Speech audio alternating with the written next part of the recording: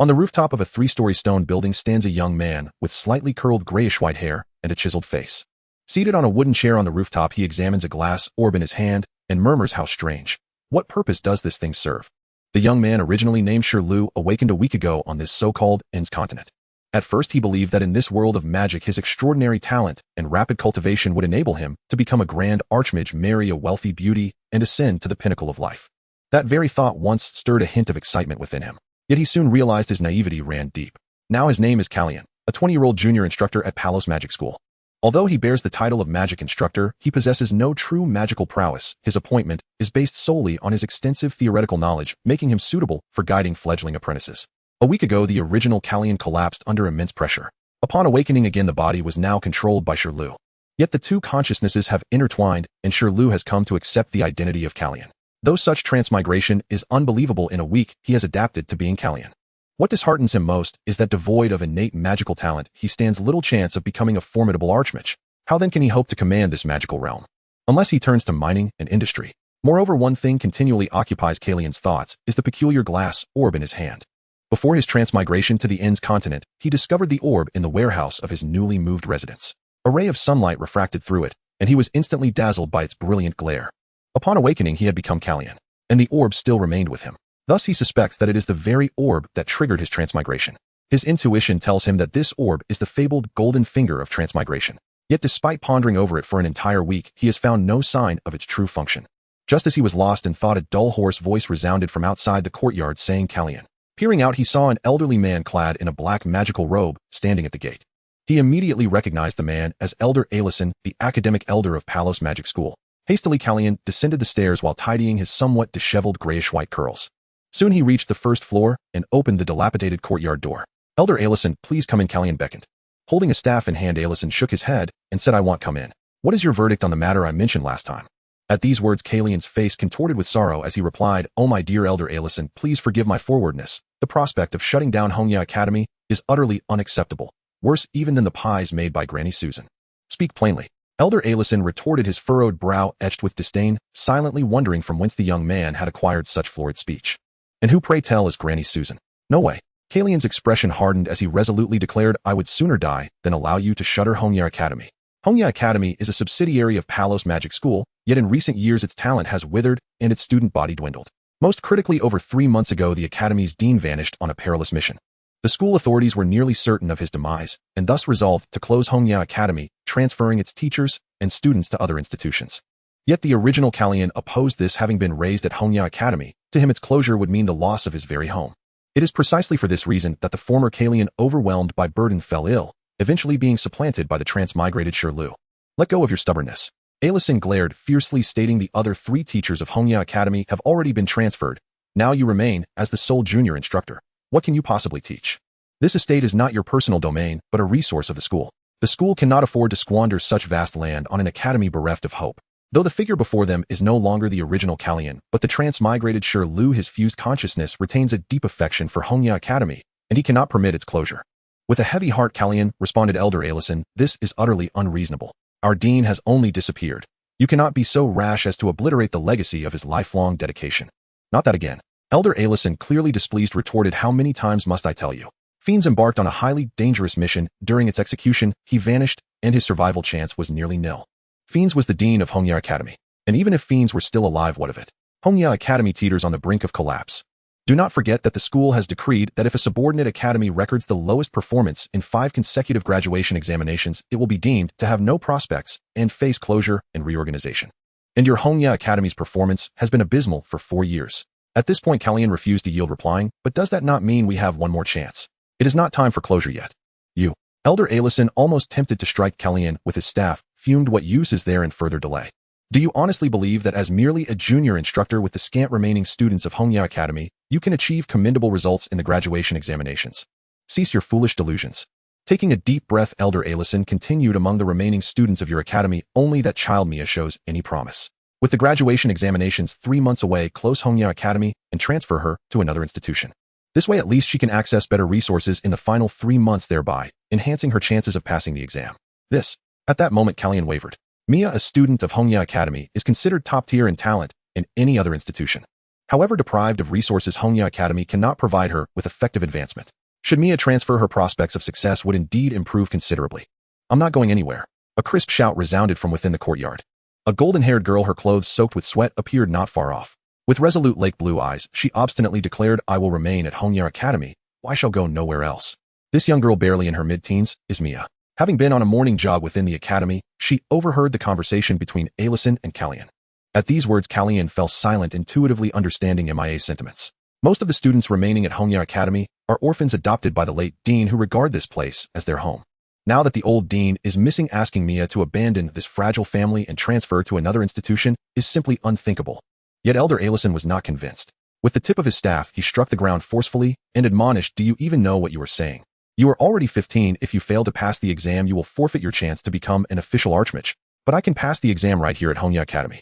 After uttering these words, Mia resumed her morning jog. Stop right there. Alison bellowed after her retreating figure. Fearing his excessive agitation, Kalien hurriedly supported him, saying, Elder, calm down, I shall handle some persuasive counsel with Mia. Turning around, Elder Alison, his beard bristling as he glared, retorted, no matter how much persuasion you employ, it is evident that Mia is reluctant to part with Hongya Academy. Only by shutting this place down and dispelling her hopes can she be persuaded to transfer to another academy. Kalien, do not hesitate any longer. You must not delay, Mia. With a head as heavy as an ox, Kalien could only nod in reluctant assent, saying, I understand, I do. Allow me a moment to ponder. Yet his response only infuriated Alison further, whose reprimands grew even sterner. In principle, Hongya Academy had already become but a nominal entity, and reclaiming it would not be difficult for the authorities. However, each subsidiary academy of Palos Magic School was originally endowed with land donated by its respective dean. Moreover, it was decreed that every academy possessed autonomy. In the absence of a dean, the highest-ranking teacher would rule. Thus, as long as Kalien, the sole remaining teacher, does not abandon Hongya Academy, it cannot be deemed closed. After a full 20 minutes of reprimand, Elder Alison, seeing that Kalien still had not given a definite answer, departed in disappointment. Before leaving, he handed Kalien a small magic crystal, instructing him to pass it on to Mia. Gazing at Alison's departing figure, Kalien let out a profound sigh. This disastrous mess was far too challenging to resolve. As he lowered his gaze to the magic crystal in his hand, Kalien understood that Elder Alison did not wish to doom Hongya Academy, but had Mia's best interests at heart. This girl evidently possesses exceptional magical aptitude. In another academy, she would already have qualified as an official archmage and advanced further. But at Hongya Academy, lacking qualified instructors, medicinal resources, and proper equipment, Mia has failed 3 consecutive examinations. If she fails again this year, having exceeded the eligible age, she will forfeit any chance of taking the exam. Thus, Kalien is tormented, caught in indecision. With a heavy heart, Kalien closed the courtyard door and tucked the magic crystal into his pocket. But scarcely had he done so when he felt a searing warmth emanate from within. Hurriedly, he emptied his pocket, only to discover that the glass orb which had triggered his transmigration was now absorbing the magical elements from the crystal. Within seconds, the magic crystal shifted from a cyan hue to a dull gray. No, this cannot be. This was the crystal Elder Alison entrusted to Mia. How in blazes did you absorb it? Amidst his frantic confusion, a cold voice resonated within his mind. Please input coordinates. This voice was not in the tongue of the Ends continent, but rather in the familiar Mandarin of Kalien. Kalien, bewildered, instinctively inquired, what coordinates? But received no reply. How peculiar. Explain these coordinates properly instead of a jumbled mess. As soon as Kalien finished speaking, the voice in his mind spoke again. Coordinates recorded 67, 89, begin teleportation. This utterly baffled Kalien. Where had the numbers 67 and 89 come from? Goodness, could it be that jumbled mess was interpreted as 67, 89? Such recognition capability. I swear I did not speak with any accent. You worthless orb, your hearing is surely flawed. Before Kalien could finish his tirade, he suddenly felt his body being torn apart, and in the next instant he vanished from the courtyard. The demon fog forest. 2 figures darted between towering trees. One fled, the other pursued. Horus, you cannot escape. As a blazing fireball exploded, one of the figures plummeted to the ground like a kite with its string cut. It was a frail young man in a dark, gray, tight-fitting battle robe, his body bearing multiple wounds. Now he leaned against a towering tree, clutching a roll of parchment in his hand, staring fixedly at the enemy floating in midair. It was a short, middle-aged man in a black robe, his eyes narrow like slits. He extended both hands, chanting a string of intricate incantations as mist surged around his body and a complex magic circle took shape before him. The frail young man, named Horus, raised his head to look at the magic circle, and his face instantly turned ashen. Wearing a feral grin, the short, black-robed man, floating in the air, said coldly, "Farewell, forever, Horus." With those words, he gave a slight twist of his hands in the air, and a beam of white light shot out from the magic circle, lancing straight toward Horus, who lay beside the great tree. Yet at that very moment, the space before Horus twisted violently, and a person suddenly appeared out of thin air. The one who appeared was Kalien. The white beam fired by the short, black-robed man struck Kalien squarely, yet nothing at all happened. Kalien looked around in utter confusion, completely at a loss as to what had just occurred. What the hell? What was that white light just now? How did I end up here? Could this be the effect of that bead, that it can teleport me to specific coordinates? And this place is the location of the so-called coordinates 67, 89. Who are you? Startled by a shout from above, Kalien jerked his head up and saw a short man in a black robe slowly descending, wrapped in a whirling gust of wind. Fixing Kalien with a wary stare, he said, "You want to save him?" Save whom? Kalien was even more bewildered. Being randomly teleported was one thing, but how had he ended up running into people as well? Turning his head to the side, he finally noticed a frail young man leaning against a tree behind him, his entire body covered in wounds from blades and burns. Frowning slightly, Kalien ventured a bold guess. That black-robed man in front had probably been hunting down the frail youth behind, and during the pursuit, Kalien had suddenly been teleported to a point between them, abruptly interrupting the chase. This was bad. He had been inexplicably dragged into a conflict, and the two of them looked every bit like powerful high-level mages. Kalien himself was merely a minor instructor versed only in theoretical magic knowledge, let alone casting spells. He could not even condense magical elements. At that moment, Kalien was already entertaining thoughts of retreat, hesitating over whether he should flee. In a battle between high-level magi, a mere ordinary human like him could be blown to pieces with the slightest misstep. But what if he had barely taken a few steps before they killed him with magic? Panicking badly, Kalien could only remain rooted to the spot, frantically racking his brains for a way to save himself. Yet while Kalien hesitated, the black-robed man standing opposite him was actually wrestling with his own inner turmoil. This man was named Mick, a member of the Gale Mercenary Group, a 6th-rank Magus adept in wind and fire elemental magic. The Gale Mercenary Group had accepted a commission to set a trap and surround and kill Horus, the second son of Count Naka, the same frail youth now lying by the tree behind Kalien. Originally, everything had gone according to plan. The Gale Mercenary Group had successfully driven Horus into a desperate corner. Who would have thought that Horus would erupt with a surge of terrifying power, escape the trap, and plunge deep into the heart of the demon fog forest? The gray-robed Mick had been forced to pursue him all the way here and strike him down. Mindful that Horus had many hidden tricks, Mick did not dare be careless and directly used the forbidden spell Elemental Explosion, intending to obliterate Horus in one strike. Yet at that critical moment, a young man with grayish-white curls had appeared out of nowhere and bluntly blocked his Elemental Explosion spell. One had to know that Elemental Explosion was an extremely terrifying forbidden spell. The stronger the magus, the greater the damage they would suffer upon being struck by it. Its principle was to detonate the magical elements stored within a person's body, injuring the enemy from within. Thus, in essence, the more powerful the magus, the more magical elements they stored within, and the greater the damage they would suffer.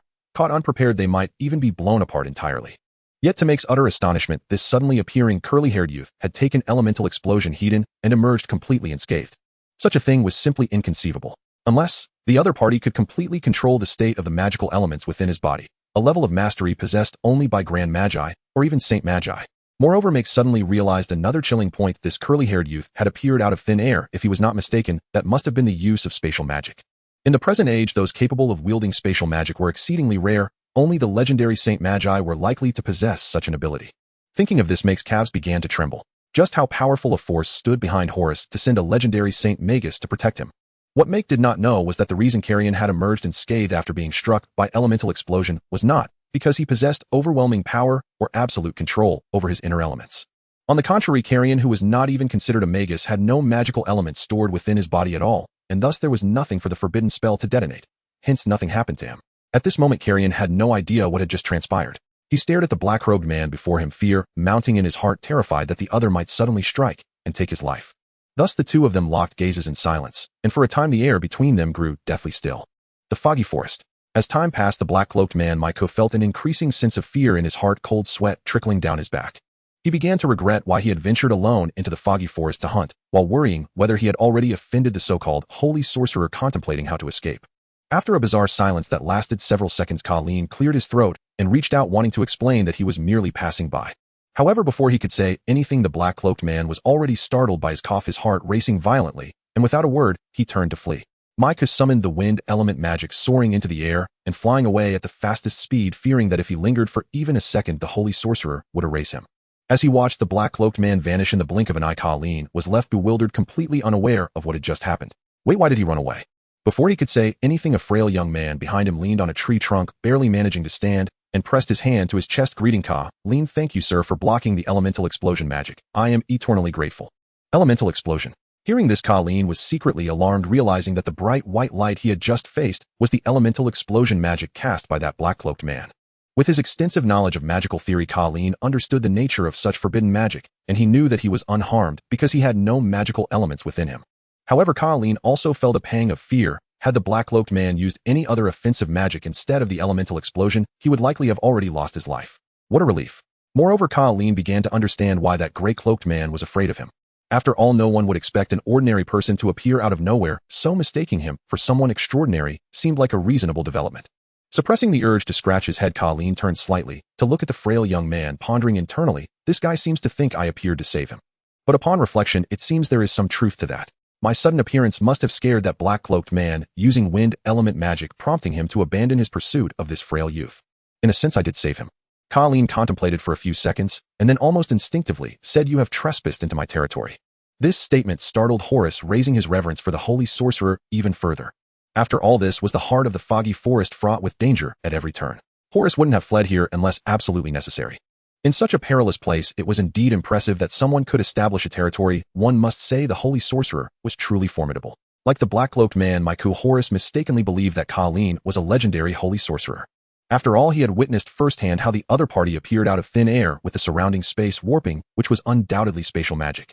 Moreover, this holy sorcerer had directly countered the elemental explosion magic. Bending slightly at the waist, Horus spoke half in respect and half in fear. "I sincerely apologize. I did not know this place was your territory. I entered the foggy forest while being pursued, and it was by chance that I came here. If I have offended you, I will leave immediately." After speaking, the frail young man Horus struggled to support his battered body and took a step to leave. Kalien stood still, watching Horus' figure, muttering to himself, "Hurry up. Hurry up. I can't keep this up much longer. If we talk any longer, I might be exposed.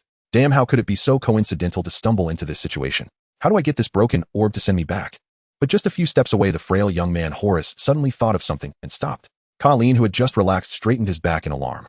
Horus turned around, took out a scroll of parchment, and respectfully handed it over, saying, "You saved my life, and I have nothing to repay you with but this item as a token of gratitude.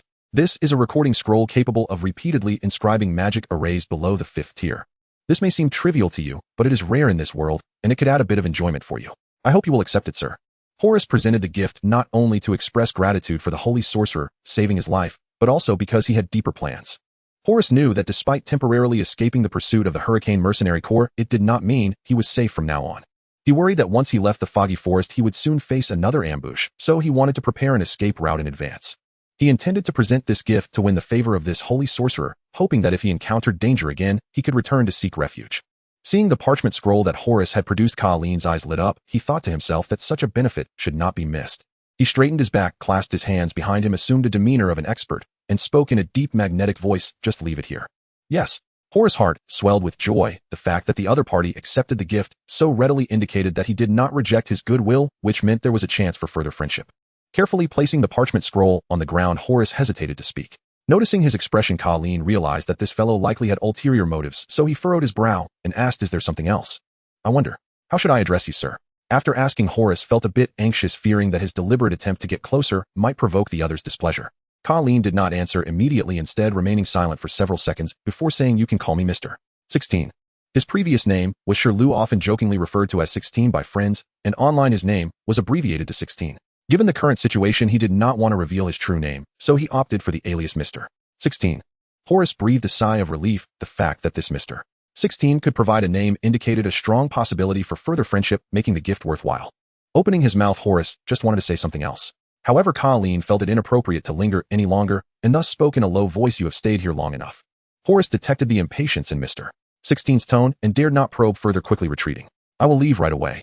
As he spoke, Horus hastily dragged his injured body away. Once Horus completely vanished from sight, Kalien let out a heavy sigh of relief. In the next moment, he realized he was in a dangerous forest environment, so he hurriedly hid behind a nearby rock like a frightened mouse, observing the surroundings, fearful of other dangers.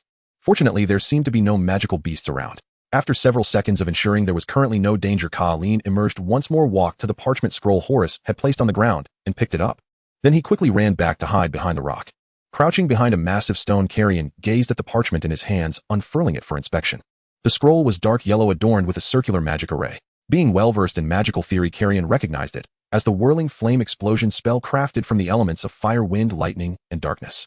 As far as he knew, this was a 4th-tier spell suitable for medium-range attacks. Just moments ago, Kalien had noticed that Horus had been clutching this scroll tightly, yet he had yet to unleash it. Kalien speculated that Horus intended to wait for the enemy to close in before launching a surprise attack. However, the short-robed figure did not approach, but instead unleashed a long-range elemental explosion. Had Kalien not appeared suddenly, Horus would have surely met his demise. After inspecting the scroll multiple times, Kalien chose not to rush into attempting to use it, instead deciding to stow it away for the moment. He planned to review relevant documentation about the scroll once he returned. It was then that Kalien suddenly realized he had no idea how to get back. He quickly searched his entire body, but found no trace of the glass bead. Panic set in as he dashed back to the initial location where he had been transported, crouching down to search meticulously. Fortunately, he soon found the bead. It had fallen into a patch of grass surrounded by a faint mist that it was continually absorbing. Was this teleportation bead absorbing magical elements? Kalien recalled that he had been transported precisely because this bead absorbed the magic crystal given by Elder Ellison. In other words, each teleportation required a significant amount of magical elements. Picking up the bead, Kalien noticed that the color of the glass bead's core was slowly changing. When Kalien had just crossed over, the glass bead was nearly transparent, with only a faint silver hue at its core. After absorbing Elder Ellison's magic crystal, the silver core had rapidly expanded, spreading over most of the bead. Now it had returned to being nearly transparent, but the silver core was gradually increasing. This meant that after absorbing magical elements, the bead would store energy within itself, allowing for teleportation once it was sufficiently charged. Realizing this, Kalien felt a surge of excitement. It indicated that as long as he waited for the bead to fully charge, he could return to the Palos Magic Academy. What puzzled him was why this bead could automatically charge in this location. Did this imply that the magical elements here were exceptionally dense? At that moment, Kalien remembered that the frail young man named Horace had mentioned this place was the Misty Fog Forest. Wait a second. The Misty Fog Forest. This was one of the 3 most dangerous areas in the Durant Kingdom. Ordinary people would not survive, let alone high-tier mages. Although the Palos Magic Academy was relatively close to the Misty Fog Forest, even the Academy's magic tutors only dared to explore its outskirts. Given the density of the elements here, it was likely deep within the Misty Fog Forest. For a moment, Kalien felt an even greater sense of dread, fearing that a magical beast might suddenly leap out and swallow him whole. He nervously stared at the bead in his hand, muttering, hurry up, faster. However, no matter how dense the magical elements were in the Misty Fog Forest, they could not compare to a magic crystal. At the current charging speed, Kalien estimated it would take at least half an hour to fully charge. Half an hour. He worried he might not last that long. Once again, like a frightened mouse, he hid behind the large stone and took out the parchment scroll that Horace had given him to study. Earlier, he had thought it too troublesome and planned to study it later. But that was no longer an option. A danger lurked at every turn, and Kalien needed to find a way to protect himself. Although he lacked magical talent and could not absorb magical elements, he possessed a wealth of theoretical knowledge about magic and had practiced meditation since childhood, giving him a decent level of mental strength. He concentrated slightly, using his mental strength to sense the magic array on the parchment. After some exploration, he discovered that this whirling flame explosion magic array was similar to conventional recording magic, utilizing special materials and condensation techniques to gather various magical elements onto the scroll. Additionally, this scroll contained a trigger line. By focusing his mental strength to activate this line, he could unleash the magic inscribed on the scroll. This was nothing short of a lifesaver for Kalien. However, such magical scrolls were extremely expensive, as stabilizing and maintaining the magic array required highly skilled engravers and costly rare materials. Having confirmed the usage of the scroll, Kalien let out a sigh of relief. He glanced at the teleportation bead and realized it still needed at least 20 more minutes. Well, then he would have to wait patiently. As long as no danger arose, he would be fine. After waiting for several minutes aboard, Kalien, while observing his surroundings, suddenly noticed that the flowers and plants growing nearby seemed somewhat familiar. Upon closer inspection, he gasped and murmured, what the hell, isn't this the white leaf orchid? For a mage, this was a precious herb, a primary ingredient in many magical potions. Recalling, Kalien remembered that the white leaf orchid originated from the Misty Fog Forest. Each year, numerous adventurers ventured deep into the Misty Fog Forest to gather herbs, including the white leaf orchid. Now, as Kalien looked around, he saw that he was surrounded by white leaf orchids. After being stunned for a few seconds, he jumped up in excitement. I've struck gold, I've struck gold. As he spoke, he crouched down and began to gather the white leaf orchids, collecting over 100 in just a matter of minutes. Having no backpack, Kalien could only remove his clothing to bundle the harvested white leaf orchids together. Just as he was about to continue gathering, he suddenly heard a faint rustling sound. Looking up, he saw a pair of enormous eyes watching him from the gap in the distant bushes. After a brief moment of shock, Kalien decisively pulled out the magic scroll and activated it, aiming the inscribed magic array forward. In the next second, a magical beast covered in purple markings lunged down the slope. It was a lizard-like beast over 4 meters long, engulfed in terrifying dark elements. Though terrified, Kalien focused his mental strength and triggered the scroll's activation line. In no time, the magic scroll shot forth a torrent of raging flames, covering an area of over 10 meters directly in front of Kalien, scorching many trees into charcoal. The lizard beast that had surged forward was also engulfed in the violent flames. However, to Kalien's astonishment, when the fire dissipated, the beast appeared largely unharmed. It opened its mouth and let out a roar. Just as Kalien was about to turn and flee, his body jolted and froze in place, unable to move. This was a mental-type magical attack. After immobilizing its target, the lizard-like beast slowly advanced, its mouth opening wider and wider, relishing the pleasure of hunting its prey. Kalien felt the threat of death closing in. Just as he was engulfed in panic, that cold voice echoed in his mind again, "Please set the coordinates." Grabbing onto this lifeline, Kalien opened his mouth and strained to utter two numbers, 0. He was unaware of the coordinates of his home, so he could only guess that the location where he had appeared after crossing over might be the original coordinates, hence, he directly said 0 and 0. Moreover, even if he ended up teleporting to the wrong place, it was better than dying here. Coordinates recorded 0, 0, beginning teleportation, just as the lizard beast was about to open its gigantic maw wide and devour its prey, the human, before it suddenly vanished. With a snap, the lizard beast bit into thin air. With a flash before his eyes, Kalien's figure appeared in his room at the Crimson Leaf Academy. As he had anticipated, his position after crossing over was precisely at the original coordinates, 0, 0. That was close. At the very moment before the teleportation, Kalien could distinctly feel the massive mouth of the beast drawing nearer as life and death hung in the balance. Had Kalien delayed the teleportation by even a second, he would have likely been torn to shreds by the monster. The misty forest was truly terrifying. Recalling the monster manual he had previously studied, Kalien could ascertain that the creature attacking him was a 6th-tier beast, the Shadow Lizard. For such a level of monster, let alone a 4th-tier spell, like Howling Flame Burst, even a 6th-tier magic might not suffice to slay it. In terms of strength, at the same level, monsters were far more fearsome than magicians. He let out a long sigh of relief, grateful to have returned safely. Kalien looked down at the white leaf orchid bound in his hand, a smile involuntarily creeping onto his lips. This was a white leaf orchid which was worth at least 10 Duran gold coins in the market. With over 100 of them, that amounted to more than 1,000 gold coins. Normally, a magic crystal costs around 100 gold coins, and after selling this batch, Kalien would be able to buy another magic crystal for Mia. Though he didn't subjectively desire to use the magic crystal objectively, he had indeed used the one gifted to Mia by Elder Allison. Untying the clothes that bound them, Kalien carefully took out the white leaf orchids and gently brushed off the dirt. Kalien was not an alchemist, and such herbs would not realize their value in his hands, so he could only sell them. However, he certainly could not sell them to the academy, as doing so might expose his ability to teleport. After all, concealing one's unique abilities is essential for any time traveler. Thus, if he wanted to sell in bulk, he would have to go to the city. A city is located several dozen kilometers from Palos Magic School, but that area is already close to the periphery of the Shadow Forest, where prices would surely be driven down. Moreover, the place is a hub of chaos, often prone to conflicts. As an ordinary person, Kalien carrying valuable herbs to sell might be in danger. After careful consideration, Kalien felt that if he wanted to sell at a high price, the royal capital of Adriel City was the best choice.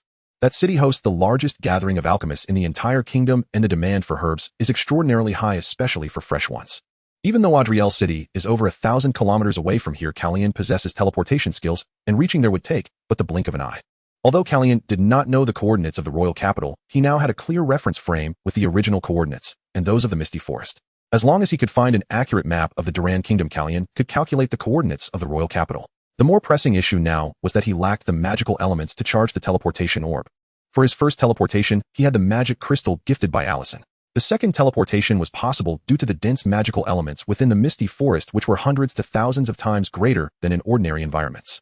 However, at the Crimson Leaf Academy, where Kalien currently was, the magical elements were pitifully sparse, only slightly more concentrated than in places where ordinary people lived. After much contemplation, Kalien suddenly had a flash of inspiration and smiled broadly. The magical element concentration at the Crimson Leaf Academy is insufficient, but I can go to other academies to mooch. At Palos Magic School Night Academy, in the training ground, outdoor magic lessons were taking place. To enhance the training speed of the students, Night Academy had specially activated a gathering magic array in the training ground, increasing the magical elements tenfold. Given that Night Academy's magical element concentration was already several times higher than that of Crimson Leaf Academy, the current increase made it dozens of times greater. The challenge of implementing the raging spell lies in the coordination of dark elements and mental power. A young teacher was instructing 30 students in the outdoor training ground of Night Academy. The instructor appeared to be in his mid-20s with short golden hair and a tall stature. He raised his right hand and a swirl of black mist emerged from his palm, rapidly condensing into a disc-like magic array, explaining, "Students, can you see this? This is the raging spell." Impressive.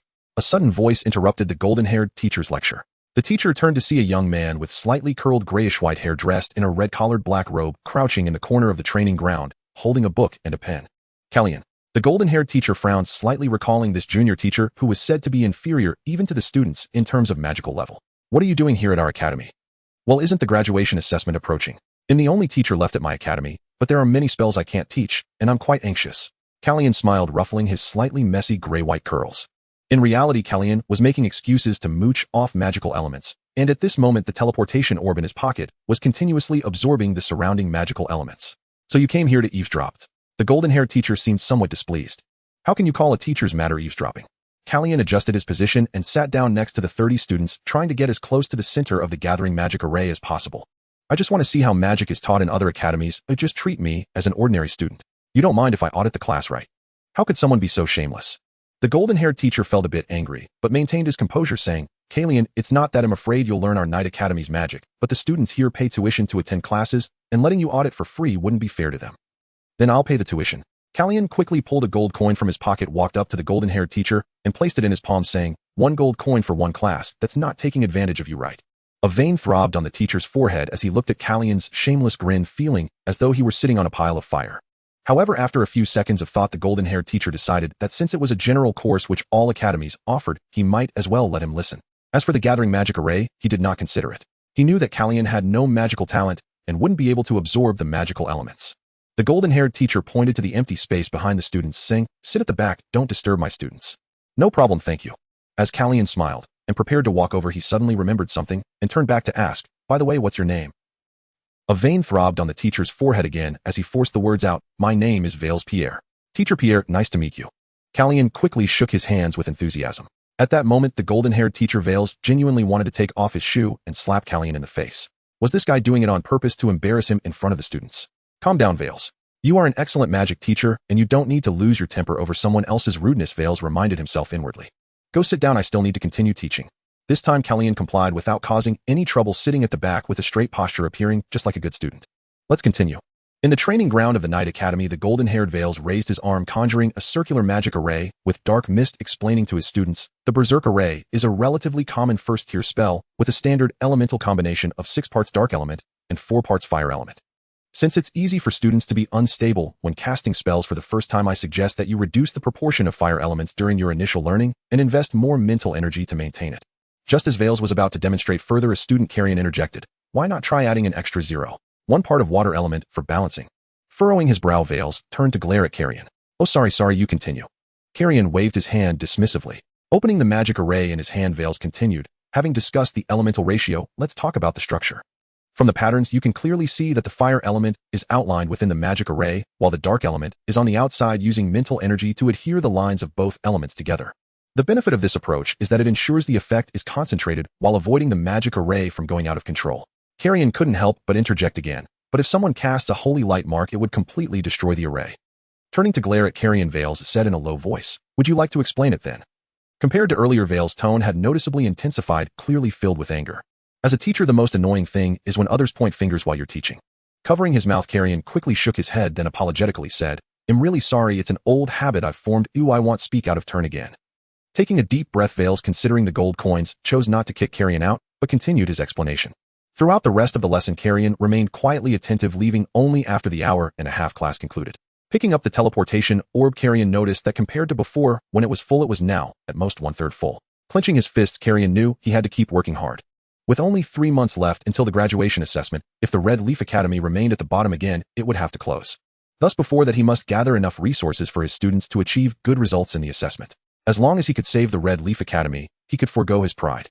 After calming his mindset, he ran to other academies' training grounds to audit and absorb magical elements. On this day, a young man with gray-white hair could be seen wandering around the several academies under the Palos Magic School auditing classes. Those with good temperaments like Vales might allow Kalien to attend their classes, while those with bad tempers even opened lightning arrays to drive him away. Some academies even sent dogs to chase him. By evening, Kalien returned to the Red Leaf Academy in a disheveled state.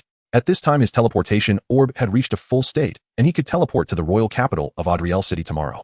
Night Academy teacher's dormitory. Vales with short golden hair lay in bed, tossing and turning. During the day, Kalien's interruptions in his class made him increasingly angry. As a mid-level teacher and a 4th-year magic master, how could he allow a junior teacher, who couldn't even be considered a magic master, to lecture him? I graduated from the Royal University of Olai majoring in dark magic teaching. How could my understanding of basic spells like the Berserk Array be inferior to yours? Ridiculous. No need to think about it, time to sleep. Covering himself with the blanket, Vales buried his head and fell asleep. But as soon as he closed his eyes, the words Kalien said flashed in his mind. If someone casts a holy light mark, it would completely destroy the Berserk Array. I'm so furious. Vales suddenly sat up, quickly opening the Berserk Array with his left hand, muttering to himself, a standard ratio of the Berserk Array is so stable, how could it possibly be destroyed by a mere holy light mark? As he spoke, he opened the holy light array with his right hand and cast a point of light towards his left hand. The moment the point of light entered the berserk array, the dark elements around the array instantly became chaotic, creating a rupture. The fire elements contained within erupted forth. Fortunately, Veils quickly dispelled the array, preventing the fire elements from spreading. However, his palm was still slightly burned by the fire elements. Staring in disbelief at his left hand, Veils was filled with incredulity. How is this possible? This completely overturned his understanding. How could such a tiny amount of light element from a holy light mark cause such significant damage? No, it's not the holy light mark that's the problem, it's the array. Veils recalled another thing Kalien had said during the day. Why not try adding 0.1 parts of water element for balancing? Water element. What effect could such a low quantity have? With questions in mind, Veils reopened the berserk array with his left hand and sketched a thin line of water element between the dark and fire element patterns. Adding such a small amount of water element had virtually no impact on the berserk array itself. Then Veils projected the holy light mark onto the berserk array again. The array trembled slightly before quickly stabilizing again. Looking at the more stable berserk array in his hand, Veils fell into deep contemplation. The next day, Red Leaf Academy. Kalien woke up and pressed his somewhat painful shoulder. Yesterday, while dodging the chase of vicious dogs, he accidentally fell while climbing a wall, and now his shoulder was still a bit sore. Of course, this was just a minor issue for him. After washing up, he felt more alert and walked to his desk, spreading out a map. This map was borrowed from the library in the main campus yesterday, and after calculating through the night, Kalien had deduced the coordinates of the royal capital. One unit of coordinate roughly corresponds to 3 kilometers in reality. Naturally, Kalien wouldn't teleport directly into Adriel City as it was densely populated. The teleportation point he chose was a rough coordinate outside the outskirts of the royal capital, where a plantation forest was located. This plantation forest was to the east of the royal capital, usually devoid of people, and since the forest was artificially planted, there were also no wild beasts. Spending some time on camouflage, he then strapped on his backpack containing the white leaf orchid. Kalien entered the coordinates 325, 293, and in just 1 second teleported over 1,000 kilometers away. As soon as he landed, he immediately hid and observed his surroundings. Fortunately, there was no one around. Opening the map, Kalien roughly verified his location and then headed towards a small town not far from the plantation forest. To avoid being discovered, the location he teleported to was still 20 kilometers away from the royal capital. Walking there would take until nightfall, so he decided to take a carriage.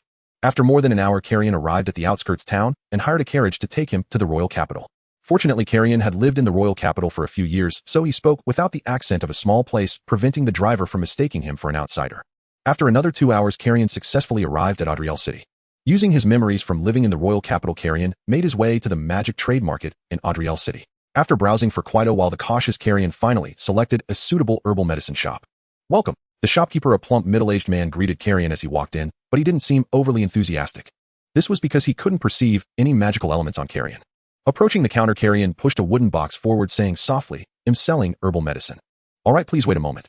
Although the shopkeeper seemed disinterested, he couldn't afford to neglect a customer. Yawning lazily, the shopkeeper opened the lid of the wooden box, and upon taking a glance, his eyes lit up in surprise. White leaf orchid. The shopkeeper's astonishment was not due to the rarity of the Bai Yi lawn. After all, someone who could operate a shop in the mage trade market must have seen many things and wouldn't be overly surprised by a single herb. The reason for this reaction was that this Bai Yi lawn was exceptionally fresh. If planted in soil rich in magical elements, it could survive for a long time. It is worth noting that fresh Bai Yi lawn is quite rare. This herb grows deep within the misty forest, and the act of harvesting it is already quite a challenge. Moreover, after being picked, it takes several days or even over a week to leave the forest. During this process, the Bai Yi lawn, long separated from the soil, would have already lost its freshness or even withered away. Not to mention that transporting it to the royal capital also requires time. Only a powerful grand mage could swiftly exit the misty forest after harvesting or use life magic to sustain the Bai Yi land's survival. However, at the level of a grand mage, it would be unlikely that they would go to such lengths for a mid-tier herb like Bai Yi lawn. Thus, fresh Bai Yi lawn is rarely seen on the market unless high-level alchemists invest heavily in its cultivation. "Are you sure you want to sell?" The shopkeeper's tone immediately became respectful. In his eyes, the customer, who did not emit any magical elements, suddenly appeared unfathomable. He thought to himself that this might be a powerful grand mage hiding their strength, which is why he was unable to perceive their magical elements. "Of course, why else would I come here?" The shopkeeper quickly bowed and invited Kalien to sit inside. "No need. Just tell me, what price can you offer for this Bai Yi lawn?" Not responding immediately, the shopkeeper picked up the wooden box and examined it carefully before saying, "This Bai Yi lawn is still very fresh, but it was clearly harvested too roughly, resulting in multiple fractures at the root. Although it can still be cultivated, it definitely won't grow back. How about I offer 14 gold coins?" 14 gold coins were roughly what Kalien had expected. The market price for ordinary Bai Yi lawn is around 10 gold coins, and fresh ones could easily double that, with some places even selling for 3 to 4 times the price. However, the purchase price is different from the market price and would definitely be lower. But then again, having the price feels a bit excessive. Kalien did not reply, but silently stared at the shopkeeper. Feeling a bit uneasy under Kalien's gaze, the shopkeeper hesitated repeatedly before saying 15. I can't go any higher. After all this, by Yuan might not even survive, and we also carry risk costs. Clearing his throat, Kalien said, if you are only considering purchasing one, then let's settle at this price. Upon hearing this, the shopkeeper's spirits lifted. The implication was that the customer had more than just one viable by Yuan. Thinking it over, one would hardly venture into the depths of the dark forest, risking their life just to harvest a single by Yuan. How many do you have? As long as they are in the same condition as this one, I will purchase them all, and we can discuss the price. The shopkeeper exclaimed excitedly. Kalien no longer pretended to be mysterious. He slowly took out several large wooden boxes from his bag and casually tossed them onto the counter as if he was selling not herbs but cabbages. Hey, be careful. The shopkeeper winced, fearing the herbs would be damaged. He picked up one of the wooden boxes, opened it, and found it filled with over 20 bai yuan. Although some leaves were pressed down, they were all still fresh and alive. Carefully extracting the bai yuan inside, the shopkeeper identified them while counting. A total of 146 plants, apart from 8 that are seriously damaged. The rest are in fairly good condition. Looking up, the shopkeeper said with a beaming face, esteemed customer, I will purchase them all at a unit price of 17 gold coins. How does that sound? After pondering for a moment, Kalien replied, if you are only considering this purchase, then let's settle at this price. The shopkeeper exclaimed, does this imply that there is a possibility of long-term supply? The shopkeeper's breath became a bit heavier. If there truly exists a long-term supply of viable bai yuan, it would be of entirely different significance. Astute merchants understand that the profits from a single transaction are limited. Only long-term business can lead to wealth. Can you provide it long-term? The shopkeeper stuttered. Nodding, Kalien responded, barring any unforeseen circumstances, it should be possible. Of course, that depends on you. The implication was that it depended on the shopkeeper's sincerity. Thoughtfully tapping his fingers on his nose, the shopkeeper pondered for a while before replying, how about this? For today's transaction, I will settle at 18 gold coins per unit. If you can continue to provide in the future, as long as the quantity and quality are acceptable, I can even go up to 20 gold coins. After all, the shopkeeper was a businessman and wouldn't be easily swayed by Kalien's words. However, in order to attract this potential source, he indeed had to show sincerity, hence mentioning the unit price of 18 gold coins. Regardless, at this price point, the shopkeeper would not incur a loss. All right. Kalien tried to appear nonchalant, even though he was already excited about the expected income of 2628 gold coins. Relieved in his heart, the shopkeeper then asked, esteemed customer, how should I address you? After a few seconds of silence, Kalien replied, just call me Mr. 16. All right, Mr. 16, how do you plan to settle the payment? If it is gold coins, it is possible, but a bit troublesome. Taken aback, Kalien then realized that the In's continent currently didn't have paper currency, or rather it had yet to be promoted. If settling in gold coins, over 2,000 of them would weigh a lot, considering each gold coin weighs at least 15 grams. Carrying such a heavy bag of gold coins through the streets seemed unsafe. Not having paper currency is indeed troublesome. After muttering this to himself, Kalien said, let's settle in elemental coins. Elemental coins are a type of currency with real value. In this world, while gold, silver, and copper serve as the primary currencies, many mid to high-level mages also use elemental coins for transactions. Elemental coins are a special currency created by gathering magic engravers from churches or states, inscribing magic arrays on special materials to absorb and store magical elements. Each elemental coin contains a standardized amount of magical elements.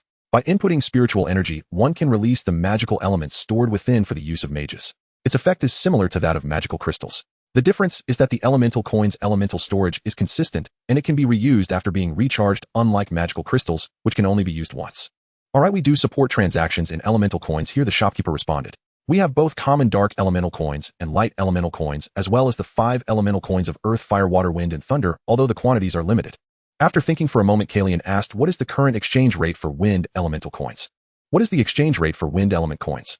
Although element coins and gold coins can be exchanged for each other, the exchange ratio is not fixed, leading to fluctuations in the exchange rate.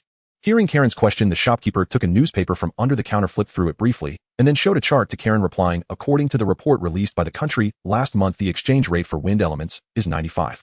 This means that one wind element coin is worth 95 gold coins. It has dropped significantly compared to the previous 2 years. Indeed.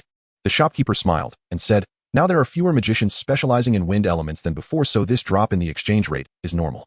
Nodding, Karen said, alright, exchange 6 wind element coins and 20 dark element coins for me, and settle the rest in gold coins. Normal element coins experience exchange rate fluctuations, but the light and dark element coins are under the absolute control of the Church of Light, and the Dark Vatican are trustworthy and have stable values, making them hard currencies. Therefore, most countries peg their gold coins to the light and dark element coins. For example, the gold coins of the Durant Kingdom have consistently maintained an exchange rate of 100 with light and dark coins for over a decade. Alright, please wait a moment. The shopkeeper opened a small magic circle with his right hand, lifted the restrictions within the counter, then took out gold and element coins from a drawer, placed them into a beautiful cloth bag, and respectfully handed it to Karen. Chiron quickly checked to ensure there were indeed 20 dark coins, 6 wind coins, and 38 gold coins. He then took out 1 dark coin, casually tossed the cloth bag into his backpack, and said lightly, "See you next time." After finishing, he turned to leave. Mr. 16, take care. After leaving the herb acquisition shop, Chiron quickly used a dark element coin to charge the teleportation bead, preparing to leave at any moment. As long as any danger arises, he would activate the teleportation immediately. After all, he was carrying a large sum of money and lacked self-defense capabilities. Being just a weakling, any minor mistake could cost him his life. Over 2,000 gold coins is not a small amount. Even though the gold content of Durant's coins is low, they still possess considerable purchasing power. 1 gold coin might be enough for an ordinary family's living expenses for a month. In daily life, ordinary people still use more copper and silver coins. Of course, Karen's caution is merely a preventive measure. In the magical trade market of the royal capital, 2,000 gold coins are just pocket change for high-level magicians. Only someone like Karen, who suddenly acquired a large sum of money, would be so cautious, fearing it might be stolen. After that, Chiron visited several more shops in the magical trade market to purchase the items he needed. This included a wind element magic crystal, which cost him 120 gold coins. This trip to the royal capital was a spontaneous decision. Thus, Chiron did not linger for long. After purchasing the necessary items, he found a secluded spot to teleport back to Palos Magic School. After temporarily storing the purchased supplies in his room, Chiron took a few wind element coins and dark element coins and stepped out of the room. Compared to a few days ago, Chiron felt much more confident now. As long as he had ample resources, he would have the opportunity to help his students achieve good results in their graduation assessments. It was still not too late, and he could make use of the time to provide special training for the students. However, just as Chiron opened the courtyard gate and was about to go out to find the students, he saw Elder Alyson, in charge of academic guidance, approaching angrily with a staff in hand. This is bad. Chiron instinctively wanted to close the door, but thought better of it. As a teacher, he could not turn away the academic elder. Chiron. Alyson approached without saying a word and swung his staff down fiercely, angrily saying, "I told you to use underhanded methods. I told you to go around disrupting others' teaching. I told you." With each scolding, Alyson struck. This old man seemed frail, but his strength was frightening. Although he did not use magic, Chiron leaped in pain with each strike, running around the courtyard. Clearly, Elder Alyson had found out about Chiron attending classes in various academies yesterday, in action deemed rather unethical at Palos School. Still trying to run. Seeing Chiron dash far away, Alyson's face darkened as he raised his staff, and a huge magic circle quickly appeared in midair, with various magical elements swirling within, seemingly brewing something. Holy crap! Chiron was so scared that he nearly lost his mind, hurriedly running back and apologizing incessantly. "Elder Alyson, I was wrong. I truly was wrong. Please don't, or you'll demolish these old houses of ours." Alyson intended only to teach him a lesson, so how could he truly unleash large-scale magic? Quickly canceling the magic circle, Alyson poked the ground with the bottom of his staff, angrily saying, "How can you be so reckless? Even if you are weak, you are still a teacher. How can you go to other academies and disrupt their classes?" "Karen, I wasn't trying to cause disruption. I actually wanted to promote more exchanges, though perhaps the method was." "Still making excuses?" Elder Alyson glared and continued with a series of reprimands. After a while, he suddenly sighed and said, "It's also my fault for forcing you too hard." Chiron hurriedly waved his hands. No. Elder, no need to say any more." Elder Alyson took a short sword from behind him and handed it to Karen solemnly, saying, "This is a magical item, Qinglan's sword. Give it to Mia. For the assessment in 3 months, even if Mia falls behind others in magical level, at least having a magical item can enhance her strength." After a moment of surprise, Chiron took the Qinglan sword and said earnestly, "Thank you very much." He knew very well how expensive a magical piece of equipment could be. Ordinary students had no chance to come into contact with such things. If there were an item that matched Mia's magical attributes, it would indeed greatly enhance her capabilities. "It's just a loan to you." Elder Alyson emphasized, then asked, "Do you still have the magic crystal I gave you yesterday?" "Yes. Of course I do." Saying this, Chiron quickly took out a magic crystal. Thankfully, he had bought one in the royal capital today, otherwise he would have no explanation. Nodding, Alyson said, "Give these 2 items to Mia at least to ensure she graduates smoothly." Nodding solemnly, Chiron pressed his hand against his chest and said sincerely, "I will definitely ensure Mia achieves good results." "Then that's it, work hard." After giving the instructions, Alyson, leaning on his staff, turned and left. After walking a few steps, the director of education, Alyson, suddenly remembered something, turned around, pointed his staff at Karen, and shouted, "Regarding yesterday's incident, write me a 100-word reflection and submit it to the main campus academic office in the next 2 days." Chiron was instantly dumbfounded. 10000 words. Is this going to be a book? However, Alyson gave him no room for negotiation, snorting coldly as he quickly left. At Hongya Academy in the training ground, Chiron called his student Mia aside and handed her the items Elder Alyson had given him. The girl with the golden ponytail was filled with disbelief upon seeing the magic crystal and Qinglan's sword.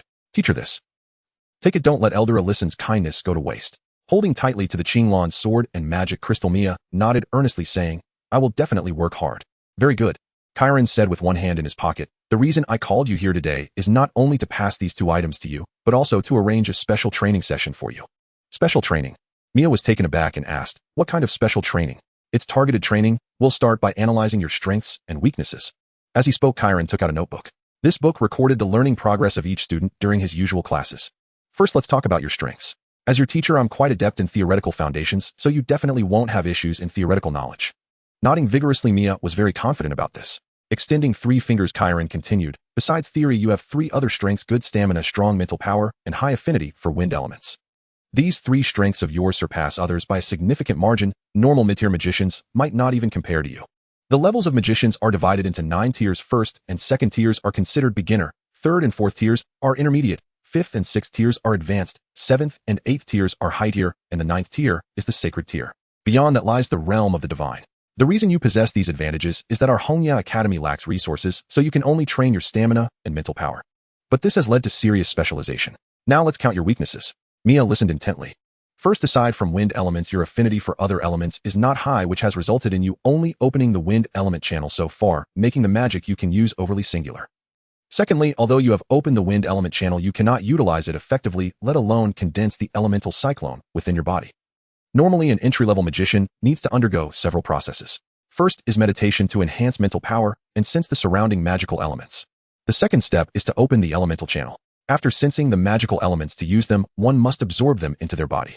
Thus, an elemental channel must be opened on the surface of the body, and with the help of mental power, the magical elements are drawn into the channel, which must then be controlled in quantity for release. The location of the elemental channel varies from person to person, but is usually opened in the palm or fingers, as it is more convenient for constructing magic circles. Moreover, there isn't just one channel. The specific number depends on individual effort. However, as long as one successfully opens an elemental channel, they are considered a magic apprentice, as they can attempt to use magic. The third step is to condense the elemental cyclone. The elemental channel merely temporarily absorbs magical elements into the body, but cannot maintain them for long. Once the mental power is released, the absorbed magical elements will dissipate. At this point, a small space needs to be opened at the end of the elemental channel to allow the absorbed magical elements to form a cyclone, enabling long-term storage. Achieving this is very difficult and normally requires a long time of effort. If one successfully condenses a cyclone, they can be considered a true magician. It is precisely because you cannot condense the elemental cyclone that no matter how strong your physical strength or how profound your mental power, if you cannot construct a truly effective magic circle, you will have nearly no means of attack, leaving you only to endure. In the indoor training hall of Hongya Academy, Kalien continued to explain to Mia, holding a notebook. Even now, when Elder Alazan lends you the Qinglan sword, you can use the magic circles inscribed on it, but each time you use it, you will need to spend a long time absorbing magic elements, during which your opponent can attack you several times. Mia, with her blonde ponytail, lowered her head and replied, I understand that I've been working hard to meditate and sense other elements, and I've also tried to condense the cyclone, but it just hasn't worked. With a smile, Kalien said, don't be discouraged. This isn't your fault. It's because the elemental concentration at Hongya Academy is too low. Today's special training is to find a way to help you solve this problem. While speaking, Kalien took out a circular object from his pocket and placed it in her palm. Mia looked down in confusion and asked, what is this? She had never seen such an object and had never even heard of it. Not to mention Mia, a magic apprentice. Even some true magisters might not recognize the elemental coin. After all, an elemental coin is worth hundreds of gold coins, and generally only mid-level or even high-level magisters would need to use elemental coins. Its main function is not just as currency, but also the magic elements contained within it. As long as one uses mental power to unlock the special switch on the elemental coin, a continuous and pure flow of magic elements will be released with a concentration at least 100 times higher than the normal environment, which can be directly absorbed by magisters. Normal elemental coins are used by high-level magisters to replenish the excessive magic elements consumed in their bodies. Using them for a magic apprentice like Kalien is simply extremely luxurious. Besides some wealthy merchants or affluent families who would dare to consume like this. In response to Mia's question, Kalien did not explain, but simply said, this is an ordinary magical item. It can raise the concentration of dark elements around you, making it easier to sense the dark elements. He only mentioned that the concentration would increase, but did not say it could rise by hundreds of times. His words were casual, as if discussing a cabbage. Afterward, Kalien explained the usage of the dark elemental coin to Mia, who sat down in place holding the dark elemental coin and triggering it with her mental power. In that moment, a rich surge of dark elements erupted forth. Even without meditation, Mia could feel the dark elements rushing toward her. Hold it tightly and start meditating. Try to open a path belonging to the dark elements now, Kalien guided from the side. Remember the rules of dark elemental magic: dwell in darkness and stay true to your heart. All right. Closing her eyes, Mia calmed her mind using her profound mental power to draw the dark elements toward her left palm. This process required a quiet environment, so Kalien temporarily refrained from speaking and sat at a distance from Mia. Even from several meters away, Kalien could clearly sense the surrounding dark elemental concentration rising. After a moment's hesitation, Kalien extended his left hand, attempting to use his mental power to absorb the dark elements into his body. But no matter how hard he tried, the dark elements were beyond his control, crashing wildly in his palm. It was only when a sharp pain shot through his hand that Kalien reluctantly ceased his attempts. Even in an environment rich in elements, he still couldn't practice magic, as his elemental affinity was too low, so low that it could almost be said he had no elemental affinity at all. This is also why others say he is a teacher inferior to even a student. The lack of magical talent refers precisely to someone like Kalien. From a very young age, Kalien had already known he lacked magical talent. However, living in the Hongya Academy of Palos Magic School, he was influenced to develop an unusual passion for magic. Even without talent, he never gave up on learning magic. Over time, Kalien reached a high level of understanding in basic magical theory. While everyone laughed at him, the old dean Fine supported him in pursuing what he loved. Even if Kalien could not become a magister, the old dean continued to teach him patiently. It was on his 15th birthday, under the ridicule of all, that Kalien signed up for the magister assessment. The outcome was obvious. He surely did not pass. But the assessment was not only about combat. There were also theoretical questions on magic. That year, the theoretical part was the most challenging in decades, yet Kalien scored full marks. His exam paper was seen by a professor from the Kalien Research Institute in the royal capital, who then recruited him as a research assistant. That was Kalien's lucky year. After entering the Kalien Research Institute, where there was a large gathering magic circle, the concentration of magic elements inside the institute was over 10 times that of the outside world, so Kalien thought he could finally practice magic. Unfortunately, fate was not on his side, and after countless attempts, he still found it futile. Even the professor who valued him tried to provide elemental coins for Kalien's use, but the result remained the same. Though reluctant, Kalien knew that the path of becoming a magister was destined to be beyond his reach. Fortunately, after entering the Kalien Research Institute, he assisted that professor in conducting a significant amount of theoretical calculations and helped complete several important papers, thereby not wasting the valuable opportunity given to him by the professor. Later, that professor encountered some accidents, and all theoretical research was halted. Under the arrangements of the institute, he had to switch to conducting high-level magical experiments, for which his assistant needed to be at least a mid-level magister. Naturally, Kalien, who could not even be considered a magic apprentice, could no longer serve as a research assistant, so he left the royal capital, returned to the Palos Magic School, and stayed in the Hongya Academy family as a junior teacher, assisting the old dean in teaching students. What a pity. Kalien sighed slightly. If he could, he too would want to reach the peak of this magical world and make a name for himself. However, this is a world that values talent. Without magical talent, no matter how hard you try, it is useless. For a moment, Kalien thought of many things, feeling a sense of reluctance in his heart. After all, regardless of everything, he is a transmigrator possessing the special ability of teleportation. How could he settle for mediocrity? Clearly equipped with top-notch software, yet the hardware just can't keep up. He sighed again. Just as this thought slipped out, he suddenly realized something, his expression frozen. After quite a while, he brightened up, murmuring, "This hardware doesn't necessarily have to be my own body. It can also rely on external objects. Perhaps I can try to combine magic and technology to create magical weapons that ordinary people can use." The reason humanity can become powerful is not due to sharp fangs or claws, but because humans possess wisdom and the ability to use tools. In a sense, magic circles are also tools. If that is the case, why must one rely on oneself to activate the magic circle? Kalien can completely use external items to achieve his goals. Speaking of external items, magic scrolls are a good choice, such as the recording scroll obtained from Horus. However, the limitations of recording scrolls are too great. The higher the level of the magic scroll, the more stringent the material requirements become, and the cost increases exponentially. Moreover, every time a scroll is used, it must be re-recorded. What Kalien wants to achieve is an integrated device that can be reused multiple times and incorporates various types of magic. There are indeed such items in the An's continent. For example, the Qinglan sword lent to Mia by Alazan has a guiding magic circle engraved on it. The user can input magical elements and directly release magic through the guiding magic circle on the Qinglan sword. However, this type of magical tool essentially only serves a guiding function. How effective it is still depends on the user's magic level. Therefore, Kalien has one more requirement: the magical device he creates should be usable by ordinary people directly. For example, guns, cannons, Gatling guns. Bang, bang, bang. With his solid magical theory combined with the scientific thinking he brought from Earth and the abundant resources provided by the teleportation beads, finding a new path is entirely possible. Thinking of this, Kalien's heart ignited with passion, eager to rush into the Academy's laboratory to conduct research immediately. But he still needs to teach Mia, so he suppressed his excitement, firmly remembered his idea, and planned to continue experimenting later. 15 minutes later, Mia suddenly opened her eyes and exclaimed, "Teacher, I successfully opened the dark element channel." This was not unexpected for Kalien, as opening an element channel is merely a basic step in learning magic. Considering the expensive resource of element coins used, it is not difficult to achieve. Very good, but first turn off the magical tool. Kalien did not want to waste dark element coins. Mia had used it for 15 minutes, consuming nearly half of the dark element coin's capacity. Each element coin has a ring of spiral grooves on its back resembling mosquito coils, which store magical elements. As the user consumes them, the grooves shrink gradually, just like a lit mosquito coil. Therefore, it is visually evident how much of an element coin has been used from its back. Oh, right. Mia hurriedly followed what the teacher taught and closed the release of magical elements from the dark coin. Through the recent use, Mia also understood that this magical tool is certainly valuable, so she did not dare to consume too much and quickly returned it to the teacher. After a moment of thought, Kalien took back the dark coin and said, although you have already opened the channels for wind and dark elements, these are merely the basics. To truly become a magic master, condensing the element cyclone is key. So for the next step, use the wind element magic crystal given to you by Elder Alison to condense the wind element cyclone. Upon hearing this, Mia took out the magic crystal. Although she did not recognize element coins, she knew what a magic crystal was.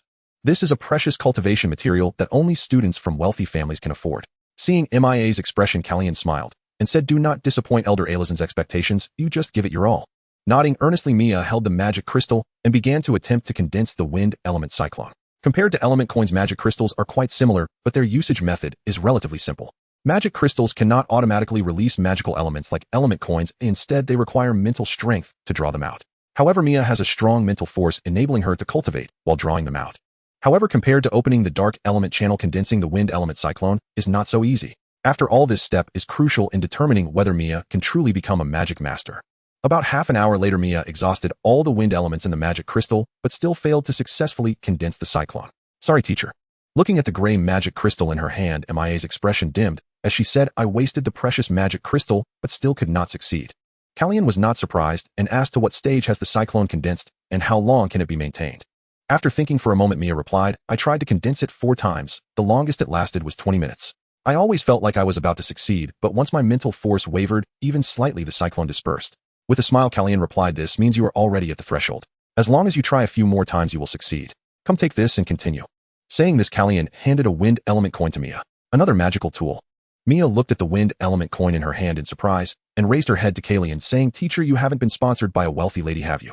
This caught Kalien off guard, and he asked, where did you learn such a thing? That's what you said, teacher. Mia shrank her neck and replied, a few days ago, I heard you talking to yourself on the rooftop about wanting to be supported by a wealthy lady and such. Ahem. Kalien coughed violently, and when he calmed down, he angrily said, what nonsense. Do I look like that kind of person? Mia looked Kalien up and down, her mouth moving as if to say yes, but out of self-preservation, she quickly shook her head and said, no. Less nonsense. Kalien raised his volume to cover his embarrassment and said, we are still in training. Hurry up and condense the cyclone. Yes. Mia tried to put on a serious expression, but the dimples on both sides of her cheeks revealed her struggle to hold back laughter. Seeing Kalien's dark face from the corner of her eye, Mia quickly sat on the cushion, activated the wind element coin, and began to meditate and cultivate. Once she closed her eyes, Kalien put one hand on his forehead, feeling extremely awkward. A few days ago, he had been muttering self-deprecating remarks on the rooftop of the teaching building, not realizing that a student had overheard. The teacher's image was completely shattered. As Mia closed her eyes and resumed her cultivation, Kalien, standing to the side, opened another wind element coin, causing the surrounding magical elements to become more concentrated.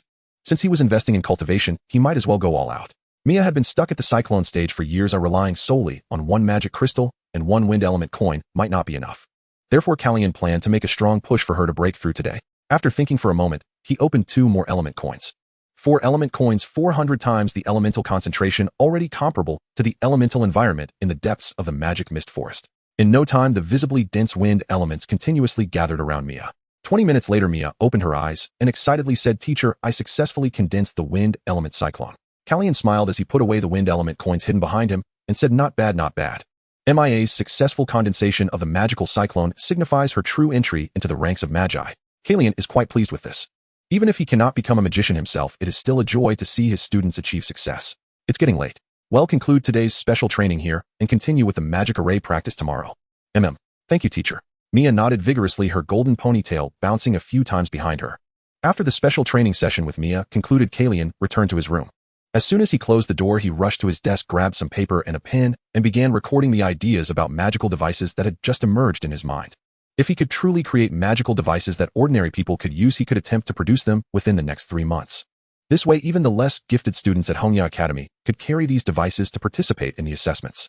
After all, Mia is the only talented student at Hongya Academy. Even if she achieves good results in the assessments, it would be difficult for the academy to escape the fate of being at the bottom. Thus, it is essential to allow more students to pass the assessments in order to elevate the overall ranking of Hongya Academy. If they rely on traditional methods, it would be nearly impossible for other students to pass. After all, talent is limited, no matter how many resources Kalien invests, it can only yield small improvements for them. Normally, a magic academy rarely recruits students with low talent. However, the headmaster of Hongya Academy finds did not operate this place as a magic academy. It is more of a refuge for orphans abandoned by war. Kalien, too, is an orphan taken in by Hongya Academy. Thus, the entire academy resembles an orphanage. Before its establishment, it was originally the estate of Headmaster Fines. Consequently, the higher-ups of Palos Magic School did not interfere much with Fines' actions. As long as he ensured the normal operation of Hongya Academy and could cultivate some talents each year, it was sufficient. Initially, among the large number of students, a portion of them could always be selected for their talent. However, in recent years, the number of talented students has dwindled. As of this year, only Mia remains as a student with significant potential. The old Headmaster Fines went missing over 3 months ago while carrying out a dangerous mission and has already been presumed dead by the school authorities. Thus, it has become quite challenging for Hongya Academy to operate as it once did. However, Kalien absolutely cannot allow the school authorities to easily take away Hongya Academy, so he must ensure that all students achieve good results in the graduation assessments 3 months later.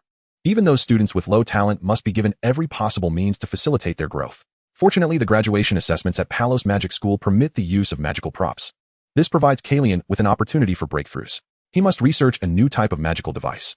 Thinking of this, Kalien quickly sketched some hypotheses in his notebook, then proceeded to deduce them from the angles of magical thinking and scientific reasoning. Magic arrays have patterns while scientific devices have circuits. Both adhere to objective rules. The difference is that this world possesses magical elements as a substance, unlike Earth. However, this does not mean that the scientific phenomena on Earth have vanished here. Water boils and turns to steam. At low temperatures it freezes, and objects lighter than air rise.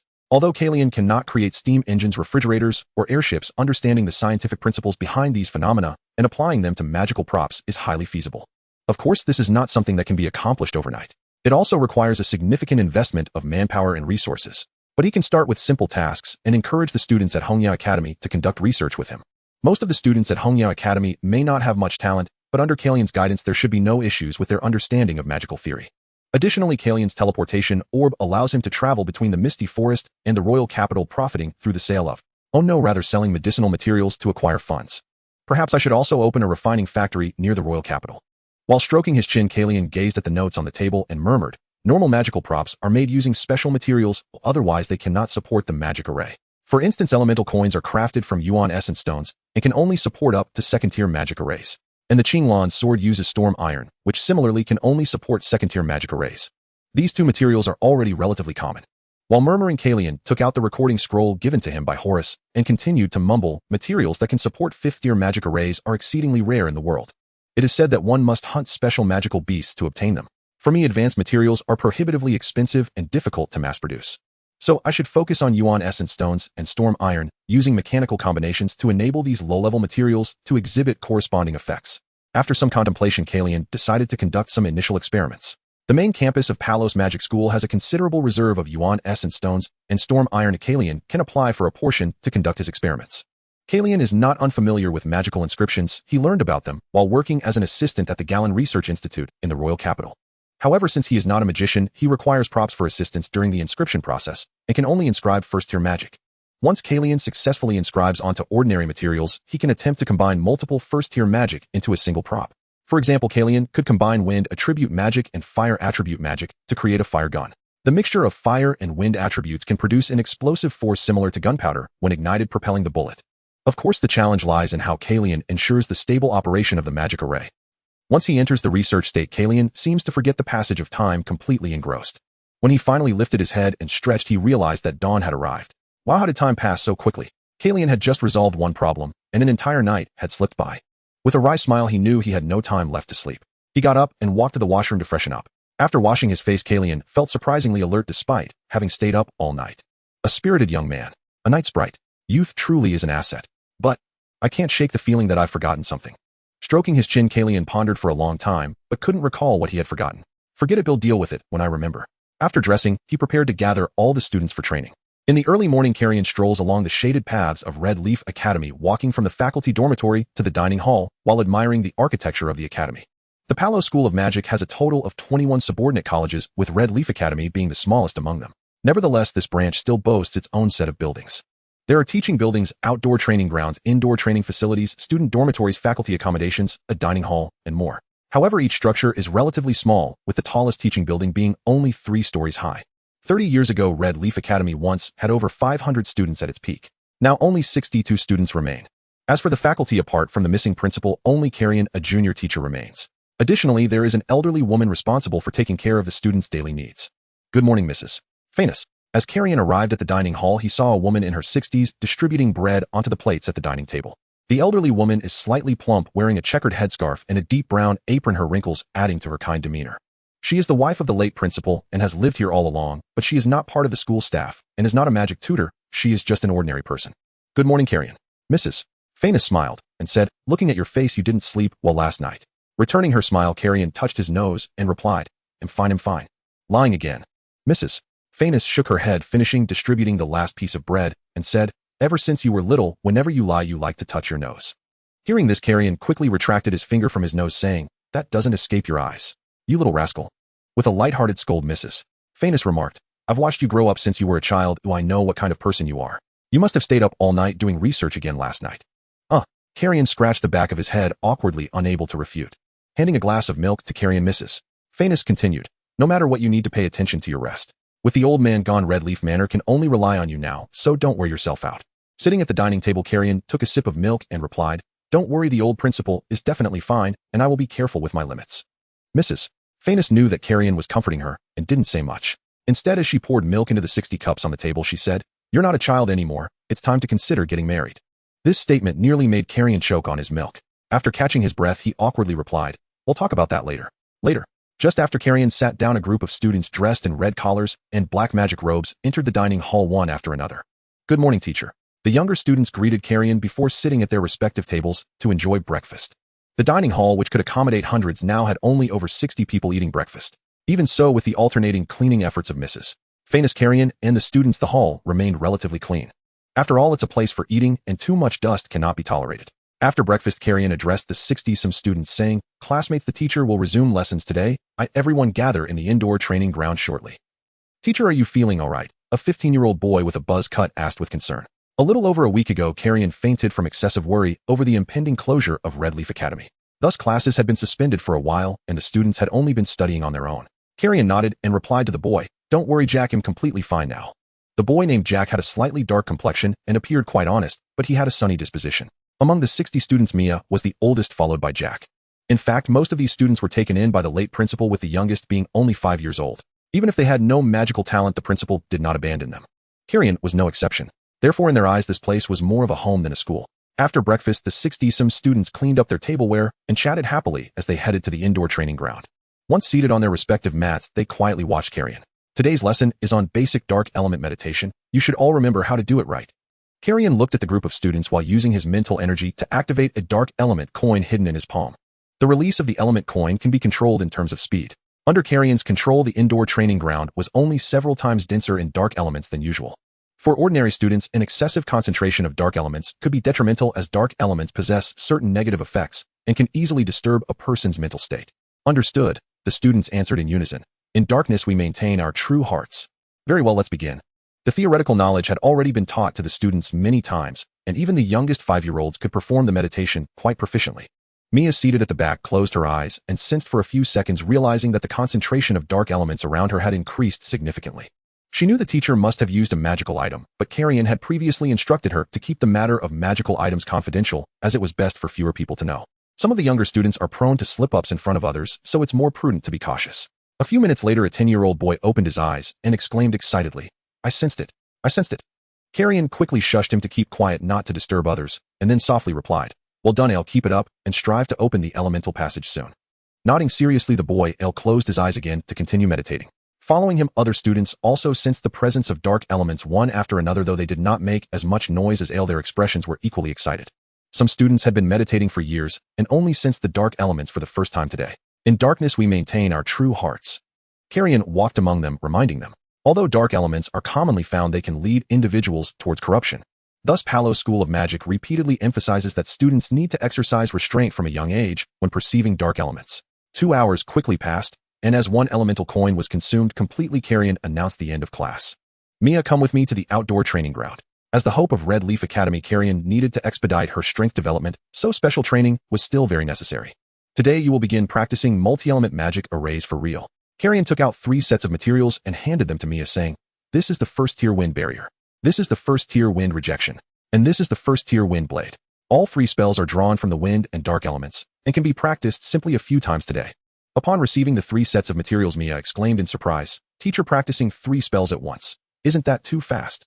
Having just become a magic tutor, Mia finds practicing 1 spell challenging enough, and directly practicing 3 indeed presents a significant difficulty. Shaking his head, Kalien replied, "No, the principles of the 3 spells are interconnected, and the patterns are quite similar. The difference lies in the control of the elemental ratios. Try starting with Wind Barrier." Kalien had actually taught this type of magic to Mia in theory class before, but the latter, being cautious, quickly reviewed the study materials. A few minutes later, she opened her left hand and began to trace the patterns of the magic array. With a gentle humming sound, a cyan circular magic array appeared on her palm, but it collapsed after a few seconds, leaving a gust of wind that ruffled Mia's hair. The ratio of wind elements was too high, Kalien pointed out from the side. Due to making a basic error, Mia's cheeks turned slightly red, and she quickly adjusted the ratio to redraw the magic array. After 4 or 5 attempts, she finally maintained the magic array and summoned a wind wall around her. Very good. Practice a few more times until the wind wall is sturdy enough, and then we'll move on to the next one. Kalien patiently guided her. Although he himself couldn't use magic, he had assisted in teaching at Kalien Research Institute and had analyzed various cases, so he was well versed in the details of each magic array. Throughout the entire day, he instructed Mia on how to release these 3 spells, and by evening, Mia had barely managed to conjure a small tornado. After initially mastering it, what she lacked was plenty of practice. Thus, Kalien instructed her to practice 50 times every day until she could release the magic stably. After a long day of special training, of fatigue, Kalien finished dinner, intending to take a good bath and then enjoy a restful sleep. Having not slept at all last night, and now exhausted from the day's work, he felt completely drained. Changing into his pajamas, Kalien comfortably lay on his bed, closing his eyes, feeling that nothing in the world could compare to this. However, a few minutes later, he suddenly remembered something he had forgotten in the morning. Startled awake in a near-death dream, he covered his face with his hands and exclaimed in horror, "I haven't written my 10,000-word reflection." The Elder Council Chamber of Palos Magic Academy's main campus. Carrying dark circles under his eyes and moving like a soulless wraith, ascended to the 3rd floor, clutching a thick stack of papers, and knocked on the office door of Academic Elder Alison. "Enter." Inside the office, Elder Alison, early 60s, hair meticulously combed, removed his gold-rimmed reading spectacles, and looked up at Kalien as he entered. "Why do you look so utterly drained?" "Nothing serious, just haven't slept well these past 2 days," Kalien murmured, voice hollow, barely keeping his eyes open. He held the thick sheaf of papers toward the bookshelves inside the office and said, "Elder Alison, this is a 10,000-word self-critique." "I'm over here." Alison tapped his desk with 2 fingers, frowning. "Just place it on the desk. Did you pull an all-nighter last night?" Kalien turned right, only to face the wall. "Elder Alison, I deeply reflect upon my previous inappropriate." "Enough," Alison cut in. "This matter is settled." Noticing Kalien's visibly deteriorating condition, Alison hesitated, then added gently, "I've already consulted the school council. Red Leaf Academy will remain open, at least until the evaluation results are finalized. There's no need for you to worry excessively." He mistakenly assumed Kalien's exhaustion stemmed from anxiety over Red Leaf Academy's impending closure, especially since Kalien had collapsed from illness just over a week ago. Alison felt it would be inhumane to force immediate closure now, so he decided to grant them 3 additional months to adjust to the inevitable outcome. And remember, many things lie beyond even the strongest will. Whatever the result, do not blame yourself. You have already given more than enough. Those words stirred Kalien slightly from his fog. He finally located Alison's position and replied sincerely, "Thank you, Elder Alison. Yet until the final moment arrives, no outcome is certain. Perhaps you might look forward to Red Leaf Academy's performance during the graduation assessment." A quiet sigh escaped Alison inwardly. He thought Kalien still clung to such naive hope. "Very well, I understand. Go rest immediately. This office has no bed for you to lie on. Then I'll take my leave. Wishing you robust health." With his mind teetering on the edge of sleep, Kalien pressed a hand to his chest in formal salute and staggered out of the academic elder's office. At a corridor turn on the 3rd floor, his legs buckled, nearly toppling him over. Just then a man with short golden hair rounded the corner and swiftly steadied him. He was Velis, a mid-level instructor from Nightfall Academy. "Are you all right?" "Perfectly fine, thank you." Kalien regained his footing with effort, eyes half-lidded, and offered Velis a slight, grateful nod. Then, using his fingers to prop open his eyelids, he departed the administration building. Velis, tall, golden-haired, watched him recede down the hall. Only after a long pause did he realize the gaunt, ash-blonde, curly-haired man was none other than Kalien of Red Leaf Academy. Recalling how Kalien had twice offered pointed remarks during his own class, Velis hesitated, wondering whether he should chase after him to apologize for his earlier disrespect. But before he could decide, Kalien had vanished around the bend. "I'll speak with him next time," Velis murmured softly, then approached Alison's office again, holding a form, and knocked. "Enter." Alison lifted his gaze from Kalien's self-critique and said, Velis, what brings you?" "Elder Alison, I'd like to request access to the main campus simulation battlefield for a practical training session with my students," Velis said, handing over his application form. Setting aside Kalien's manuscript, Alison picked up the form and nodded. "Students from Nightfall Academy are truly exceptional. I hadn't expected so many candidates this year for the evaluations. Very well, but safety must be your absolute priority during field drills. As he spoke, he signed the form. Out of the corner of his eye, Velis caught sight of Kalien's self-critique. After a brief pause, he ventured, Elder Alison, about Kalien. Oh, he came to deliver his self-critique. Rest assured, incidents like the one 2 days ago won't recur. I hope you'll also extend him understanding. His nature is fundamentally sound. The prospect of Red Leaf Academy's closure simply clouded his judgment temporarily. Shaking his head, Velis replied, I bear no ill will toward him. In fact, his remarks in my class that day sparked profound insight. I'm merely curious about his background. Kalien's background. Alison, who had just stamped the form, paused, and then broke into a knowing smile. Do you know of the Kalien Research Institute? Of course, the Kalien Institute is one of the 3 premier magical research institutes in the Kingdom of Durant. Velis straightened, instinctively reverence evident in his tone. Handing the form back, Alison chuckled, Don't let Kalien's lack of magister rank mislead you. He served as a research assistant at the Kalien Institute for 3 full years. Velis's pupils widened instantly. His hand froze midair, suspended as he reached for the returned form. Meanwhile, Kalien, dragging his spent body back to quarters, told his students to hold independent study for the day, then collapsed onto his bed and sank into unconscious slumber. 2 consecutive nights of sleepless labor left him hollowed out, utterly depleted. It wasn't until afternoon that a sharp knock jolted him awake. Clutching his pounding temples, Kalien opened the dormitory door to find Jack, a broad-shouldered, dark-skinned student with a gentle, earnest face, standing there. Teacher, a group of people is wandering all over our campus claiming they're going to demolish Red Leaf Academy. Jack blurted, anxious. Kalien's senses sharpened slightly. Where are they? They're near the teaching building right now. Grabbing his coat, Kalien rushed out. Jack closed the door behind him and hurried to keep pace. Red Leaf Academy occupied modest grounds. Kalien sprinted the entire way, and within minutes stood before the 3-story teaching building. 6 individuals dressed in varied attire stood before it, consulting a map and gesturing animatedly. Once we demolish this structure, we'll free up ample space, ideal for constructing a simulation battlefield. A tall man with a thick russet beard traced a circle in the air above his map. Absolutely not. Beside the bearded man stood a statuesque woman. She pushed her black-rimmed glasses upward with one finger and spoke in a voice rich with maturity and allure. Adrian, Red Leaf Academy occupies barely any space at all. If we build a simulation battlefield here, where will the other academies find room for their facilities? Adrian, his gaze unapologetically sweeping over Jessica's voluptuous figure, chuckled low and deep. Jessica, the simulation battlefield won't serve only Ironclad Academy. Once built, it'll be shared by all academies, benefiting everyone equally. Please. Jessica, the bespectacled woman, seemed unfazed by Adrian's bold stare.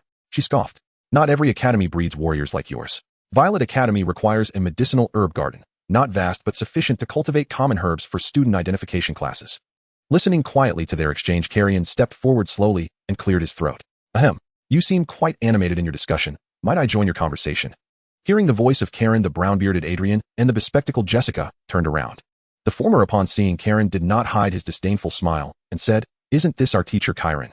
Last time you visited the Crimson Iron Academy, I wonder if our student Peter treated you well. The Peter he mentioned was a black wolfhound.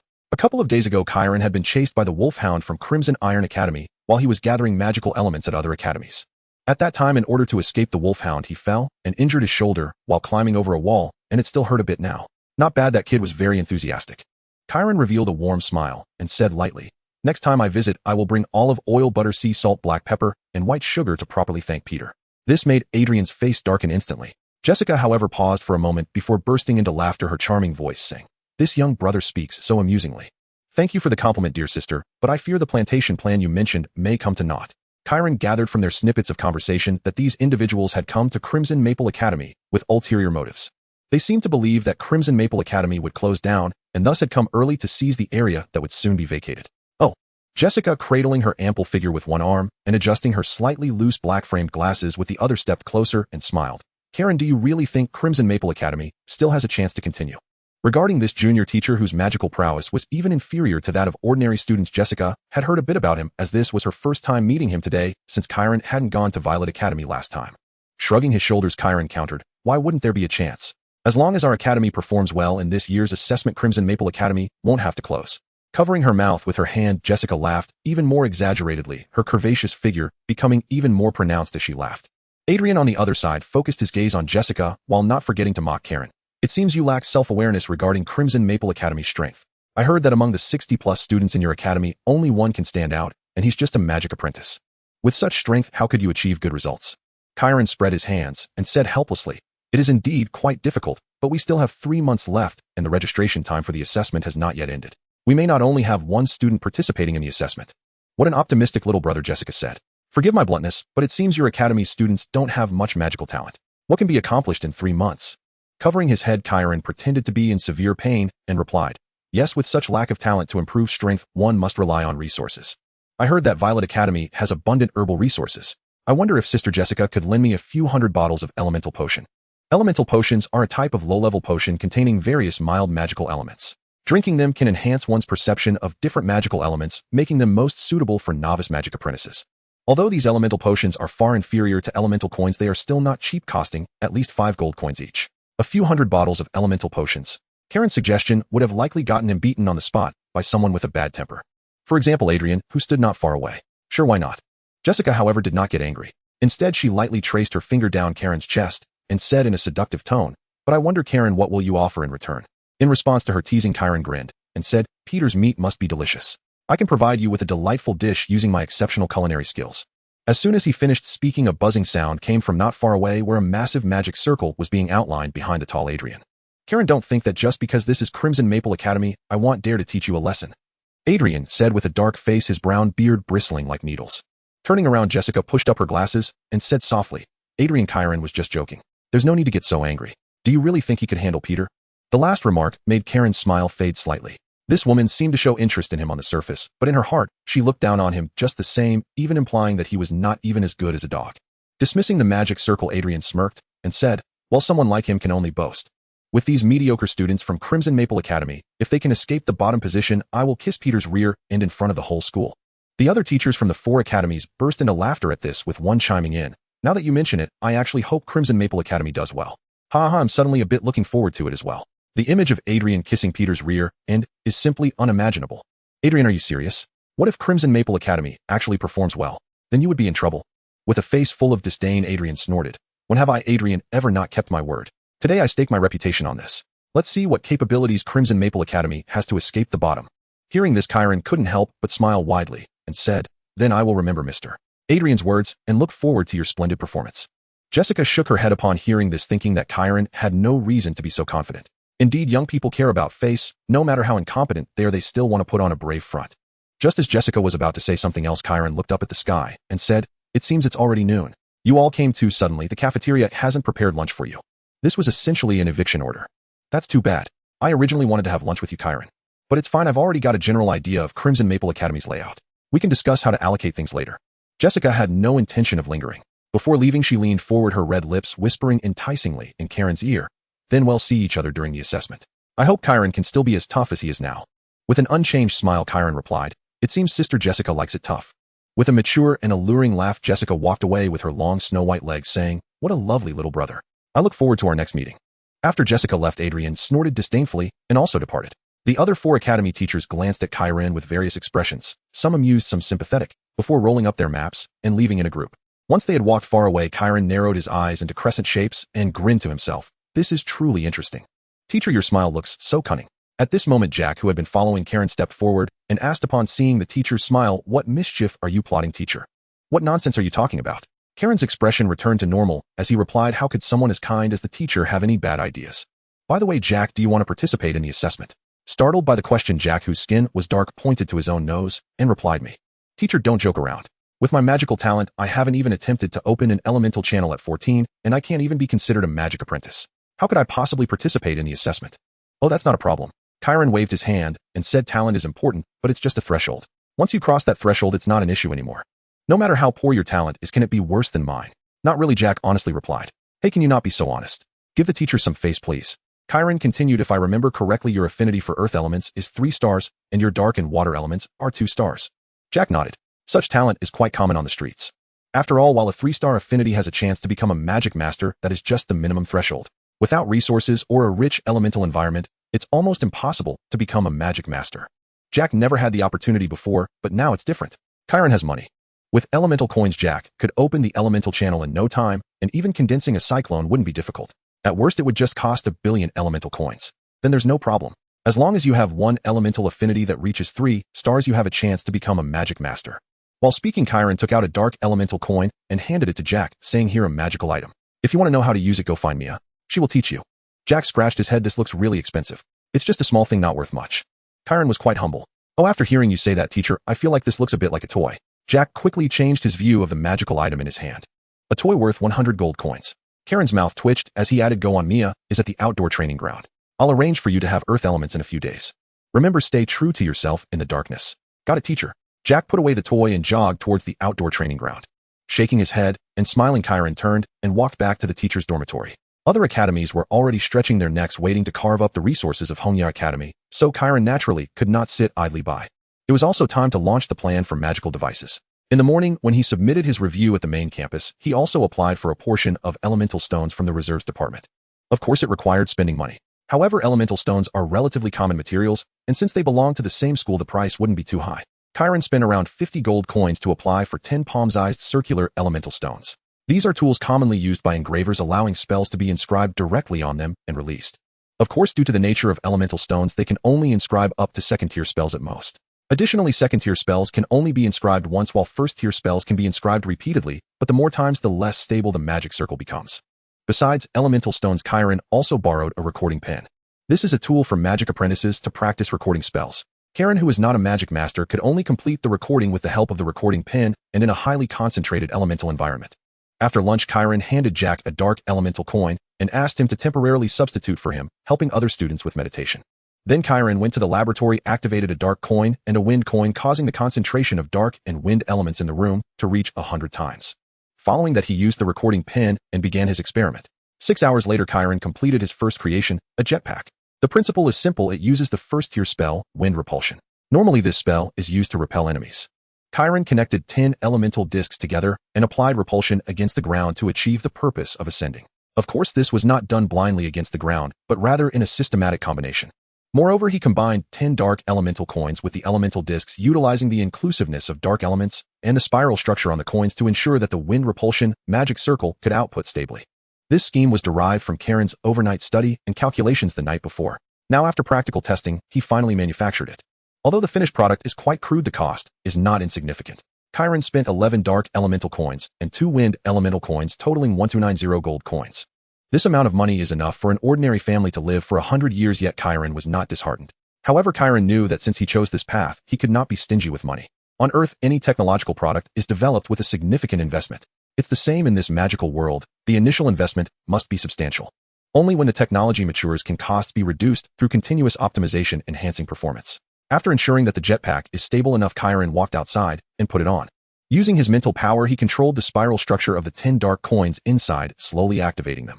As the magic circle gradually started, the 10 rudimentary nozzles began to slowly emit airflow towards the ground. As the airflow increased, Karen's feet gradually lifted off the ground and he floated. The results of the experiment exceeded Karen's expectations. Under his control, the jetpack brought him up to a height of 5 meters. After ensuring the experiment was effective, Karen slowly closed the magic circle and landed. It wasn't that the jetpack couldn't fly higher, but Karen was afraid of falling and turning into mush if it went out of control, which would not be worth the loss. After the experiment, Karen returned to the laboratory to record data. Compared to various flying devices on Earth, the jetpack in the magical world has the advantage of not requiring a large space to store energy.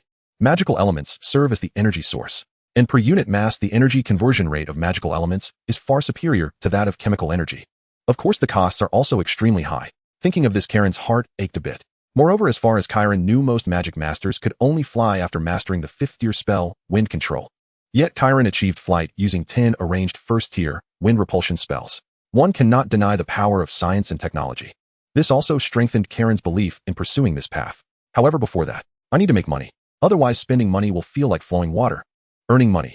Naturally, the swiftest path lay in trading herbs. No scratch that legitimate herbal commerce. Yet it carried inherent peril. The very instant Kalien teleported into the Mo'u forest, danger might strike. After all, the Mo'u forest teemed with lethal threats. Kalien could not rely on repeating his prior stroke of fortune. Later, however, he discovered an unexpected property of the teleportation orb. It could absorb magical essence from 2 elemental coins in a single charging cycle. Previously, a partial charge had sufficed for 1 teleportation, but the orb had never reached full saturation. When fully charged, it enabled precisely 2 consecutive teleportations. In other words, Kalien could teleport into the forest, and should peril arise, instantly teleport back. This dramatically mitigated risk. Still, Kalien refrained from teleporting that night. The hour was late. First, he checked on all his students. Then, exhausted, he retired early. Having slept poorly the past 2 days, those few morning hours had hardly restored him. At dawn, well-rested and stretching languidly, Kalien instinctively reached into his pocket for the teleportation orb. His fingers probed deep, searching, fumbling, yet found nothing. What the hell? He sprang upright, flinging aside the covers to scour the bed and floor. This was no trivial matter. If the orb were lost, every plan Kalien had forged would collapse. Fortunately, he found it at last. The smooth, spherical orb had evidently tumbled from his pocket during sleep, rolling beneath the bed and settling inside his worn shoe. Relieved, Kalien picked up the orb, only for a crisp mental prompt to resonate within his mind. Object 001 has been marked. Marked objects serve as spatial anchors. Marked objects may be teleported directly. Please input coordinates. Marked. Startled, Kalien glanced down and saw his battered shoe enveloped in a faint silvery gray mist. Staring at the mist-shrouded shoe, Kalien stroked his chin and murmured, could it be that any object touched by the teleportation orb becomes markable? And once marked, does it function as a fixed coordinate, one that can even be summoned elsewhere? At that thought, his eyes gleamed with sudden insight. If true, he'd no longer need to laboriously calculate coordinates. He could simply place marked objects at frequented locations, then teleport there instantly whenever needed. But why hadn't earlier contact with the orb triggered marking? Frowning, Kalien quickly discerned the crucial difference between now and before. Before, the orb's energy reserves had always been meager. Last night, however, he'd fully charged it using 2 elemental coins. He lifted the orb for closer inspection and confirmed the silvery gray mist within had visibly diminished since last night. This observation confirmed his hypothesis. With meticulous rigor, Kalien recharged the orb to capacity, then placed it atop a nearby jetpack. Within a minute, silvery gray mist began seeping from the orb, gradually enshrouding the jetpack. When Kalien retrieved the orb, another prompt chimed in his mind. Object 002 has been marked. It was confirmed. Compared to the shoe, the jetpack consumed significantly more mist, roughly 1/8 of the orb's total reserve. Evidently, energy cost scaled with surface area. This revelation electrified Kalien. Used wisely, this function held immense strategic potential. After brief reflection, Kalien seized his shoe and hurled it through the window into the courtyard. Then he intoned silently, teleport object 001 to the location of object 002. With a soft whoosh, the shoe reappeared, perched neatly atop the jetpack. It truly works. Grinning broadly, Kalien already envisioned countless applications, until he noticed something subtle. The mist had vanished from the shoe, yet clung undiminished to the jetpack. Thus, using a marked object solely for spatial anchoring consumed no energy, whereas teleporting the marked object itself expended the mist coating its surface. To reuse the function, the object would require remarking.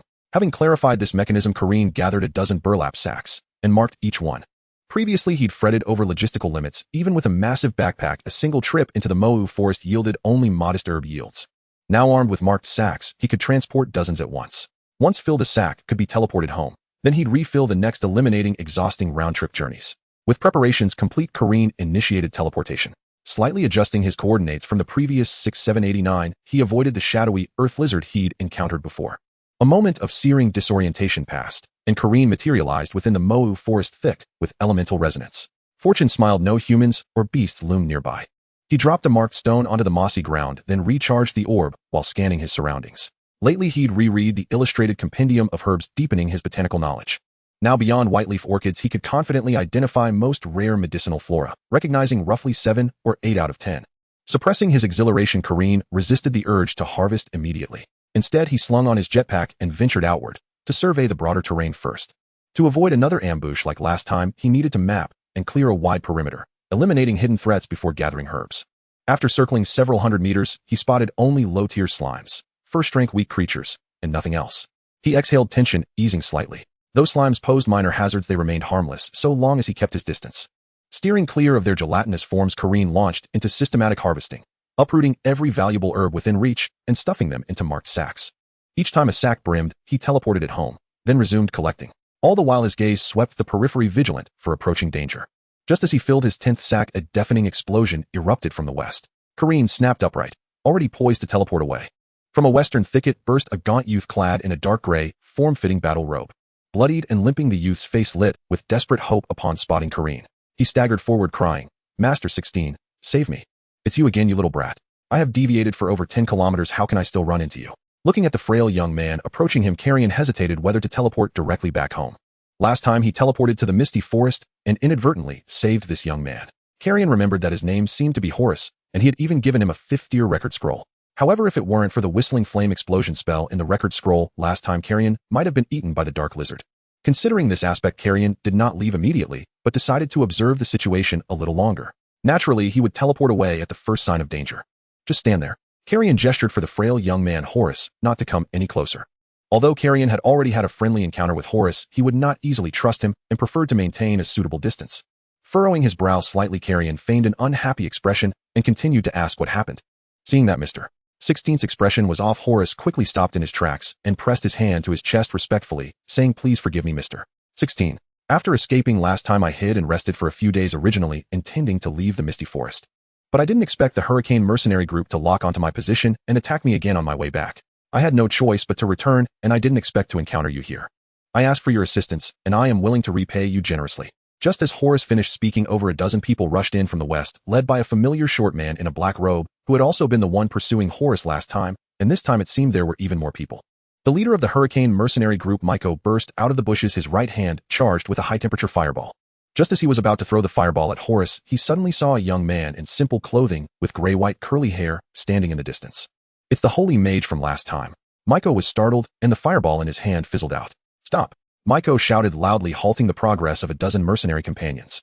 One of the bald mercenaries turned his head, and seeing the terror on their boss' face, asked in confusion, "Boss, what happened?" Stepping back slowly, the short-statured Miko looked at the distant Holy Mage and said in a deep voice, "Do you remember the Holy Mage I mentioned last time?" The dozen mercenaries were startled by his words and looked at the gray-haired young man standing in front of them, with one person asking in confusion, "Is it him? So young?" Typically, which Holy Mage didn't undergo decades of arduous cultivation to achieve such status? How could he be so young? Don't judge by appearances, better to be cautious. After reminding his subordinates, Miko turned to the distant Holy Mage and shouted loudly, "My lord, we mean no offense. We are merely carrying out orders. We kindly ask you not to interfere." Compared to last time, Miko did not flee directly. After returning, he thought carefully, if Horace had the protection of a Holy Mage, how could he have been defeated in the family competition? He wouldn't have ended up in the situation of being pursued today. After much consideration, Miko speculated. Last time it may have been that during his pursuit of Horace, he accidentally intruded upon the territory of this Holy Mage, and the commotion was too great, angering him, which led to the intervention. Thus, for this pursuit, Miko tried to stay as far away from that previous location as possible and kept the noise to a minimum. Yet he didn't expect, even after more than 10 kilometers, to still encounter this Holy Mage. After much thought, Miko felt that perhaps he could negotiate to gain the understanding of this Holy Mage. However, just as Miko finished speaking, he saw that the Holy Mage who had originally been standing in front of them suddenly twisted and vanished. "Are you instructing me on what to do?" A cold voice came from behind. Miko and the others hurriedly turned around to find that the Holy Mage had appeared behind them. "It's spatial magic. Absolutely spatial magic." At this moment, not only Miko, but also the other members of the Hurricane Mercenary Group were filled with shock. Some who had originally had doubts about this so-called Holy Mage also had second thoughts at this moment. Anyone capable of using spatial magic, even if not a Holy Mage, was certainly not an ordinary individual. At the very least, they were not opponents that these mid to high-level mages could contend with. "No," Miko said, cold sweat breaking out on his forehead. "It's just what?" Kalien looked at Miko with icy eyes. However, he was only pretending to be aloof on the surface. His body was already tense, cold sweat beginning to bead on his back, and his hands clenched tightly. The reason he was able to teleport to this position was that Kalien had just placed a marked stone here. He intended to take a bit of a risk and scare these people off. Thus, he used a teleportation spell to appear not far behind them. If these people were not frightened and instead attacked Kalien, he would immediately abandon all attempts and use a second teleportation to return home. Fortunately, his act this time seemed to have achieved its effect. Maintaining the posture of a superior, he continued, "Regardless of what task you are here to execute, this is my territory, and I do not allow anyone to act recklessly on my land. Get lost, don't let me see you again." The members of the Hurricane Mercenary Group exchanged glances, ultimately looking to their leader Miko. Miko's expression struggled for a few seconds before he could only helplessly say, "Let's go." Although this failure would severely damage the reputation of their Hurricane Mercenary Group, compared to completing the task, Miko naturally valued his and his brother's lives more. The dozen of them circumvented Kalien and left one after another. Once they were far away, Kalien secretly let out a sigh of relief, but still kept a tense expression as he looked at Horace, not far away. The latter respectfully bent down, took out his pack, and expressed his gratitude. "Thank you, Mr. 16, for saving me again. This is all I have, although it's insignificant to you, I hope you will accept it." Kalien did not immediately accept the items, but walked toward Horace and asked, "Why are they pursuing you?" Compared to last time, Kalien did not rush to let Horace leave this time. The reason he had taken the risk to save Horace was that he had other plans. Although Kalien had teleported to the Misty Forest twice, it had been without too much danger. However, this place was fraught with danger, and there was no guarantee he wouldn't encounter high-level magical beasts in the future. Thus, he wanted to establish a fixed stronghold here, to conduct detailed investigations and explorations of the Misty Forest.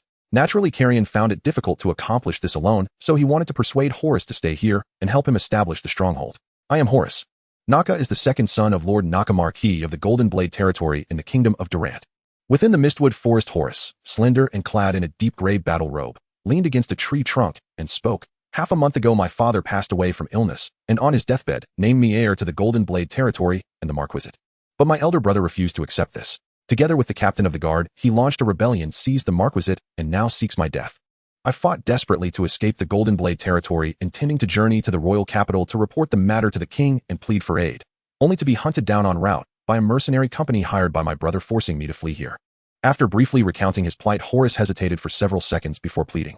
I humbly beg Master 16 to extend your aid and help me reclaim the Marquisate. Should I regain control of the Golden Blade territory, anything you require, I shall provide it to the utmost of my ability. Kalien stood 10 meters away, silent. Outwardly impassive, inwardly, he was already calculating how best to manipulate this young man. After a silence of over 10 seconds, Kalien spoke. I never involve myself in worldly affairs. Neither the Golden Blade Marquisate nor the King of Durant holds any relevance to me. Were it not for the scroll you gifted me last time, which proved intriguing, I would not have deigned to concern myself with your affairs at all. Hearing Master 16's reply, disappointment flickered across Horus's face. Yet he understood well enough, as a stranger asking another to intervene in a noble succession dispute was indeed an unreasonable demand. That Master 16 had not simply cast him out was already an act of extraordinary forbearance. Your wounds are grave. You would likely perish before even leaving the Mistwood Forest. Kalien stepped forward 2 paces and pointed to a spot on his right. There lies a cave. Rest there for several days. Earlier, while surveying the area, Kalien had already discovered that cave, and even tossed a marked stone inside. Its entrance was narrow, overgrown with weeds, and bore no signs of beastly habitation, clearly suitable for temporary shelter. Horus's eyes lit up. Truly, may I? He had expected Master 16 to dismiss him once again as before, so delivering that recorded scroll last time had indeed been the right choice. If permitted to stay here, the Hurricane Mercenary Company would dare not approach, granting him at least temporary safety. I will bring you medicine. Kalien continued in his calm, unhurried tone. Of course, I do not offer shelter gratis. I have spent over half a month traversing the Mistwood Forest and selected this very site for cultivation. Once your wounds heal, you will clear the weeds here. As he spoke, he gestured toward a distant patch of land he had already stripped bare. Horus followed Kalien's gaze and saw a small cleared area. But those plants, weren't they white-leaf orchids, mind-settling herbs, and bloodflame blossoms? Could such rare flora truly be called weeds? Truly worthy of Master 16. Handing Horus 7 sacks, Kalien added, pack them in these. These so-called weeds still hold value. Do not waste them. Horus nodded in understanding. Rest now. I'll fetch your medicine. The moment he finished speaking, Kalien vanished. Gazing at the spot where Master 16 had just stood, Horus exhaled deeply and murmured, it seems fate has spared me. Twice cornered at death's door, yet twice rescued by Master 16. Clutching the sacks, Horus walked toward the cave, and resolved inwardly to repay Master 16's grace fully and faithfully when the time came. Maple Leaf Academy. Upon teleporting back to his room, Kalien let out a heavy sigh of relief. Though he had maintained perfect composure throughout, his heart had hammered violently, dreading at every instant that he might be slain outright. After all, both Horus and the Hurricane mercenaries were mid to high-tier magic adepts, against whom Kalien stood utterly defenseless. Fortunately, not only did I maintain control, I gained a free laborer. Still, given Horus's injuries, he would need at least 10 to 15 days to recover. After brief reflection, Kalien chose not to process the herbs in his room just yet. Instead, he gathered external wound treatments and penned a letter. He sealed both inside a marked cloth pouch and teleported it directly into the marked cave. Inside the cave, Horus had just settled down to rest. Suddenly, a cloth pouch materialized beside his right hand. Startled, Horus quickly realized it must be from Master 16. He hurriedly opened it to find several types of external wound salves, food, water, and additionally 7 sheets of parchment veiled in silvery gray mist. Each sheet bore a numbered footer, yet 6 remained blank. Only one contained writing. Use these medicines for now. In time, I shall prepare superior remedies for you. Over the next few days, I must travel to the royal capital to prepare for land cultivation, and thus will not visit the Mistwood Forest for the time being. Should you require anything, or observe unusual activity near the cave, you may write it down on these pages. I shall retrieve them 1 per day in sequence. Having read it, Horus marveled at Master 16's kindness, and immediately picked up his brush to compose his first reply. Since Master 16 mentioned traveling to the capital, Horus resolved to ask him to contact a certain person on his behalf. Maple Leaf Academy. After securing Horus's situation, Kalien set the matter aside, for now. He intended to teleport the first parchment to the cave tonight, then see what Horus had written. His careful pacing served a purpose to gradually anchor Horus at that location. By delivering medicine and performing small acts of assistance, Kalien would later have legitimate grounds to request Horus's aid in cultivating and guarding that stretch of land. Yet all things unfold step by step. Haste serves no purpose. For now, let us convert these herbs into coin. As he spoke, Kalien turned toward the 10 bulging sacks filling his room. His eyes gleamed brighter than gold coins themselves. After outlining his plan, he remarked each sack. Then, as before, he teleported to the artificial forest on the capital's outskirts and entered the city of Adriel via a suburban carriage. Upon entering the city, Kalien did not rush to purchase herbs. First, he intended to secure lodging. He could hardly teleport into the capital only to trek back to the countryside each time. Thus, he decided to rent a residence within Adriel and mark it as a teleportation anchor. Thereafter, he could arrive directly inside the house whenever returning to the capital. Having lived in the capital for 3 years, Kalien knew the local housing market well and secured a respectable dwelling for 5 gold coins.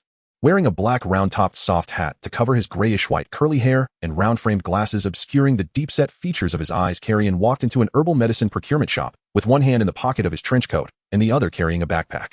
It was the same shop as before. Initially, the shopkeeper did not recognize Kalien and thought he was just an ordinary customer until Kalien casually placed his backpack on the counter and revealed the white leaf orchid inside. The shopkeeper immediately remembered Mr. 16. Welcome, welcome. He beamed with a smile as he stepped out from behind the counter, slightly bending at the waist to invite Kalien into the back room. Waving his hand to indicate he did not need to go into the back, Kalien gently pushed the backpack on the counter forward and said in a deep voice, "White leaf orchid 300 stalks." The shopkeeper's heart raced at these words, and he stared at the bag momentarily speechless. It had only been a few days since the last transaction. This Mr. 16 had actually brought in such a large batch of white leaf orchids, and the quantity was double that of the last time. Just the round trip to the dark forest would take at least 10 days, right? How did he manage to do it? Seeing the shopkeeper frozen in place, Kalien asked in confusion, "Not buying. Then he'll go somewhere else." He reached out to take back the bag. "We will buy. Of course we will." The shopkeeper became anxious and grabbed the bag before Kalien's hand could touch it, smiling obsequiously. "No matter how many white leaf orchids Mr. 16 has, our little shop will gladly accept them." Since selling the last batch of white leaf orchids, the shopkeeper had made quite a profit. He had bought them from Mr. 16 at 18 gold coins each, but could sell them for an average of 23 gold coins. He had made a net profit of over 700 gold coins, which could definitely be considered a windfall. Moreover, he had checked afterward, and Mr. 16's white leaf orchids were absolutely wild and pure from the dark forest with no quality issues. The fact that he came back with another batch in such a short time indicated that Mr. 16 had a stable source. The shopkeeper speculated that Mr. 16 might just be a representative responsible for selling herbs, and behind him, there must be a powerful team, at least 2 mercenary squads capable of freely entering the depths of the dark forest, if not more. Of course, these were not concerns for the shopkeeper at the moment. He was simply in the business of buying and selling, and as long as someone came to sell, he would just handle the payment and exchange. Before Kalien could speak, the shopkeeper proactively mentioned, "Mr. 16, I promised you last time that as long as you can continue providing the same quality of white leaf orchids, our shop can even offer a purchase price of 20 gold coins each. I will not go back on my word. Please wait a moment while I conduct a brief inspection of the goods." "Feel free," Kalien replied indifferently. After about 10 minutes, the shopkeeper quickly inspected the 300 stalks of white leaf orchids. Although over 20 stalks were damaged at the roots due to Kalien's rough picking, the shopkeeper still calculated the price at 20 gold coins each to show goodwill. A total of 6,000 gold coins. "Do you have any other issues?" The shopkeeper sensed that Mr. 16 seemed not to intend to stay long, so he did not drag the conversation out and quoted the price directly. Sitting on the high stool at the counter, Kalien tapped his fingers rhythmically on the table and nodded, saying, "Sure, it'll settle in dark light, wind, earth, and fire element coins." The wind element coins were for Mia, and the earth element coins were for Jack. He also remembered that a few other students had a slight talent for fire element affinity, so he could prepare some for them in advance. Of course, he only needed enough of these 3 element coins. Kalien still primarily needed to exchange for dark element coins, as they were more convenient for circulation, and almost all students could use dark element coins. As for why he needed to exchange for light element coins, it was because Kalien had some experiments to conduct that required the involvement of light elements. After handing over a large amount of element coins to Kalien, the shopkeeper seized the opportunity to ask, "I wonder if Mr. 16 has any other herbs for sale besides white leaf orchids." The shopkeeper knew that anyone going into the dark forest to gather herbs would not only collect white leaf orchids, they would surely also gather other valuable herbs. So the shopkeeper wanted to see if he could expand the variety of herbs available from Mr. 16. Taking a few exquisite coin pouches, Kalien glanced at the shopkeeper and coldly said, "Just control the channels for white leaf orchids. Oh, as for the others, you can't handle them." After saying this, Kalien turned and left. The words made the shopkeeper break out in a cold sweat, realizing he might have been too forward. Thinking back, it was also true. Mr. 16 had a completely casual attitude when selling white leaf orchids directly, using simple wooden boxes or cloth bags to pack them, as if he were selling junk.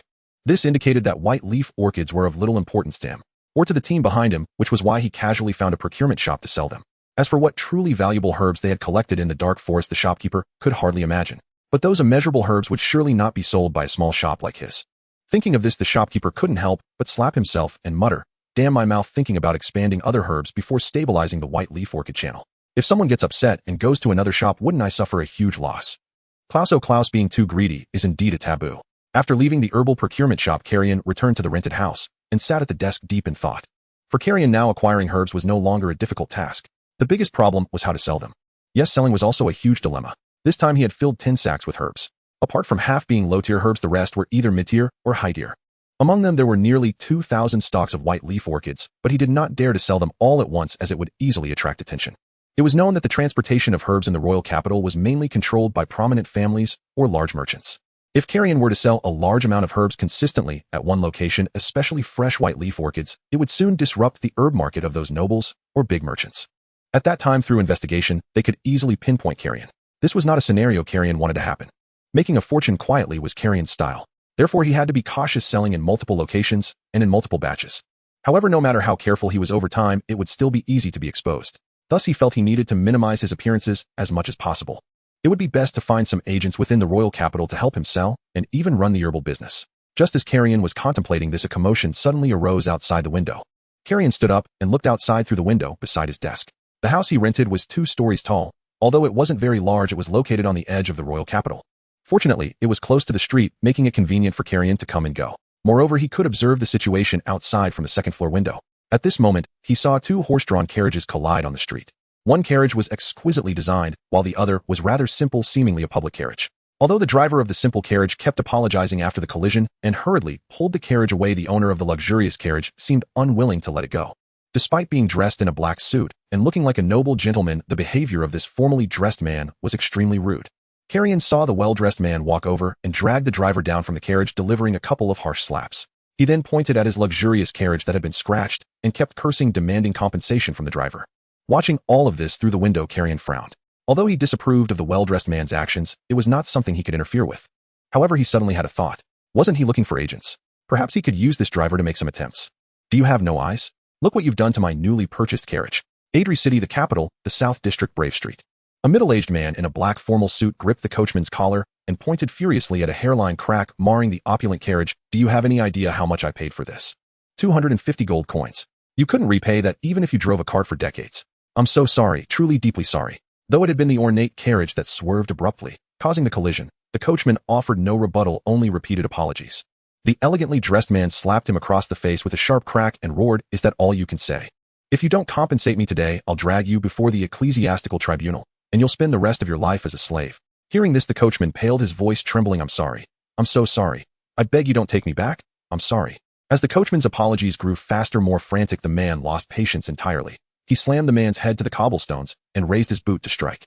"Hold!" A voice cut through the tension. Kalien approached, wearing a black knitted cap and round-framed spectacles, and tossed a small pouch casually toward the furious man. Startled, the man caught it awkwardly. At first annoyed, he paused upon hearing the crisp metallic chime within, then hastily opened the pouch to find 10 gleaming gold coins.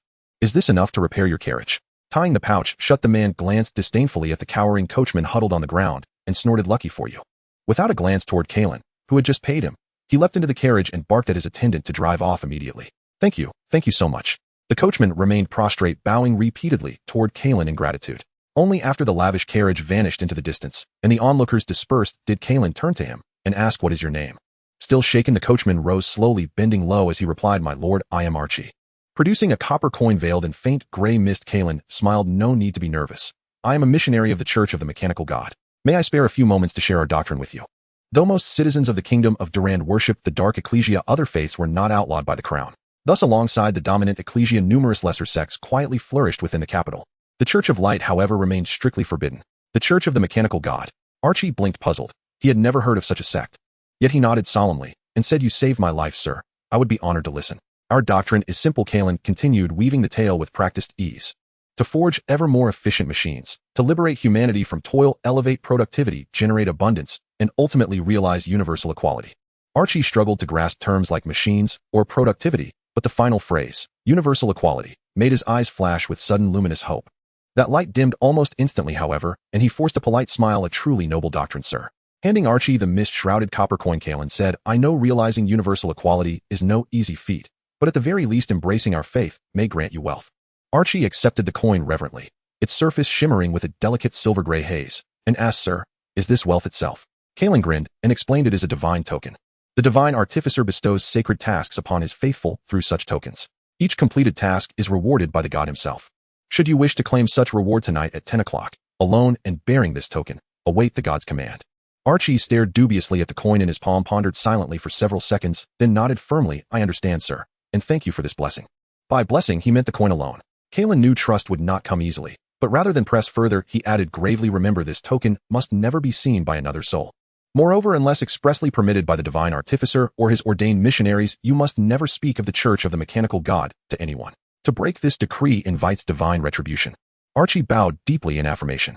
Stepping back, Kalien inclined his head slightly and pressed his fingertips to his brow in solemn benediction. May the divine artificer guard you. Archie hurriedly mimicked the gesture and echoed, may the divine artificer guard you. With that, Kalien departed. He circled back, eventually returning to his own dwelling.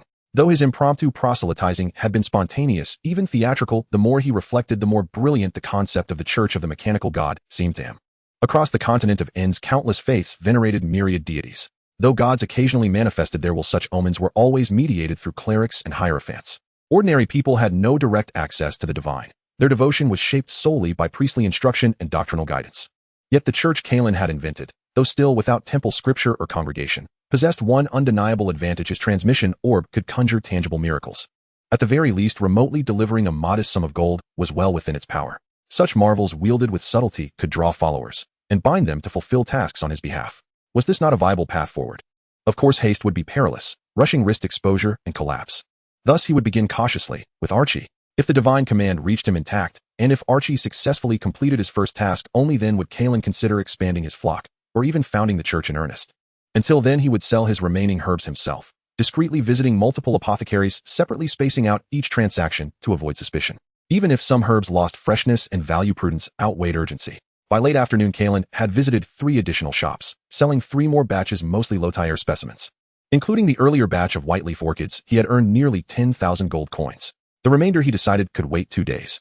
Near dusk, having completed extensive procurement in the capital, Kalien teleported back to Redleaf Academy. First, he inspected every student's academic progress and living conditions, confirming all was in order, before retreating to his chamber. Though exhausted from a day of relentless motion, he fought off drowsiness long enough to summon Horus's first letter from the Orb of Horus. That morning, after rescuing Horus in the miasmic forest, Kalien had given him 7 marked sheets, intending 1 daily missive. At his mental command, a fully inscribed page materialized in his palm. Its contents revealed that Horus maintained a contact in the capital, one whom Master 16 should inform of his current state, and who in turn must petition the king to report the rebellion unfolding in Goldblade Hold. Clearly, Horus had not abandoned his claim to the title. After careful deliberation, Kalien concluded he could assist, but not personally intervene. Entanglement in matters of state and succession was treacherous. Extricating oneself would prove far more difficult than entering. He would await his own strategic foothold in the capital, then channel aid indirectly through carefully assigned missions. For now, the matter was set aside. Instead, Kalien penned a reply assuring Horus that once his immediate affairs were settled, he would act, and urging him to focus solely on healing. Alongside the letter, he transmitted premium healing elixirs purchased that afternoon in the capital, and all essential supplies required for Horus's continued stay in the miasmic forest. Having resolved Horus's request, Kalien checked his pocket watch. 9 o'clock. 1 hour remained. Time to prepare meticulously and assume with flawless conviction the mantle of the enigmatic divine artificer. Adri City, the capital of the Kingdom of Durant, its southern district, the slums. With deep-set eyes, gaunt frame, and a hunchback, Archie dragged his weary body home. I'm sorry. Archie offered a wry smile. Today, while driving the cart, an accident occurred. I crashed it. Not only was I dismissed, but my wages were also withheld. The 3 children's eyes dimmed with disappointment. Yet the youngest, a girl with brittle straw-colored hair, gently took Archie's hand and said with quiet warmth, "It's all right, Uncle Archie. We're not hungry." Another boy, pale, hollow-cheeked, rushed into their cramped, damp dwelling and returned with a cup of water. "Uncle, you've worked hard. Drink up. When you drink, you won't feel hunger."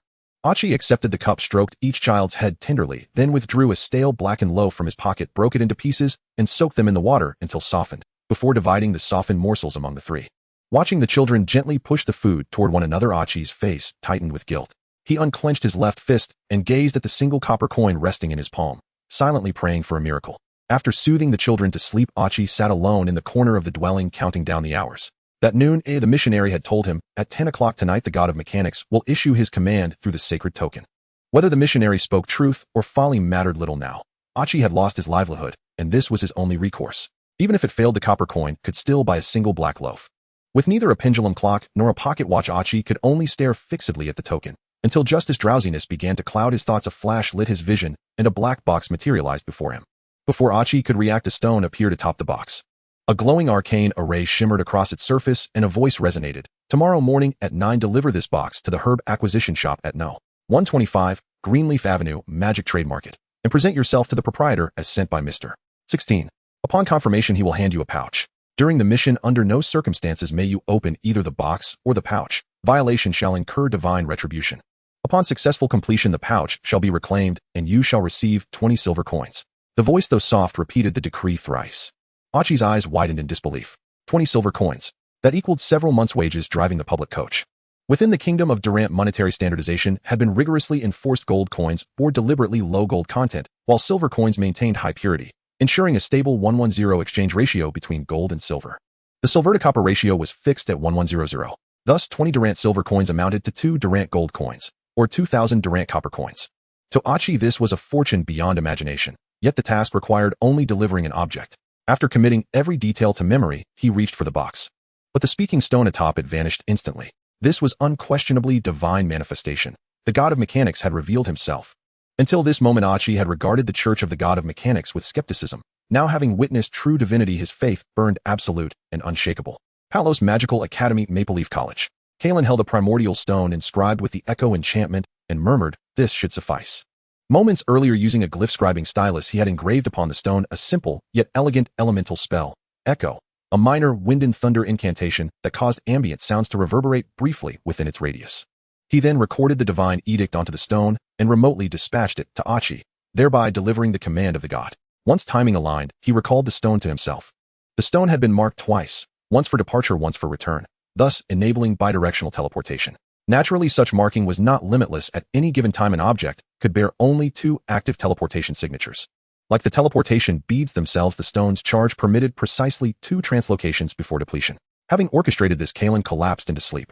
The next day, Kalien returned to the capital and observed from the second floor of a cafe across from the herb shop.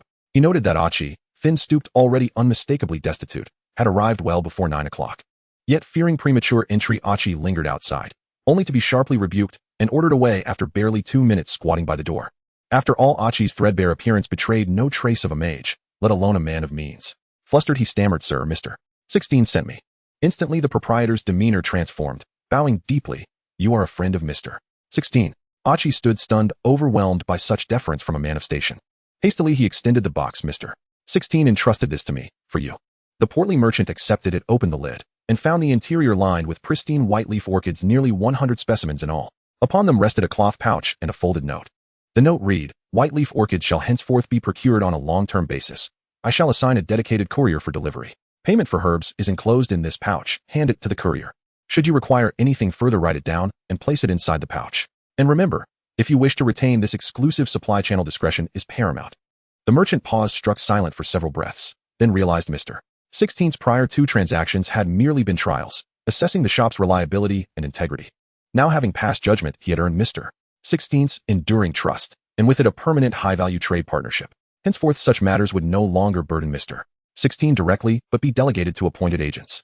A broad smile spread across his face as he hurriedly tallied the herbs, then carefully counted out the precise sum in elemental coins and gold, sealed them in the pouch, and handed it to Achi. Faithful to the divine instruction, Achi kept his gaze averted throughout the merchant's inventory, refusing even a glance. The moment he grasped the pouch, he bolted homeward. Yet halfway there, the pouch vanished from his grasp. Achi recoiled in alarm, first fearing he'd dropped it. Then comprehension dawned. The god of mechanics had reclaimed it. Simultaneously, he felt a sudden weight swell within his coat pocket, where only 1 copper coin had rested before. A small leather purse now bulged. Opening it, he beheld 20 gleaming silver coins, exactly as promised. Across the street on the second floor of the cafe, Kalien opened the same pouch, revealing a modest handful of elemental coins. He smiled faintly. So far, all proceeds as planned. Though laborious, the operation had unveiled a promising new vector, a pathway forward. That night, Kalien assigned Achi his next role, to apply for employment as a postal courier, a mail carrier. When Achi received this assignment, he was slightly taken aback. This occupation differed markedly from that of a coachman. Though both held low social standing, at least a mail carrier had to be literate. Though Achi had attended the church's school for 2 years as a child, he could recognize only rudimentary words. Truly qualifying for the post of mail carrier would not be easy. Yet the god of mechanics had already designated a specific post office for his interview, and success would yield a staggering 50 silver coins. Regardless of outcome, he resolved to try. As he pondered, he glanced down at his threadbare clothes and decided, before the interview, he ought to purchase new attire and clothing for the little ones. He lifted his gaze toward the 3 children sleeping on the wooden bed.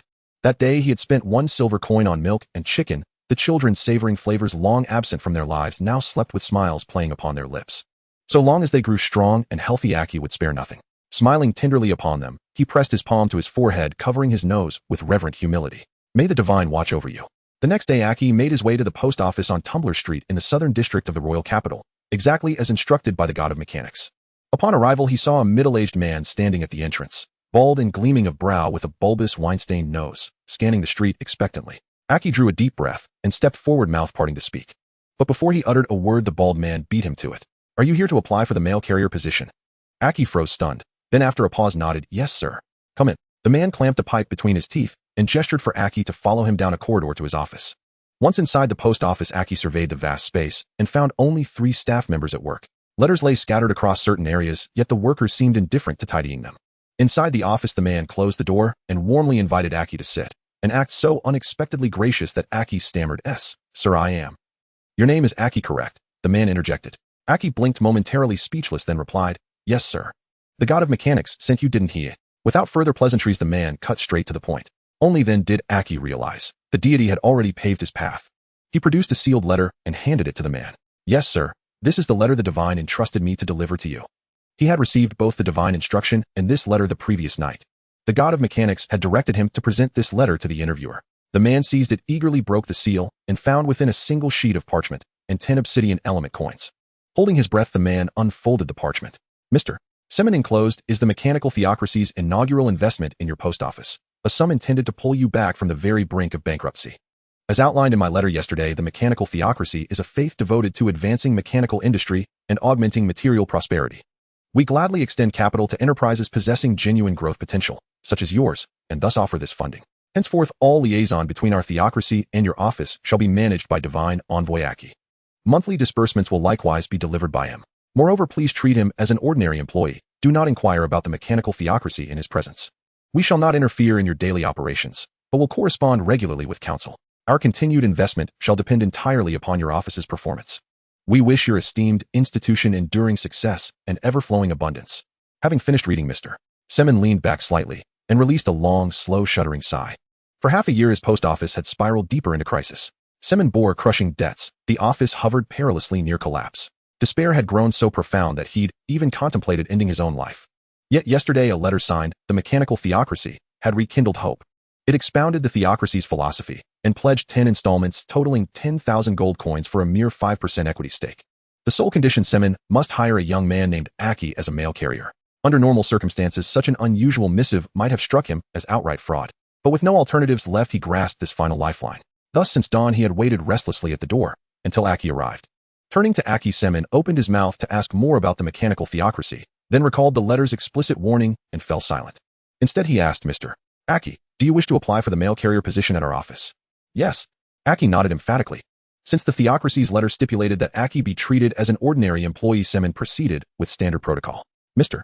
Aki, do you hold a certification issued by a guild academy?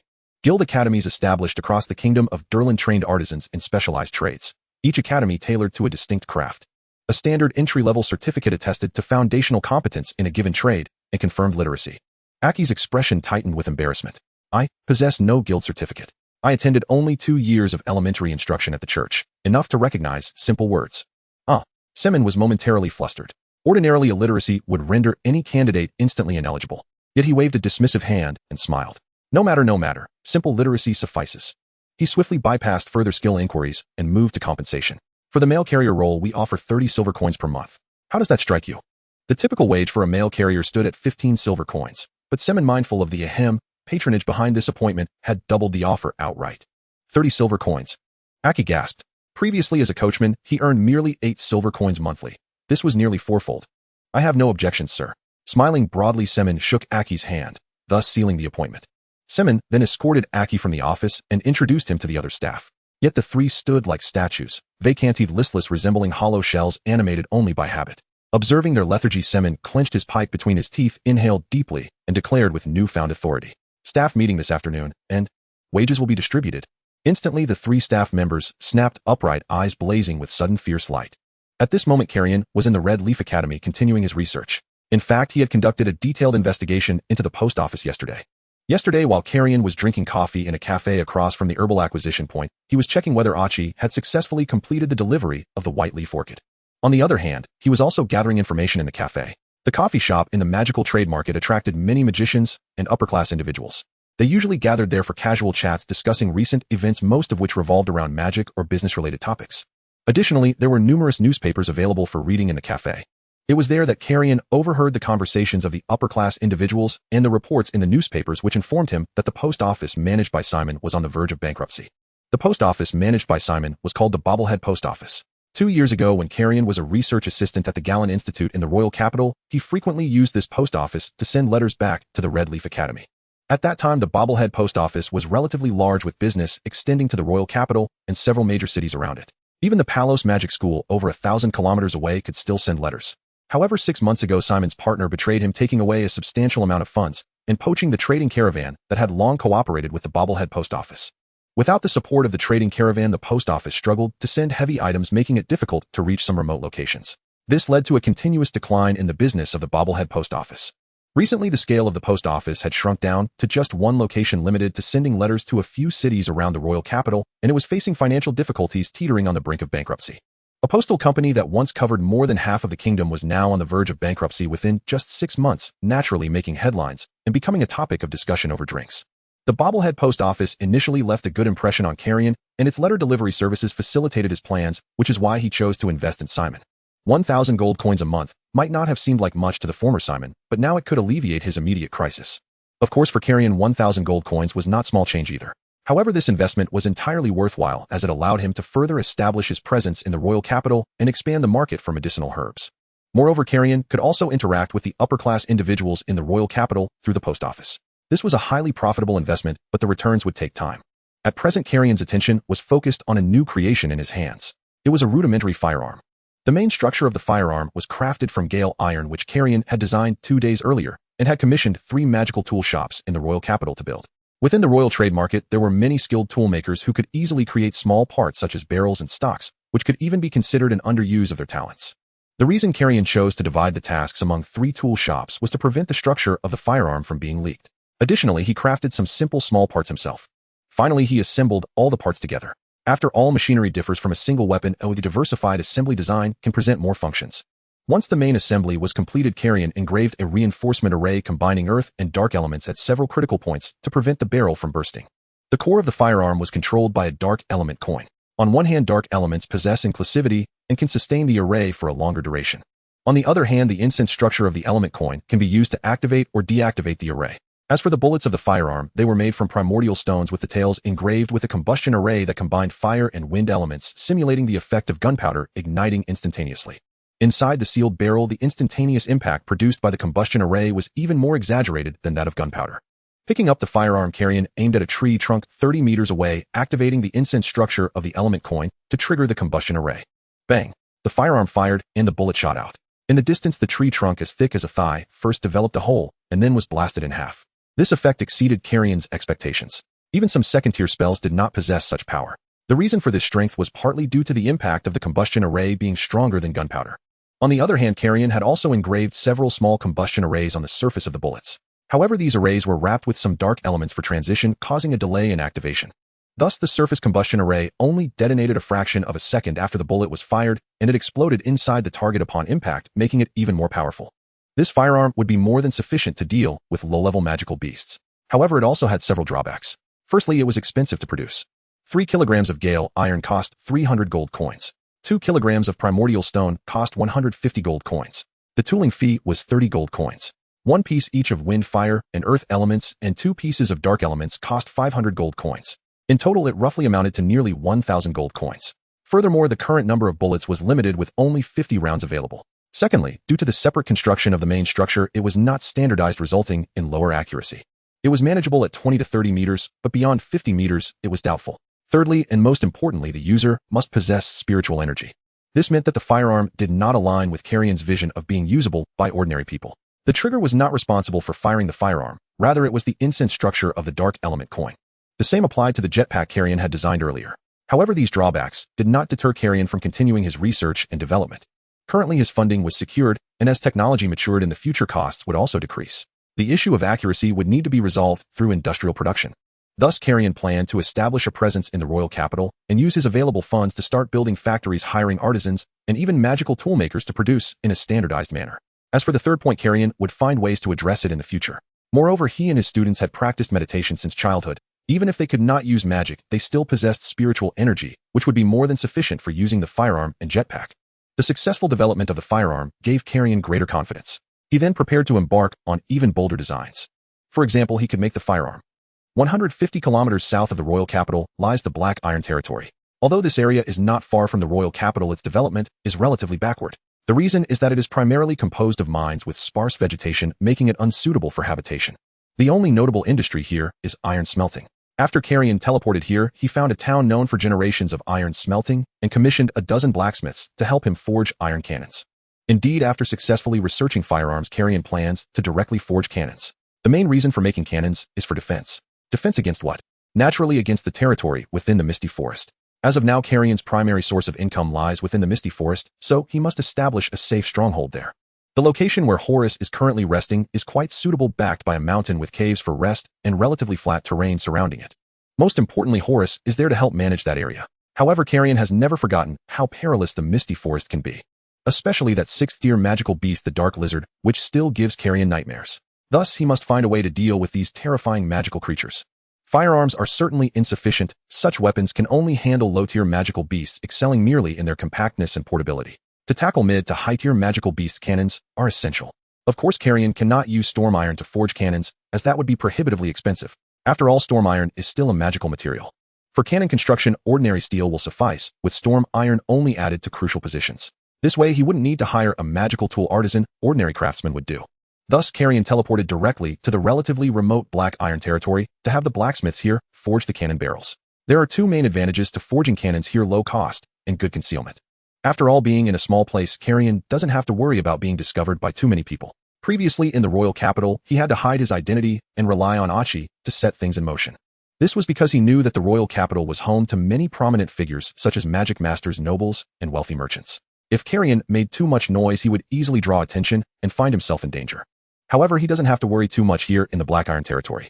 Although there are magic masters here, they are not of high rank and wield little influence, as it is a small place. Moreover, the blacksmiths of this town have been smelting iron for generations and often take on business from outsiders to forge various iron items. By providing blueprints and commissioning a dozen blacksmiths to forge the cannon barrels, Kalien is unlikely to attract outside attention.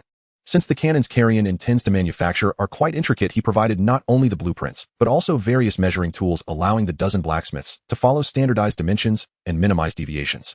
Upon hearing so many requirements, the blacksmiths almost went on strike. Thus, Kalien doubled their pay, and they immediately began forging with enthusiasm. After arranging the forging of the cannon barrels in the Black Iron Territory, Kalien contacted Achi in the royal capital and sent another letter to Simon. In the royal capital at the city of Adrai, Simon, the director of the Unstable Mail Bureau, after receiving the first investment from the Mechanical God sect, repaid some urgent debts and then prepared to make a big move. However, Simon soon realized that while 1,000 gold coins could address immediate concerns, expanding the business remained exceedingly difficult. The Unstable Mail Bureau had previously collaborated with many towns and territories surrounding the royal capital, but those towns and territories were relatively remote and required carriages for travel. In order to repay debt, Simon had already sold off many carriages, leaving only 2 to maintain basic operations. Now, to expand operations, he would need to purchase several carriages and hire more employees to drive and transport letters and goods.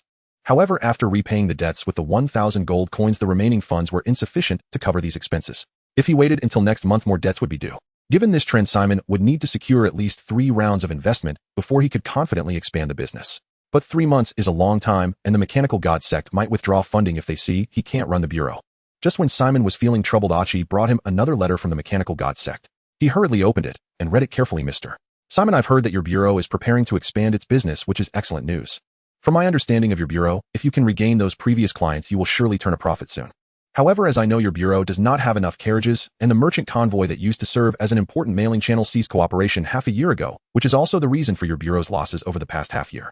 Based on this, I would like to propose a collaboration. Our Mechanical God sect will fund the establishment of a merchant convoy to purchase carriages, and Mr.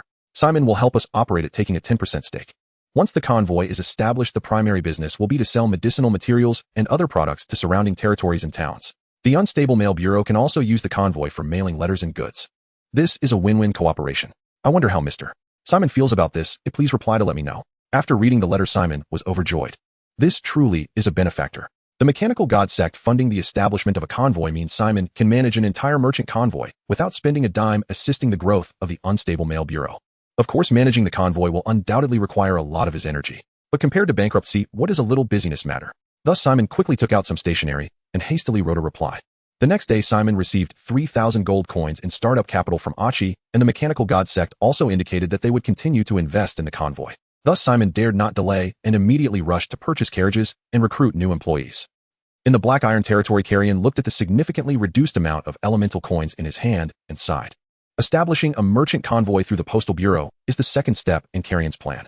Although the medicinal market in the royal capital city of Adrai is vast, Kalien does not have any background in the royal capital and is hesitant to sell too much at once. He can only sell in batches through Achi.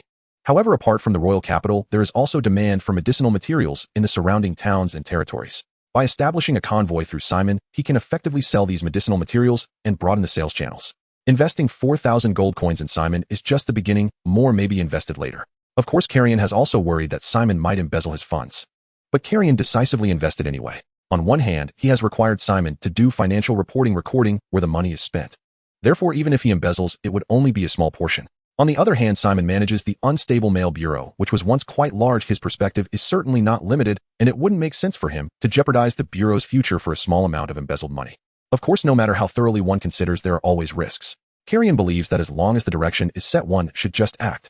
Now the situation is gradually opening up. As long as the convoy is successfully established, Kalien won't have to worry about a lack of sales channels in the near future, and wealth will start rolling in. At that time, he will have the confidence to invest in industrial construction, creating a more diverse range of magical devices through industrial means. At the Red Leaf Academy in the outdoor training ground, Mia, with her ponytail and lake blue eyes, extended her hands and closed her eyes to adjust her breathing.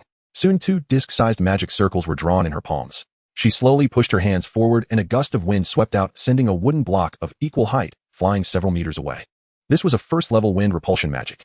Normally, the thrust generated by this magic is quite limited and cannot blow something away for several meters like Mia did. However, the magic circle had been redesigned by Kalien to rationally distribute the wind direction from an aerodynamic perspective, thereby maximizing its effect. Mia was somewhat surprised to see the heavy wooden block blown so far away, turning to Kalien nearby and asking, "Master, did I really do this?" Kalien smiled and replied, "Of course." Looking at her hands, Mia expressed doubt. This power is already comparable to a second-level wind repulsion. Wind repulsion is a basic magic, but as the amount of magical elements used increases, the magic level can also rise. Normally, wind repulsion has a total of 6 levels. The higher the level, the larger the magic circle needed to construct it. A 6th-level wind repulsion might require a magic circle with a diameter of over 20 meters and sometimes needs several people to construct at the same time. According to MIA's understanding, a 2nd-level wind repulsion would have a diameter of at least half a meter. Shaking his head, Kalien said, "Don't let the magic level limit your thinking. It's just a general classification method. In reality, magic is far more complex than that. Moreover, just because one can use higher-level magic doesn't mean they're stronger. When I was at the Kalien Research Institute, a colleague could already use 5th-level magic. Yet he revealed that he might not even be able to defeat an ordinary 2nd-level magic master. So adaptability is key. When you take your exam, you must use magic according to the actual situation. Remember, magic is just a tool." Hearing this, Mia nodded earnestly, indicating her understanding. Clapping her hands, Kalien added, "Great, let's move on to practical combat." This left Mia a bit confused. She asked, "Practical combat? Where do we do that?" After all, she was the only magic master in the entire Red Leaf Academy. After all, her teacher Kalien had no elemental affinity, so he didn't even count as a magic apprentice. Smiling broadly, Kalien pointed behind him. Mia followed his pointing finger and saw Jack with dark skin walking out from behind the wall. He carried a strange backpack which had 2 straps extending from its sides tied to Jack's arms and connected to 2 gloves. This was a jetpack developed by Kalien earlier, but in the past few days he had modified it to include 2 additional gloves. Each glove had a piece of elemental stone embedded in its palm, inscribed with 2 simple magic circles. On the back of the hands were 2 elemental coins. "Master, what is this?" Mia asked curiously as she circled around Jack. "This is a magical device I've been researching recently."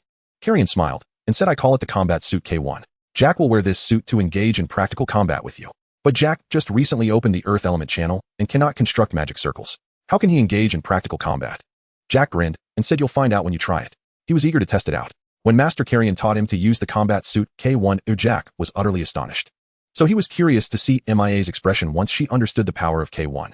Seeing that both the teacher and Jack were so enthusiastic, Mia decided not to say anything further and walked straight to the center of the outdoor training ground, asking, "How do we engage in practical combat?" Kalien replied, "The practical combat exams at the Palos Magic School are different each year. We can refer to last year's offense and defense method. We will plant a flag in the center of the training ground. One of you will protect the flag, while the other will attempt to destroy it with a time limit of 15 minutes. Both students nodded in agreement, indicating no problem. Thus, Kalien planted the prepared flag in the middle of the training ground and positioned the 2 of them. Combat. Begin. With a loud shout, Kalien stepped aside and quietly observed. As the defender Mia struck, first extending her right hand. With a buzzing sound, she inscribed the wind blade magic circle and shot a wind blade at Jack. Considering that Jack wouldn't be able to use magic, Mia weakened the wind blade's power a bit to avoid injuring him. To Mia's surprise, Jack quickly extended his left hand, releasing a wind blade that collided with Mia's, canceling each other out. Moreover, Mia noticed a detail. When Jack cast magic, he didn't construct a magic circle. Instead, the palms of his gloves glowed faintly. This meant that it wasn't Jack's magic at work, but rather the magical device functioning. Strangely, Jack didn't go through the process of gathering magical elements. This indicated that this magical device not only had inscribed magic circles, but also had the capability to store magical elements. After a fleeting thought, Mia didn't hold back any longer. She extended both hands simultaneously, constructing magic circles and releasing several wind blades to surround Jack. Suddenly, Jack broke into a grin, lightly leaped, and then floated in midair. Mia's eyes widened in shock, her mouth agape enough to fit an egg. Wind control magic. Mia looked incredulously at Jack, who was hovering in midair. Wind control flight was something only high-level wind elemental magic masters could accomplish. How did Jack manage this? Seeing Mia's expression, Jack was quite pleased. He twisted his arm, pulling the straps which directed the jetpack's movement toward Mia. At this moment, Mia snapped out of her astonishment and quickly switched her magic circle to release wind repulsion. Under the onslaught of the raging winds, the airflow produced by the jetpack became chaotic, causing Jack to lose control of his direction and fly backward, tumbling to the ground. Fortunately, the left glove of suit K1 was inscribed with the earth element reinforcement magic circle. Before landing, Jack cast a reinforcement on himself, preventing injury upon impact. He also remembered Master Kalien's words and didn't fly too high, which is why nothing serious happened, although the backpack did get somewhat deformed. Jack awkwardly glanced at Kalien. Chuckling, Kalien said, "It's okay, continue." The expensive parts of the jetpack were the elemental stones and elemental coins inside. These items were not easily damaged. As for the outer shell of the backpack, it could be repaired if damaged. Nodding, Jack flew up again. But this time he didn't approach Mia. Instead, he circled around the flag, repeatedly launching wind blades at it. Mia had no choice but to use wind barrier to protect the flag, while simultaneously fending off Jack's wind blades and releasing wind blades to attack Jack. Jack was hit again and fell down. After all, although Jack could fly, he could only move slowly, turning him into a flying target. Alright, practical combat is over. Kalien called a halt to the battle, even though the practical combat lasted less than 3 minutes.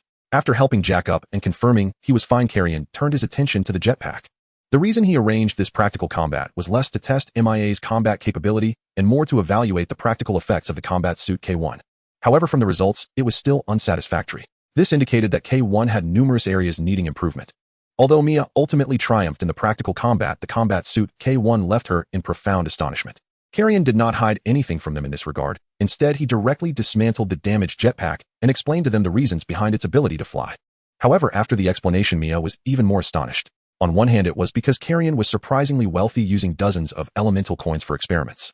Although she did not know the actual price of the elemental coins, it was evident that they capable of storing magical elements were not cheap. On the other hand, 10 wind repulsion magical arrays were enough to lift a person into the air.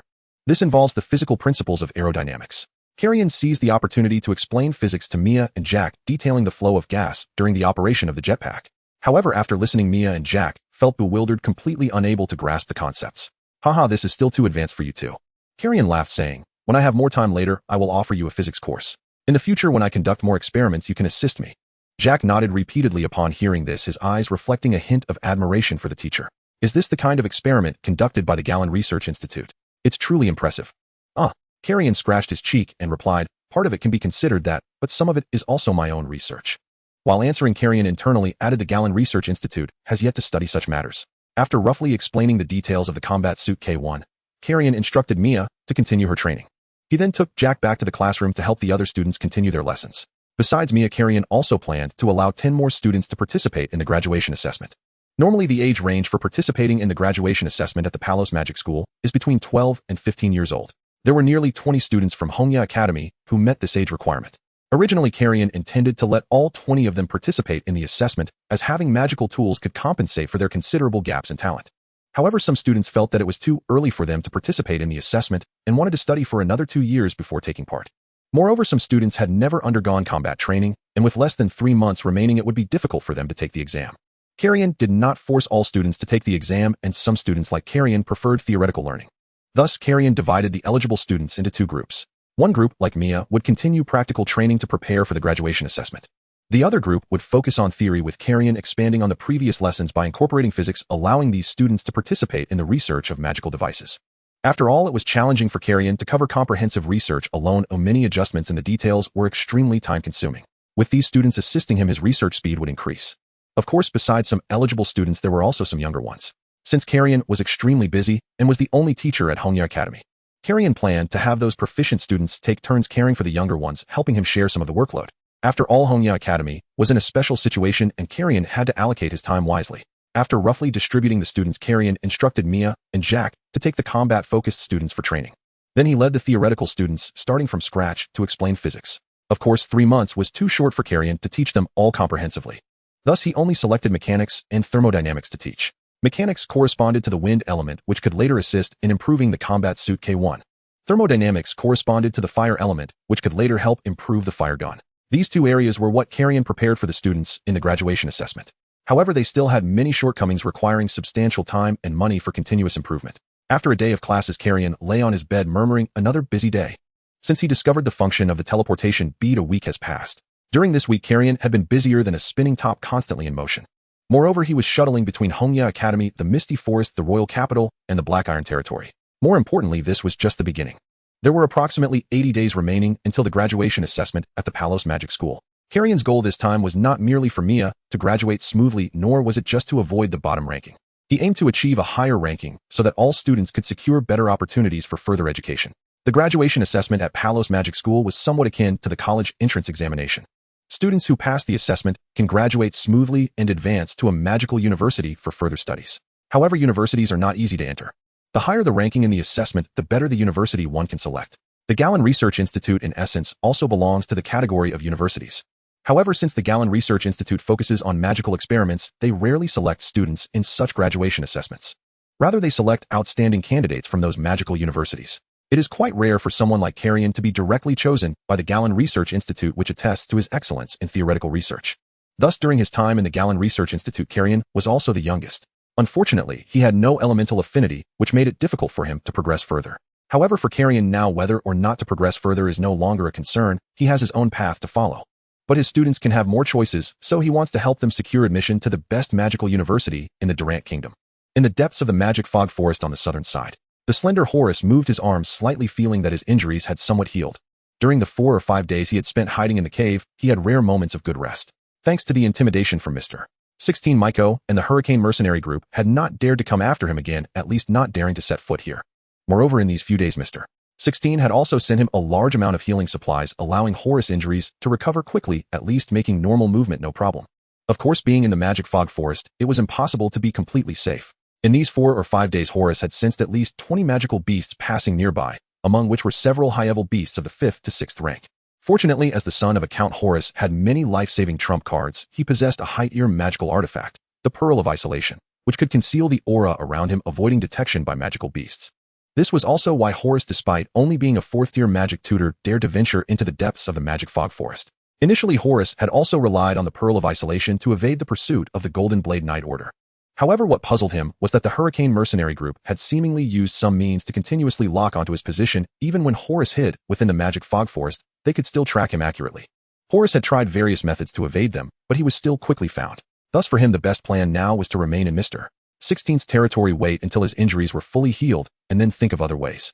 After twisting his neck a couple of times and confirming that no magical beasts had passed by, Horus picked up the bag given to him by Mr. 16 and began to clear away the weeds around him. White leaf, orchid concentration, grass, blood flame flower. These mid-tier medicinal herbs seem quite rare outside. Each one must be worth at least a dozen gold coins. Having seen and learned a lot, Horus muttered while pulling out the herbs. I didn't notice these when I came in. I didn't expect them to be so common in the magic fog forest. If I could pull out dozens of carts and transport them outside, wouldn't that be worth over 1,000,000 gold coins? It should be noted that even the Count of the Golden Blade territory might not have a total wealth of 1,000,000 gold coins. Of course, Horus also understood that attempting to transport dozens of carts back and forth in the magic fog forest was nearly impossible, except for Mr. 16's miraculous spatial magic.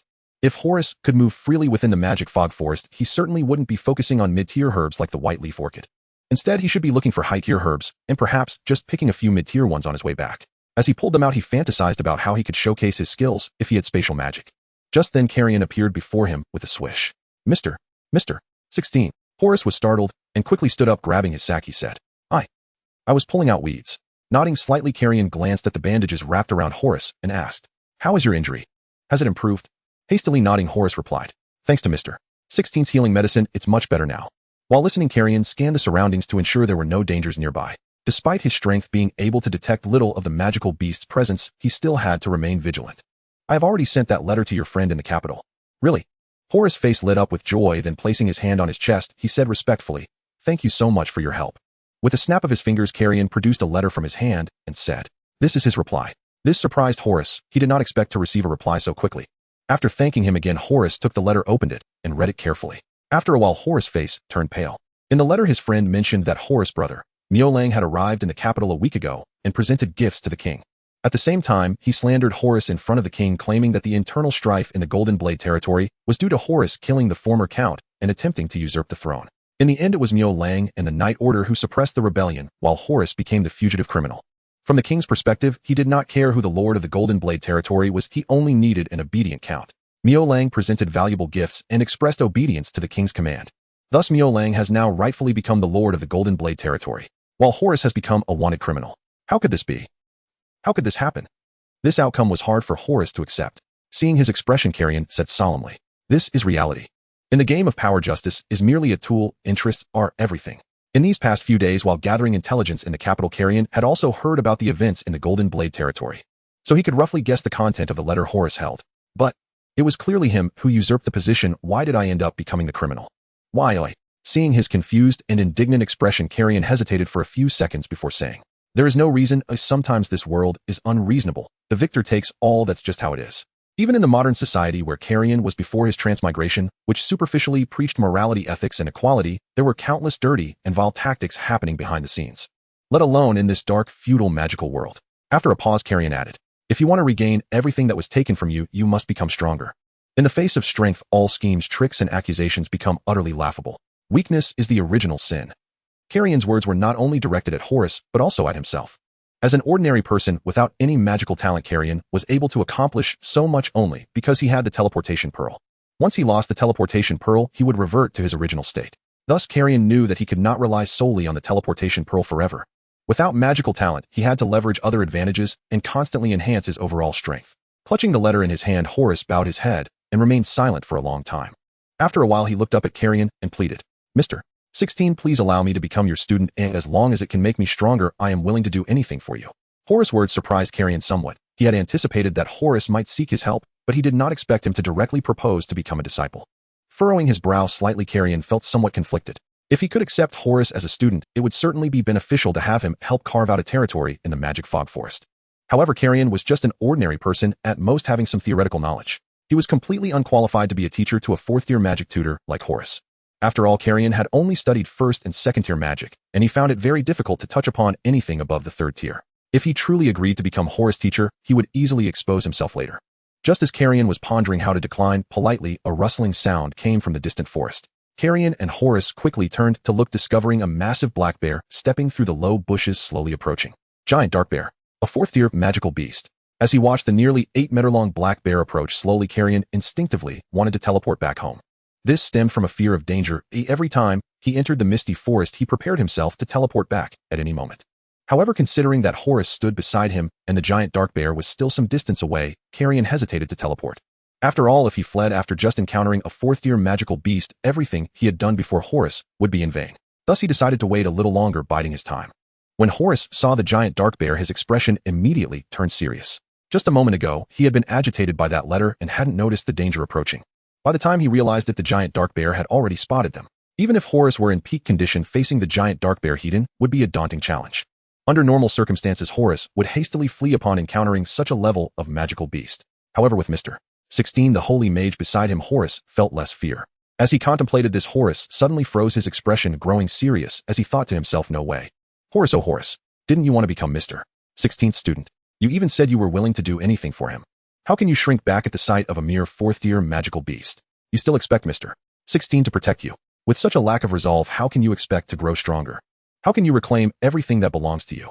After questioning himself, Horace gritted his teeth and made a firm decision.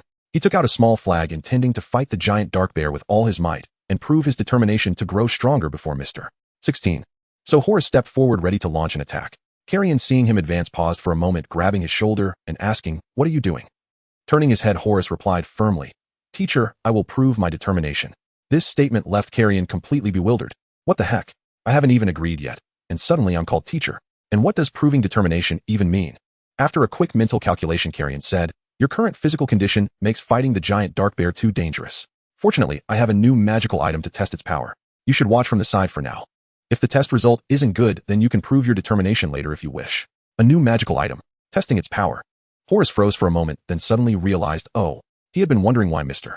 16 wanted to establish a territory in the Misty Forest. It turns out Mr. 16 is a craftsman here to use the magical beasts in the Misty Forest to test the power of magical devices. Truly worthy of Mr. 16 directly using magical beasts for experimentation. Just as Horace was having this revelation, Kalien threw a small stone forward and then snapped his fingers. Before him, a 1.5-meter-high iron cannon suddenly appeared, its 150-millimeter barrel aimed directly at the distant giant dark bear. This iron cannon was the first product crafted collaboratively by several blacksmiths from the Black Iron Territory in recent days. While it still had many flaws, Kalien had tested it in the Black Iron Territory and found its power quite impressive. Initially, Kalien planned to wait until they had built a few more before deploying them around the cave. But the appearance of the giant dark bear prompted Kalien to test its power. If the bear charged directly at him, Kalien would teleport away without hesitation. However, the giant dark bear was approaching slowly, taking heavy steps and occasionally letting out a menacing roar. It could sense the magical elements on Horace and found it somewhat challenging to take down this human in one go. Thus, it approached cautiously while gathering its strength. As for Kalien, he was completely ignored by the giant dark bear as he currently emitted no magical elements. Regardless of the reason, the giant dark bear was still 60 to 70 meters away, giving Kalien the opportunity to utilize his magical device. He snapped his fingers again, and a cannonball larger than his fist appeared in his hand. The cannonball was teleported to him using beads. As for the reason, he snapped his fingers. Don't ask, it's all about the sense of ritual. After placing the alloy cannonball inscribed with numerous explosive flame arrays into the barrel, Kalien activated the magical array switch inside the iron cannon with his mental power. Then with a thunderous boom, the cannonball shot out at high speed, accurately hitting the abdomen of the giant dark bear. At a distance of 50 meters, the massive bear exceeding 8 meters in length. If Kalien missed in this situation, he would truly be blind.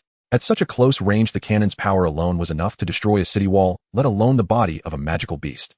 However, every magical beast possesses its own racial talents. This innate ability is further enhanced in the rich magical element environment of the Misty Forest. The giant dark bear has a racial talent known as Beast Armor of the Earth Element, which can condense a large amount of Earth Element to cover its entire body, granting it formidable defensive capabilities. Thus, when the cannonball struck the giant dark bear, the immense inertia only pushed it back several meters, causing minimal damage, merely cracking its beast armor a little. But before the giant dark bear could react, the cannonball that collided with it suddenly expanded violently, like a volcanic eruption, with scalding flames mixed with sharp iron fragments erupting from its abdomen, completely shattering the beast armor. Moreover, feeling that one shot was not enough, Kalien quickly teleported another cannonball into the barrel. Boom, boom. 3 consecutive shots, all hitting their mark. When the smoke cleared, Horace was astonished to find that the massive body of the giant dark bear had been blown apart, charred blood and shattered organs hanging from the surrounding tree trunks. A 4th-tier magical beast killed so simply. Looking over at the iron cannon, Horace felt a chill run down his spine.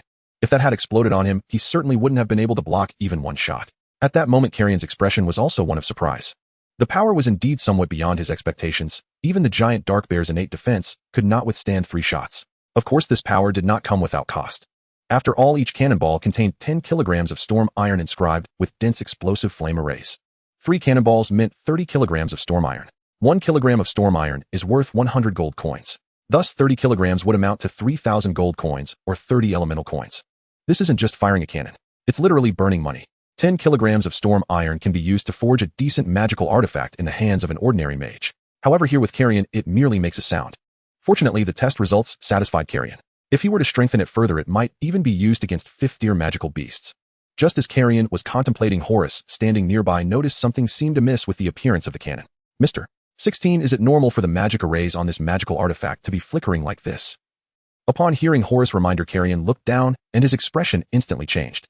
Retreat, he shouted and directly teleported 30 meters away. Horace, hearing Mr. 16's words, quickly turned around and jumped aside. 2 seconds later, all the explosive magic arrays inside the iron cannon collapsed, exploding consecutively. Even with the reinforcement magic array, the cannon shattered into pieces. Kalien stared blankly at the broken cannon frame for several seconds, and his brows tightened. He had a rough idea of why the iron cannon had exploded. To enhance the cannon's power, Kalien had added a lot of storm iron within the cannon frame, and the shells etching numerous magic arrays on it. Although Kalien had meticulously adjusted the arrangement and proportions of these magic arrays, the interference between them became too severe after consecutive activations. Starting it was fine, but stopping it was not so simple. In other words, it wasn't that the cannon was poorly made, but rather that there were flaws in the design of the magic arrays. Under normal circumstances, very few people would etch so many magic arrays like Kalien does when crafting magical artifacts. After all, to enhance power, both artisans and engravers usually seek to improve the material grade and the tier of the magic arrays rather than using a large quantity of materials and arrays like he did. However, Kalien was not a mage. Even with various tools at his disposal, he could at most etch second-tier magic arrays. For third-tier and above, no matter how strong his theory was, he couldn't achieve it. Could it be that this approach is unworkable? Kalien's heart began to panic. He originally thought that mass could lead to a qualitative change, and as long as he found the patterns, he could continuously stack magic arrays. But the reality was that the more magic arrays he stacked, the bulkier the entire magical artifact became, causing chaos during activation and increasing the likelihood of accidents. If he continued to research in the direction of stacking, Kalien might fall into a dead end. His brows furrowed deeper as he fell into deep thought. Horace, who had dodged to the other side, looked at the broken cannon frame and then at the dark-faced Mr. 16, choosing to remain silent. It seemed that Mr. 16's artifact experiment had encountered problems, and his mood appeared to be quite poor. The matter of apprenticeship could wait until later. After pondering for a few minutes, Kalien decided to conduct further research after returning. He turned to Horace and said, "The noise just now might attract other magical beasts. You should stop clearing the weeds for now and take cover." Horace nodded to indicate his understanding and replied, "Don't worry, Mr. 16, I have a way to mask my presence so that magical beasts won't detect me." Nodding in agreement, Kalien said, "Just be careful. There was an issue with the experiment just now, and I need to go back to check it out." After finishing, Kalien snapped his fingers and disappeared.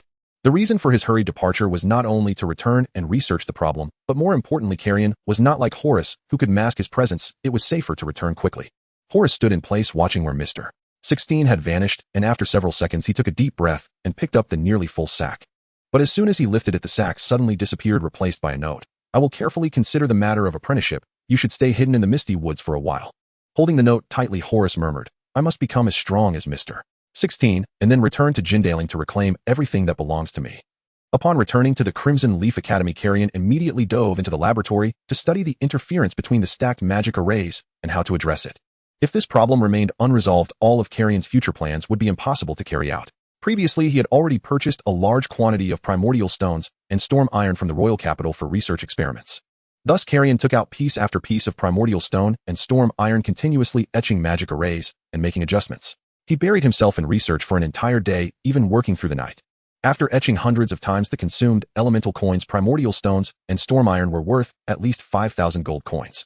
Yet even so, Kalien still couldn't solve the interference problem between the magic arrays. After all, Kalien was using spiritual power to trigger the incense coil structure as a switch and then activate all the magic arrays. As long as the number of magic arrays etched in the same position exceeded 10, the triggering range, an order would become unstable, and then over time, all the magic arrays would collapse one after another. No matter how he arranged or adjusted them, it was all futile. How could this be? It was clear that if simply stacking magic arrays could continuously enhance power, then other low-tier mages would have done so long ago. However, in reality, Kalien had never heard of anyone using low-tier magic arrays to achieve the power of high-tier ones. Even the firearms and cannons he crafted relied solely on funding. Is this path truly impassable? With disheveled hair and bloodshot eyes, Kalien stared at the primordial stone on the table, murmuring, "Relying solely on spiritual power, I cannot effectively connect all the magic arrays. I need a more effective method." Yet magic arrays are circular in shape, and to maintain stability, the edges must be closed. This makes it very difficult to connect them. As he muttered this, Kalien suddenly had an idea. Why must magic arrays be circular? As soon as this thought emerged, more strange ideas uncontrollably surged in Kalien's mind, and he immediately began to experiment. He tried square, pentagonal, and even various odd shapes. Through a series of chaotic tests, although Kalien could not etch an effective new array, he accidentally discovered a detail. When dark elements were added to the light elemental patterns, the light elemental patterns would lose their effectiveness. However, when Kalien removed the dark elements, the light elemental patterns would light up again. This process resembled a light switch. If he followed this detail and introduced binary logic light elements as 1 and dark elements as 0, then could it mean that Kalien could utilize the combination of light and dark elements to execute binary logical operations? Looking at the patterns of light and dark elements on the primordial stone, Kalien's eyes brightened and his thoughts were instantly cleared. Before his journey to this world, Kalien had traversed the modern society where all traditional computers, regardless of their processing speed or storage capacity, ultimately relied on the fundamental logic of binary operations. The combination of 0 and 1 can give birth to infinite possibilities. Following the expansion of his thoughts, Kalien temporarily discarded all other magic arrays and focused instead on the interplay of light and dark elements. However, despite understanding the principles of binary, executing the computation process was far from easy. The tasks of inputting, controlling, calculating, storing, and outputting were all tremendous challenges. Each part required extensive experimentation. Based on his ideas, Kalien inscribed a few simple linear magic arrays, yet none of them yielded satisfactory results. Either they were ineffective or they held no significance. Ideas were formed, but how to implement them and where to start left him somewhat bewildered. It was not just confusion from contemplation, but also the fatigue stemming from a day and night of intense work. Feeling somewhat overtired, Kalien had no choice but to jot down his ideas and lean back in his chair to rest for a while. Uncertain how long he had slept, Kalien found himself dreaming of a game he had once played, Minecraft. Beyond its high degree of freedom and interesting gameplay, this game featured one standout characteristic: the redstone system. When the redstone in his dream overlapped with the light and dark elements, Kalien abruptly woke up. His eyes darted around for a moment, and then a look of ecstatic joy spread across his face as he picked up a recording pen and a primordial stone, embarking on new research. In Minecraft, the strength of redstone lies in its ability to mimic real-world circuits and perform logical operations, allowing players to create various redstone contraptions. Among these, the redstone comparator is undoubtedly the most crucial component. Its existence enables the redstone system to achieve the three logical gates, and OR and NOT. Kalien could fully emulate the redstone system, utilizing the properties of light and dark elements to create his own elemental comparator, MC the Eternal God. With the redstone system as a reference, Kalien quickly identified the focal point for implementing his ideas. He picked up the primordial stone to conduct various experiments using light and dark elements to simulate redstone and inscribing the circuitry. By combining light and dark elements along with assistance from other elements, he inscribed a magic array reminiscent of the redstone comparator. Subsequently, after practical combinations, he formed three magic arrays resembling chip circuits: the magic array, the or magic array, and the not magic array, collectively referred to as the logic arrays. These three arrays were no longer circular, but convex in shape, featuring two input terminals and one output terminal. More importantly, the logic arrays do not require mental energy to activate. They only need the input of light and dark elements. Once the two elements pass through these three magic arrays, they can output a definitive signal through the corresponding logical operations. In the end, all Kalien needed to do was connect the logic arrays and elemental circuits to other magic arrays, solving the earlier issue of interference among the various magic arrays. Moreover, Kalien could utilize them for even more intelligent operations, and it wouldn't be impossible to eventually create a computer. Of course, these would require more complex operations that Kalien was not yet capable of. He could take his time to research them later. But now Kalien could indiscriminately stack numerous first and second-tier magic arrays together without worrying about their interference. Additionally, with the logic arrays serving as switches, Kalien no longer needed the incense structure of elemental coins. This way, the cost of manufacturing magical devices could be reduced by at least 2/3. Grabbing a primordial stone densely inscribed with elemental circuitry, Kalien pressed a rough button on it, connecting two light element circuits. Soon a small wind repulsion was activated on the primordial stone, and a gust of wind tousled Kalien's hair even more. However, Kalien smiled joyfully. He had finally found the key to unlock the door to new magical devices. Subsequently, he slumped over the table and fell into a deep sleep. After such a lengthy period of research, he was utterly exhausted. When Kalien awoke again, he realized that he had conducted research for a full 2 days and nights. Fortunately, he had previously arranged tasks with the merchant group in the royal capital, the blacksmiths in the Black Iron Territory, and the students at Red Leaf Academy, ensuring that things wouldn't fall into disarray. After washing up and replenishing his food supply, Kalien hurried to the classroom and training ground to help students adjust their study plans and training directions. He then issued a new task to Archie in the royal capital via divine command, instructing him to deliver several letters to the mailboxes of important figures in the royal capital for a more comprehensive layout. Of course, he also remembered to write to Simon at the stubborn mail post, asking him to sell the last batch of stocked herbs through the merchant group. After finishing a myriad of tasks, Kalien finally had the time to teleport to the Black Iron Territory. At that moment, the blacksmiths had already forged the second steel cannon for him. After all, with the experience from the first cannon, the second one was much quicker to forge. Instructing the blacksmiths to continue forging the third cannon, Kalien applied new ideas, inscribing the second steel cannon with logic arrays, as well as combustion and reinforcement. The desired effect was still similar to before. However, this time, Kalien fired off over 10 cannonballs, ordinary iron balls, and the magic arrays on the steel cannon remained flawless, stable as ever. This proved that the logic arrays could indeed be effective. Thus, Kalien immediately began contemplating the manufacturing of more magical devices. But checking his pockets, he found he was out of money. Research was truly a costly endeavor. Fortunately, the most challenging part had already achieved a breakthrough. Moreover, Kalien didn't need to rush to develop new magical devices. Simply improving the firearms cannons and the combat suit K1 would be enough to keep him busy. Additionally, the costs of manufacturing these items had been exorbitantly high. Kalien could consider ways to reduce expenses. For instance, he could avoid using storm iron for the entire component and only use it where it needed to exert its effect. He could use storm iron as chips to inscribe the magic arrays while using ordinary iron for the structure. This way, costs could be significantly reduced. Later on, his theoretical students could also help him inscribe the magic arrays. In other words, I can divide the magical devices into chips and structural parts. Kalien murmured, stroking his chin. The laboratory at Red Leaf Academy can be transformed into a research center for the manufacturing of magic array chips. As for the structure, as he spoke, Kalien turned to look at the distant iron town in the Black Iron territory. Perhaps I could open a factory here. After a day of inspection, Kalien spent 1,000 gold coins to purchase a large plot of land in a certain valley of the Black Iron territory. This place is nestled between mountains and rivers with a relatively flat terrain. Moreover, it is rich in coal and iron resources, making extraction easy. More importantly, there are a large number of blacksmiths in the nearby iron refining town. Building a factory here has many advantages. The only downside is that transportation is extremely inconvenient. After all, it is situated in a valley surrounded by mountains. Even if there are rivers passing through, the currents are swift and filled with hidden rocks, making navigation difficult. Logically speaking, transportation is a necessary condition for a factory. After all, both the inbound raw materials and the outbound processed products require transportation to be feasible. But for Kalien, this was not a problem. His teleportation beads allow raw materials to be transported directly from afar into the valley. Once the products are completed, they can be sent out. In this process, there is no need to traverse mountains. It is done in one step. The only cost incurred is the elemental cost consumed during teleportation. However, compared to the hassle of transporting goods by cart over dozens, hundreds, or even thousands of kilometers, the cost of teleportation is quite low. Moreover, building a factory in the valley is less likely to attract outside attention, allowing Kalien to develop and produce without restraint. Most importantly, acquiring such a large plot of land for only 1,000 gold coins is incredibly cheap, akin to a windfall. The Black Iron territory is filled with mountains which are of little use to the Lord. Aside from the mountains containing storm iron, the Lord of the Black Iron territory considers the rest of the mountainous areas to be barren. When Kalien had someone purchase that valley from the Lord was overjoyed. After acquiring the land, Kalien prepared to start building the factory. However, the construction of the factory requires workers.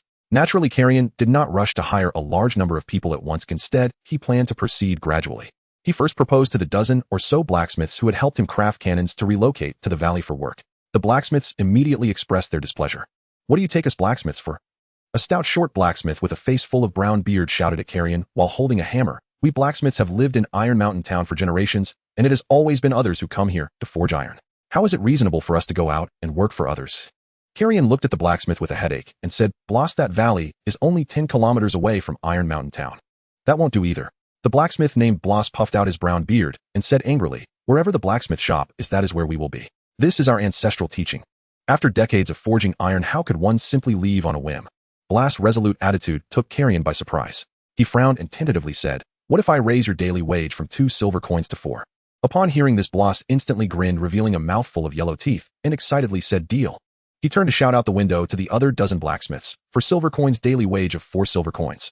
The blacksmiths outside immediately erupted in excitement, shouting loudly. Kalien stared blankly at Blas and asked, "Did you not say that wherever the blacksmith shop is, that is where you will be? You also said it was your ancestral teaching." Waving his hand, Blas nonchalantly replied, "We can just build another blacksmith shop there, can't we?" He added, "For silver coins, remember you said it, no backing out."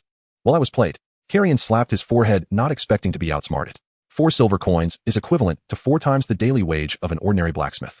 Of course, this labor cost is still within Kalien's acceptable range. After all, the skills of these dozen blacksmiths are indeed exquisite, and they achieve the results Kalien desired when crafting cannons. "Then it's settled. You can start packing your things, and you can move over tomorrow." "All right." Blas' smile never faded as he put down his hammer and said, "They'll go inform my wife first." After a moment, Kalien added, "Actually, you can bring your family along as well." Blas was taken aback and asked, "How long will we be there? What about food and accommodation?" "If all goes well, you can stay long-term. Including your family's food and accommodation are all covered. There will also be some cooking and laundry work that your families can take on with separate compensation. Is there such a good deal?"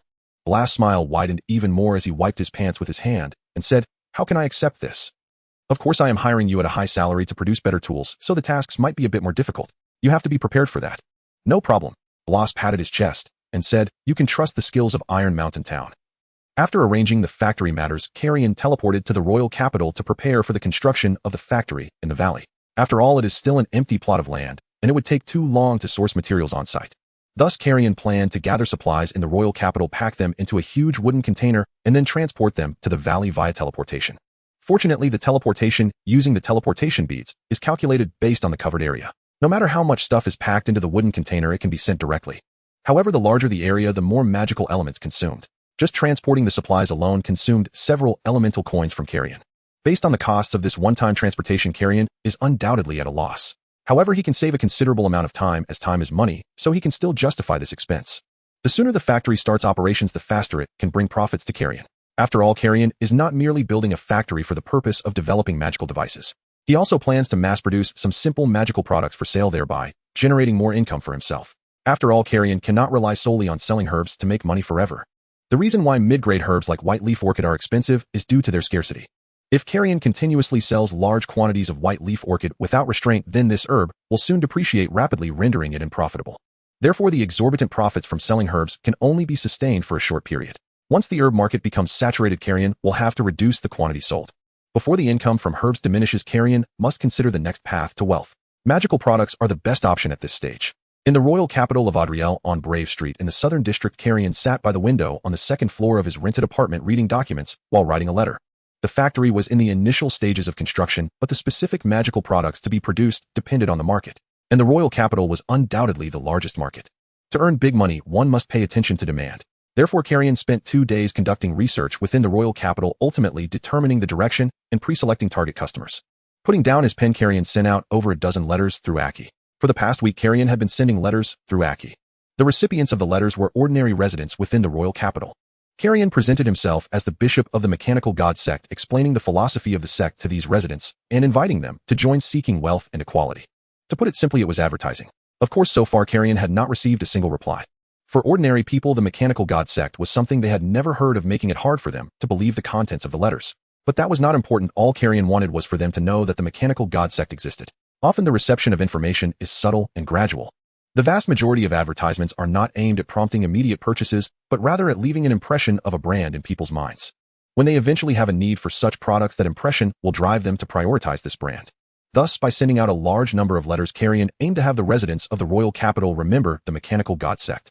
Moreover, to deepen their impression, Kalien even designed a gear logo which he made into a seal to stamp prominently on each letter.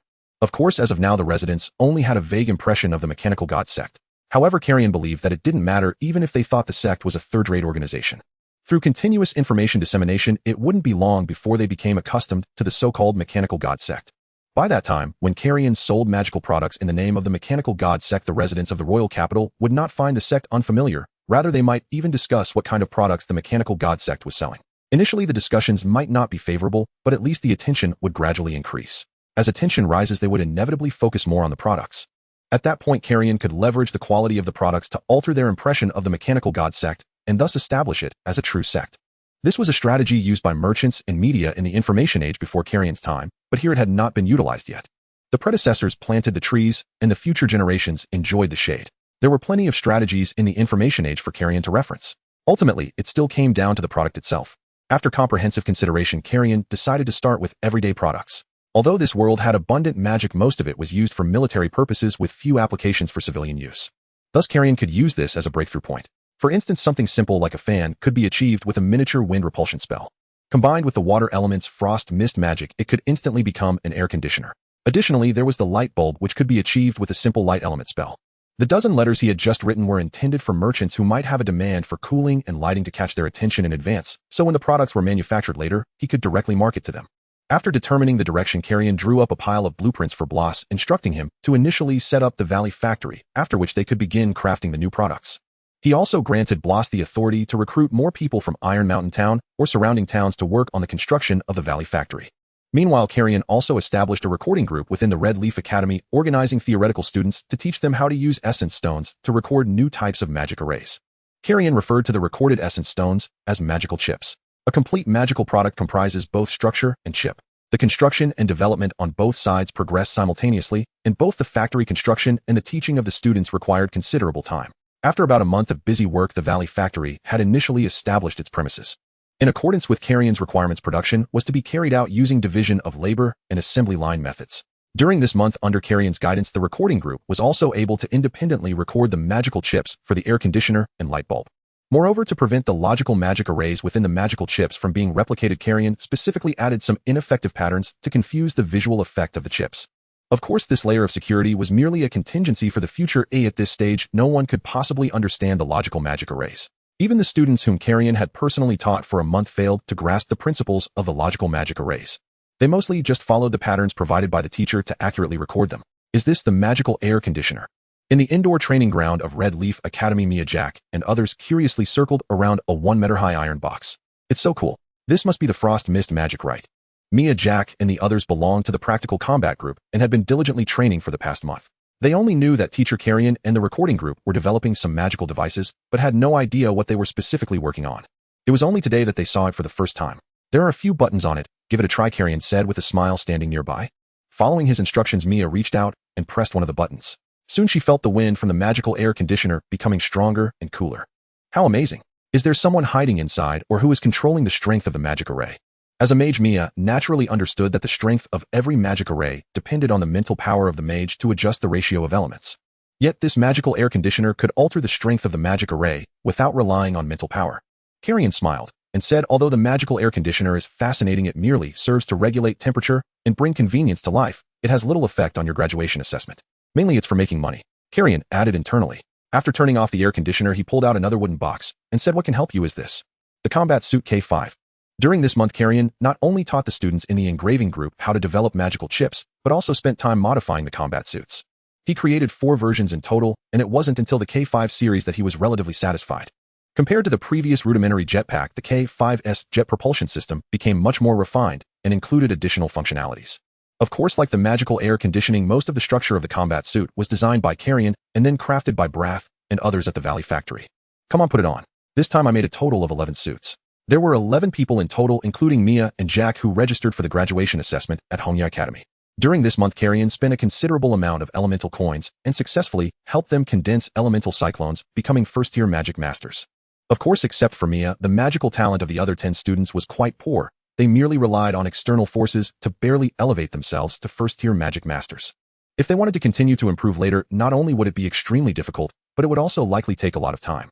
In contrast, Mia had already begun to attempt second-tier magic, but it would still take her a considerable amount of time to truly master it. Wow, it's smaller than before, and the design is beautiful. Mia picked up a light yellow combat suit. To give the suit a more aesthetic appeal, Kalien specifically had Brath and the others add some color. The K5 suit has 4 functionalities and 9 components: jet propulsion, back nozzle, left elbow nozzle, right elbow nozzle, left ankle nozzle, right ankle nozzle. Spellcasting function, left palm spellcasting glove, right palm spellcasting glove. Protection function, reinforced abdominal armor. External function, spellcasting rifle. As he introduced the features, Kalien helped them put on the suits and continued the jet propulsion function is not necessarily for flying, it's meant to give you extra power when you move. I've designed independent arrays for all components, and you can also use your mental power to trigger the switches inside. After putting it on, Mia moved her limbs a bit and felt somewhat awkward. There's no way to make the combat components smaller for now. It might feel strange at first, but you should get used to it. Compared to the K1 suit my teacher made me wear last time, this one is much lighter. Jack, with his dark skin, listened attentively to Kalien's explanation. Once he understood most of it, he turned to look at the box, intending to put one on as well. At this moment, there was only one suit left in the wooden box, and it was pink. With a blank expression, Jack looked at his classmates and said, "Hey, why is there only the pink one left?" Considering that there were boys and girls among the 11 K5 suits, Kalien had made various colors, including blue, white, black, yellow, red, pink, and so on. To Kalien's surprise, none of the 5 female students chose the pink one. Instead, they preferred yellow, white, and black. Jack picked up the pink gloves and turned to Mia. Mia shrugged and said, "I don't like pink." Jack then looked at the other female classmates, only to see them stifling laughter and shaking their heads. Oh, no way. Jack was momentarily at a loss as to what to do. Another tall male classmate with thick eyebrows patted Jack on the shoulder and said earnestly, "Jack, you should be happy. Pink is what a real man should wear." Turning to him, Jack held the pink gloves up to his face and said, "Then Sally, you wear the pink ones and give me the blue ones." No, no, no. With a serious expression, the thick-browed Sally shook his finger and said with his eyes closed, "In Hongya Academy, you are the undisputed real man, only you." Before he could finish his sentence, Jack directly tried to rip off his blue abdominal armor. Hey, why are you getting physical? Let go. Hey, bro, let's talk this out." Seeing Jack and Sally grappling, Kalien shook his head with a smile and said, "This is just a temporary test suit for you. You don't have to wear it permanently, just make do with it. Once it's optimized for the next version, you can also customize it in other colors." Hearing the teacher say this, Jack had no choice but to let go of Sally and reluctantly put on the pink combat suit. Kalien coughed twice, covering his mouth and nose with his hand, smoothing out the corners of his mouth, and said, "Next we will continue with the testing. You 11 will be divided into 4 groups for team combat. The rule is to compete for the headbands of the opposing group, who once a headband is taken away, the person is out. The group with the most headbands at the end wins." Jack, who had just put on the pink abdominal armor, looked up at Kalien and asked, "Teacher, is there a reward for winning?" Smiling, Kalien replied, "After the training, all suits must be returned. Only the winning group will obtain a 3-day usage right for the K5 suits." Upon hearing this, everyone immediately became highly motivated, determined to exert their utmost effort to win this training. Leading them to the outdoor training ground, Kalien continued, "The K5 suit is still not a completed version. This is just for you to test, so you don't need to worry too much about damaging it. Your safety is the most important. The durability and sturdiness of the suit are also one of the purposes of Kalien's testing. Understood. After the 11 of them donned their headbands, they tested the functions of the various components according to the teacher's instructions. With 5 nozzles available for jetting airflow, Jack and the others were able to maintain their balance better while flying in their combat suits this time. Even if their bodies tilted in midair, they could quickly adjust their postures using the nozzles at their elbows or ankles. Of course, this also meant they had to control multiple components simultaneously, which tested their mental power and judgment. To ensure safety, the flight height for this training is limited to 10 meters. Anyone exceeding this height will be eliminated. Even though Kalien had added the windshield array to the K5's abdominal armor to cushion their falls, the K5 was still just a test version and safety had to be prioritized. Once you're ready, the training begins. The 11 students took off into the air simultaneously. Although their bodies were somewhat unsteady, they managed to stabilize by adjusting the nozzles at their elbows and ankles. While everyone was still adapting to the K5, Jack was already freely moving in the air, even executing 360-degree spins without issue. Besides being the first to try the combat suit, more importantly, Jack had a good sense of balance. He swiftly lunged towards Sally, who was closest to him, ready to snatch his headband. Seeing Jack charging at him, Sally hurriedly dodged to the left. However, the large movement caused him to spin and crash to the ground. Everyone was immediately alarmed. Kalien, sitting not far away, quickly activated the windshield and Solace reinforced abdominal armor remotely. He was able to activate it remotely not because of any high technology, but because he had embedded several marked small components in everyone's abdominal armor to control the windshield switch. Once Kalien noticed a student was in danger during training, he would immediately teleport away the marked components, activating the windshield instantly. However, before the released windshield could land, Sally adjusted his body in time and landed safely on the ground. Only then did Kalien feel relieved, snapping his fingers to cancel the windshield around Sally. "Jack, are you seeking personal revenge?" After landing, the heavily browed Sally looked at Jack and complained, then raised an eyebrow, saying, "However, pink does suit you quite well." Just a moment ago, Jack was worried about Sally's safety, but the next second, he clicked his tongue and rushed towards Sally. Seeing him attack again, Sally activated his elbows and ankles, accelerating his run. Sally realized that his balance in the air was not as good as Jack's, so he decided not to fly anymore. Instead, he used the nozzles on his elbows and ankles to enhance his forward direction. It is worth mentioning that the nozzle devices in the K5 suit can adjust their thrust and direction. For instance, the nozzle on the back can direct airflow backward or downward. Thus, while running, Sally also activated the back nozzle, but the airflow was directed backward. As Sally ran away, Jack failed to grab his scarf. So he landed on his right foot, changed direction, and pushed off powerfully, soaring towards Sally. Just as the two continued their chase, others began to join the scarf-snatching battle. Mia held a spell-casting rifle aimed at a member of another group in the distance and pulled the trigger. Unlike the previous magical firearm, the spell-casting rifle did not fire bullets, but activated a magic circle to release spells. The shape of the spell-casting rifle is similar to an ordinary rifle in Kalien's memory, but it features 3 barrels. Each barrel is inscribed with a corresponding irregular magic circle. The 3 barrels correspond to 3 magic circles. Moreover, the barrels of the spell-casting rifle are detachable, meaning one can replace them to choose the desired magic. However, each time the trigger is pulled, only one type of magic can be released. To change the magic, one must twist the barrel's wheel. As for the stock, it is used to connect to the barrel and control the power level of the magic circle inside, allowing for adjustments. Additionally, there is a magazine used to store elemental coins. Compared to minor spells like those for refrigerators or light bulbs, the magic released by the spell-casting rifle consumes significantly more magical elements. Therefore, after the magic circle in the barrel finishes casting, it needs to draw magical elements from the elemental coins in the magazine. Of course, a single elemental coin contains enough magical elements to cast hundreds of ordinary first-level spells. To ensure the safety of this training, the spell-casting rifles provided to the students by Kalien are all ordinary first-level spells with relatively weak power, such as Wind Blade, Water Arrow, Thunderball, Flash, and Frenzy, all set to the lowest power level, so that even if hit, they wouldn't cause significant harm. After Mia pulled the trigger, the spell released was Thunderball. Moreover, guided by the barrel, the Thunderball was launched at a faster speed. Another student hit, felt a wave of paralysis, and was temporarily unable to move. At that moment, Mia rushed over, preparing to snatch his scarf. But at that moment, a wind repulsion pushed Mia away. The one who cast wind repulsion was another member of the opposing group who used spellcasting gloves to release the magic. Like the spellcasting rifle, the spellcasting gloves are also solely used to release pre-recorded magic. The magic chip inside the gloves is what makes them functional. Similarly, this chip can also be replaced. However, the gloves have limited area and can only accommodate one magic chip. Unable to successfully grab a scarf, Mia quickly turned and switched targets. At the edge of the training ground, Kalien observed the chaos while taking notes about the issues he discovered. Although Kalien had conducted numerous tests while designing the battle suits K2, K5, addressing the issues, he found he was still limited by his individual testing. Through testing with multiple people, he could uncover more problems. During the observation, he also carefully analyzed each student's characteristics. Jack adapted to the battle suit the best, not only maneuvering flexibly in various ways, but also switching freely between airborne and grounded states. Sally's adaptability was somewhat lesser, but he could enhance his movement and reaction abilities using the nozzle components. This was precisely the effect Kalien sought. After all, most of the students participating in the graduation assessment were magic apprentice students. Everyone was running on the ground, and if one flew directly, it would create too much noise. Thus, Kalien aimed to enhance the suit's ability to strengthen physical movements, enabling the students to be more rapid and agile during the assessment. As for Mia, her use of the battle suit K5 was quite conventional. However, throughout this training, she demonstrated a certain strategy and consistently maintained a good distance from others. This allowed Mia to avoid being attacked while often seizing opportunities to snatch others' scarves. After 20 minutes, the training concluded. Mia managed to collect the most scarves and secured first place. Meanwhile, Jack and Sally were still chasing each other. "Oh my gosh, I'm exhausted." Sally, heavily browed, stumbled a few steps and fell to the ground, cursing, "Why are you chasing me so relentlessly?" Jack, equally exhausted, placed his hands on his hips and walked over to kick Sally, also cursing, "I just can't stand the blue suit you're wearing." Ignoring the two of them, Kalien addressed all the students, saying, "You all performed well in this training, but the suits need to be changed for improvements."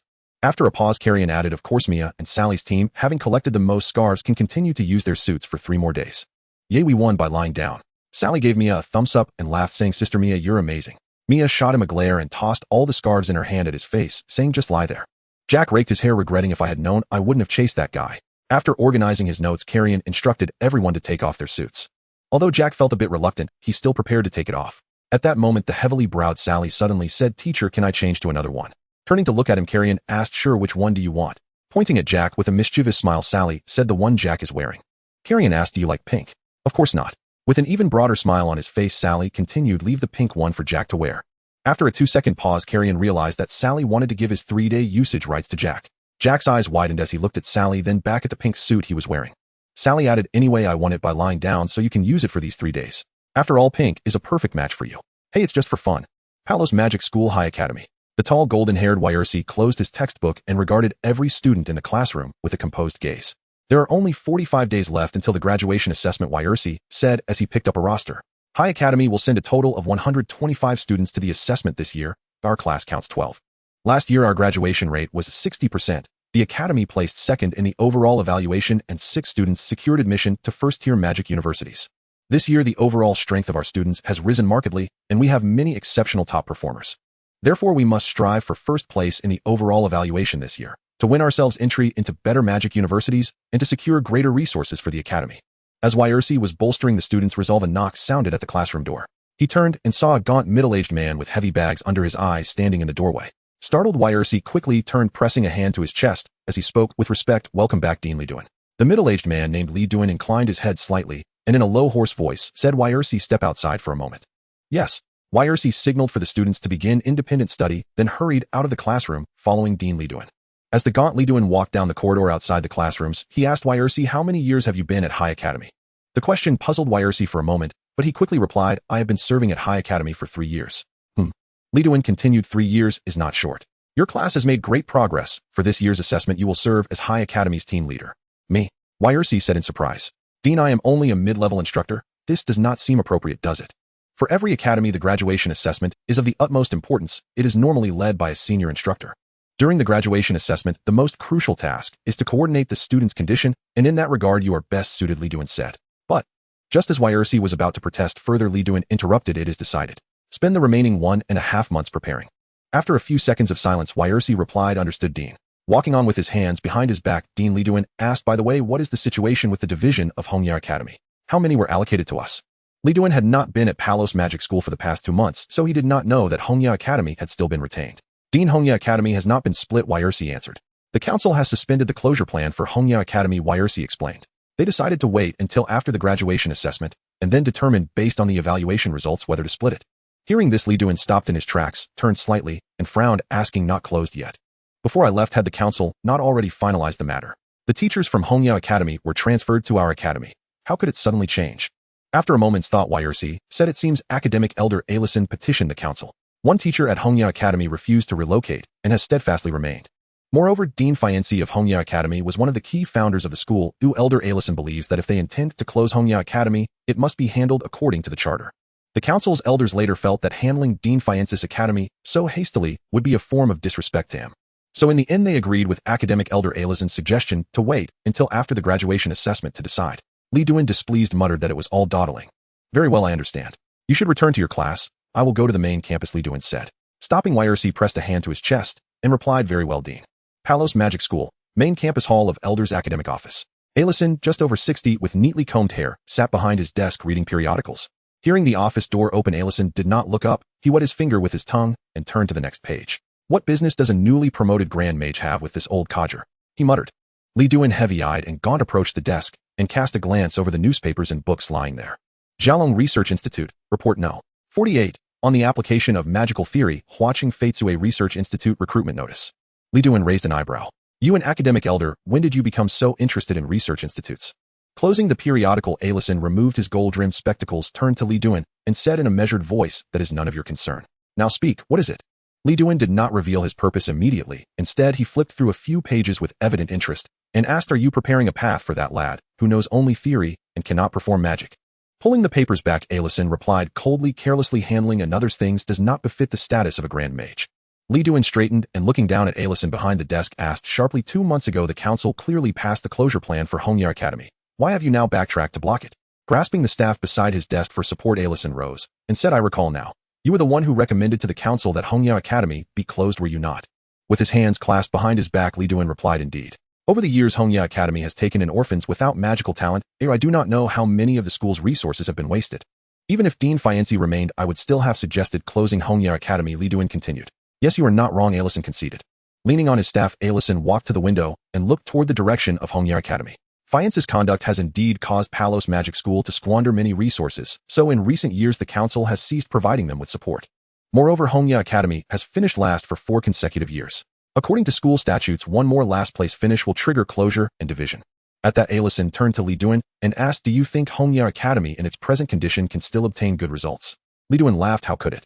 Alison replied, if that is so, with only 1.5 months left, what is the rush? Li Duan found himself momentarily without a rebuttal. After a pause, he sneered, how long Hongya Academy remains closed is one matter, the prestige of the council is another. As the school's highest governing body, is it fitting for you to be so indecisive? He continued. Gripping his staff, Alison answered coldly, deciding whether to close a subordinate academy is a grave matter and must be considered with the utmost care. Fine. I, a mere dean, cannot sway such things. Since the elders say so, Li Duan conceded. As he spoke, Li Duan lightly swept a hand over the Grand Mage insignia on his chest and laughed, then what harm in waiting another 1.5 months?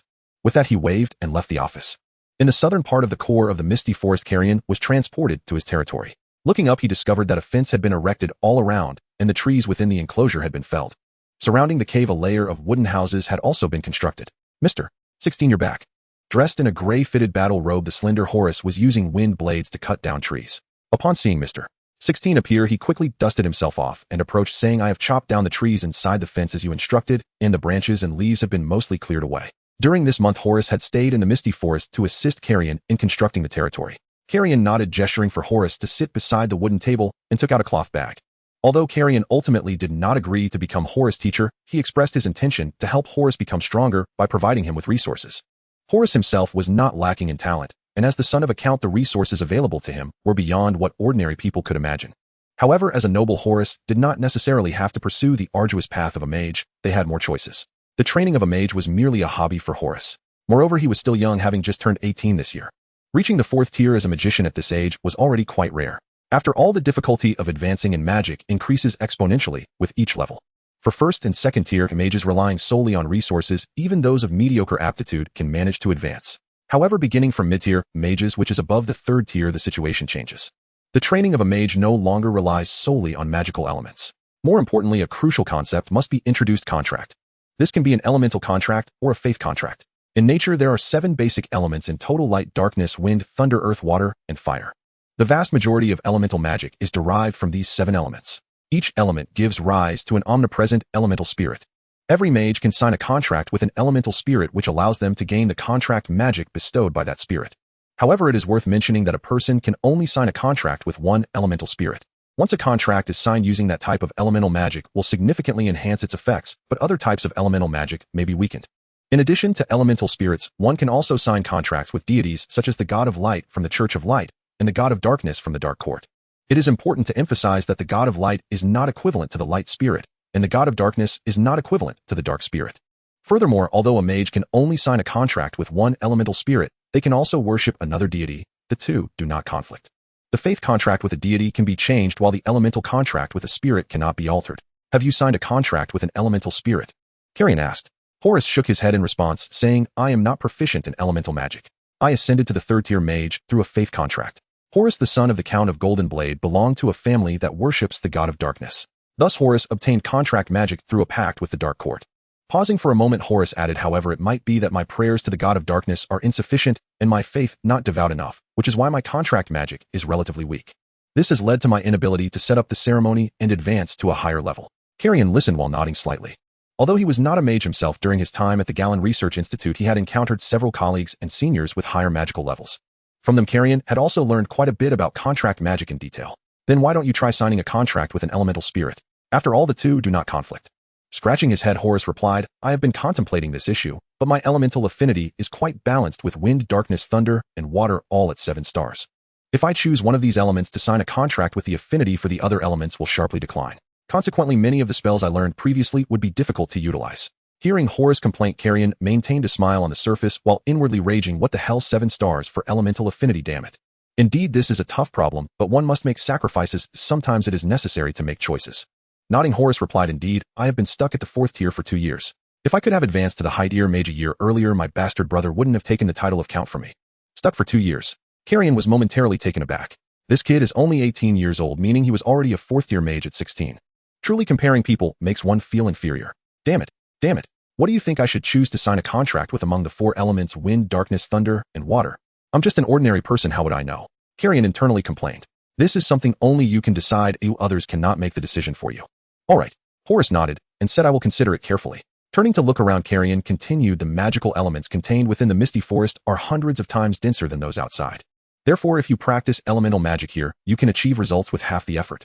Clenching his fist, Horus said solemnly, yes, in the estate of our territory, using the gathering element magic array, the element concentration can only reach a maximum of 100 times the norm. Practicing elemental magic here is indeed the most suitable. Tisk, with such a surrounding, no wonder upgrades happen so quickly.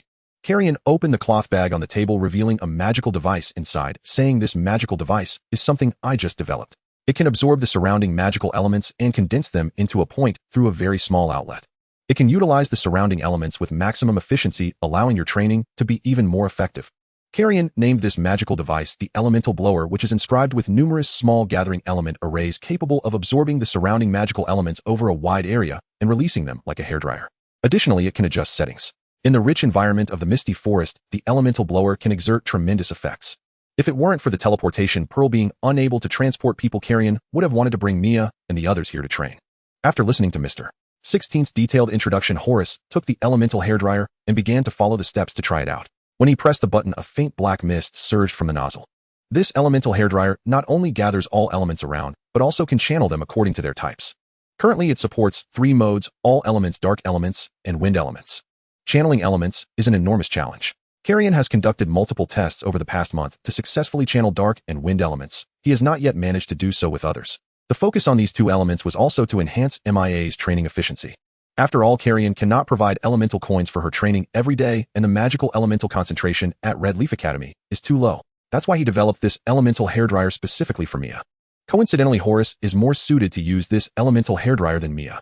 Thus, Kalien decided to create an enhanced version of the device for Horus to further facilitate their collaboration. During this month, in addition to chopping trees and clearing grass to build houses, Horus also helped Kalien scout the distribution of nearby magical beasts. Since Horus possesses the isolation pearl, he can completely conceal his presence. Therefore, he has an advantage in the misty forest. As long as he does not encounter a Lord-level magical beast, he is unlikely to be discovered. Lord-level magical beasts are equivalent to high-ranking archmages among humans. Taking advantage of the isolation pearl, Horus has already gathered information about the area within a 10-kilometer radius for Kalien. Aside from mid-tier magical beasts, the greatest threat in this area should be the 6th-tier magical beast, the Dark Lizard, which Kalien encountered previously. However, its activity range is quite extensive, making the chance of it passing through here relatively low. Therefore, this area can indeed be considered a relatively safe point. But it is also difficult to find rare high-tier herbs here. It is primarily abundant in mid- and low-tier medicinal materials. Nonetheless, for Kalien, these plentiful mid- and low-tier materials are already sufficient for his operations. As long as Horus can help him secure this place, Kalien will at least stabilize a source of funds. This is also why Kalien is willing to customize magical devices for Horus. After all, mutual benefit is essential. The elemental hairdryer has 2 channeled modes, dark and wind. If you do not wish to choose these 2 elements, I can help research another elemental channel for you. Upon hearing Mr. 16's words, Horus held the elemental hairdryer and gently shook his head, saying, no need, these 2 modes are sufficient. I will likely choose to contract with the dark elemental spirit as it aligns closely with the attributes of the god of darkness. I am already immensely grateful to Mr. 16 for providing me with such a valuable magical device. Nodding, Kalien snapped his fingers. Instantly a pile of books appeared on the wooden table. All of these are books related to elemental contracts. I have also made some notes for you. You can refer to them as they may be helpful. Although Kalien has relatively little research on mid to high tier magic, he is a researcher and possesses an instinct for data analysis and organization. So he had already pre-selected useful materials for Horus from the Royal Library. Even without agreeing to become Horus' teacher, Kalien still needs to provide some help to attract him. Seeing these books, Horus' eyes brightened as he flipped through a few pages and said, "These are exactly what I need. Thank you so much." Although there are many books in the Golden Blade territory, he mostly hired dedicated teachers for his magic studies and rarely researched on his own. Now that he has fled to the Misty Forest, he has lost the advantageous conditions he previously enjoyed, and everything depends on his own efforts. Placing his palm on the books, Kalien continued, "You don't have to thank me. After all, I want you to stay here and provide you with magical devices and books to ensure you can continue to guard this place for me. This territory will be very important to me in the future, but I cannot stay here all the time. Therefore, I need you to help me guard it. I will bring you anything you need." Nodding seriously, Horus indicated he understood. After finishing what needed to be said, Kalien walked toward a large wooden box beside the cabin, which contained the herbs and spiritual wood Horus had recently gathered. With a snap of his fingers, Kalien and the wooden box disappeared simultaneously. This time, Kalien was directly transported to the royal city of Adriel. He landed in a warehouse. To better sell the medicinal materials, Kalien purchased a warehouse in the suburbs of the royal city through Simon of the Weeble post office to store the materials. The warehouse is not large, but it currently has over a dozen wooden shipping containers stacked inside. These are the fruits of Horus' labor. In addition to various medicinal materials, there is also a significant amount of spiritual wood. Although the trees in the Misty Forest do not have the medicinal value of the white leaf orchid, they have always thrived in a rich elemental environment from sprouting to becoming large trees. Therefore, these woods also contain certain magical elements, possess corresponding value, and are one of the materials for many magical devices referred to as spiritual wood. Many magical apprentices or low-tier archmages use staves made from spiritual wood. Additionally, houses built with spiritual wood, when paired with the appropriate gathering element formation, can also increase the elemental concentration within. Thus, selling spiritual wood can also bring a certain profit to Kalien. After all, the initial investment for industrial research is quite high. Fortunately, the Valley Factory is now beginning to provide returns for Kalien. Turning his head, Kalien looked at another wooden shipping container. Unlike the others filled with medicinal materials or spiritual wood, this container holds a square magical air conditioner. This is the first batch of goods just produced by the Valley Factory in recent days. This is also the first type of product Kalien plans to introduce to the market in the royal city. After inspecting that these air conditioners have no issues, Kalien put on a black knitted hood to cover his gray-white curls. He then donned a loose black robe, pulled up the black hood to cover his head, and wore a white mask adorned with a gear symbol. This entire outfit is the mechanical cult attire that Kalien designed meticulously. He understands that to preach in the royal city, it cannot be achieved merely through remote control via letters. Many tasks still need to be carried out personally. However, he does not want to expose his identity, so he needs to find a way to disguise himself. A set of mysterious cult robes meets his needs perfectly. After dressing up, Kalien walked to the warehouse door, unlocked it, and opened the door. Outside the warehouse, a clearing was already occupied by several horse-drawn carriages. With a shiny forehead and a nose resembling that of a drunkard, Simon sat on one of the carriages. Seeing the warehouse door open, he quickly put down his pipe, jumped off the carriage, and walked towards the warehouse. With his palm on his forehead, Simon nodded, saying, "Mr. 16. I've kept you waiting." Kalien fully opened the warehouse door and, peering through the gaps in his mask, looked at Simon and said, "You've arrived quite early." Putting his hand down, Simon smiled and said, "In business, it's natural to be early, especially when collaborating with the Mechanic Church. I cannot afford to be late." For over a month, Simon had been communicating with Mr. 16 through letters, and he had received many investments from him in succession. As a result, the Weeble post office had partially resumed its previous operations, helping the merchant caravan associated with the Mechanic Church gradually develop. This not only helped Simon escape from the brink of bankruptcy, but also allowed him to gain more profits through the caravan. Therefore, whether or not he believed in the faith, as long as it brought profits, he was a disciple of the Mechanic Church. Kalien did not really trust Simon, but at least the cooperation between both parties could bring considerable benefits, and Kalien had no other options for the time being, so he entrusted all matters regarding the caravan to Simon. For the time being, Kalien need not worry about Simon betraying him. After all, Simon was also a shrewd businessman who would not pass up easy money by doing anything harmful to himself. The medicinal materials and spiritual wood are inside, move them out. As he spoke, Kalien handed a list to Simon. This list contained the quantity statistics of the medicinal materials and spiritual wood. The final selling price for Simon would have to be calculated according to the list. Respectfully taking the list, Simon first ordered the others in the caravan to move the medicinal materials out of the warehouse. Then he took out an exquisite bag and handed it to Kalien, saying, "Mr.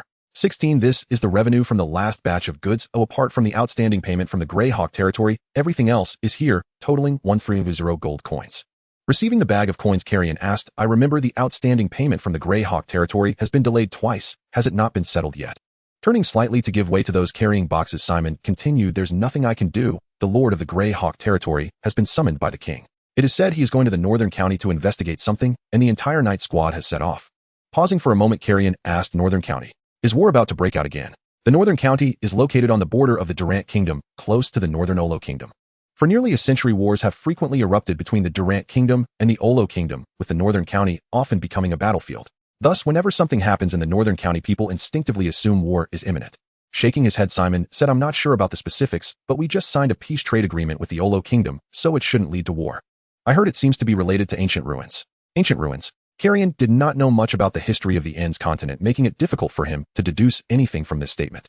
Putting this news aside for the moment, Kalien pointed to another box and said, this box is quite special. It contains the magical devices newly manufactured by our mechanic church. I plan to sell them in the capital, so you don't need to take it away or just move it to Achi's cart. At this moment, Achi, who looked gaunt and had deep-set eyes, was moving things with others. Upon hearing Kalien's voice, he walked over and asked, Mr. 16, did you call for me? Seeing him approach, Kalien turned to Achi and said, Achi, you don't need to go for this caravan sale task. Just load this box of goods and come with me into the city. Achi immediately pressed his palm to his forehead and performed the salute of the mechanic church, replying, no problem, sir. As Simon led the caravan to sell medicinal materials and spiritual wood in the surrounding territories of the capital, Kalien rode in Achi's cart toward the city. Achi, has the store I asked you to find been finalized? As a former coachman, Achi skillfully drove the huge cart, while half turning his head to respond, it has been finalized, sir. I also cleaned the store, and as per your instructions, hired 4 staff members. Compared to a month and a half ago, Achi spoke with relative confidence, now at least without the previous submissiveness. This was due to the influence of the mechanic church, and his status had also changed accordingly. At least Achi's monthly income was now several times higher than before, and the work he engaged in was not as burdensome. He would no longer be bullied or scolded like before. On the contrary, Mr. Simon from the Weeble post office, because of the mechanic church, treated him with respect. Thus Achi cherished the changes brought about by the mechanic church, becoming a steadfast disciple and striving to improve himself and make changes. Glory Street in the Southern District. After Achi stopped the cart, he untied the ropes on the wooden boxes at the back, while calling over the 2 staff members in the store to help. Kalien walked into the store to take a look around. Inside the capital, a few hundred square meters was already considered spacious, and its proximity to the street perfectly met Kalien's requirements. The only drawback was that it was expensive. Such a store would cost 50 gold coins per month in rent. However, in a place like the capital, this price was still reasonable. After Achi and the others finished unloading the goods and placed the magical air conditioners and magical light bulbs according to Kalien's instructions, Kalien took the prepared labels and stuck one on the magical air conditioner. 100 gold coins. The several staff members helping with the arrangement were stunned, their eyes nearly popping out upon seeing the price. No need to be surprised, this is a magical device. Selling it for 100 gold coins is already quite cheap, Kalien said lightly. A magical device. The staff members were even more astonished and confused upon hearing this. In the eyes of ordinary people, the social status of a magic master is very high, and the magical devices they use are naturally beyond the reach of common folk. What puzzled these staff members was that since this is a magical device, why not open the store in the magic master market? The Southern District is mostly populated by ordinary people, and hardly anyone can afford it. Confused as they were, the staff members did not dare to say much and continued to arrange the magical air conditioners as instructed by Mr. 16. Kalien priced the magical air conditioners at 100 gold coins and the magical light bulbs at 5 gold coins. He certainly knew that such pricing would be unaffordable for ordinary people. But he also knew that no new product is priced at a civilian rate from the start. Compared to sales volume, what was more important to Kalien now was to build the brand and create a buzz. His target users were families with relative wealth, such as some merchants or minor nobles. People in this tier value their quality of life highly, yet they cannot access magic masters or magical tools like those from large families or major nobles. Kalien's magical devices could meet their living needs while also satisfying their vanity regarding magical tools. Over a month ago, Kalien had already written letters to people in this tier, advertising early to pique their curiosity. Now that the store was open, Kalien had Achi continue to deliver letters to these people, informing them that the mechanic church's store had begun operations. On the first day of its grand opening, the Church of Mechanical Divinity recorded 0 sales. Though several relatively affluent customers, having received Kalien's letter, had visited the shop and marveled at these magical devices accessible even to ordinary folk. They hesitated upon seeing the price tags and refrained from purchasing on the spot. Yet Kalien remained utterly unruffled, entrusting the shop to Archie and the staff before returning to his rented room in the capital to resume his research. By the second day, more customers arrived, but most merely sampled the devices before departing. The staff began to wonder, could such an expensive item truly find buyers? The third, fourth, and fifth days unfolded much the same. Each day brought a growing stream of curious visitors, yet not a single magical air conditioner was sold. A handful of magical light bulbs, however, did find buyers. Yet the light bulbs held far less allure. Wealthy households already lit their evenings with abundant candles and oil lamps, hardly justifying 5 gold coins for a mere glowing trinket. Those who purchased light bulbs did so chiefly for novelty's sake. Kalien, seemingly indifferent to the shop's sluggish sales, paid only occasional visits, then promptly teleported back to Red Leaf Academy to instruct his students. Novel inventions invariably require time to acclimate to the market, especially luxuries of such extraordinary cost. After all, even the affluent do not scatter coin recklessly. Though daily sales remained dismally low, discourse surrounding the magical air conditioner swelled steadily across the capital. Its irresistible allure lay in a singular promise: magic made accessible to commoners, a profound enticement for those without the title of magus, yet yearning deeply for arcane power. Initially, these conversations were confined to the circle of recipients who had received Kalien's letters. Yet every individual possesses a social orbit, and having experienced the magical air conditioner firsthand in the shop, many felt an ardent desire to own one, though its price gave them pause. Upon returning home, they recounted their experience to friends within their circles. Some lightbulb purchasers even demonstrated theirs proudly. Before long, talk of the Church of Mechanical Divinities' enchanted apparatuses spread widely. Once Kalien noticed such discussions multiplying in several cafes, he initiated his second strategic move. He invested heavily, commissioning Simon of the ever-upright post office to engage multiple newspapers across the capital for advertising. By then, the press in the Kingdom of Durant had matured considerably. Advertisements, though common, typically concerned employment, transportation, or property leasing. Kalien, however, broke precedent. He spent a staggering 1,000 gold coins across several papers, orchestrating a sweeping campaign, not only authoring the copy himself, but also deploying sensationalist headline tactics perfected in his past life. Stunning. This device grants you magical power in a single second. Unbelievable. Magic now within reach, even for non-magi. Shocking the world, a magical apparatus poised to revolutionize existence, and countless other hyperbolic headlines saturated every corner of Adria City. Public discourse surrounding the Church of Mechanical Divinity and its magical air conditioners surged to unprecedented heights. Even illiterate street vendors now debated them with fluent enthusiasm. Once the media blitz reached full saturation, Kalien executed his third maneuver, a time-limited discount. From Ada M. On June 10th, magical air conditioners at House of Mechanics will be sold at half price, just 50 gold coins each. Only 100 units available. House of Mechanics was the official name of Kalien's establishment. Upon this announcement, those already captivated by the air conditioners could no longer contain their eagerness. On June 10th, well before dawn, crowds already thronged the shop's entrance, jostling for position. Most were servants of minor nobles or merchants, or hired errand runners. For the elite, such undignified public scrambling was unthinkable. They prized decorum above all. Even if they longed for the air conditioner, they could not bear the shame of appearing unable to afford the full 100 gold price, compelling them instead to queue for a discounted unit. Given that House of Mechanics faced a busy thoroughfare, where overcrowding risked serious accidents, Kalien had earlier engaged Simon to hire a small mercenary company to manage crowd control. Mercenaries were ubiquitous throughout the Kingdom of Durant, from elite high magi down to novice magical apprentices. The unit Kalien hired was modest, 10 members strong, with only 2 first-tier magi and the rest magical apprentices. Such companies rarely undertook formidable assignments. Rather, they leveraged the prestige of the magus title to perform guard duty, cargo transport, or even simple courier work.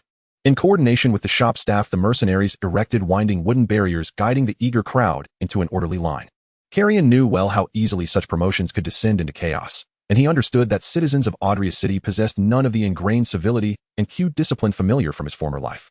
Thus, deploying mercenaries for crowd management was neither excessive nor exaggerated. By Ada M. When House of Mechanics opened its doors, hundreds stretched their necks in anticipation outside. Under the mercenaries' vigilant supervision, the throng coalesced into a serpentine, unbroken queue. The moment Archie unlatched the door, a wave of expectant faces turned toward him, startling him profoundly. Yet he recalled Master 16's precise instructions and his recent apprenticeship under Mr. Simon, traversing markets across the city, so he stood his ground without trembling. Clearing his throat, he recited flawlessly the words memorized the night before. House of Mechanics presents a time-limited discount on magical air conditioners. Only 100 units available. Each customer may purchase 1 unit only. No hoarding. Sales proceed strictly in queue order. Any violation voids eligibility. No sooner had Arca finished speaking than clamor erupted outside. Why only 1 unit? I arrived before dawn. I'm first in line. Can't I buy 2? What if you buy them all? What's left for us? Only 100 units. Can't you release more? Even 60 or 70% off would suffice. The latter pleas came from those further back in line, aware they ranked beyond the 100th position, yet unwilling to abandon hours of waiting. Archie, recalling Master 16's directive, offered no reply. Instead, he signaled the staff to begin sales. Within 30 minutes, all 100 units were sold. When the 101st person in line learned the half-price offer had ended, outrage flared instantly, and dozens behind him joined in vociferous protest. The mercenary company swiftly intervened, quelling the unrest. Ordinary citizens stood no chance against trained mercenaries. Once calm returned Archie and the staff calmly announced there is no need for haste. Another promotion awaits next week. Please return then to participate. Alternatively, consider our magical light bulbs, also half price today with no quantity restrictions. Persuaded by these assurances, the agitators ceased their outcry. Some departed silently, while others opted to purchase light bulbs instead. As the flash sale concluded, public discourse surrounding the Church of Mechanical Divinity and its magical air conditioners surged once more, reaching yet another feverish crescendo across the capital. Regarding the pricing of the magical air conditioner, Kalien had already set a firm stance. Since his positioning is as a luxury item, the price of 100 gold coins must be fixed. Thus, he would rather sell none at the beginning than consider lowering the price. He needed to imprint a solid message in the minds of the populace. That message is magical air conditioner 100 gold coins. Through reports and public opinion, he aimed for a week of fermentation, ensuring that whenever people discussed the magical air conditioner, they would mention its price.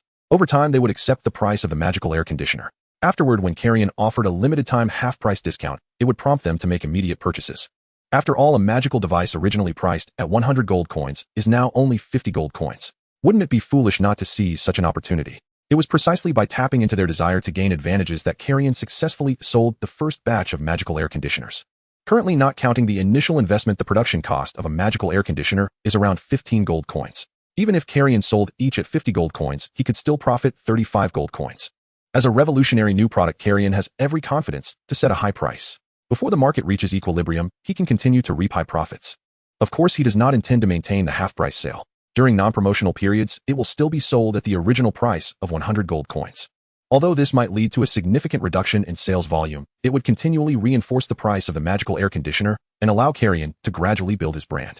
After the limited-time half-price ended, more and more people began visiting the mechanical house to browse the products. However, they were not there to buy, or rather they were inquiring about when the next promotional event would be held and if there would be another half-price offer. Aki and the staff were also uncertain, only able to respond as instructed by Mr. 16, indicating that the next event would be at least a week away and not necessarily a half-price sale. Upon receiving the news, those customers left looking forward to the upcoming week's event. As dusk fell, Aki was the last to leave the mechanical house after a busy day. Just as he closed the door and was about to head home, he suddenly turned around and spotted a figure standing at the alley entrance. Aki focused intently and recognized it as the owner of the carriage company where he used to work. Perhaps due to the long-term oppression by this person, Aki instinctively felt a twinge of fear upon seeing him. However, thinking about how he was now a follower of the machine god and could not disgrace the machine god or Mr. 16, Aki took a deep breath and walked over. "Oh, Aki, off work." The speaker was a tall, middle-aged man dressed in a dark gray single-breasted suit with broad shoulders, a top hat, and a cane, a complete gentleman's attire. Suppressing the urge to lower his head, Aki asked, "Mr. Bander, is there something you need?" After stroking his slightly curled mustache, the man named Bander walked around Aki chuckling. "Not bad, much more respectable than before." Looking ahead, Aki reiterated his question, "Does Mr. Bander need something?" Stepping in front of Aki, Bander clarified his intention. "Are you working at the mechanical house now? How is the treatment?" Upon hearing this question, Aki frowned slightly and replied, "Thank you for your concern, Mr. Bander. Thanks to you, the treatment is somewhat better than before. If there's nothing else, I'll be on my way." Saying this, Aki stepped forward. However, Bander blocked his path with his cane, squinting with a smile. "Don't be in a hurry. Oh, after all, we've known each other for 5 years. Have we become so distant after just a month or two?" Aki did not respond, lowering his head slightly to control his expression while inwardly cursing, "We were never that close. You had me pull your carriage for 5 years, and you never looked at me once." Seeing Aki bow his head, Bander wore a smug smile and continued, "Get me 10 magical air conditioners, and I will offer you generous compensation." Upon hearing this, Aki finally understood Bander's intention. However, even while asking for help, this leech maintained an arrogant demeanor. But the current Aki was no longer someone who could be easily pushed around as he was a month ago. He raised his head and replied, "No problem." Seeing Aki's decisive response, Bander's smug smile grew even wider. He patted Aki on the head, saying, "That's more like it. As long as you do as I say, the rewards you gain will definitely exceed what you have now." Before he could finish his sentence, Aki coldly interjected, "One costs 100 gold coins for 10, that's 1,000 gold coins. May I ask if you want to pay in gold coins or elemental coins?" This statement instantly froze the smile on Bander's face. He placed his hand on Aki's shoulder and continued, "I meant for you to steal 10 from that shop. I can give you 100 silver coins as a reward." In Bander's view, 100 silver coins were a fortune for someone of Aki's lowly status. Hearing this, Aki did not get angry, but instead smiled coldly, saying, "Sorry, I'm not like you, I don't engage in theft." With that, Aki ignored him and strode forward. Bander's expression soured immediately. He turned to Aki's back and shouted, "Don't think you can turn your life around just by selling a few magical devices for others. Don't forget what your previous status was. A slave worse than a pig or a dog. If it weren't for me providing you a morsel of food, could you have lived until now?" Upon hearing this, Aki's body trembled, and he stopped in his tracks, lowering his head and clenching his fists. His originally hunched back seemed to sag even further. Noticing Aki's reaction, Bander approached him step by step holding his cane and saying, "By the way, your current boss probably doesn't know about your past identity, right? If I tell him this, do you think he will keep you on?" Aki did not respond, as he indeed had never disclosed his past to Mr. 16 or the machine god. After all, it was a memory he wished to forget, and Aki feared that revealing it would hinder his status as a follower of the machine god. The lower Aki's head sank, the more pleased Bander became. He moved to stand in front of Aki, poking his chest with his cane, and said, "Even though you have now been freed from slavery, the mark of slavery here will never disappear. People like you do not deserve to live a decent life. I will say it once more, bring me 10 magical air conditioners, and perhaps if I'm in a good mood, I might reward you with a few silver coins. Otherwise, your boss will soon know everything about your past." Aki clenched his hands tightly, the veins on his frail arms bulging. He kept his head down, gritting his teeth, his whole body trembling. "Make your decision quickly, don't keep me waiting." As Bander spoke, he forcefully poked Aki's chest with his cane twice. At that moment, Aki suddenly swung his right hand and forcefully knocked Bander's cane away. Looking up, his face twisted in rage, he shouted, "Get lost. To hell with you." He had vowed to achieve equality for all. Archie still vividly recalled his first meeting with Master 16 and the core tenet of the Church of the Mechanical God. He had proclaimed, "Build more efficient machines to liberate human labor, elevate productivity, generate wealth, and realize universal equality." The earlier parts eluded Archie's full comprehension, yet that final phrase, universal equality, had etched itself indelibly into his heart. He did not know whether the Church of the Mechanical God could truly fulfill that ideal, nor dared he believe it would regard him, a former slave, as a full human being. Yet Archie knew Master 16 had granted him a second life. In his gaze, Archie saw no condescension, not even toward a mere carriage driver, and he had willingly paid to ransom a man he had never laid eyes on. All for the sake of proselytization. And since joining the church, Archie's earnings had multiplied manyfold, and more profoundly, he had reclaimed the dignity of personhood. Thus, betrayal of Master 16 was utterly unthinkable. Eyes blazing like twin furnaces, Archie stood before Band, no longer trembling, no longer cowed. He had resolved upon returning, he would immediately confess every detail of his past to the mechanical god himself. Even if the mechanical god deemed him unworthy, unfit to be his disciple, or condemned him with divine retribution, Archie would accept it without regret or resentment.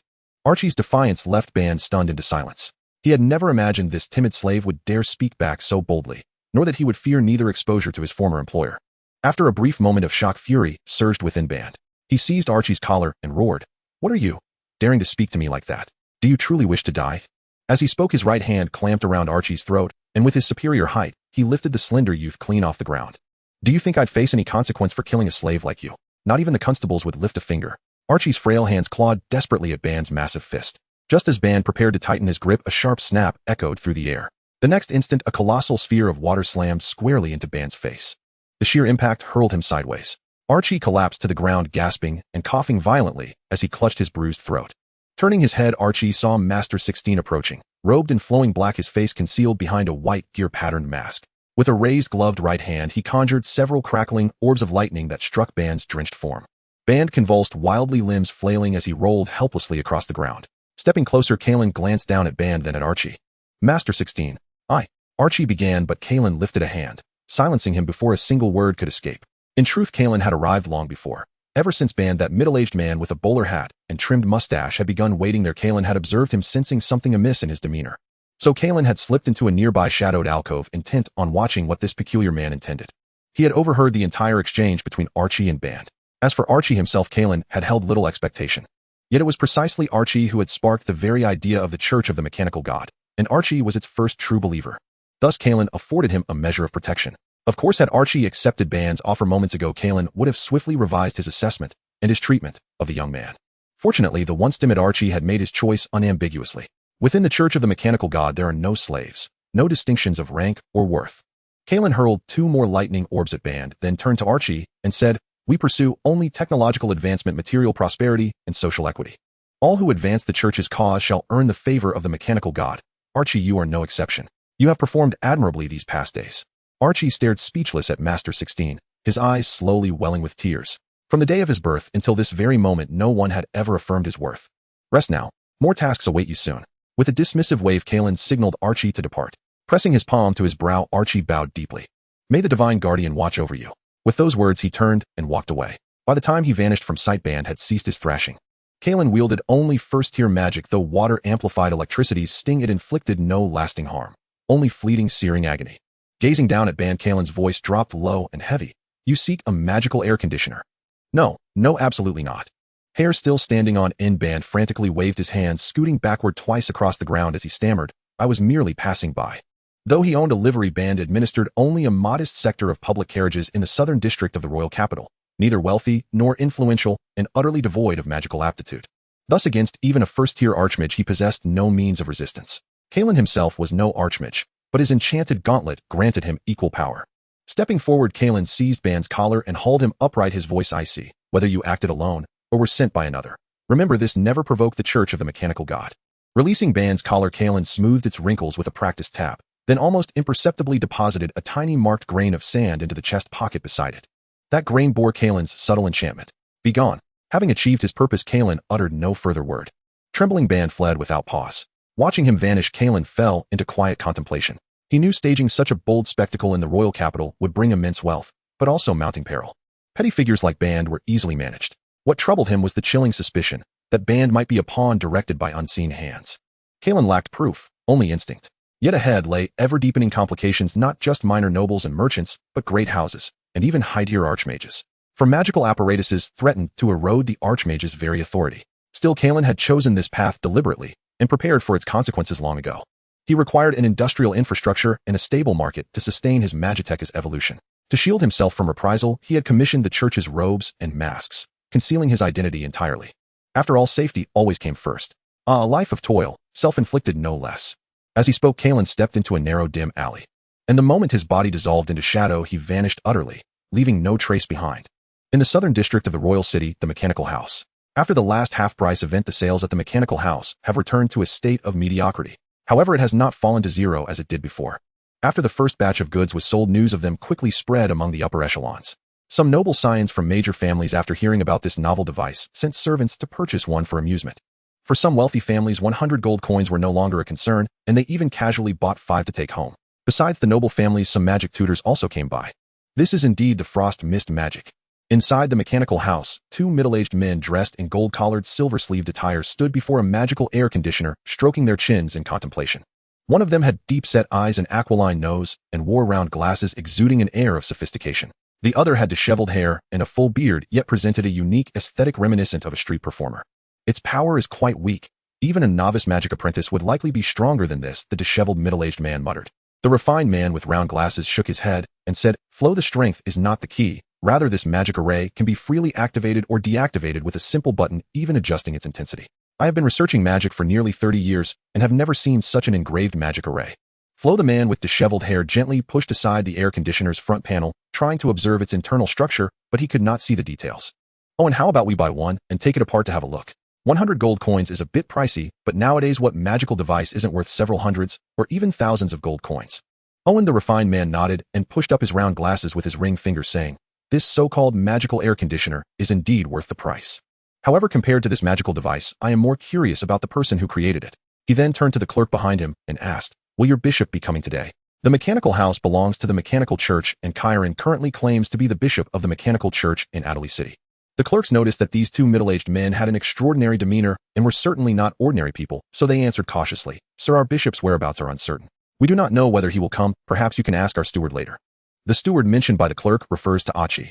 At this stage, Kalien has only recruited 2 followers. One is Achi, and the other is Simon. Simon is more involved in business collaborations, while Kalien is relatively cautious around him. Only with Achi does Kalien feel more at ease, thus appointing him as a steward. Just as they were speaking, Achi happened to return to the store after delivering a message. Upon entering, the clerk informed him about the refined man's request to see the bishop. "Do you 2 wish to meet the bishop?" Achi glanced at the 2 men, and then said, "Sorry, the bishop has instructed that he does not meet outsiders. If you have any matters, you can discuss them with me, and I will relay them to him." Flo and Owen exchanged glances, and then the former asked, "Does your mechanical church have a church?" "A church?" Achi was taken aback for a moment, then shook his head, and said, "The shop is our mechanical church's church." This left Owen and Flo quite puzzled, prompting them to ask, "Where do you usually go to pray?" Shaking his head again, Achi replied, "Our mechanical church does not require prayer. Diligent work and practicing the principles of the divine is the best form of prayer." Raising an eyebrow, Owen remarked, "Your mechanical church is indeed quite unique." Smiling, Achi responded, "I take that as a compliment. May I ask what you 2 wish to purchase? Would you like me to introduce some items?" "No need, the 2 clerks have already provided a detailed introduction." Saying this, Owen took out 2 dark element coins and handed them to Achi, saying, "Please prepare 2 magical air conditioners for us, and also relay to your bishop that we would like to meet him." Taking the element coins, Achi replied, "We will package the air conditioners and deliver them to your residence shortly. As for the meeting request, I will relay it. Whether the bishop agrees to meet depends on his own decision." May I know how to address you too? Smiling, the refined Owen said, We are researchers from the Kalien Research Institute. You can call me Owen. This is Flo. Alright, I will relay that. Archie had little prior contact with magic tutors, so he was unfamiliar with the Kalien Research Institute. After the two men left, Archie entered the separate compartment inside the mechanical house and took out the sound recorder given to him by Mr. 16. He recorded the conversation he had just had, and by 9 o'clock that evening the machine god would help him pass the sound recorder to Mr. 16. At Hongya Academy, in the laboratory, Karen, who was researching improvements to the combat suit, would periodically receive Archie's sound recorder. The sound recorder was created by Chiron based on the magnetism magic of the earth element and the echo magic of the wind element. Its principle mimicked that of a tape recorder from his previous life, but since it was now powered by magic, Chiron made significant modifications. Nonetheless, its basic functions were similar, though the quality was much poorer. Still, it was clear enough to understand the content. After pressing the play button on the sound recorder, Chiron was instantly stunned. The refined man named Owen was actually Karen's mentor from the Kalien Research Institute in the past. He did not expect that Owen would notice the mechanical church and the magical air conditioner so quickly. It was to be expected. With Owen's passion for magical research, he would certainly not be able to sit idle upon hearing that a magical device accessible to ordinary people had emerged. Perhaps after bringing the air conditioner home, he would immediately take it apart to study the chip inside. However, Chiron had added many meaningless circuits within the chip, so it would likely not be easy for Owen to decipher. As for his request for a meeting, Chiron chose to decline for now. It was not that he had a conflict with Owen, but rather that Chiron felt it was not wise to involve acquaintances at this stage. After all, establishing the mechanical church in the royal city was already a risky endeavor. Even if it ultimately failed, Chiron would be able to withdraw safely after arranging for the followers. However, once acquaintances were involved, Chiron worried that any problems arising might affect them. Furthermore, his identity as a bishop could potentially be exposed in front of acquaintances. After all, even with a mask on, it would be easy to detect issues from his voice and tone. Thus, Chiron instructed Archie to convey a polite refusal and then continued to focus on his research. After the mechanical house gained fame in the royal capital, Kalien suddenly received a large number of replies. The senders of these letters were all the individuals Kalien had sent advertisements to over the past month. At that time, the mechanical cult was entirely unheard of in the royal capital, with not even a church to its name. Hence, those who received the letters naturally disbelieved and tossed them aside. Even when the mechanical house first opened, Kalien sent them another letter. However, very few actually visited the store. The vast majority scoffed, considering it a deception under the guise of religion. But as discussions about the magical air conditioner grew in the royal capital, even Professor Owen from the Kalien Research Institute published an article in the official gazette praising the magical air conditioner as a groundbreaking invention. At this point, the public's concerns about the magical air conditioner and the mechanical cult were laid to rest. Those who needed cooling began to write letters to the mechanical cult, hoping to purchase it at a lower price. After all, it was summer, and the population density in the royal capital was high, leading to many people needing cooling. Moreover, this group had generally received Kalien's letters, and by the time they truly decided to make a purchase, they had already missed the half-price promotion. Even if they had been timely, they might not have been able to get one. Thus, these individuals quickly recalled the letters previously sent by the mechanical cult and hastily wrote back. However, by this time, the positions of both sides had already changed. Kalien provided a unified response to these letters. Half-price was not possible, as it would destabilize the pricing of the magical air conditioner. Yet Kalien could not afford to miss out on these clients he had painstakingly contacted, so he included a membership card in his reply. Silver membership card. With this card, all products purchased at the mechanical house can enjoy a 10% discount. In the royal capital at 125 Red Maple Street, the mansion of Count Jean Dao. The tall, pale-skinned, and sinister-eyed Miao Lang held a silver-white card in his hand and chuckled softly. This was received by one of my merchants. The mechanical cult has been quite active these past 2 weeks.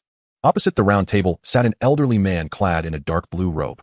He lowered his gaze, blowing on the steam rising from the stone cup of tea in his hand, and said in a low, hoarse voice, "The Durant Kingdom does not prohibit religious activities outside the dark church. As long as the mechanical cult does not transgress the laws of the kingdom, how they operate is their own business. The church seems quite open-minded. Aren't you afraid these miscellaneous little sects will develop and usurp the status of your national religion?" Miao Lang replied. With no change in expression, the old man raised the teacup to his lips, but found it too hot, and set it down again. To express such sentiments only indicates your faith in the divine is not firm enough. Our dark church does not share the tradition of excluding the other. The church becoming the national religion of the Durant Kingdom is not a matter of royal favor. On the contrary, the king should be fortunate that the god of darkness grants protection to the Durant Kingdom. The king's power comes from the grace of the divine. Seeing the old man begin to preach earnestly again, Miao Lang interjected, "Let's not discuss this. Bishop Musin, I have been in the city for over 2 months now, and the king has acknowledged my title as count. When will the assets entrusted to the church by my father be returned? To reclaim the entrusted assets, you will need a token." The old man, named Musin, picked up the teacup again, swirling it twice, and said, "Since Lord Miao Lang has inherited the title of count, where is the token?" With a hint of anger on his pale face, Miao Lang replied, "I have already said Horus killed my father and took away his personal belongings, including the token. I have also stated since it was taken, then retrieve it. Otherwise, there is nothing to discuss. With clenched fists, Miao Lang was quite irritated and wanted to explode. But considering that he was facing the Bishop of the Dark Church, and as a count he could not afford to offend, he had to relent. In that case, Bishop Muzin, what brings you to my Jindao mansion today? Are you here to mock me? With a slight lift of his eyelids, Bishop Muzin looked at Miao Lang, revealing a chilling smile on his wrinkled face. The assets left by the former count cannot be given to you, but what belongs to you, do you wish to claim it? What belongs to me? Miao Lang asked in confusion. What do you mean, Bishop? Placing the teacup down again, Bishop Muzin said, have you heard about the recent happenings in the northern county? Are you referring to the recently discovered ancient ruins? Exactly. Muzin nodded slightly and said the church and the king are gathering personnel to explore the ancient ruins which conceal the secrets of ancient magic. Upon hearing this, Miao Lang frowned and said, you want me to explore the ruins in the northern county? Not at all. Bishop Muzin continued, although you hold substantial power as a count, your personal magical level is still somewhat lacking. The church's intention is to have you lead troops to the northern county border. You want to start a war? Miao Lang's frown deepened. You think too much. The ancient ruins are of great importance. The church is merely concerned that the kingdom of Oro to the north might seize the opportunity to occupy them during the excavation, thus requiring military protection for the ruins. Protection? Miao Lang pondered for a moment and said, I need to consult with His Majesty the King. His title as count was granted by the king and was still unstable, so he preferred to follow the king's orders. Taking out a box engraved with patterns, Muzin placed it on the round table and said, count, it's your choice, but if it's through the king's summons, you won't be able to hold the church's holy relic. As he spoke, Muzin opened the box. Inside lay a small segment of a pinky bone. Miao Lang's eyes widened in shock, and he trembled as he reached out to touch it. Covering the box, Muzin smiled. So, count, have you considered claiming this asset? Raising his head, Miao Lang's eyes were filled with terror as he hoarsely asked, what does the church intend to do? It is pointless for you to say such things, count. Muzin slowly retracted the box and said, since you do not wish to represent the church in executing this protection task, then. Before he could finish, Miao Lang suddenly lunged halfway toward the box, urgently saying, I agree. I agree. With an even wider sinister smile on his face, Bishop Muzin released the box, stood up, and said, you should understand what it means to hold the church's holy relic. At this moment, Miao Lang's eyes had gone somewhat mad. He trembled as he opened the box, took a glance, and hurriedly closed it again. Swallowing hard, he said, I understand. I understand. In that case, I will leave it to you, count. As he spoke, Bishop Muzin placed his right hand across his chest and bowed. He then turned to leave. However, when he reached the courtyard entrance, he turned slightly and added, oh, the tea is quite hot, count, be careful when you drink it. After saying this, he left. At the Palo School of Magic in the Elders' Hall of the main campus, Elder Alison in his 60s, with neatly combed hair, sat in his office reviewing the recent academic reports. With only 20 days left until the graduation assessment, as the Elder of Academic Affairs, Alison needed to handle a large volume of student information and assessment content. At that moment, a gray owl flew in from the distance and landed on the windowsill beside Alison. After a brief pause, Alison set down his quill and walked over to stroke the owl. Meanwhile, a magic circle sprang up with a buzzing sound above the back of his hand. The owl then opened its round eyes and spoke, Elder Alison, Knack has also gone missing. Alison's expression changed and he asked in a deep voice, not Sony, what is going on? Opening its beak, the owl continued, half a year ago, Fane's Knack and I were ordered by the Holy See to head to North County for a secret mission. We later learned that we were tasked as the first team to explore ancient ruins. 5 months ago, Fanes was swallowed by the elemental dark tide upon entering the ruins and has since gone missing. Just 3 days ago, Knack was also consumed by the elemental dark tide that surged from the ground while excavating an ancient statue. Now, including the 3 of us, the first exploration team has already lost more than half. With a shadow crossing his face, Alison asked again, where are you now? Are you still in North County? The owl shook its head and continued, I have returned to the Holy See. The higher-ups are concerned about the ancient ruins curse lingering on me, so I need to wait and be observed in the purification chamber. Moreover, the matter of the ancient ruins is of great significance. According to our current exploration results, it relates to the War of the Gods from back then. Thus, Bishop Muzin has instructed me to contact all the elders. In the foreseeable future, the Holy See will invest substantial manpower and resources to excavate the ruins, possibly requiring the mobilization of all archmages from the magical schools. This surprised Alison, who asked, all magical schools? Yes. The owl continued, the ancient ruins are fraught with danger, containing numerous magical traps from the era of the gods, yet they also harbor the secrets of ancient magic.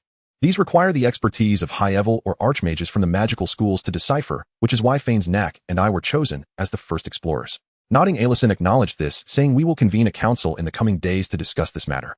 After conveying the information, the owl flapped its wings twice and flew away from the window. Gripping his staff, Alison left the office. In the southern district of the royal city, at the House of Machinery. After replenishing a batch of new goods for the store, Kalien began to tally the inventory.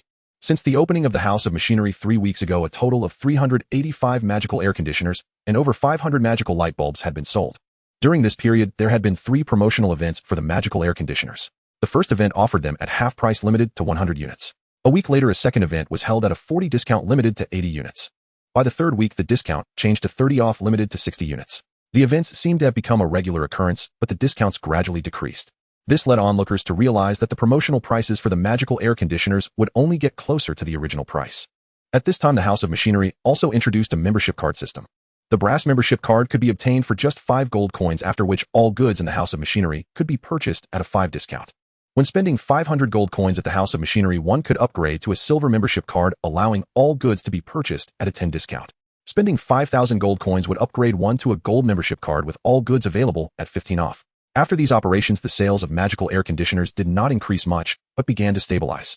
After all, the initial promotions were merely to attract attention, while selling in a store is a long-term business. Moreover, within the royal city, the number of upper-middle-class individuals who could spend dozens of gold coins was not that many. The vast majority of people did not have a significant need for magical air conditioners. However, the various territories outside the royal city were quite curious after hearing about the magical air conditioners. At this point, Kalien could start selling magical air conditioners to the nobles of various territories through the merchant group managed by Simon. The royal city was merely a point to ignite public opinion. The market Kalien desired was not limited to this. Of course, everything had to be done gradually. Yet in just these 3 short weeks, the profits Kalien had gained were already close to the exorbitant profits from selling medicinal materials, enough to cover the previous investments in the Valley factory. After this, as long as new products were periodically launched, the brand of the House of Machinery would be established. However, just as he was about to launch a new product, an unexpected occurrence arose. On the market, imitations of the magical air conditioners had already begun to appear. These imitations functioned similarly, but were priced at only 1/3 the cost, 35 gold coins. Kalien had anticipated that someone would replicate the magical chip to produce counterfeit products when preparing to sell the magical devices. But he did not expect it to happen so soon. After all, he had added many meaningless patterns to his magical chip, making it difficult to discern through normal reverse engineering. Although Kalien was not worried about the magical air conditioner chip being cracked, as this was merely the tip of his grand plan. What he truly valued was not this small chip, but the combination of magic with various physical phenomena, and he would not sell the real technology. What he sold would only be daily necessities. Yet to confirm whether it had indeed been cracked, Kalien still spent 35 gold coins to buy a counterfeit for disassembly. After disassembling it, he found that the external structure was rather crude, and the direction of the cool air did not comply with aerodynamics. However, the patterns on the chip were identical to those he had engraved, including those ineffective patterns, which were perfectly replicated. The emergence of piracy, while it may siphon off some of Kalien's clients, can also further expand the market and prevent the mechanical god sect from drawing too much attention. The reputation he has built is already sufficient for Kalien to operate for a long time. What he needs next is a steady and solid approach. Moreover, the comparison between the genuine and the pirated versions will create a stark contrast. Kalien can leverage this to further strengthen the presence of the mechanical god sect. Most importantly, Kalien's products are produced through standardized assembly line methods. While the core chips are crucial, the overall framework structure is equally important. To optimize the structure, Kalien has already recruited over 40 experienced blacksmiths and hundreds of workers in the Valley factory of the Black Iron Territory, investing tens of thousands of gold coins for repeated testing and improvements. Ultimately, a professional production system was established that not only considered durability, but also elasticity. In other words, the sold magical air conditioners are not just air conditioners, they can also serve as a platform to embed more chips. In the southern district of the royal capital on Cobblestone Street, in the Hammer Forge, Bander, dressed in a wide-shouldered, single-breasted suit and sporting a curled beard, waved his staff and shouted at a dozen shirtless blacksmiths, "Hurry up, hurry up. It's just making iron boxes. Oh, why is it taking so long? We must produce 30 today." A dozen blacksmiths looked up at his words, and one of them opened his mouth as if to say something. However, Bander shot him a glare and barked, "What do you want? I've already paid you for your labor, and you're not working." Faced with Bander's scolding, the blacksmiths were at a loss for words, took a deep breath, and could only continue swinging their hammers. Watching them continue to work, Bander, satisfied, stroked his little beard, turned around, exited the forge, and turned into a narrow alley, entering a low stone house. On the walls of the house, several magical light bulbs hung, and various miscellaneous goods were stacked. At this moment, a thin man with reddish-brown skin sat cross-legged in the midst of the clutter. He held an engraving pen, fully focused on engraving a piece of primal essence stone. After carving a few strokes, he lifted his head to observe the patterns on another piece of primal essence stone nearby. "Master Erigi, is there anything I can assist you with?" The reddish-brown-skinned man, named Erigi, upon hearing the voice, did not look up, but continued engraving, while asking how were the sales of the batch of magical air conditioners made a few days ago. With a grin, Bander replied, "They all sold out. 60 magical chips in total, except for 30 that were damaged during assembly. The remaining 30 were assembled into magical air conditioners and sold out within a few days. Some people are even asking if there will be more." After closing off a complete pattern, Erigi set down the engraving pen and began counting on his fingers. Each unit sells for 25 gold coins. Removing the costs of the primal essence stone and the workers, we earn about 10 gold coins per unit, totaling over 300 for 30 units. After calculating, Erigi couldn't help but exclaim, "This money is easy to earn. I wouldn't have made this much in a year at the Research Institute. That's only natural. With your exquisite craftsmanship, Master Erigi, your talent is simply wasted at the Research Institute." As Bander spoke, he took out a cloth bag and respectfully handed it to Erigi, adding, "As per our previous agreement, you get 80 of the profits. This contains 240 gold coins. Feel free to count." Erigi accepted the cloth bag and noticed that Bander had kindly exchanged it for 2 dark element coins and 40 gold coins. Nodding in satisfaction, Erigi put away the 2 dark element coins, and after a moment of thought handed the 40 gold coins back to Bander, saying, "You've been busy these days. This is what you deserve." Bander's expression turned emotional upon hearing this, and he respectfully took the money bag, saying, "Thank you so much, Master Erigi." Waving his hand, Erigi replied, "You're welcome. Oh, just remember to stock up on more primal essence stones." Bander nodded in understanding, "Then I'll go help you with the procurement. Go ahead." After saying this, Erigi continued to pick up the engraving pen, fully focused on his engraving.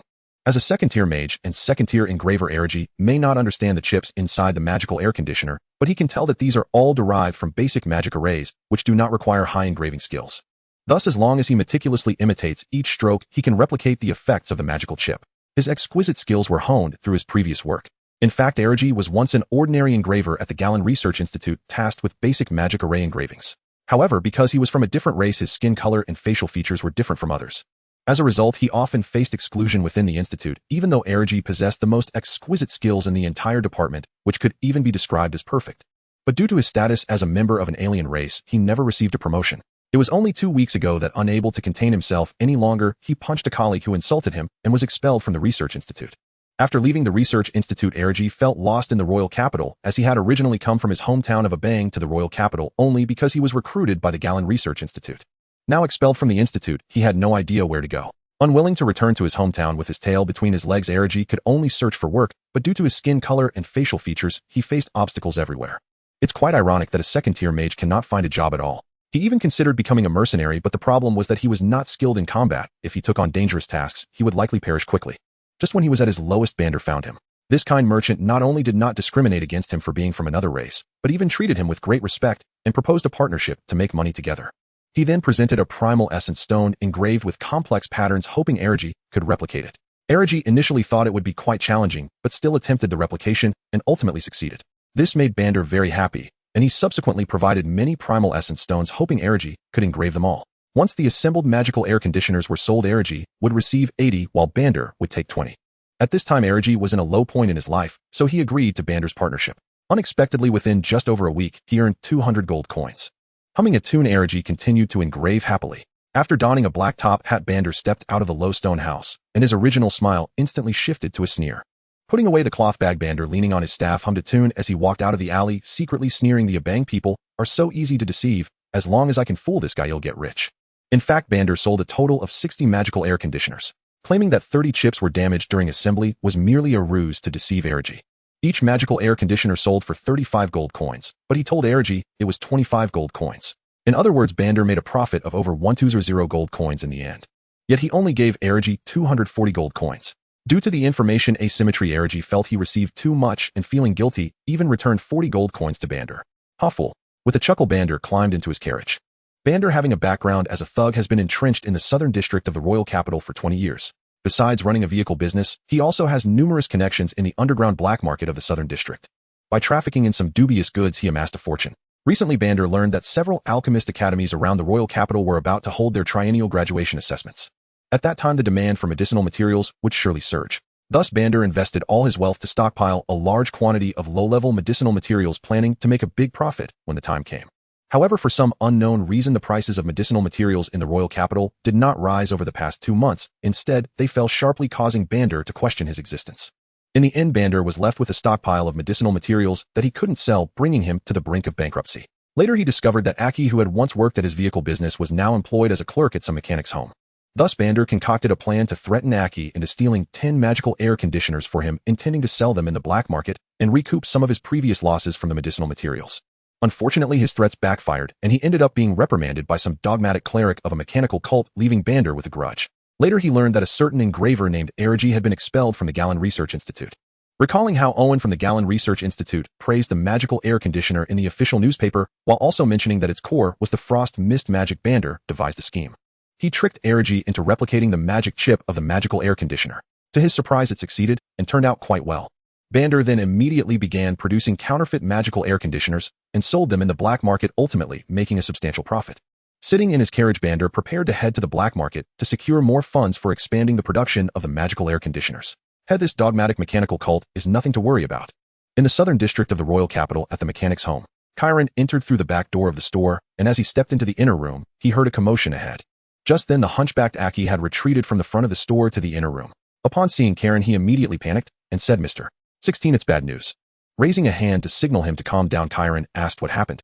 Swallowing hard, Aki replied, "Today, many people said they want to return their purchases, and we can't persuade them no matter what." "Returns?" Kalien stroked his chin and said, "If they want to return, let them return." After a moment, Aki asked, "Really let them return? That's over 10 or 20 units. Snap. Kalien snapped his fingers, producing a bag in his hand, and handed it to Aki, saying, "This contains elemental coins and gold coins. I'll refund them at the original price if they want to return." They had also registered their purchases at the time, so the clerks should refund them at the registered price. Pausing for a moment, Kalien added, "Just remember to emphasize a few things when they return." In front of the store, a group of over a dozen people surrounded four clerks, clamoring to return their purchases. "Gentlemen, if there's any problem with the air conditioners you purchased, we can help you check and repair them." The clerks were trying hard to persuade them. "No need to check, I just suddenly don't want it anymore. I want to return it. Right after buying it, I thought about it and realized it was too expensive. Let's return it." Over a dozen people spoke one after another, leaving the clerks at a loss. At this moment, Aki walked out of the inner room with the bag and addressed everyone, saying, "If anyone wants to return their purchases, just refund them at the registered price." Hearing Aki's words, the crowd of over a dozen people turned to look at him simultaneously. The four clerks were astonished and worriedly said, "But Deacon, if they return their purchases?" Showing a smile, Aki replied, "The cleric said that as long as the product is not damaged, it can be returned. Bring out the previous registration book." After saying this, Aki turned to the group of customers wanting to return their purchases and said, "Gentlemen, returning is no problem, but there's one thing I need to emphasize. The magical air conditioners launched by the mechanic's home have more than just one function. This air conditioner will continue to expand into more features in the future. Although some imitation products have appeared on the market, if you purchase from there, you still need to carefully assess the quality.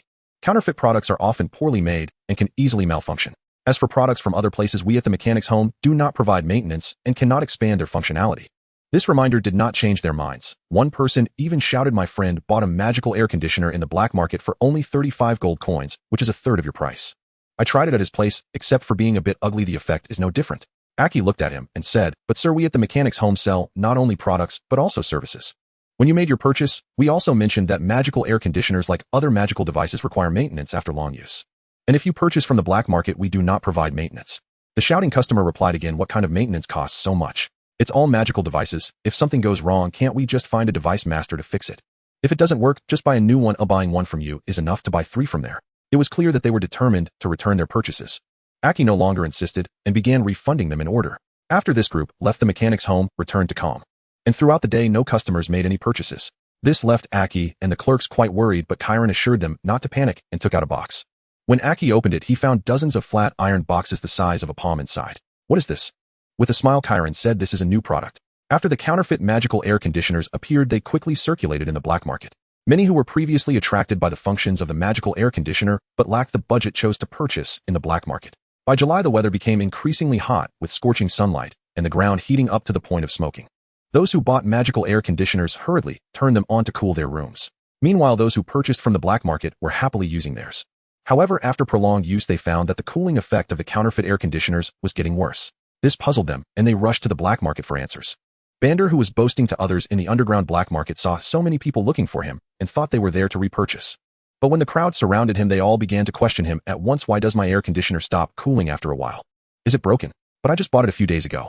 I invited relatives and friends over for a gathering, but the air conditioner stopped being cold after 2 hours, leaving me embarrassed. What do you suggest I do?" Faced with the crowd's inquiries, Bander was at a loss. He stammered, unable to provide a coherent explanation. After all, he was merely a speculator, whether it was engraving or devices, he had no knowledge whatsoever. Everyone. Bander feigned calm and addressed the crowd, saying, "Rest assured, this is not a problem with the magical air conditioner, it's just the interference from the weather." Before he could finish, someone shouted, "Then why isn't the mechanic's home's magical air conditioner affected by the weather?" During his speech, another group of people entered the black market and walked toward Bander. At this moment, he realized the seriousness of the situation and quickly shouted, "Don't worry. For those who purchased from us, we will take full responsibility and will definitely solve the problem for you. Let's all go to the air conditioner manufacturing workshop, and I will have our engraver help you solve the issue." With that, Bander led the way, and the others hurried to keep up, fearing he would run away. After passing through 2 streets, Bander brought them to the stone house where Erigi was and called them out. When Erigi came out and saw a crowd gathered at the door, he looked bewildered. This is our engraver for the magical air conditioners. He can help everyone solve all the problems. Anyone with issues can ask him.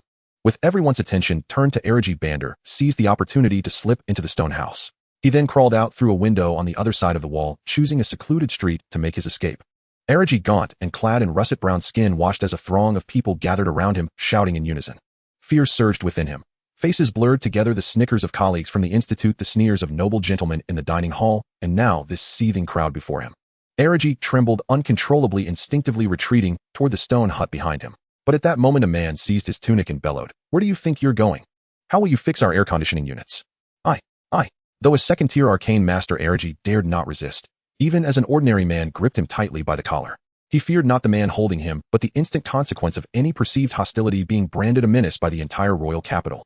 Just as in his first year here, when he struck a vulgar thug who had mocked him, hundreds swarmed in moments, hurling accusations, their eyes cold and contemptuous, as if staring at a stray mangy dog. Afterward he was hauled to the precinct and detained for 3 days, all because he was an Abangian, his complexion and features distinct from the majority. Had his mentor not secured his release, Erigi might well have faced imprisonment. From that day forward, a deep shadow settled upon his spirit. He dared never raise a hand against another, not even one far weaker than himself. "Do you think you can run away?" The man gripping him grew increasingly impatient, roaring, "Your air conditioning units are malfunctioning. We demand answers today." Erigi stammered, "These units weren't sold by me." Before he could finish, the mob rushed into the stone hut. They had intended to drag out Band, the detestable merchant, but found he had already fled. With no other target, they turned their fury entirely upon Erigi. One man emerged clutching several quintessent stones and hurled them at Erigi's feet. "Don't deny it." "What are these?" "These are arcane chips." Erigi faltered, utterly unnerved. "Arcane chips for what?" the man demanded shrilly. Erigi lowered his head slowly. "For the arcane air conditioning units." "So you admit, you built them all?"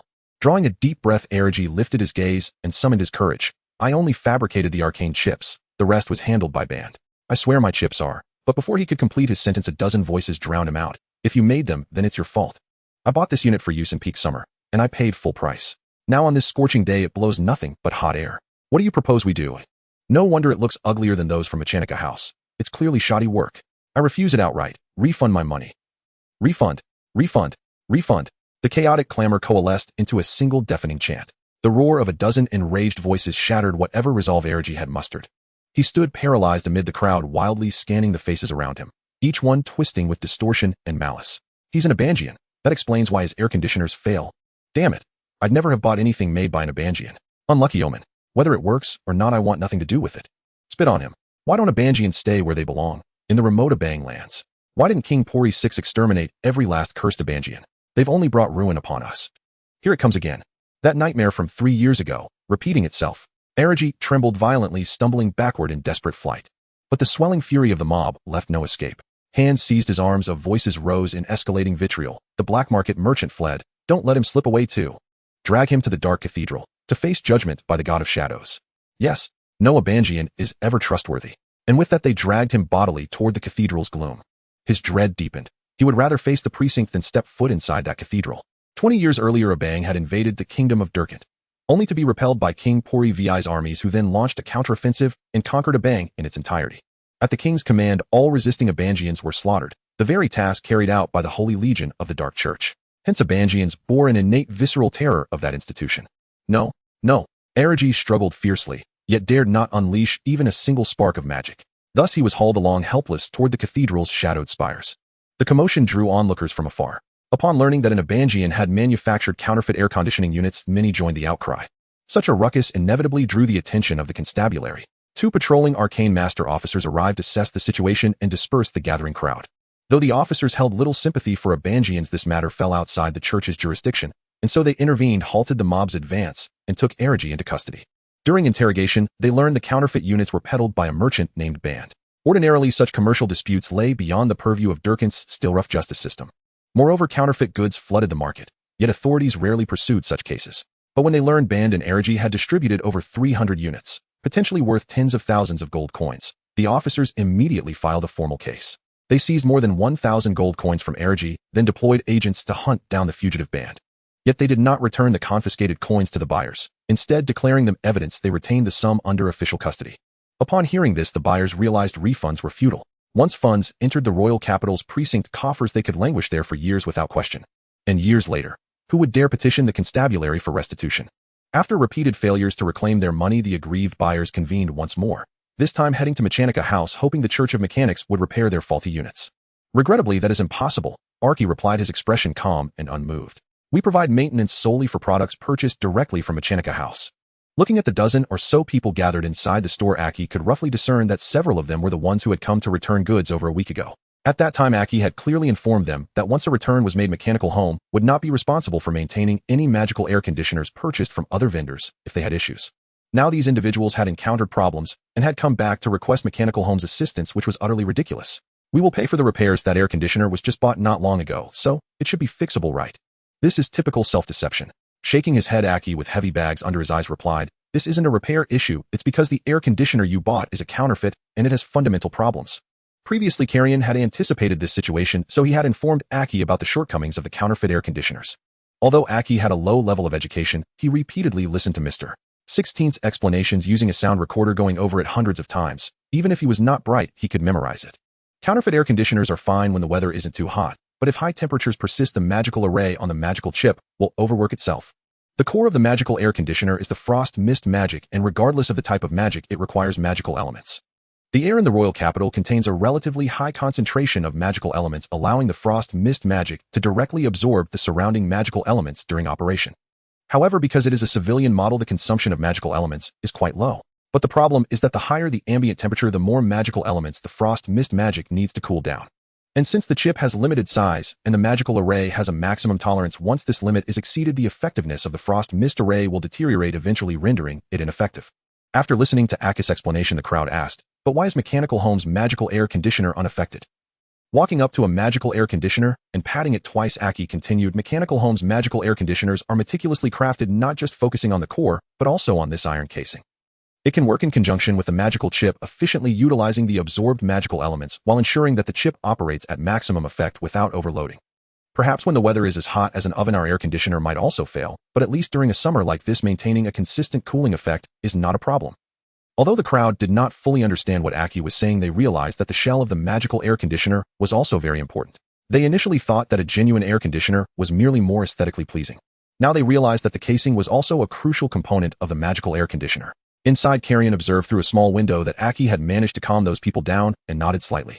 In fact, although the casing of the magical air conditioner is made of 99% ordinary iron and other metals, Kalien had still added a small amount of storm iron to it. Compared to the elemental stone, while storm iron's stability under the magical array is somewhat inferior, its malleability is exceptionally strong, allowing it to be shaped into any form. Kalien had fashioned the storm iron into thin strips of iron and welded them inside the casing. The strips, etched with simple light and dark patterns, were typically invisible, hidden within various structures. The purpose of these patterns was quite simple: to control the direction of the airflow, allowing the magical elements to fully enter the chip's location. Once the magical array was activated, it could also disperse the cold mist in a reasonable manner. More importantly, the patterns on the storm iron would focus on guiding the wind and water elements, which are essential for the frost mist magic. While other elements are not completely excluded, their proportion is significantly reduced. Similar to the magical hairdryer Kalien had previously provided to Horus, but here it simply serves to guide. By various means, the effectiveness of the frost mist array is enhanced while minimizing losses. It's somewhat akin to a wheel. A basic iron wheel can still roll, but if you add an inflatable rubber tire to it, it can roll faster and with less wear. Scientifically effective assists are also crucial. As for the casing of the magical air conditioner, Kalien invested a substantial amount of capital and conducted numerous experiments before settling on a reasonable structure. During his experiments, Kalien even placed the air conditioner over a fire to test its limits. After testing, he found that at least up to 50 degrees, the magical air conditioner could still cool down effortlessly. This knowledge is not something others can simply acquire. This is also the reason why Kalien is not afraid of counterfeits, because his products have undergone countless tests and refinements, produced in bulk following assembly line standards. Not only are the costs low, but the variance between each product is also minimal. Moreover, his factory is hidden in a valley, making it impossible for others to know how he produces them. As long as this advantage is maintained, no matter how many counterfeits appear in the future, Mechanical Home can always remain in a dominant position in the market. Convinced that there should be no problems now, Kalien turned to leave through the back door. However, at that moment he heard those people outside saying, "Damn, I regret this so much. No amount of planning could have predicted that the one making those counterfeit air conditioners is an Abang." An Abang. Kalien was momentarily taken aback upon hearing this. The only Abang he knew was Erigi. This individual, who was of similar age to him and possessed exceptional engraving skills, left a deep impression on Kalien. Although they were not very familiar, they had worked together at the Kalien Research Institute. Kalien was from the Magical Theory department, while Erigi was from the Engraving department. The two departments occasionally collaborated, so Kalien had seen him a few times. Erigi appeared quite introverted, and one could even say somewhat insecure. Perhaps due to his foreign identity, he was often marginalized in the engraving department. At the same time, Kalien experienced some degree of discrimination and exclusion in the magical theory department due to his lack of magical talent. If not for his mentor Owen, always looking out for him, a regular person like Kalien could not have stayed in the Kalien Research Institute for 3 years. Thus, Kalien felt a sense of camaraderie with Erigi. Leaning against the small window, Kalien continued to listen to the complaints of the people outside. Soon he deduced that the person counterfeiting his magical air conditioner was likely Erigi, or rather the one responsible for the chip engraving. What puzzled Kalien was that with Erigi's timid and insecure nature, even if he managed to engrave the magical chip, he would not have been able to assemble it into an air conditioner, nor would he have any means to sell it. But soon Kalien heard another name, Band. Putting it all together, Kalien no longer found it strange. Band had previously coveted Mechanical Home's magical air conditioners. Now it was possible that he had conned the naive engraver into joining him in counterfeiting magical air conditioners. Having grasped the situation, Kalien walked over to the table, opened the drawer, and took out some stationery. In the Southern District Police Station of the Royal Capital, several officers sat in the office discussing how to allocate the recently received subsidy. At that moment, a middle-aged man with a shiny forehead and a bulbous nose walked in. "Yo, mister. Weebles, what brings you here?" A sheriff turned his head and exaggeratedly exclaimed, "I heard you've been making a fortune lately." We're just barely making ends meet," replied Weebles, holding a pipe. Supporting himself on the table, the sheriff leaned forward and raised an eyebrow, saying, "What do you have a money-making opportunity to share with your little brother?" With a smile, Weebles placed a delicate pouch on the table, saying, "I'm here to bail someone out." "Bail out whom?" the sheriff asked in surprise. And a bang. Wearing a hood, the thin figure of Erigi with reddish-brown skin followed behind a middle-aged man and asked, "Who are you, and why did you bail me out?" As he walked out of the detention center, Erigi heard the officer say that someone had paid 200 gold coins to bail him out. This was quite a sum. Apart from his mentor, Erigi couldn't think of anyone else who would spend such a large amount of money to bail him out. However, his mentor had been transferred to Beijing a month ago, otherwise he wouldn't have been dismissed by the Research Institute. "The person who bailed you out is not me." "Then who is it?" Simon with a shiny forehead bit his pipe and walked ahead, saying, "You'll find out soon enough." As they spoke, they passed through a grove and arrived at a quaint wooden house. Exhaling a puff of smoke, Simon pointed to the wooden house with his pipe and said, "He is waiting for you inside, go in." This left Erigi even more puzzled. He glanced at Simon and then cautiously stepped toward the wooden house. The wooden house was small but elegantly designed, surrounded by a fence with a small courtyard that had some medicinal herbs planted. Stepping on the cobblestone path, Erigi slowly approached the wooden door. Just as he was about to knock, a voice came from inside. "Come in." After a moment of hesitation, Erigi slowly opened the door.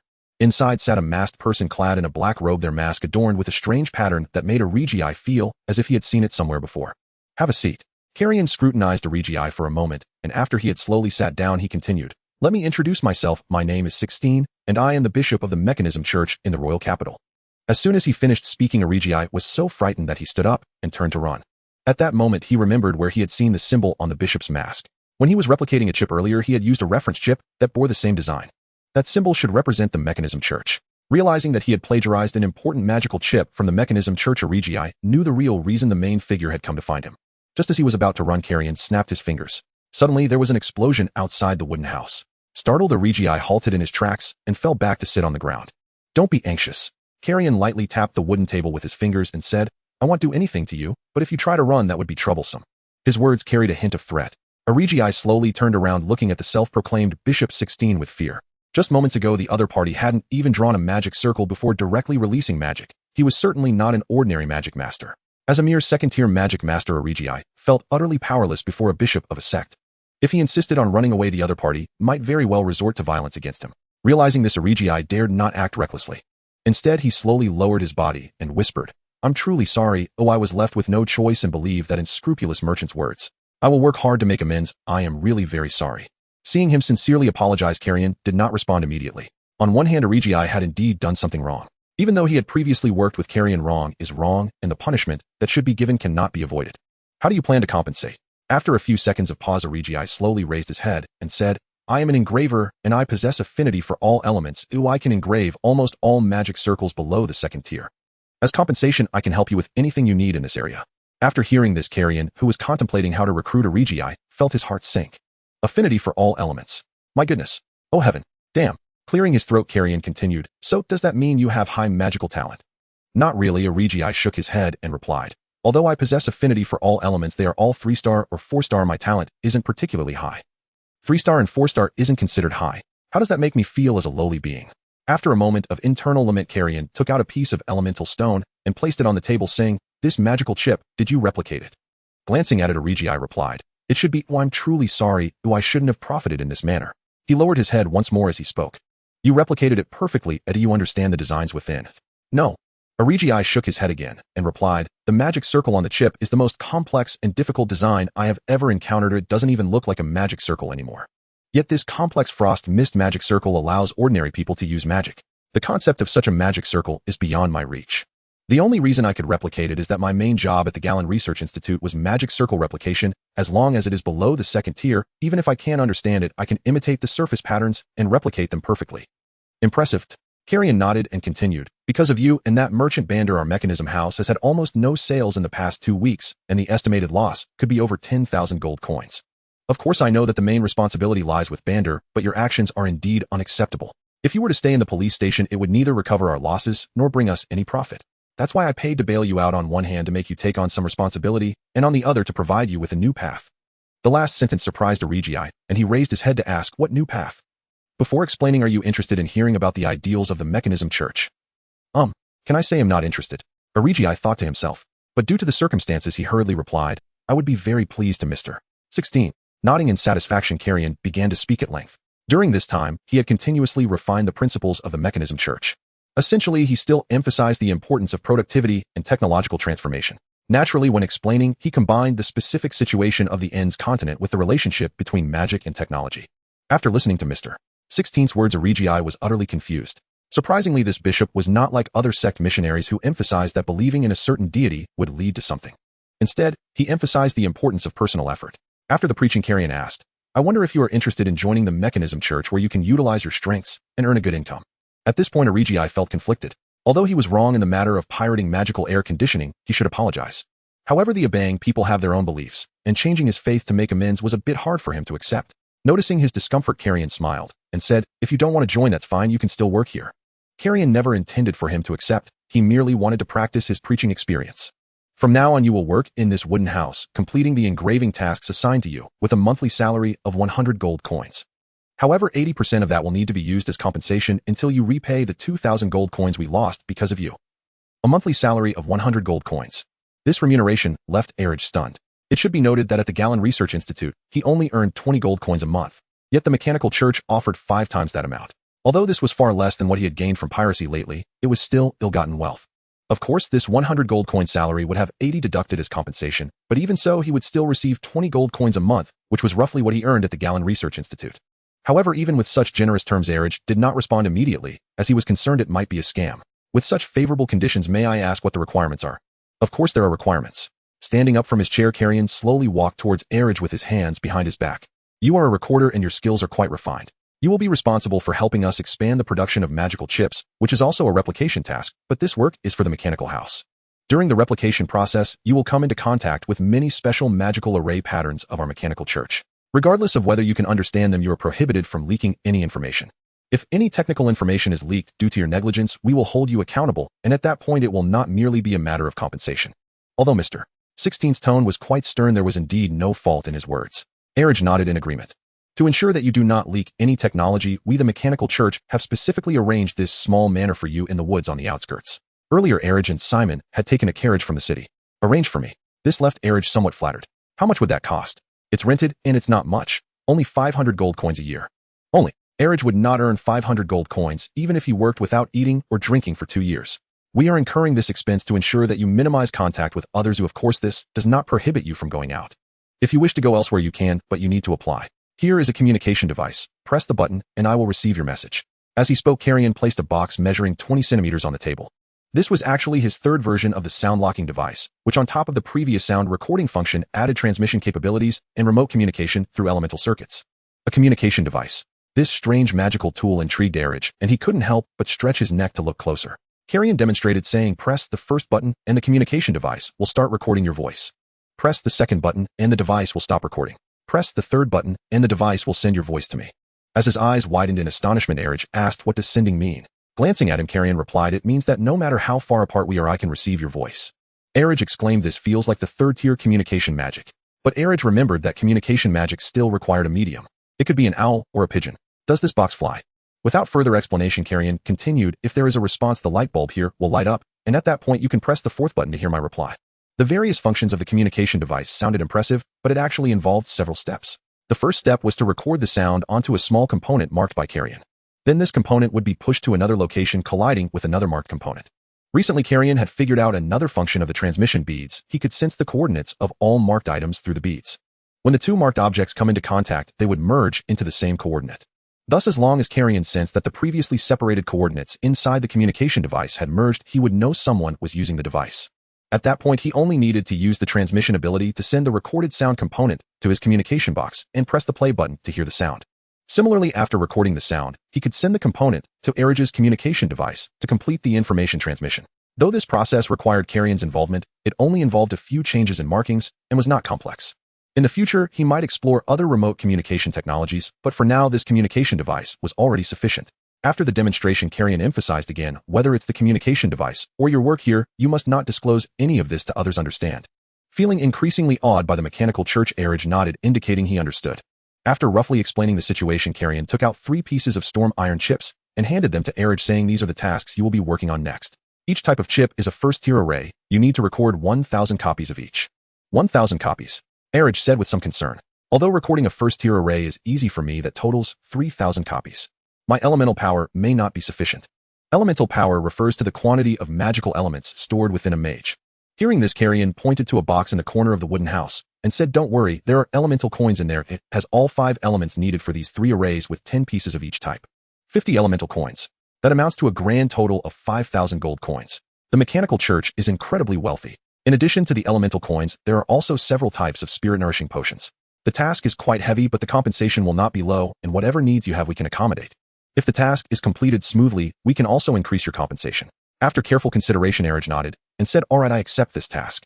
For Erich, although this task was quite heavy, it was not impossible to complete. Furthermore, the mechanical church had summoned him for a clear purpose, which alleviated some of his concerns. He feared those who were secretive and had ulterior motives. However, I have one question. Speak. Once the 2,000 gold coins in compensation are paid off, can I leave? Nodding, Kalien replied, of course you can leave as long as you are willing to give up this high-paying position. And you must guarantee that after you leave you will not leak any of the magical arrays you have seen while working here. I want. If there are no issues, let's sign the contract. Kalien placed a paper contract on the wooden table. In the ends, continent contracts are of great importance. Aside from intermediate mages using contract magic, ordinary people also utilize contracts in daily commerce or land transfers. The notary of the contract is the sect, and if one party breaches it, they will face divine punishment. The contract of the mechanical church, of course, is in the name of the mechanical god. Although there is no such god, it does not hinder Kalien from using this to intimidate Erich. Erich picked up the contract and read it carefully, finding each clause clearly stated. As long as he does not violate the terms, he will not face punishment from the mechanical god. After careful consideration, Erich took the pen and signed. After leaving the cottage on the estate, Kalien returned to the city by carriage. With Arigi handling chip replication, Kalien's workload would be dramatically reduced. After all, Kalien was no archmage. He needed extensive preparations for every arcane array inscription, and each attempt consumed a considerable sum of elemental coins. Arigi, however, was a second-tier archmage. Inscribing first-tier arrays came effortlessly to him. This not only accelerated chip production, but also minimized material waste. Henceforth, Kalien need only develop an initial prototype chip himself, then entrust Arigi with mass replication. Investing a reasonable sum to bring such talent into his fold was unquestionably worthwhile. As for concerns over trust or potential technological leakage, Kalien would implement alternative safeguards. Upon returning to the Mechanist's Haven, Kalien found a crowd blocking the shop's entrance, an unexpected sight that gave him pause. He hurriedly slipped in through the rear door and summoned Arki to inquire what had transpired. It's still those who bought counterfeit units. Arki wiped sweat from his brow and said, after we persuaded yesterday's group to leave, another wave arrived today. Also present were blacksmiths from the Cobblestone Street Foundry, hired by Band to forge air conditioner casings, promised half a silver coin per day. But Band has vanished and owes them a week's wages. Unable to locate him, the blacksmiths have come here seeking aid. Arki shook his head, sighing, what a predicament. Clearly we are victims too, yet everyone turns to us for resolution.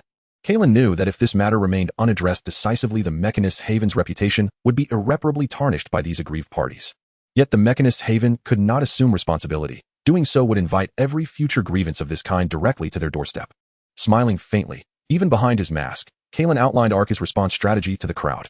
Compared to yesterday, today's gathering at the shop front had grown considerably larger. Though they understood the defective counterfeit air conditioners bore no relation to the Mechanist's Haven, they simply did not know where else to turn. 35 gold coins represented a substantial sum, even for middle-class families. Few could match Arigi's monthly income of 20 gold coins. Our request is modest. We only ask you repair ours, and we'll gladly pay the service fee. Someone shouted. Sir, we've stated repeatedly these counterfeit units contain inherent flaws. We cannot repair them. Then what am I supposed to do? It no longer cools at all.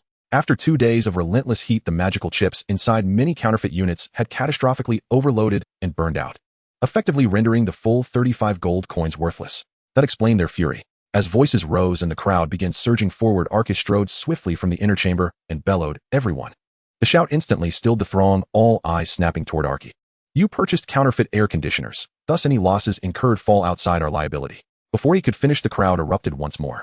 But wait. Arky raised his voice sharply. There is one person who must bear responsibility for this. A voice from the crowd called out, Do you mean Band? That unscrupulous merchant fled long ago. The City Watch's pursuit squad hasn't located him. Arky scanned the assembled faces and smiled. I know exactly where he is. 35 kilometers southeast of the capital, in a rural hamlet. Clad in a black formal coat and sporting a neatly trimmed mustache, Band lounged upon a stone bench in a village courtyard shaded by a broadleaf tree. His left arm encircled the exaggerated curves of a young woman who his right held a goblet of wine. He sipped leisurely, exhaled contentedly, and boomed with laughter. Exquisite. Over these past weeks, Band had amassed over 10,000 gold coins through counterfeit air conditioners. More than he'd earned in 20 years of shady speculation. 10,000 gold coins. Enough to purchase a minor, noble title.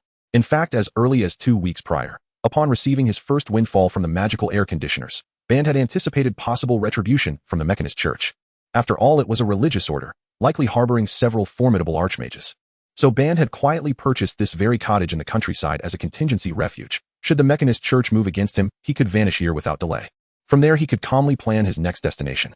Would the Orlo Kingdom suit me better, or perhaps the Boya Principality? As he spoke, Band pinched the young woman's hip and chuckled. Care to accompany me? Your husband is utterly useless. Stay with me, and I'll ensure you live in perpetual luxury. The woman purred, nestling closer. Wherever my master goes, I shall follow. Band roared with laughter, reveling in the sheer perfection of his life. Yet the moment he glimpsed a large circle of figures standing beyond the courtyard gate, his smile froze, then vanished entirely. There he is. Dozens surrounded the courtyard, some even brandishing swords and daggers. They were the very customers who'd purchased enchanted air conditioners from Owen. A few had even brought their household servants. Seeing dozens storm into the courtyard, Band recoiled in terror, shoved the woman aside, and bolted for the exit. But after only 2 strides, someone seized him from behind and slammed him face down onto the ground. Others surged forward, raining down fists and kicks. Damn cheat. You swindled my money, then fled here to live like royalty. Return our air conditioner funds. Pay us our wages. Dozens took turns assaulting him until Band lay battered, bleeding, and barely conscious. Then a voice bellowed, Hold. Ask where he hid the money. Faced with a mob of enraged creditors, Band offered no resistance. Raising a trembling hand, he weakly pointed toward the cottage interior. Within moments, nearly 10,000 gold coins, his illicit fortune, were recovered. After collective deliberation, the crowd dispersed, each taking their due share. They then hauled Band back to the capital and delivered him to the City Watch. Kalien observed the entire debt collection operation from a discreet distance, remaining until its resolution was confirmed. Throughout, the Mechanist Church remained entirely uninvolved, offering nothing more than Band's location. As for how Kalien knew that location, it was simple. Over a month earlier, when Band had threatened Arky, Kalien had beaten him and discreetly slipped a marked grain of sand into his pocket. At the time, it was merely a precautionary measure, yet fate had rendered it unexpectedly vital. Fortunately, Band had fled wearing that very formal coat. Kalien's teleportation orb could detect the coordinates of any marked object. Thus, Band's whereabouts revealed themselves with effortless precision. Band bore sole and primary responsibility for this entire affair. His downfall was therefore entirely self-inflicted. With counterfeits eradicated, sales at the Mechanist's Haven gradually rebounded. Simultaneously, the Mechanist's Haven unveiled a new product, the Enchanted Refrigerator. No separate casing required. Just a 30 gold coin compact module easily affixed to any existing magical air conditioner to transform it instantly. Indeed, Kalien had designed the original air conditioner with refrigerator integration preemptively built into its architecture. Otherwise, its unusually large dimensions would have made little sense. Beyond refrigeration, the unit also incorporated latent provisions for heating, acoustics, and other functionalities. Features slated for phased rollout, compelling early adopters to continue purchasing upgrades. Step by deliberate step, the air conditioner's market position solidified, and its price point gained steady, sustainable upward momentum. Having largely finalized the Mechanist Haven's strategic layout across the capital, roughly 3 months had elapsed. On July 15th, the Palos Academy of Arcane Arts held its graduation examination. Kalien teleported back to the Crimson Leaf Academy to lead his prepared students into the long-awaited final assessment. In the main campus of Palos School of Magic, as the annual graduation assessment commenced, students from the various affiliated colleges gathered in the central area, led by their respective teachers. Compared to the other colleges, the main campus had a significantly larger area with well-constructed buildings and training grounds. Palo School of Magic comprised 10 affiliated colleges: the Night College, the Crimson Iron College, the Orange Flame College, the Yellowstone College, the Green Vine College, the Qingyun College, the Blue Crystal College, the Violet College, the Silver Lightning College, and the Red Leaf College. Among them, the Night College and Crimson Iron College were considered the top-tier institutions, often competing for the first and second positions. The Red Leaf College, where Kalien was, had the reputation of being the worst, having ranked last for 4 consecutive years. As the time reached 7:30, Kalien had already led his team to the central square of the main campus. 11 students, including Mia, Jack, and Sally, followed behind him. To avoid confusion with AI Lee and Elder Alison, the heavily browed AI Lee was changed to Sally. Jack, with his dark skin, expressed his concerns as he watched hundreds of students from other colleges participating in the assessment, saying, "If it comes to a team battle between colleges, won't we definitely lose?" Sally waved his hand dismissively and replied, "Not at all. While the graduation assessment does involve team battles, the focus is more on individual combat abilities. With so many students, how can the judges assess everyone?" Mia, with her lake blue pupils and a single ponytail, began to observe the students from other colleges. Having participated in 3 assessments already, Mia noticed that this year's graduation assessment also included many repeat candidates from previous years. After all, every college has its underperformers, and some students, if dissatisfied with their assessment results, can continue to participate as long as they haven't exceeded the age limit, hence choosing to retake the assessment. Handing out assessment badges to each student, Kalien explained, normally the graduation assessment is divided into 2 parts. The first part is a written exam, which is fixed every year and takes place in the morning.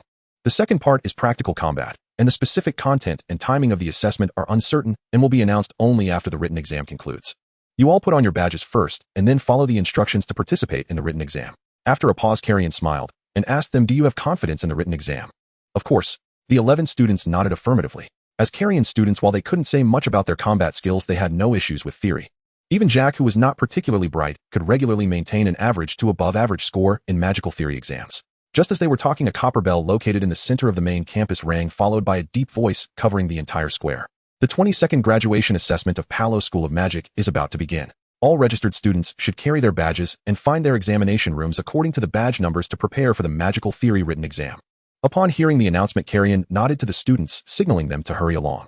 Mia, Jack, Sally, and the other students nodded in response and proceeded to their respective examination rooms as instructed by their badges. As the students dispersed to their examination rooms, the square quickly became empty, leaving only 10 leading teachers. "Kalien, bro, long time no see." Hearing a mature and charming voice, Kalien turned his head.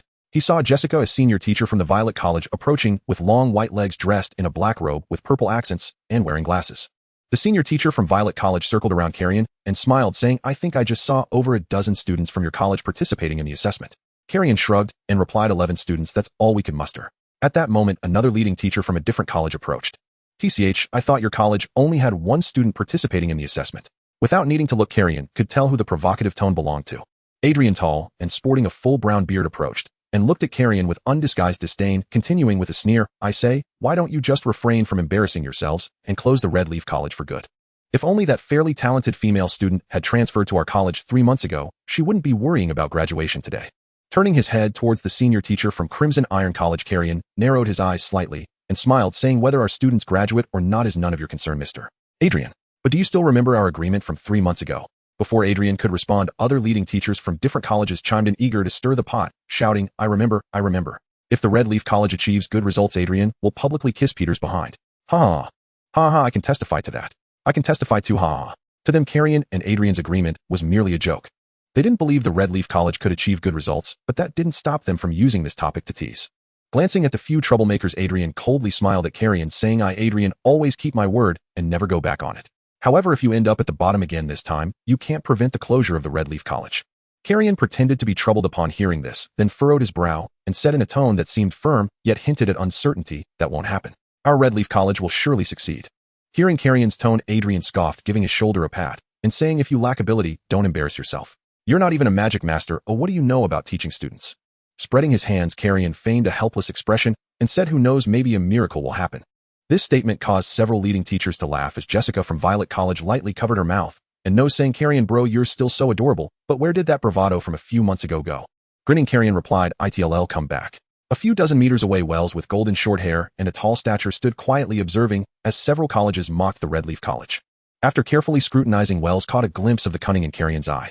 Ever since he learned from Elder Alison that Kalien had worked at the Kalien Research Institute for 3 years, he knew Kalien was not as simple as he appeared. However, Wells was uncertain about how well the Red Leaf College could perform, so he could only quietly observe the upcoming performance of their students. After hesitating for a moment, Wells took a step forward and approached Kalien, extending his right hand. "We met last time, Teacher Kalien." Kalien turned his head in surprise, then quickly extended his right hand for a brief shake, saying, "I remember, No, Teacher Wells." With a twitch at the corner of his eye, Wells maintained his smile and said, "I look forward to the upcoming performance of your Red Leaf College." Noticing that Wells seemed genuinely wishing them well, Kalien quickly replied, "I also look forward to the performance of your night college."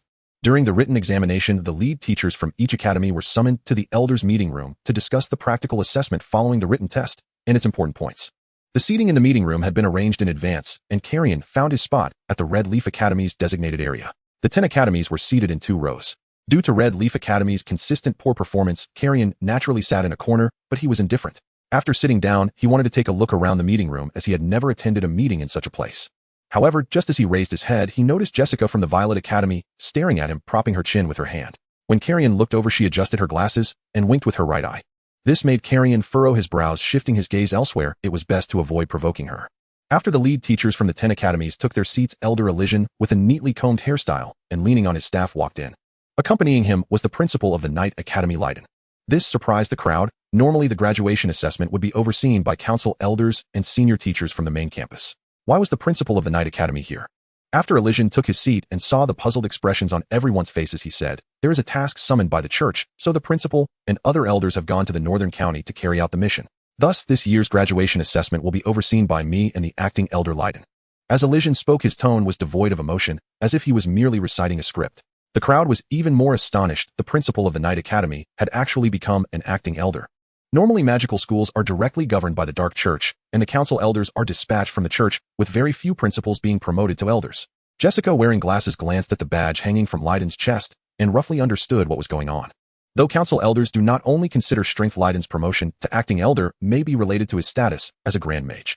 At the level of Grand Mage, one can wield a certain influence within the kingdom. Previously, only the principal of Palos Magic School held such a title. With the principal now in the northern county on a mission, Leiden, the principal of the Night Academy, becomes the highest-ranked magic practitioner at Palos Magic School. With a friendly smile, the heavy-eyed Leiden said, "Everyone need not worry. I'm not responsible for judging the assessment results, but will maintain order during the assessment to ensure the student's safety, without favoritism towards any academy." Upon hearing this, the crowd felt somewhat relieved. After all, Leiden, being the principal of the Night Academy, might lead other academies to worry about bias. Since he was only responsible for maintaining order, it was not a problem. Meanwhile, sitting in the corner, Kalien was more concerned about another statement made by Elder Elysian. That was the mention of the principal and other elders going to the northern county on a mission. Over 6 months ago, the school had also dispatched several principals for a mission. At that time, their principal Fanes had gone, but he later went missing and was presumed dead. Could it be that the old principal Fanes was also on a mission to the northern county? Additionally, recently, when the mechanical cult's convoy was selling medicinal materials around the royal capital, Simon also learned that the Lord of Grey Hawk had been summoned by the king to the northern county for a mission seemingly related to ancient ruins. This left Kalien even more perplexed. Why would so many lords and high-level grand mages be sent to an ancient ruin? Was there some significant discovery there? Moreover, if the old principal went missing within the ancient ruins, could he still be alive? Just as Kalien was lost in thought, Elder Elysian continued, "In addition to Principal Leiden, there will be another acting elder to oversee this assessment." As he was speaking, a 30-something white-haired woman peeked half her body through the door, waving her hand excitedly and greeting everyone. "Hello, everyone. I am Bai Xing." As she spoke, she strode in with a bold gait. Just from her physique, she had an impressive bust and well-defined legs, with her arms exhibiting well-toned muscles, her short white hair casually styled into a messy bun exuding a wild beauty. However, her walking style was rough and bold, as if she were always ready for battle. Seeing Bai Xing casually sit down right next to him, even crossing her legs on the chair, Elder Elysian couldn't help but frown and said, "Mind your image." Oh, although she was an acting elder, Bai Xing was only 30, and in front of Elysian, she was just a junior and could only obediently listen. After Bai Xing placed her hands on the table and struck a demure pose, Elysian turned back to the 10 lead teachers and continued, "Every year during the practical assessment, there are always students who get injured due to excessive competitiveness, so the 2 acting elders will maintain order during the assessment. Next, I will explain the rules of the practical assessment in detail." Upon hearing this, everyone immediately perked up their ears, listening attentively. The practical assessment is designed to evaluate the student's performance in specific combat environments, thereby assessing their overall abilities. Before the assessment, a magical level test is required. All participants in the practical assessment must at least be magical apprentices capable of freely absorbing and releasing magical elements. The assessment project is a territory conquest battle. We have divided the main campus simulation battlefield into 30 territories, each capable of accommodating 10 people. After the assessment begins, students will enter the simulation battlefield and can freely form groups to seize territories. The assessment duration is 24 hours, and the top 300 students to enter a territory will qualify for graduation. Additionally, each territory will have a lord. The 30 students who become lords will be granted admission to a first-class university. After giving a broad overview, Kalien took out a stack of papers for Bai Xing to distribute to everyone, and continued, the detailed rules are written on the papers. After the written test, each lead teacher should inform their respective students of the rules and develop strategies for them. The assessment will take place from 2 in the afternoon until 2 the next day. During this time, lead teachers cannot enter the simulation battlefield, nor can students leave, so everything they need must be prepared in advance. After saying that, Kalien asked, do you have any questions? The meeting room fell silent for a few seconds, and then Kalien, sitting in the corner, raised his hand and asked, Elder, are there any prohibited types of magical tools during the practical assessment? Glancing at Kalien, Kalien replied, no. Upon hearing this, Kalien smiled and nodded to indicate his understanding. After the meeting arrangements before the practical assessment concluded, the team leaders from various academies left to prepare strategies for their students. Meanwhile, the acting Elder Kalien and Bai Xing headed to the simulated battlefield to make preparations for the assessment. Kalien picked up the rules explanation and was about to leave when Elder Kalien approached, leaning on his cane, and said, come with me for a moment. After speaking, he headed towards the back door of the conference room. Kalien paused for a moment and then followed him. After walking some distance away from the conference room, Elder Kalien walked along the corridor of the Elder's Hall and took out an envelope, handing it to Kalien. Instinctively taking the envelope, Kalien asked in confusion, Elder, what is this? Kalien continued, looking ahead. This is an offer from the Emerald Research Institute. The Emerald Research Institute. Kalien stood frozen in place. Like the Kalien Research Institute, the Emerald Research Institute is a renowned magical research department in the kingdom, established simultaneously with the Kalien Research Institute when the Dark Church enforced the adherence to doctrine. One is located in the royal capital and the other in the eastern counties Huaqing. Over the past 25 years, these two research institutes have contributed a vast amount of magical achievements to the church, transforming the Dark Church from a realm of decay and death to one of tolerance and diversity. Although the reputation of the Emerald Research Institute is not as high as that of the Kalien Research Institute, it is still a place many magical researchers dream of. This offer is for me. Stopping in his tracks, Kalien slightly turned his head and said, Kalien, the fate of the Red Leaf Academy has already been decided. The council has wanted to close it down since 3 years ago. The reason for extending your time by 3 months is just to provide a complete explanation for fines for you and for the students. After the academy closes, I will make proper arrangements for Mrs. Fines and the students. As for you, staying at Palos Magic School will not allow you to showcase your advantages. Only at the Research Institute can you truly shine. Coincidentally, the Emerald Research Institute is currently recruiting assistants, and I have a contact there. I have already made arrangements for you.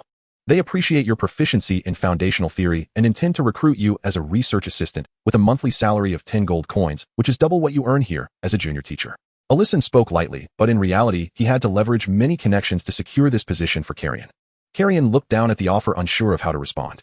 After a while, placing his hand on his chest, he respectfully and sincerely said to Kalien, thank you very much.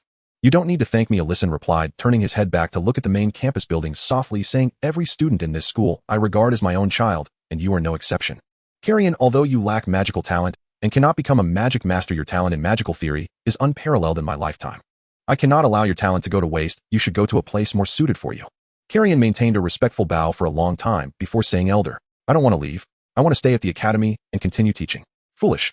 Turning around, Kalien struck the ground heavily with the base of his staff, speaking in a deep voice, Kalien, do not cling to this pointless insistence. Since its inception, the teaching method of the Red Leaf Academy has been incompatible with other academies. Maintaining it until now has already reached its limit. After this assessment, the higher-ups will begin to dismantle the Red Leaf Academy. Where will you go then? Do you think the people from other academies will accept you? Even if they accept you, all you can teach are some very basic theories. What achievements can you accomplish in 10 or 20 years? Listen to me, go to the Research Institute. There is where your potential can be maximized. Perhaps in 10 years you can proudly tell the world that even without being a magic master, Kalien can create astonishing magical formations. Slowly raising his head, Kalien locked eyes with Kalien and said, I know my insistence is hard for you to understand, but Elder, can we wait until after the practical assessment to decide the fate of the Red Leaf Academy and my future path? Perhaps. After pausing for a moment, Kalien stood up straight and firmly said, perhaps now I can proudly show everyone my results. Seeing Kalien's expression so resolute, Kalien held back his reprimands, hesitated for a while, and sighed, in any case you should take the offer first. After the assessment, I will explain the arrangements for your future. After speaking, Kalien leaned on his staff and left. However, when he reached the corner of the corridor, he paused slightly, turned his head, and added, I will also look forward to the performance of your Red Leaf Academy this time. He then turned down another corridor and left. Kalien stared blankly in the direction Kalien had gone for a while, before putting away the offer with a smile and following the corridor out of the Elder's Hall. At 1:30 in the afternoon at Palos Magic School, the main campus and the simulated battlefield. After the written examination concluded, students from various academies first had their meals, so they prepared their equipment and arrived at the simulated battlefield. The simulated battlefield is located to the north of Palos Magic School, covering nearly one-third of the entire main campus area. It simulates various terrains including forests, deserts, lakes, islands, mountains, and more. The practical assessments for graduation are basically held here every year, although the assessment rules may vary. After the Red Leaf Academy reached the resting area outside the simulated battlefield, Kalien first explained the rules of the practical assessment to the participating students, then outlined his strategy. In this practical assessment, we have two main objectives. First, to secure MIA's admission qualifications to the first-class university. Second, to achieve a better ranking for the Red Leaf Academy. 11 students surrounded Kalien, attentively listening to his explanation. The focus of the territorial dispute battle is the territory, but besides the territory, many large and small score orbs will be scattered throughout the simulated battlefield. To occupy the territory, it is essential not only to defeat other opponents, but also to accumulate a certain number of points. Moreover, after the assessment, the total points obtained by each academy will be tallied to determine the ranking of the academies. Kalien smiled and said, therefore, your combat strategy should be to first leverage your mobility advantage, accumulate enough points, and then consider occupying the territory. After a pause, he added, of course, try to avoid flying to not draw too much attention. The 11 students simultaneously laughed and nodded in agreement. Since the successful trial of the combat suit K5, Kalien has iterated it twice, and now the students are wearing the K7 version. Compared to the previous version, the K7 offers even greater concealment. It no longer requires a jetpack or relatively bulky components. While retaining all previous functionalities, Kalien replaced all metal materials with leather or fabric except for the magical chip. Of course, to ensure that each component functions effectively, the design fits snugly on the back, abdomen, elbows, and ankles. Moreover, the spellcasting rifle has been designed to be foldable. Before use, it can be collapsed into a half-meter-long weight stick, which can then be carried on the back. Thus, Mia and the others now appear to be merely wearing relatively complex combat uniforms and carrying weapons. Without a closer look, one would hardly notice the existence of the combat suit. The K7 has been refined for nearly half a month now, and during this time, Mia and her peers have worn it daily, becoming familiar with its presence. Seeing that the time was almost up, Kalien finally emphasized to the 11 students, remember, while the combat suit can greatly enhance your strength, it is still an external tool. True strength is not just about power and weapons, it also lies in your will and wisdom. Do not just charge forward, act with a plan. Make use of the results from these 2 months of practical training. With a dark-skinned complexion, Jack patted his chest and grinned, saying, don't worry, teacher, I know what to do. Beside him, the thick-browed Sally first nodded, then teased Jack, among all of us, you are the only one who knows how to charge and head first. Huh. Jack clenched his fists and frowned, saying, who are you calling brainless? Seeing the two starting to argue again, Kalien placed a hand on their shoulders and smiled, in any case, good luck. From here on, it's up to you. Just as Kalien's words fell, the heavy copper bell of the main campus rang out once more. The practical assessment is about to begin. All participating students, please proceed to the corresponding entrances of the simulated battlefield, as indicated by your badges, for the pre-assessment magical level test.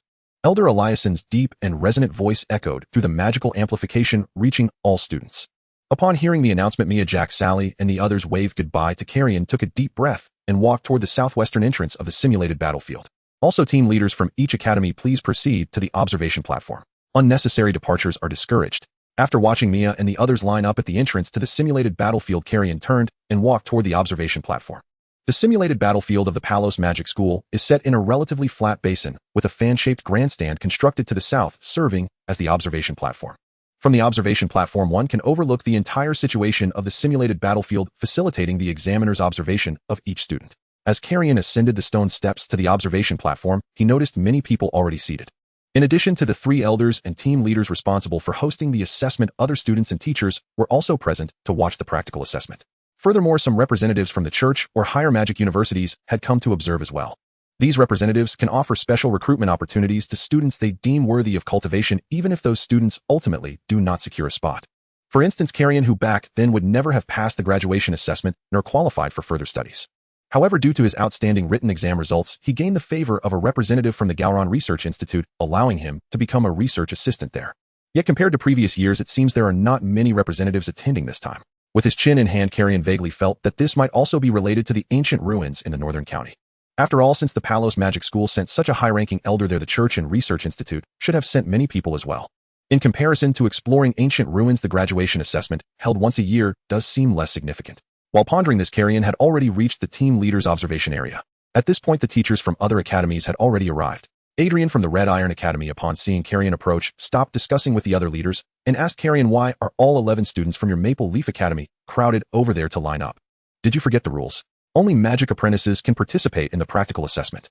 In his mind, there was only one female student from the Maple Leaf Academy who was a magic apprentice, while the other students were barely even beginners with poor talent. In just 3 months, those with 1 or 2-star elemental affinity talents would find it difficult to achieve significant improvement.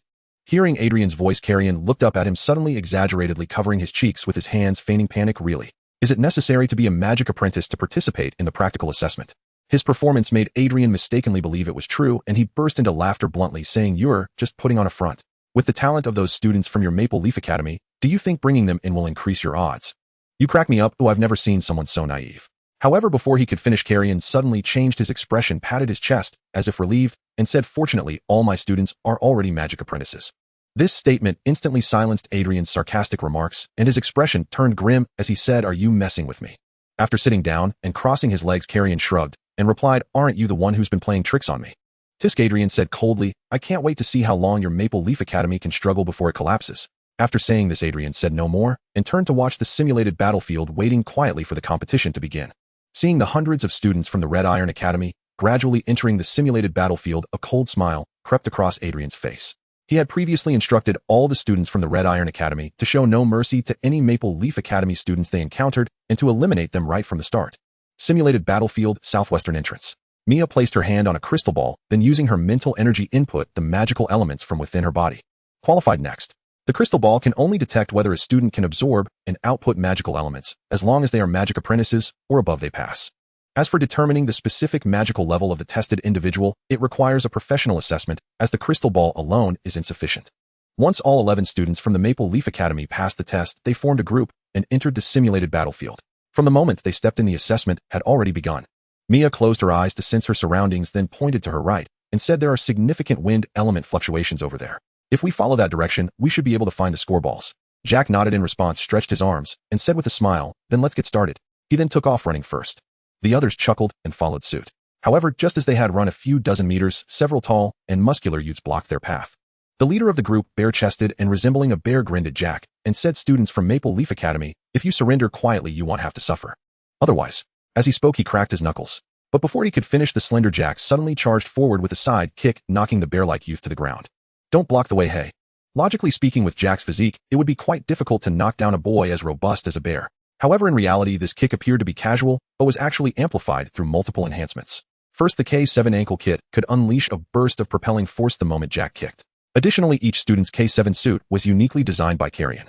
For instance, Jack had an additional knee pad on his knee equipped with 3 magical arrays, reinforce weight and acceleration.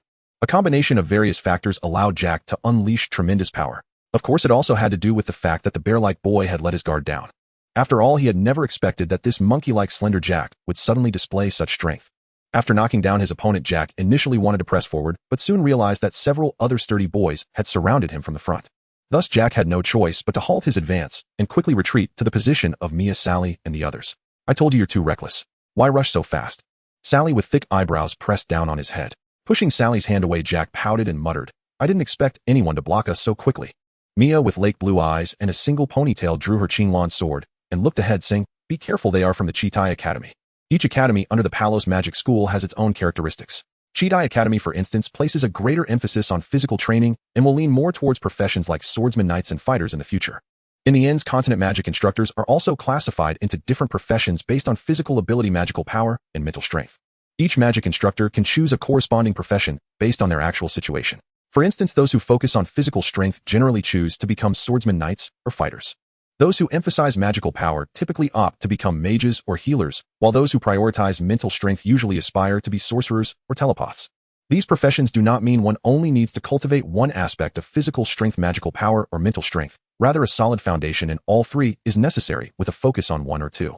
Some powerful magic instructors even develop in all areas. Moreover, it is generally only after becoming a second-tier magic instructor that one begins to choose a profession. Before this, magic instructors must first open elemental channels, condense elemental cyclones, and master a certain number of basic spells. Of course, many people start training for their future professions even when they are first-tier magic instructors. For example, Chitai Academy emphasizes physical training, so most students are tall and strong. However, when it comes to physical fitness, Mia is not much inferior to the students of Chitai Academy. After all, she has been constantly enhancing her physical training for the past few years despite limited resources. If all goes well, Mia will likely choose to become a swordsman in the future. Raising her Qinglong sword and pointing it at the encroaching students from Chitai Academy, Mia coldly declared, "The practical assessment has just begun. We have neither territory nor points. Why are you attacking us?" The bear-like boy who had been knocked down by Jack got up from the ground and felt a bit guilty upon hearing MIA's question. But recalling the words of their leader Adrian, he furrowed his brow, drew a large sword, and said in a deep voice, "With your kind of talent, you shouldn't even be participating in the assessment. You might as well go home." As he spoke, the bear-like boy activated the magical array on his large sword and charged at Mia fiercely. The other Cheetah Academy students, some armed with gauntlets and others with shields, also rushed towards Jack and Sally. In the observation area, Kalien saw the students from Cheetah Academy attacking Mia and her group from the outset, and turned to Adrian saying, "I have to say, Adrian, this is rather ungracious of you." Hearing Kalien's words, Adrian turned his head and chuckled coldly. "What are you afraid? The practical assessment is meant to test students' responses in various complex situations. The few kids who took the initiative here are only of average to below average caliber in our academy. If you can't handle even them, what are you even assessing those from Hongya Academy for?" When Jack knocked down the Cheetah Academy student earlier, Adrian was somewhat surprised. But it was evident that the Cheetah Academy student had underestimated him. Now that the Cheetah students were serious, they were all first-tier magic instructors, and they all drew their weapons to activate their magical arrays. In this situation, how could the students of Hongya Academy, who barely qualify as magic apprentices, respond? At the very top of the observation platform, Elder Ellison, whose hair was neatly combed, frowned at the sight of Cheetah Academy surrounding Hongya Academy. Such overtly targeted behavior was somewhat excessive. However, their actions did not violate any rules, and Ellison had no way to intervene or prevent it. In fact, from the perspective of the entire practical assessment rules, Hongya Academy was clearly at a disadvantage. After all, in a territory scramble, the team's strength is key, and the more people there are, the easier it is to gain an advantage. Other academies generally have around 100 students participating in the assessment, while Hongya Academy only has 11 people, and possibly only Mia possesses any real combat ability. In this context, it would be difficult for them to seize any territory. Yet faced with such relatively unfair rules, Ellison could not intervene to make changes. The rules of the practical assessment were determined by the entire council. Moreover, other council elders had long wanted to dissolve Hongya Academy, and were even less likely to consider Hongya Academy's circumstances when formulating the rules. Although Ellison wished to secure certain advantages for Hongya Academy, he was helpless, as he was merely an academic elder with limited influence within the council. If it weren't for the church having a mission, the principal and various elders would have been summoned for that task. Given Ellison's position, he couldn't preside over this graduation assessment. Additionally, before other elders embarked on their missions, they were concerned that Ellison might make erroneous decisions based on personal feelings during this assessment, so they supported the Knight Academy principal Li Dong as a proxy elder to keep Ellison in check. This had led to the current situation. Watching the students of Hongya Academy surrounded in the simulated battlefield, particularly Mia, Ellison sighed, deeply feeling regret for the child's future. In the simulated battlefield in the southwest region, Mia looked at the Cheetah students charging towards them, her lake blue eyes narrowing into crescents as she slowly stepped forward and said to Jack and the others, "Don't interfere, let me handle this." As she spoke, she waved her Qinglan sword, activating the magical array on it. Without relying on any other devices, using only her strength and the enhancement from the Qinglan sword, she unleashed magic. A fierce gale erupted, instantly sweeping the charging Cheetah students away over 20 meters as if a giant hand had struck them. Second-tier magic wind repulsion. In the span of 3 months, Mia advanced from a magic apprentice to a second-tier mage. This may sound incredible, but given MIA's talent and diligence coupled with Kalien's generous supply of elemental coins, it is entirely normal. Though MIA's time as a second-tier mage is short, she has already mastered the spell wind repulsion with great proficiency. Moreover, the aerodynamics taught by teacher Kalien has allowed her to maximize the spell's power. On the observation platform, Adrian from the Crimson Iron Academy witnessed Mia unleash a second-tier spell that sent several Crimson Iron students flying 10 to 20 meters. He immediately stood up, eyes wide, exclaiming, "How is this possible?" It wasn't just Adrian or Jessica, and Vels along with other academy leaders were equally astonished. Just over 3 months ago, this student named Mia was merely a magic apprentice, wasn't she? How could she have advanced so quickly? Although this girl is the only talented student at the Crimson Leaf Academy with a wind element affinity reaching 7 stars. But the problem is the Crimson Leaf Academy currently has no resources. What did this girl use to cultivate? At this thought, Jessica, wearing glasses, turned to look at Kalien not far away and couldn't help but ask, "How did you do it?" Jessica was well aware that Kalien was the only teacher at the entire Crimson Leaf Academy. Shrugging, Kalien replied, "I didn't do much, just did my best." Clearly, he didn't want to elaborate. Jessica had not expected Kalien to tell her anything, as every academy has its unique teaching methods. With a soft laugh, Jessica adjusted her glasses and remarked, "It seems you really have some capital to be bold." In contrast to Jessica's teasing, Adrian wore a gloomy expression at that moment. He never expected that the Crimson Leaf Academy would produce a second-tier mage. Among all the students assessed, it is estimated that only 1 in 20 could reach the second tier. Even for a place like Crimson Iron Academy, which has long ranked first or second, only 7 students achieved the second tier in this practical assessment. Turning his head slowly, Adrian said solemnly, "Don't celebrate too early, it's just a second-tier mage. What academy doesn't have a few second-tier mages?" Shrugging, Kalien replied, "Then let's continue watching." At the top of the observation platform, Elder Ellison of the Academic Affairs Department saw Mia casting a second-tier spell, and his murky eyes suddenly brightened. He also didn't expect that Mia had already become a second-tier mage. In that case, even if she ultimately fails to secure a territory based on her magical level and physical advantages, she should be able to obtain a special admission from the church or university representatives. Thinking of this, Ellison breathed a sigh of relief. At least Mia now has a chance to continue her education. What puzzled Ellison was how Kalien managed to help Mia achieve such significant advancement in such a short time. Simply relying on the few magic crystals he provided should not yield such great effects. For the past 3 months, Ellison had given Mia a wind element magic crystal every month.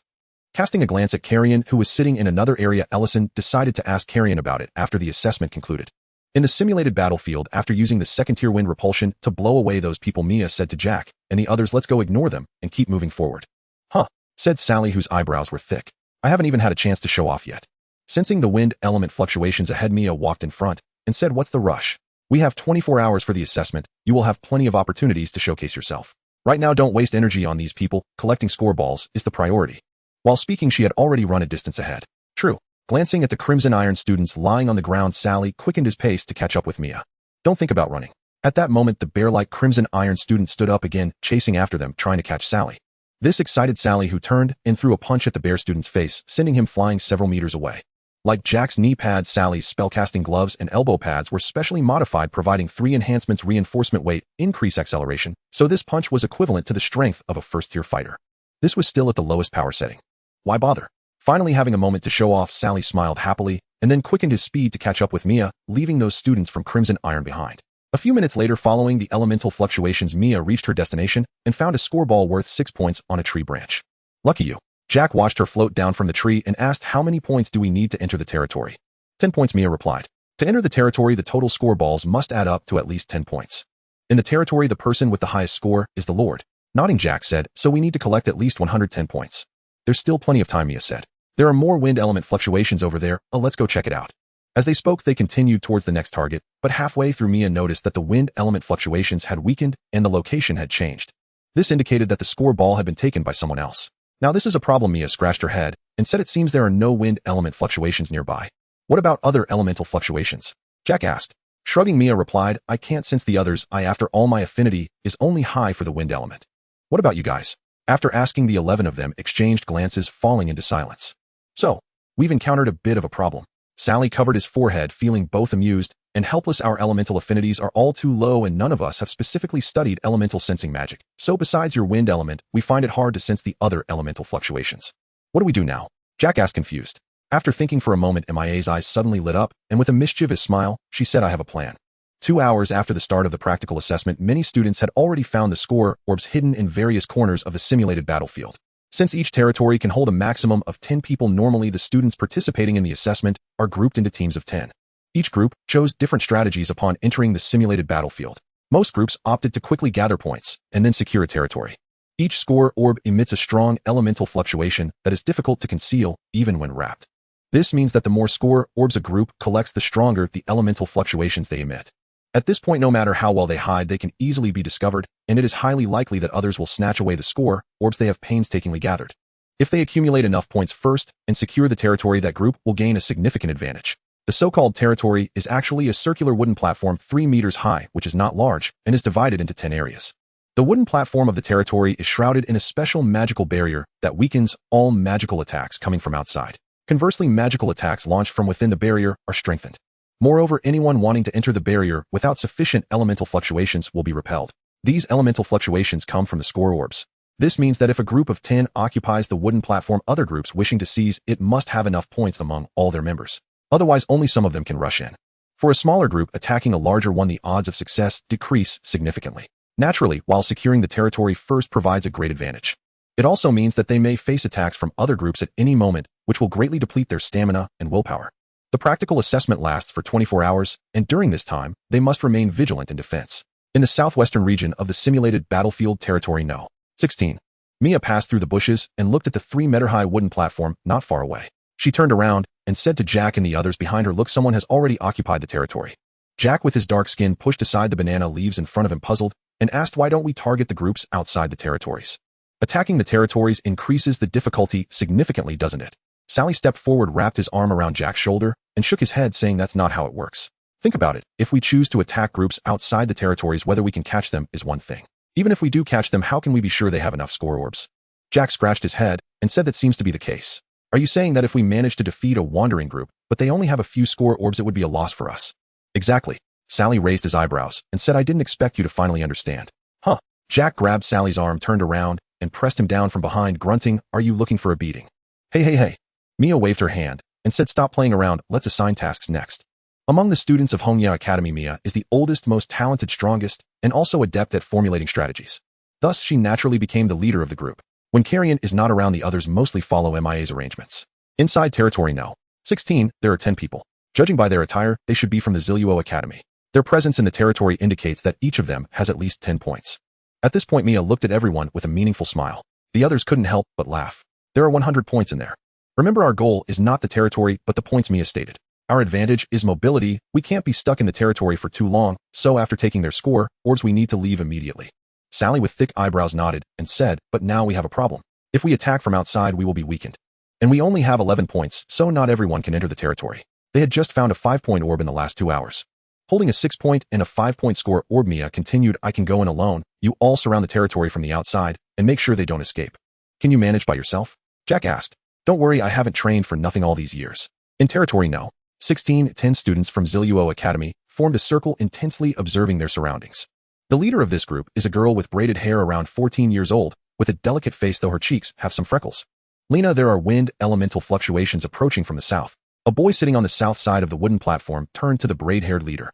The girl named Lena immediately looked south and saw 11 people emerging from the woods, encircling their territory from both sides. Everyone get ready. Lena held a half-meter-long pink staff, pointing the fire elemental crystal embedded in it at the approaching individuals, saying to her team, I have the advantage of the territory. Don't be afraid of them, just hold your positions.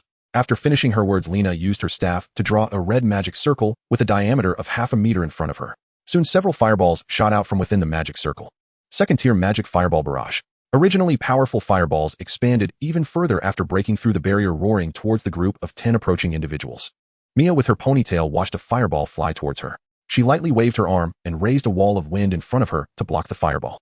As for Jack and the others, they also utilized the mobility advantage of the K7 suit to easily dodge the attack.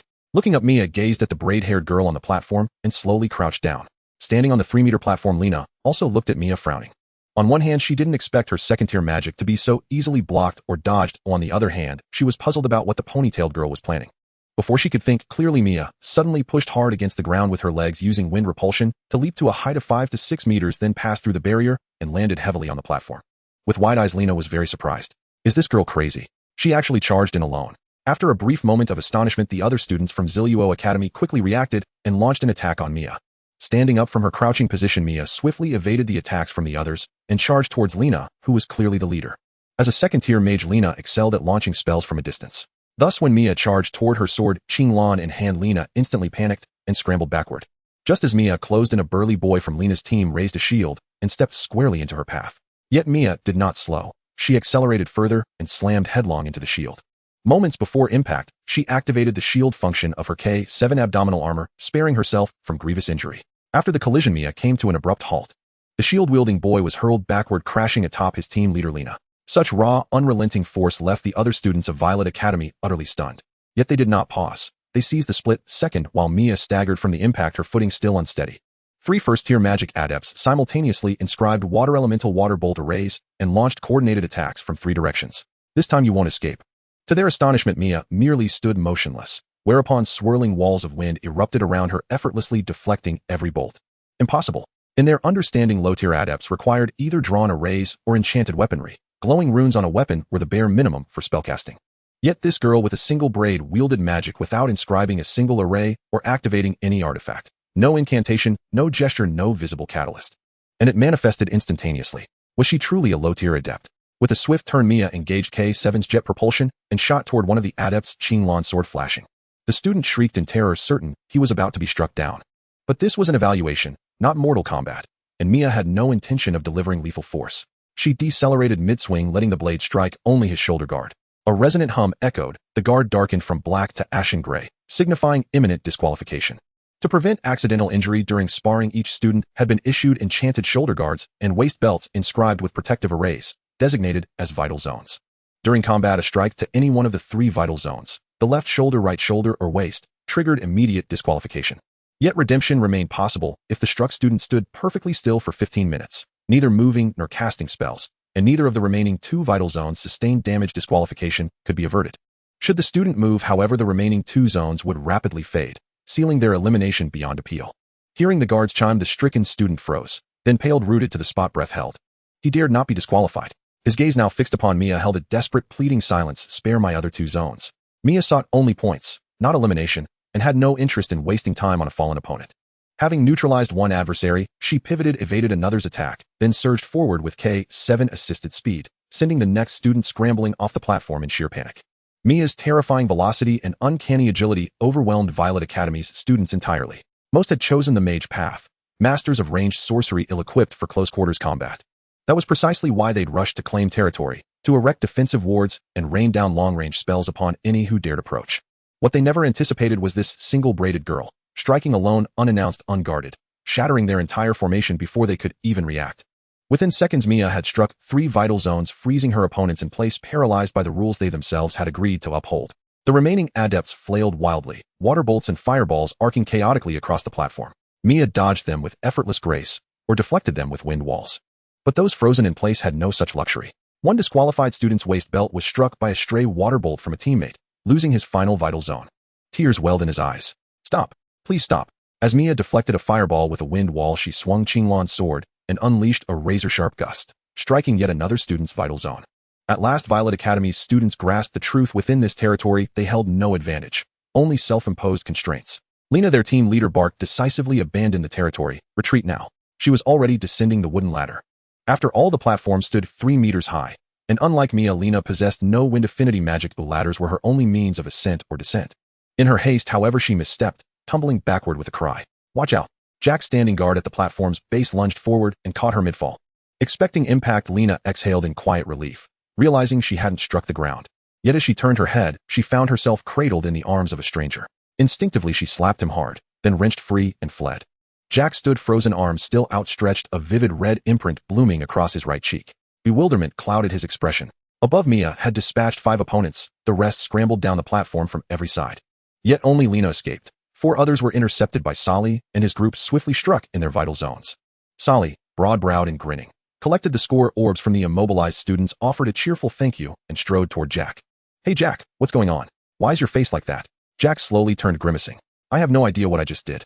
Mia, having gathered every orb from the platform, drifted lightly down and pointed at Jack's cheek with a playful smile. He tried to grope a girl and got slapped for it. I didn't grope her. I caught her to save her. Sally burst into laughter, slapping Jack's shoulder. Huh, you hugged a girl. You earned that slap fair and square. Palo School of Magic simulated battlefield viewing platform. Jessica, wearing glasses, watched as a small girl easily defeated 10 students from their Violet Academy, her previously carefree expression gradually turning serious. Although Lena, one of the seed players from Violet Academy, was not eliminated and did not lose any points. She had lost the territorial advantage, and the likelihood of becoming a lord and securing admission to a first-class university was now quite low. What surprised Jessica the most was the small girl named Mia, whose proficiency in both magic and physical combat was truly astonishing. Jessica could even be sure that among all the second-tier mages in Violet Academy, none would stand a chance against Mia in an unknown battle. Thinking of this, she could not help but turn to look at Kalien again, increasingly curious about how he had achieved this. Moreover, aside from Mia, the other students from Red Leaf Academy were not as weak as they had previously imagined. After all, many of the Violet students in Territory Number 16 were already first-tier mages, yet they were easily subdued by other students from Red Leaf Academy when escaping the wooden platform. Not only was Jessica filled with confusion, but the team leaders from other academies were also wearing serious expressions instead of their earlier playful demeanor. Because Red Leaf Academy, which they had previously ridiculed, was now sweeping across the simulated battlefield in an unbelievable manner. After capturing the territory, the 11 of them did not occupy it, but collected all the score balls inside, and then left to search for the next territory, behaving like bandits. Not only were the students from Crimson Iron Academy and Violet Academy affected, but students from other academies were also successively robbed by them. Within the entire leader area aside from Kalien and Wells, the expressions of the other 8 academy leaders grew increasingly darker. Kalien, isn't what your academy is doing a bit unscrupulous? Hearing their questioning, Kalien shrugged and replied, but we haven't violated any rules, and isn't the practical assessment meant to test students' responses in various complex environments? Right, Teacher Adrian? This statement returned Adrian's earlier words verbatim. Adrian, who had already been gloomy, now wore an even darker expression upon hearing this.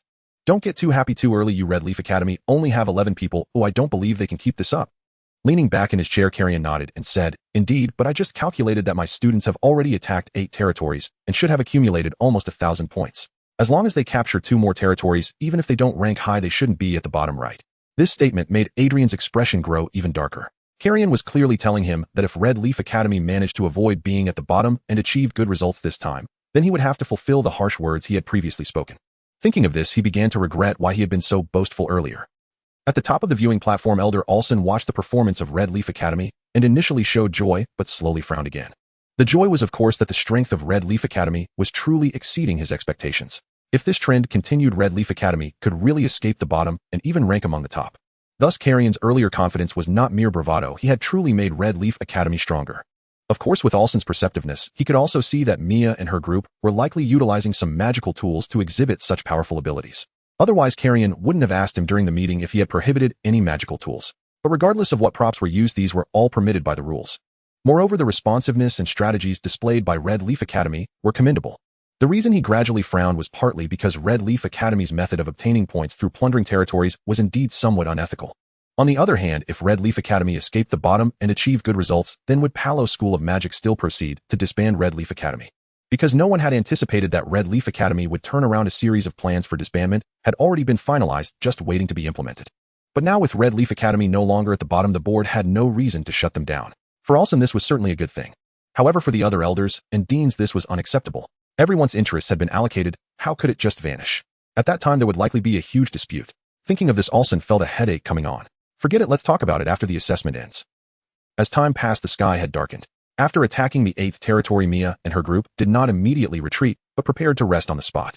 Although they had achieved good results from a day of attacks, it had also left them somewhat fatigued. Thus at night they planned to occupy a territory and rest for a while. When it came to resting, they certainly did not want to do so outdoors. After all, they were already carrying over 1,000 points, and the intensity of the elemental fluctuations was likely perceivable to everyone in the simulated battlefield. Under such circumstances, they could face attacks at any moment, making it very difficult to rest outdoors. Utilizing a territory would at least provide some defensive measures.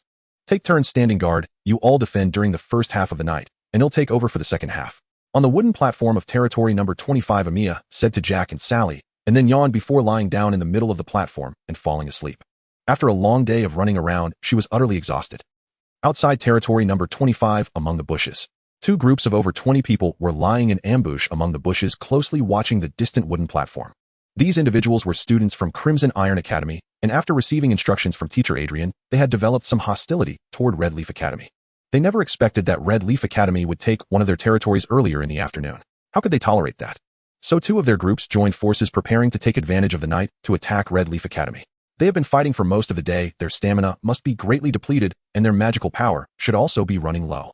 Within the bushes, a tall boy with a buzz cut looked at the others and said coldly, "We will attack simultaneously with all 20 of us, catching them off guard. By that time, all the points in their hands will be ours." A young man with a crew cut burst from the thicket, his palms simultaneously tracing glowing magical arrays. Shards of stone rose from the ground and hurtled toward the wooden platform of territory No. 25 like meteorites under his command.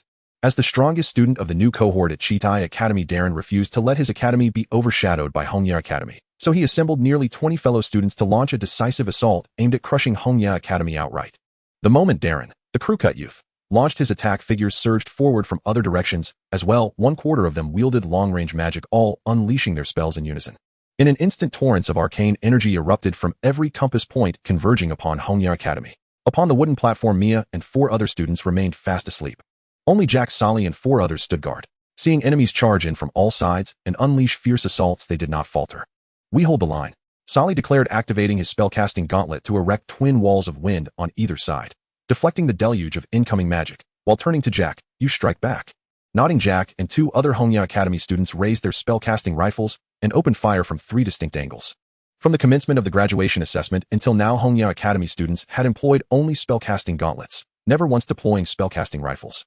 Partly because their prior territorial assaults relied predominantly on close combat tactics, rendering rifles unnecessary, and partly because they deliberately conserved their full capabilities, reserving these advanced tools for precisely such a critical moment. Jack braced the stock of his spellcasting rifle against his shoulder, leveling its barrel at a charging Chitai Academy student in the distance. He squeezed the trigger, a miniature fireball streaked forth. Though diminished in size, the fireball blazed with extraordinary velocity, And unlike gauntlet-cast spells, rifle-fired projectiles offered unparalleled precision. The Chitai Academy student's sword raised and roaring defiantly just moments before was struck square on his shoulder guard by the fireball in the next. A resonant hum echoed, his shoulder guard dimmed. Stunned, he stood frozen, utterly bewildered by what had just transpired. After scoring his first hit, Jack swiftly acquired a new target, aligning his sights on another advancing foe and firing again. The fireball struck true, striking the vital belt buckle. Likewise, the two other Hongya Academy students deployed their spellcasting rifles with surgical accuracy, disabling their adversaries' critical gear.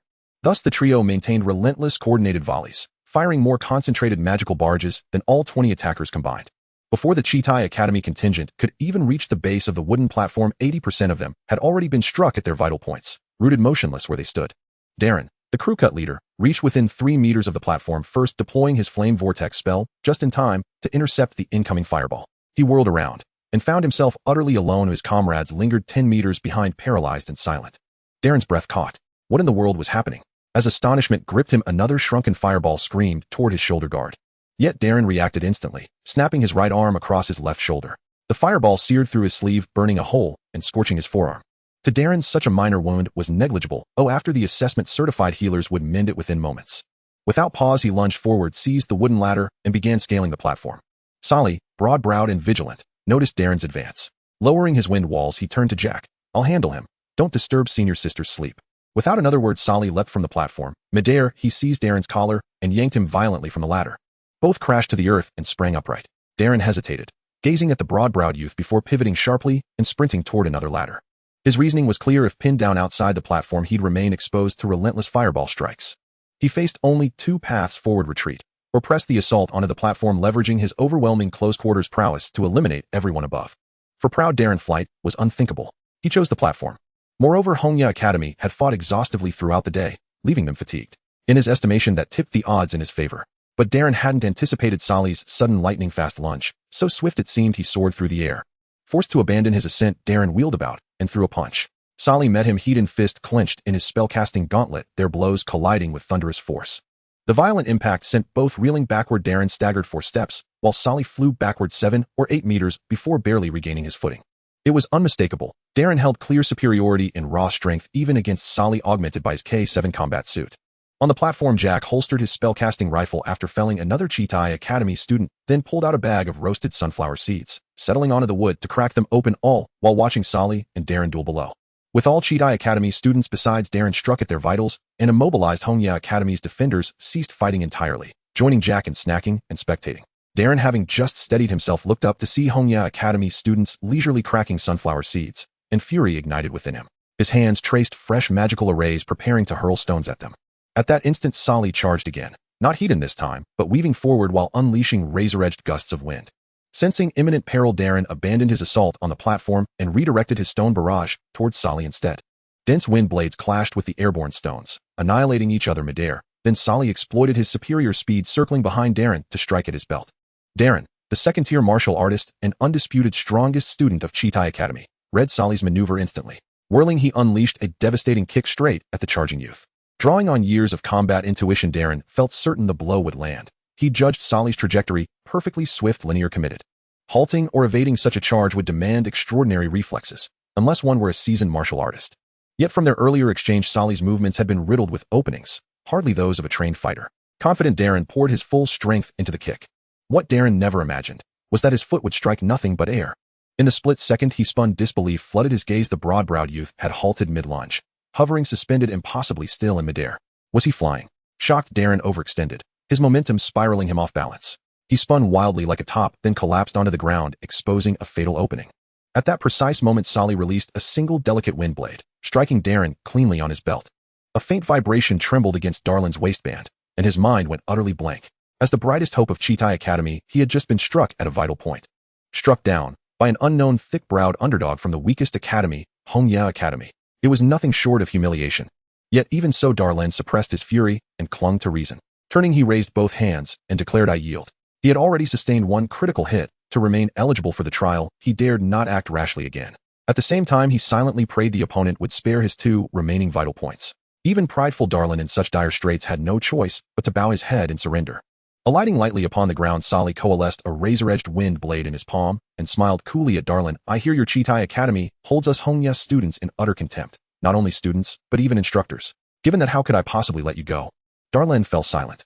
Indeed, Chitai Academy's ethos revered raw strength above all else, disdaining the weak with open scorn. For years, Chitai Academy had ranked either first or second, while Hongya Academy consistently placed last. Under such circumstances, Chitai students routinely looked down upon their Hongya counterparts. Chance encounters on the main campus often ended in mocking jibes. Darlene himself was no exception. Yet today, 20 Chitai students launched an assault upon 10 Hongya students, and were utterly annihilated. Even Darlene, the strongest among them, had fallen.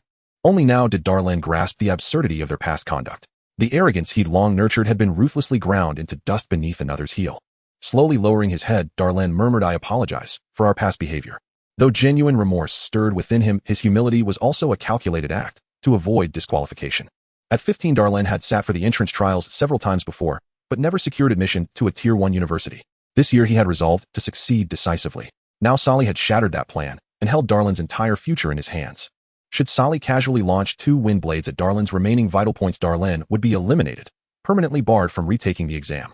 Unless granted special admission, his academic path would end there, and thus even prideful Darlene bowed his head. Sally regarded Darlene in silence for several seconds, then dissolved the wind blade with a wry smile. "Just kidding. After all, classmates ought to foster unity and goodwill."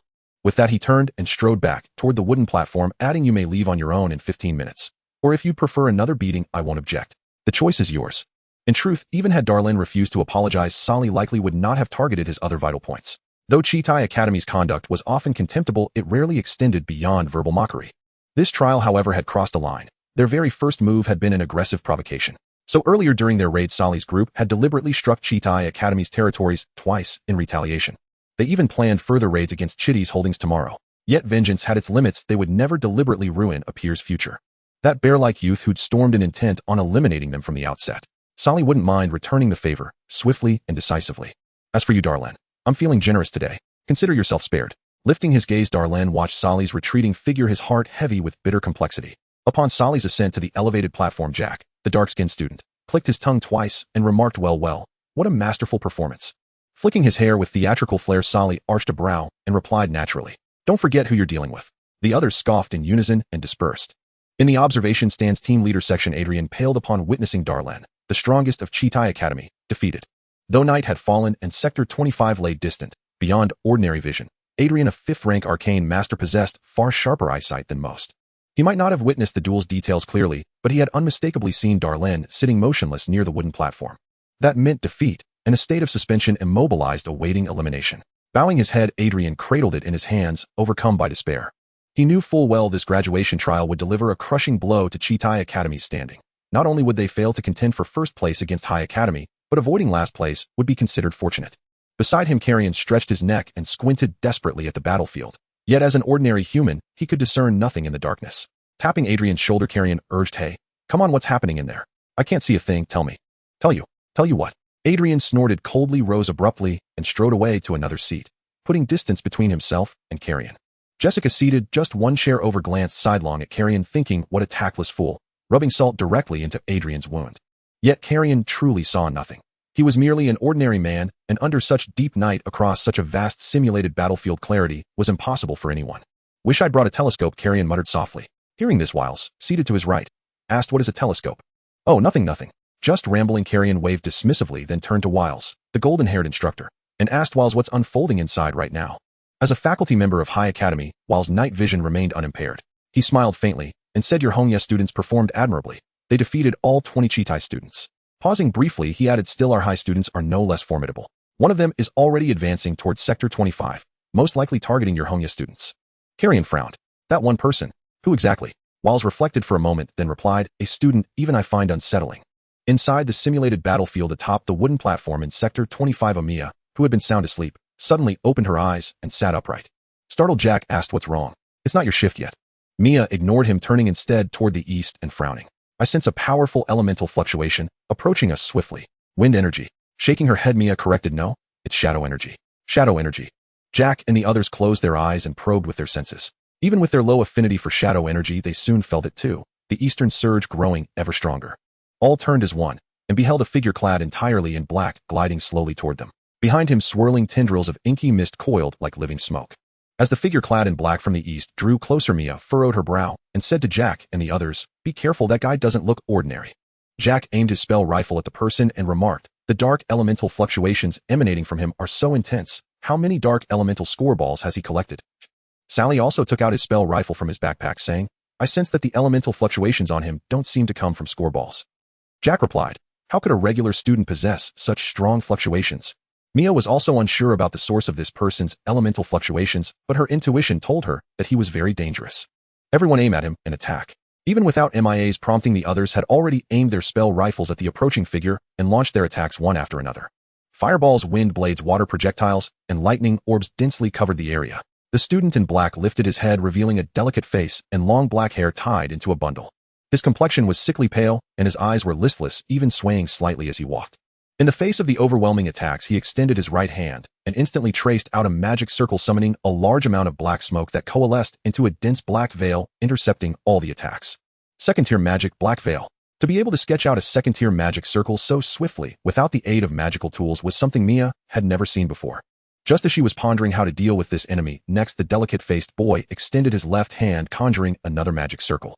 Second-tier magic, black needle. Countless slender black needles surged forth from the magic circle, shooting out like a volley of arrows, continuously striking the wooden platform. These black needles appeared small, but possessed tremendous impact. Even after passing through the wooden platform's barrier and being weakened somewhat, they still retained considerable offensive power. At this moment, all the students from Hongya Academy hurriedly activated their spell gloves to unleash a wind wall, defending against the incoming black needles. However, while the black needles were blocked by the wind wall, they did not vanish immediately. Instead, they dissolved like ink into the wind wall. As the delicate-faced boy continued his assault, the wind wall above the wooden platform grew darker, giving Mia an ominous feeling. Gripping her Qinglan sword, Mia leapt down from the wooden platform and charged towards the delicate boy. The majority of spells in the spell rifle were low-tier and range sufficient for attacking other students perhaps, but not for this situation.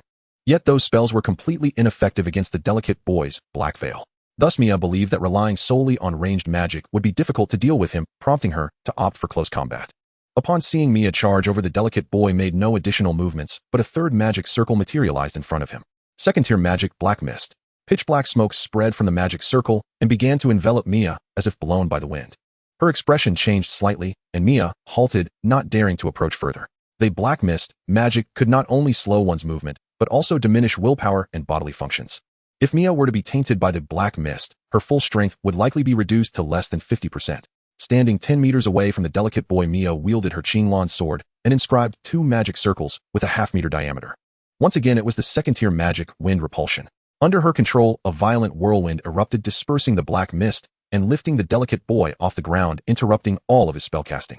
After rolling in the air for a while, the delicate boy landed awkwardly, looked up at Mia, and said in a low, hoarse voice, "This wind repulsion is quite interesting." Staring at the boy, Mia asked, "Are you from the Night Academy?" Although the Palos Magic School belongs to the Dark Church, since the promulgation of the adhering to doctrine, many magic tutors who worship the dark gods seldom study the dark magic of the fallen era. Of course, dark magic has not been completely abandoned. For instance, the Night Academy of Palos Magic School has largely preserved the former dark magic, removing the fallen aspects and improving upon them. The delicate boy in front of her had evidently used 3 magic spells that belonged to the realm of dark magic.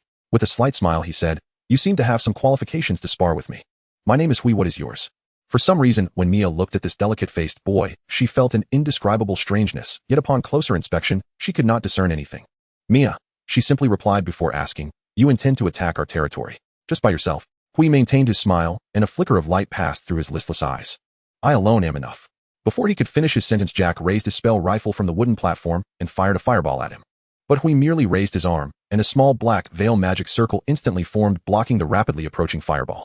"What do you call the magical tools you are using? I have never seen anything like it before. It's quite novel." "Sorry, that's classified information." As she spoke, Mia activated the wind cloak magic circle on her Qinglan sword, gripping the hilt with both hands and preparing to attack. The Qinglan sword lent to Mia by Elder Allison, although merely a low-tier magical tool, had inscribed numerous wind attribute spells.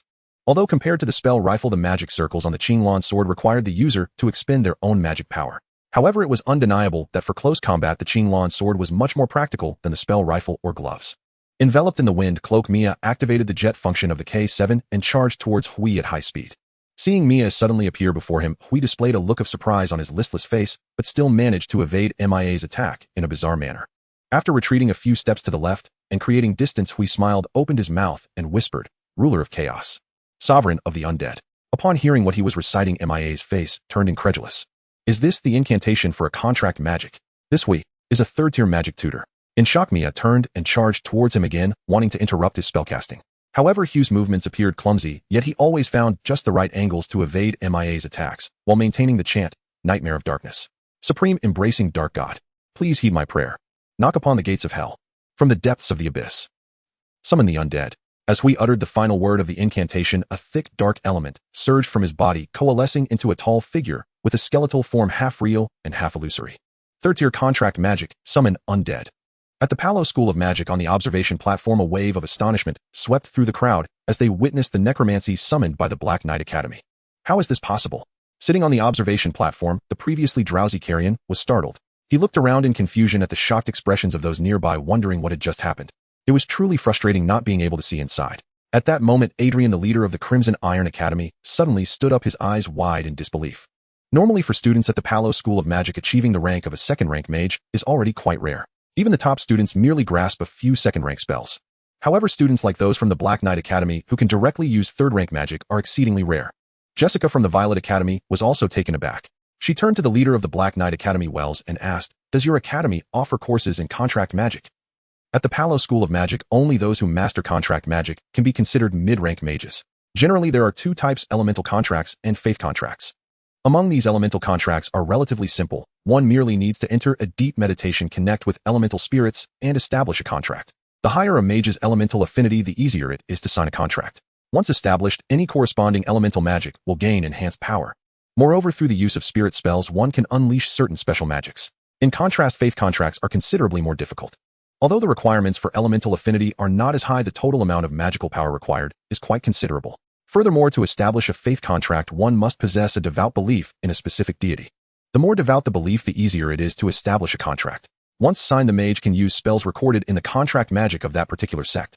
Wells, with his golden short hair, shook his head in response to Jessica's inquiry, saying, "We do not offer such courses. This student has been personally taught by the dean." The personal student of Dean Leiden from the Black Knight Academy. Initially, everyone was stunned, then fell silent. If it was indeed Leiden teaching, achieving third-rank mage was not impossible. However, necromancy is among the most difficult of third-rank spells, requiring an enormous consumption of dark elements. Can a student not yet 15 handle it? Adrian, with his brown beard, slowly sat back down after hearing Wells' explanation, though his face showed unmistakable disappointment. Today could be said to be the most challenging day of his teaching career. He had always believed that the Crimson Iron Academy would outshine the Black Knight Academy again this year, just as they had last year. Yet the results left him greatly disappointed. This year, they were not only surpassed by the Red Leaf Academy, but were also far behind the once-smashed Black Knight Academy. Compared to Adrian's frustration, Kalien was finally beginning to understand the discussions around him. Now a third-rank mage had appeared in the simulated battlefield, the very student Wells had deemed formidable. It seemed Mia had encountered a true opponent. Nearby in the vicinity of Territory 25, Mia, with her golden ponytail, instinctively took a few steps back as she gazed at the necromantic figures forming behind Hui. The summoned undead stood a towering 2 meters tall, its entire body made of black bones with 2 green flames flickering in its hollow eye sockets. Waving his hand, Hui, with a delicate face, commanded, "Go." Under his control, the towering undead swung a rusted giant sword and charged towards Mia.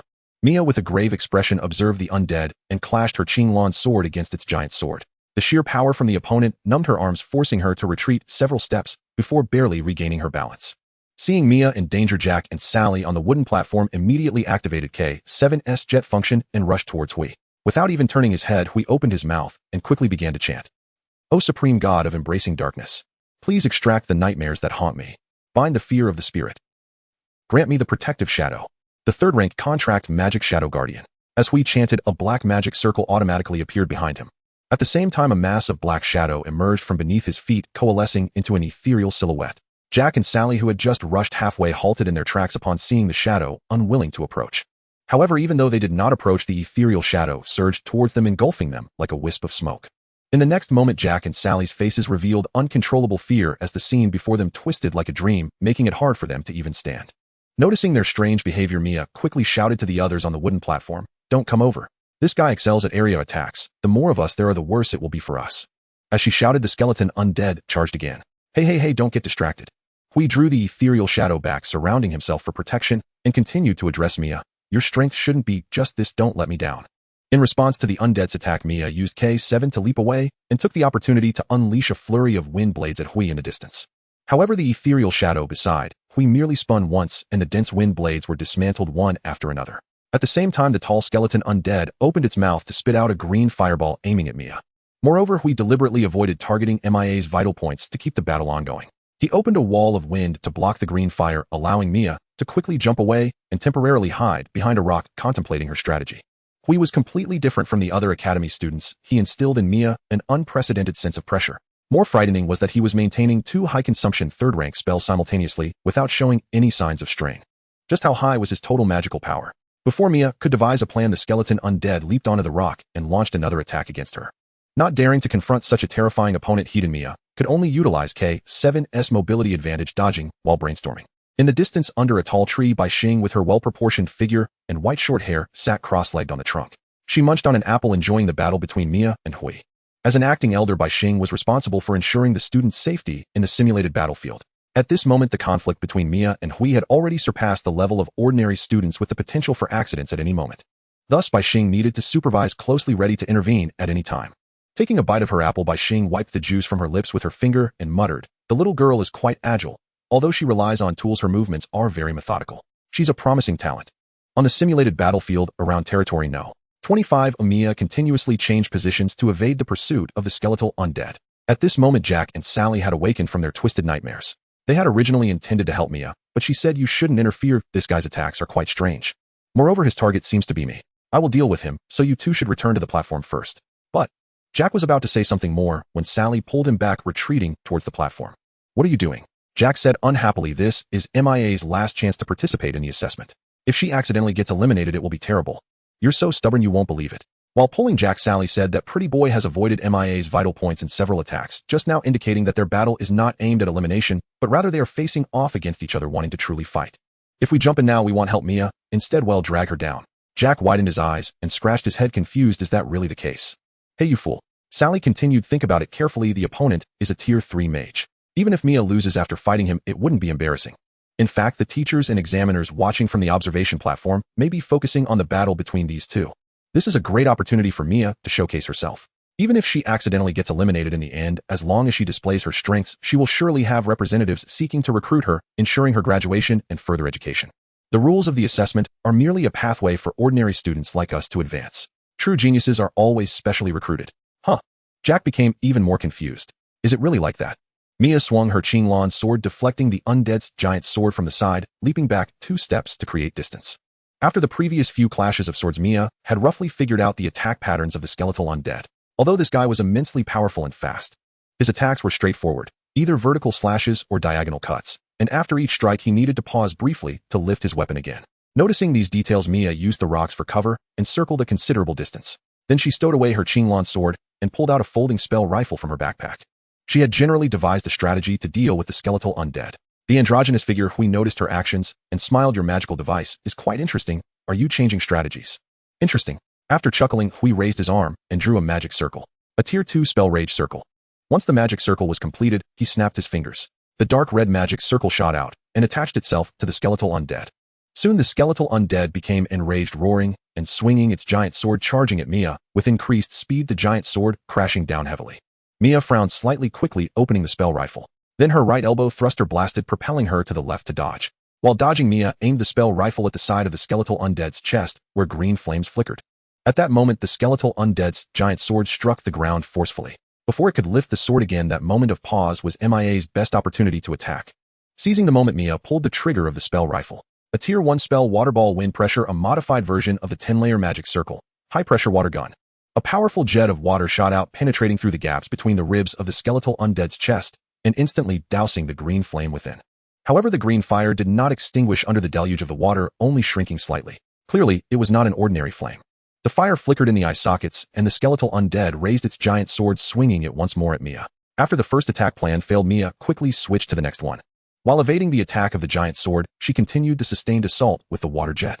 But this time Mia was not just targeting its chest, as she covered the entire body of the skeletal undead. The rampant water jets angered the skeletal undead, which roared, opening its arms, its entire body lunging at Mia. At that moment, Mia twisted the barrel of the spell rifle. The jet of water ceased, and instead a bolt of lightning was unleashed. A tier 1 spell, Lightning Ball Magnetization, a modified version of the 10-layer magic circle. High-pressure electric gun. The skeletal undead, already drenched by the water jets, was instantly conducted by the high-voltage electricity. Its green flames in the chest and eye sockets rapidly shrank until they were extinguished. Boom. The towering skeletal undead crashed to the ground. Releasing the trigger, Mia cautiously stepped back a few paces. It wasn't until the skeletal undead's body gradually disintegrated that she let out a sigh of relief.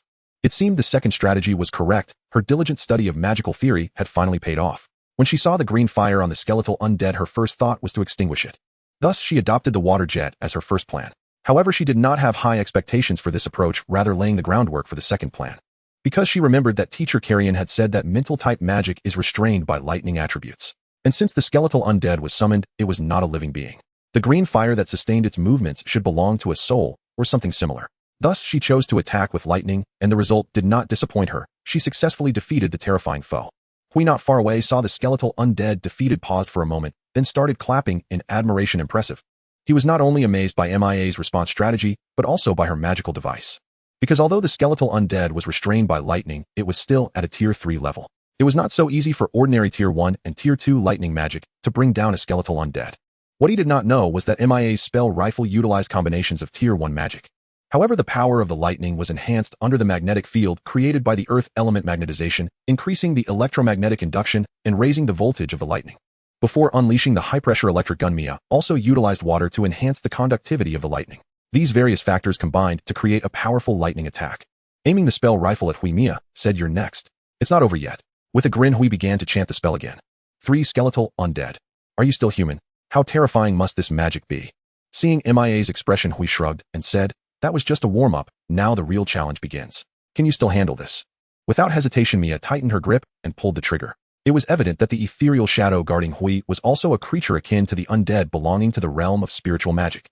Thus, attacking with lightning might prove effective. However, Hui raised his arm and set up 3 layers of black veil in front of him, neutralizing the lightning.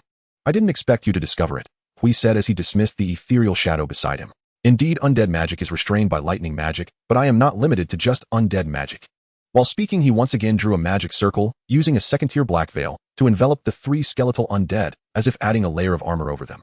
Then Hui simultaneously commanded the 3 skeletal undead to launch an attack on Mia. This time it was not as easy for Mia as before. She frantically dodged under the attacks of the 3 skeletal undead, initially planning to use her previous strategy. However, the water column she shot out was blocked by the black veil, enveloping the skeletal undead, preventing it from penetrating their bodies. In this case, even if Mia unleashed the high-pressure lightning gun, it would be obstructed by the black veil and could not transmit through the skeletal undead's bodies, making it impossible to extinguish the soul fire within them. Boom! The giant sword struck the ground, sending sand and stones flying. As Mia dodged, a shard of flying gravel scratched her cheek. Frowning, Mia closed her spellcasting rifle and stowed it away, sidestepping 1 skeletal undead and charging towards Hui. However, just halfway through, another undead leapt up and slashed down at Mia. Feeling the approach of danger, Mia had to halt her advance and rolled to the right to evade. In the distance, Jack and Sally watched the battle unfold, feeling a mix of anxiety and fear. The attacks from the 3 skeletal undead were broad and powerful. If Mia were struck by any one of them, the consequences would be dire. "Maybe we should let Mia handle this alone," Jack said worriedly. Sally also felt concerned for Mia. The level and total magic power disparity were simply too great. He opened his mouth intending to persuade Mia, but then saw a figure flying over from a distance. It was the acting elder Bai Xing, who had also noticed that the battle between Mia and Hui was becoming increasingly dangerous, so she had come closer to prevent any unexpected incidents. However, she only sat down on a rock 30 meters away, a distance sufficient for her to intercept any emergencies. Of course, it was not yet time for her to intervene, so she merely sat there quietly observing. Seeing the acting elder come to safeguard the area, Jack and Sally finally breathed a sigh of relief and continued watching Mia. "You've put away your weapon. How will you attack next?" Hui said while simultaneously casting a frenzy magic array on the 3 skeletal undead. Mia remained silent, using her hands and feet to navigate the terrain to evade the 3 skeletal undead, even moving towards the bushes. The increasing distance forced Hui to divide his control of the skeletal spirits. He sent 2 to pursue Mia, while keeping 1 beside him. On the other side, Mia had retreated into the thicket. While evading, she pressed the chip inside her spellcasting gloves, switching to a new chip. Clenching her fist to confirm it was working, she suddenly stopped and crouched down, staring at the 2 skeletal undead. Noticing Mia had halted, Hui, though puzzled, commanded the skeletal undead to continue their assault. But just as they were about to swing their giant swords, Mia suddenly jumped up and a powerful whirlwind erupted beneath her feet. With the help of the K7 jet function, Mia leaped dozens of meters into the air, reaching above Hugh's head. Looking up at Mia descending from the sky, Hui, who had maintained a calm demeanor, was startled. How could she jump this far? But at that moment, Hui had no time for astonishment. He hurriedly set up a black veil above him as a shield, while controlling the skeletal undead beside him to leap up, attempting to intercept Mia.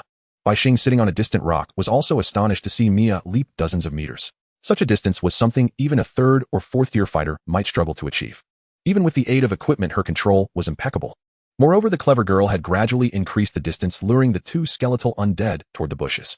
Then, leveraging her jumping advantage, she swiftly evaded the two skeletal undead and charged directly at Hugh's main body. While feeling admiration, a magic array lit up behind by Xing, ready to intervene. The speed at which Mia descended from the sky was too rapid, and the collision between the skeletal undead that Hui controlled and Mia would surely be fierce. Such a level of collision could easily lead to an accident. Under the watchful eyes of Bai Xing and Hui, Mia had already descended to within 5 meters of the ground. The skeletal undead also jumped 2 meters high, swinging their giant swords upwards. At this moment, Mia was unarmed. If this trend continued, she would be struck directly by the giant sword. With a focused gaze, acting elder Bai Xing extended her hand, intending to stop it. But just then a strong force erupted from the center of Mia's palm, propelling her instantly to the left. Following that, the jet function of her ankle brace activated, causing her to spin. Like a windmill, Mia spun to the left, while descending, switching to an upright position. Not only did she evade the skeletal undead, but she also bypassed the black veil Hui had set above him. After completing the spin, Mia landed on her right foot, and once again unleashed a powerful thrust, propelling her towards Hui. This entire process was completed in a single breath. At this moment, Hui was still looking up at the sky, but when he realized Mia was no longer above him, a swift kick landed squarely on his face. Hui was sent flying by Mia's kick, landing over 10 meters away and rolling several times in the dirt before finally coming to a stop. With both hands on the ground, Hui felt his head spinning. He attempted to rise, but lost his balance and fell back to the ground. At that moment, Mia drew her Qinglan sword and charged at him again, the tip of the sword hovering in front of Hui as she coldly asked, "Do you want to continue?" Why? Still recovering, Hui lifted his head to see the Qinglan sword, so close, his expression bewildered. "I lost. How is that possible? I still have many tricks left to unveil." With unwillingness in his eyes, Hui opened his mouth to chant again. But as he uttered a few words, Mia struck the Qinglan sword against his shoulder guard. With a buzz, the shoulder guard dimmed, indicating that Hui had entered the elimination state. "You are impressive." Near territory 25, Mia sheathed her Qinglan sword and said to the incredulous Hui, "Among my peers, you are the strongest. However, our teacher has said that power does not equate to strength. Even the highest level of magic requires strategy. But regardless, I am very glad to have fought you." After saying this, Mia gently nodded and turned back to the wooden platform. At that moment, 20 thumbs were raised in unison on the platform. "Awesome, big sister," Sally exclaimed dramatically. "You had that third-tier magus pressed into the ground." Jack chimed in. "And it wasn't just any ordinary third-tier magus. That guy was stronger than 3 third-tiers combined, yet still not a match for you, big sister."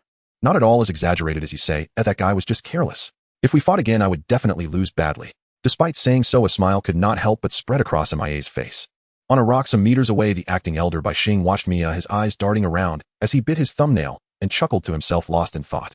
On the observation platform, when Mia kicked Hui away, several people gasped in astonishment, then turned to look at Kalien. At that moment, Kalien was reading to pass the time.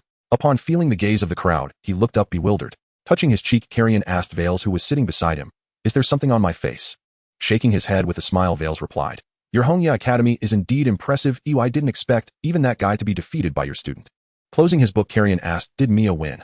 Nodding, Vales said, "It was a spectacular victory." "Oh, not at all."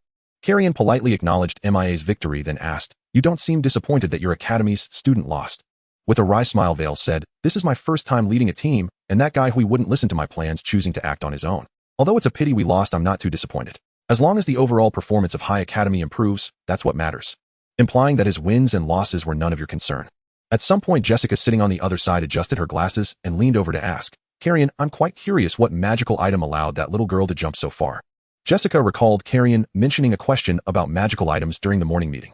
Moreover, every student from Hongya Academy seemed to carry some form of collapsible weapon. It seems that the excellent performance of Hongya Academy greatly benefits from these magical items. Seeing Jessica lean over, Kalien moved closer to Vales, turning his head to reply, "That's a secret. I paid quite a price to obtain such items." At this stage, while Kalien didn't mind showcasing the magical devices, he wouldn't disclose their origins or principles. "Oh, keeping secrets from us, huh? Of course one must keep their advantages well hidden. This is our edge for future recruitment at Hongya Academy." On the simulated battlefield in a tree branch not far from Territory 20, the gaunt acting elderly Duan stood with his hands behind his back, gazing toward Territory 25, his expression somewhat grim. To avoid suspicion, he always steered clear of High Academy students while maintaining order. However, he had closely observed the battle between Hui and Mia from a distance. He was not satisfied with the outcome. After Hugh's defeat, he lingered for 15 minutes before leaving Territory 25 to allow his vital points to recover. Although he could have chosen to continue attacking Territory 25, after losing in the duel, he lacked the interest to remain there. This battle had taught him a significant lesson. The subsequent assessments continued, but no one attacked Territory 25 again. After dawn, Mia instructed Jack and Sally to keep a portion of their team at Territory 25, while she and the others spread out to gather points.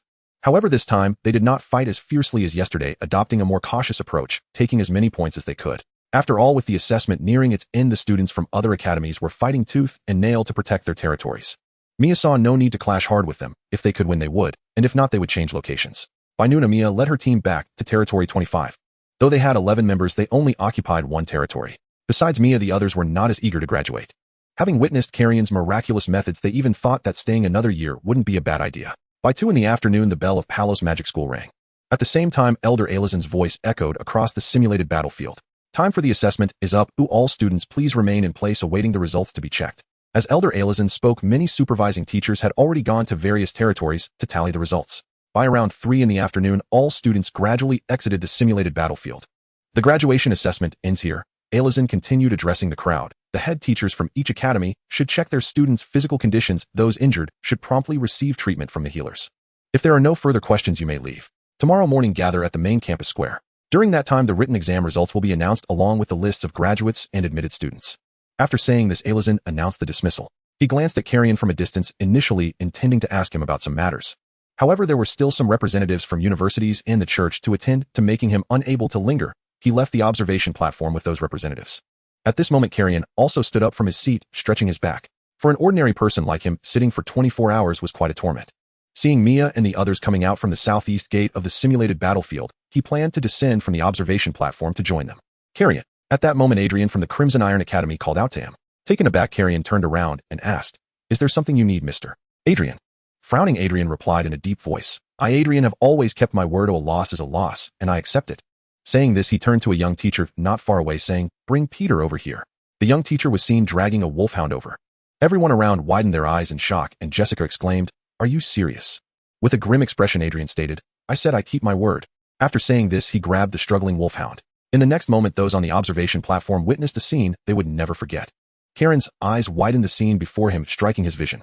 "Hey, big brother, it can't be that." But he had already spoken too late. Even if he had said in advance not to take it seriously, Adrian probably wouldn't have paid any heed. After placing Peter on the ground, Adrian spat a few times and wiped his mouth vigorously, saying, "I have never gone back on my word. This time we, the Red Iron Academy, admit defeat. Next year we will definitely not lose again." Without waiting for Kyron and the others to respond, he turned and left. The young teacher from the Red Iron Academy held onto the wolf dog Peter and nodded apologetically to the crowd, then hurried after Adrian. Watching Adrian leave quickly, Kyron scratched his cheek, momentarily at a loss for words. Initially, he found the agreement quite interesting, but more importantly, he disliked Adrian's arrogance.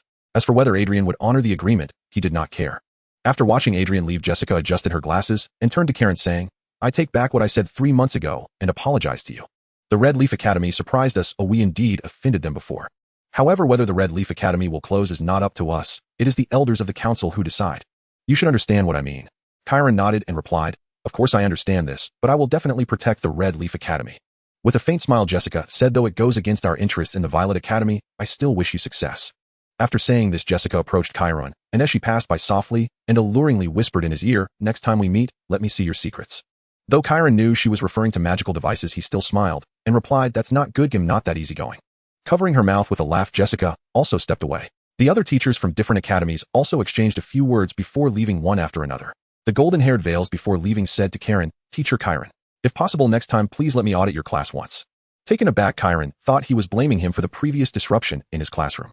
Hastily putting his hands together and wearing an apologetic expression, he said, "I sincerely apologize for what happened last time. It wasn't intentional." Before he could finish, Veils shook his head to interrupt him, saying, "What you said in class last time inspired me greatly. I heard Elder Ellison say that you once worked at the Kalien Research Institute and have profound knowledge of magical theory. So we would like to audit your class to learn from you." Kyron felt a bit embarrassed after hearing this and said, "I'm not even a magic master. What I know is just some basic theories. I feel that what I lack the most is the basics." Veils continued, "All along I've only been teaching mechanically many principles of magic I have only superficially understood and then passed on to my students. So I sincerely hope to learn from you."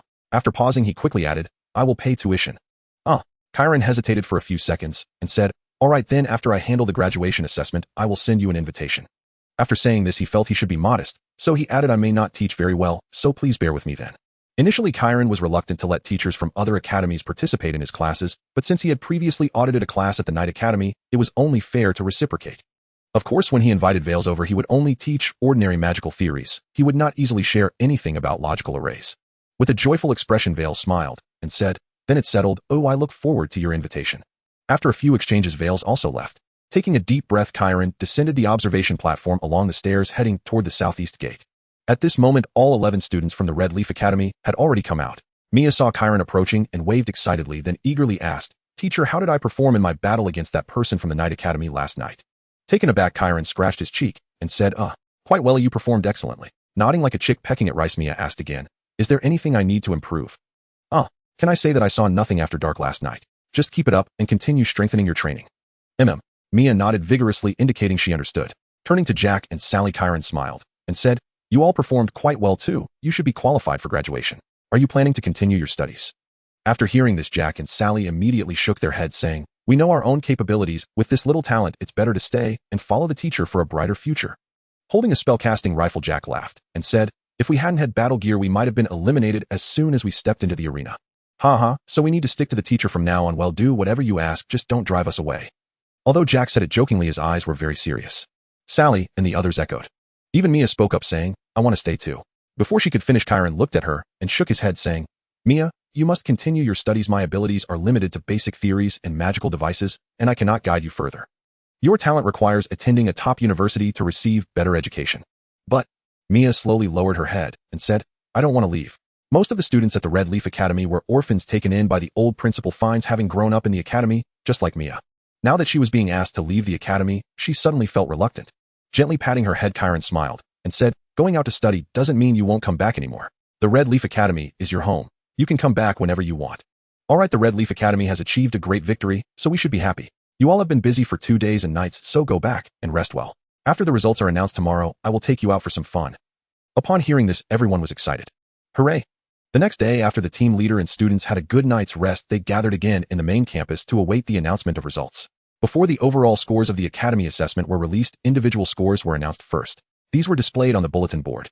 Mia and the others scattered to find their own scores. Kalien, however, stood in the shade. It was too hot. While waiting, he used his spellcasting gloves to cast frost mist to cool himself down.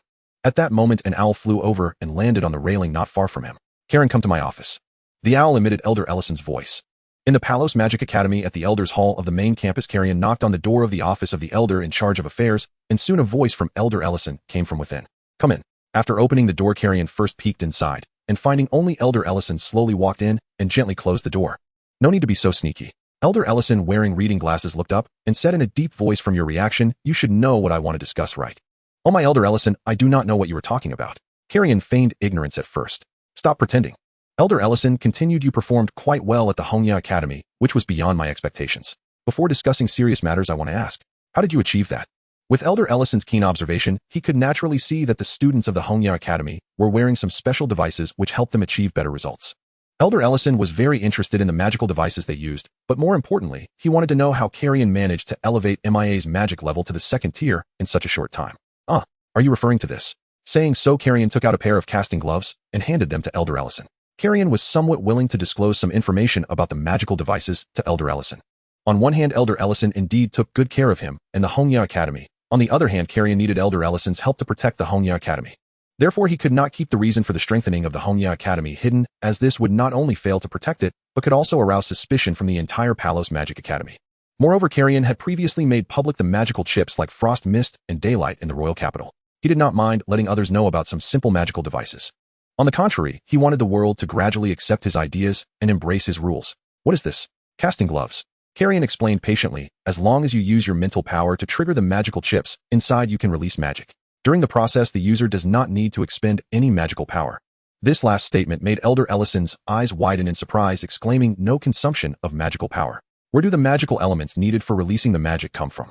Opening the casting gloves, Kalien revealed the internal structure and pointed to a pentagram magic array and a spiral structure array, saying, "Here is a gathering elements array, and here is a storing elements array." Normally, magical elements can be absorbed through the gathering elements array and then stored in the storing elements array, ready to be consumed when needed. Although the most convenient method for Kalien would be to directly use elemental coins as a source of consumption, he had specially modified another version of the casting gloves for demonstration purposes to Elder Ellison and others. While the gathering elements and storing elements arrays are only first-tier arrays, they are extremely difficult to create. Over the past 3 months, Kalien had purchased many advanced books from the Royal Capital Library and studied hard to barely engrave them. The reason elemental coins can store magical elements is partly due to the storing elements array. In fact, the price of the elemental coin itself is not very high, but what is truly valuable is the magical elements stored inside. Although Kalien's engraved gathering elements and storing elements can sustain the use of the casting gloves, it requires several months of absorbing magical elements in a relatively dense magical environment to reach the amount stored in elemental coins.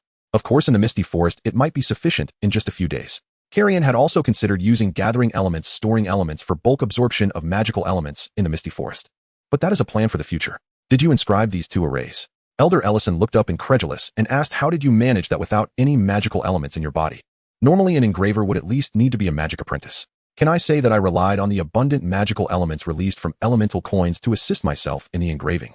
After internally supplementing his reasoning, Kalien replied, when I was at the Kalien Research Institute, I often assisted my instructor in array engraving, needing only another magic master or magic apprentice to assist me.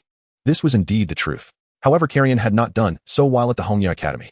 Elder Ellison nodded in response, unconsciously assuming that it was Mia or other students who had become magic apprentices assisting Kalien in the engraving. You are indeed a genius. Elder Ellison looked at the densely packed structures inside the casting gloves and could not help but exclaim, even though he could not understand it. Are these the results of your studies at the Kalien Research Institute? Sort of, but I also added a lot of my own ideas. Nodding, Elder Ellison continued to ask, then how did you achieve MIA's magic level? Of course, it was through the accumulation of elemental coins. On one hand, it was the magical crystals you provided to Mia each month, which greatly helped her. On the other hand, Dean Fens had also left me some resources before undertaking his mission. Originally, that was enough for the Hongya Academy for a year, or even 2, but to prevent the Hongya from closing, I exhausted them all in these 3 months. To avoid exposing his wealth of 100,000 gold coins, Kalien had to mention the former dean. Nodding, Elder Ellison replied, I see. I didn't expect that the school had stopped providing resources to the Hongya Academy for several years and Fens was still able to accumulate some resources. I roughly understand now. You have worked hard over these past 3 months. Kalien sighed in relief, internally finally managing to handle the situation. However, although you achieved good results at the Hongya Academy, I cannot guarantee that the academy will not be closed. Pausing, Kalien asked why. Taking a deep breath, Elder Ellison said, the various elders of the council have already finalized the plan to close the Hongya Academy. Although I voted against it, it is of no avail. Now that your academy has achieved good results, having escaped the bottom, theoretically it can be avoided. But all of this requires the approval of many elders of the council. But Kalien was about to say something when Elder Ellison continued, but now the principal and most of the elders have gone to the Holy See, leaving only me and 2 acting elders. Theoretically, I have the right to help you decide. However, the council has appointed Leiden as an acting elder to restrain me, so besides me and Baixing, you will also need to obtain the approval of all the faculty members of the main campus. Obtain the consent of all faculty members from the main campus. Kalien asked in confusion, how do we get their consent? Typically, the main campus does not enroll students. It is only responsible for maintaining various public educational resources, such as libraries, simulated battlefields, plantations, open courses, and so on. Teachers and students from other affiliated colleges can freely visit the main campus to use these public resources, although some special areas require approval from the elder in charge of academic affairs. The allocation of resources at the main campus is determined by the council elders, typically based on the annual comprehensive evaluations of the colleges. Due to consistently low scores in comprehensive evaluations in recent years, Hongya Academy has been receiving increasingly fewer resources.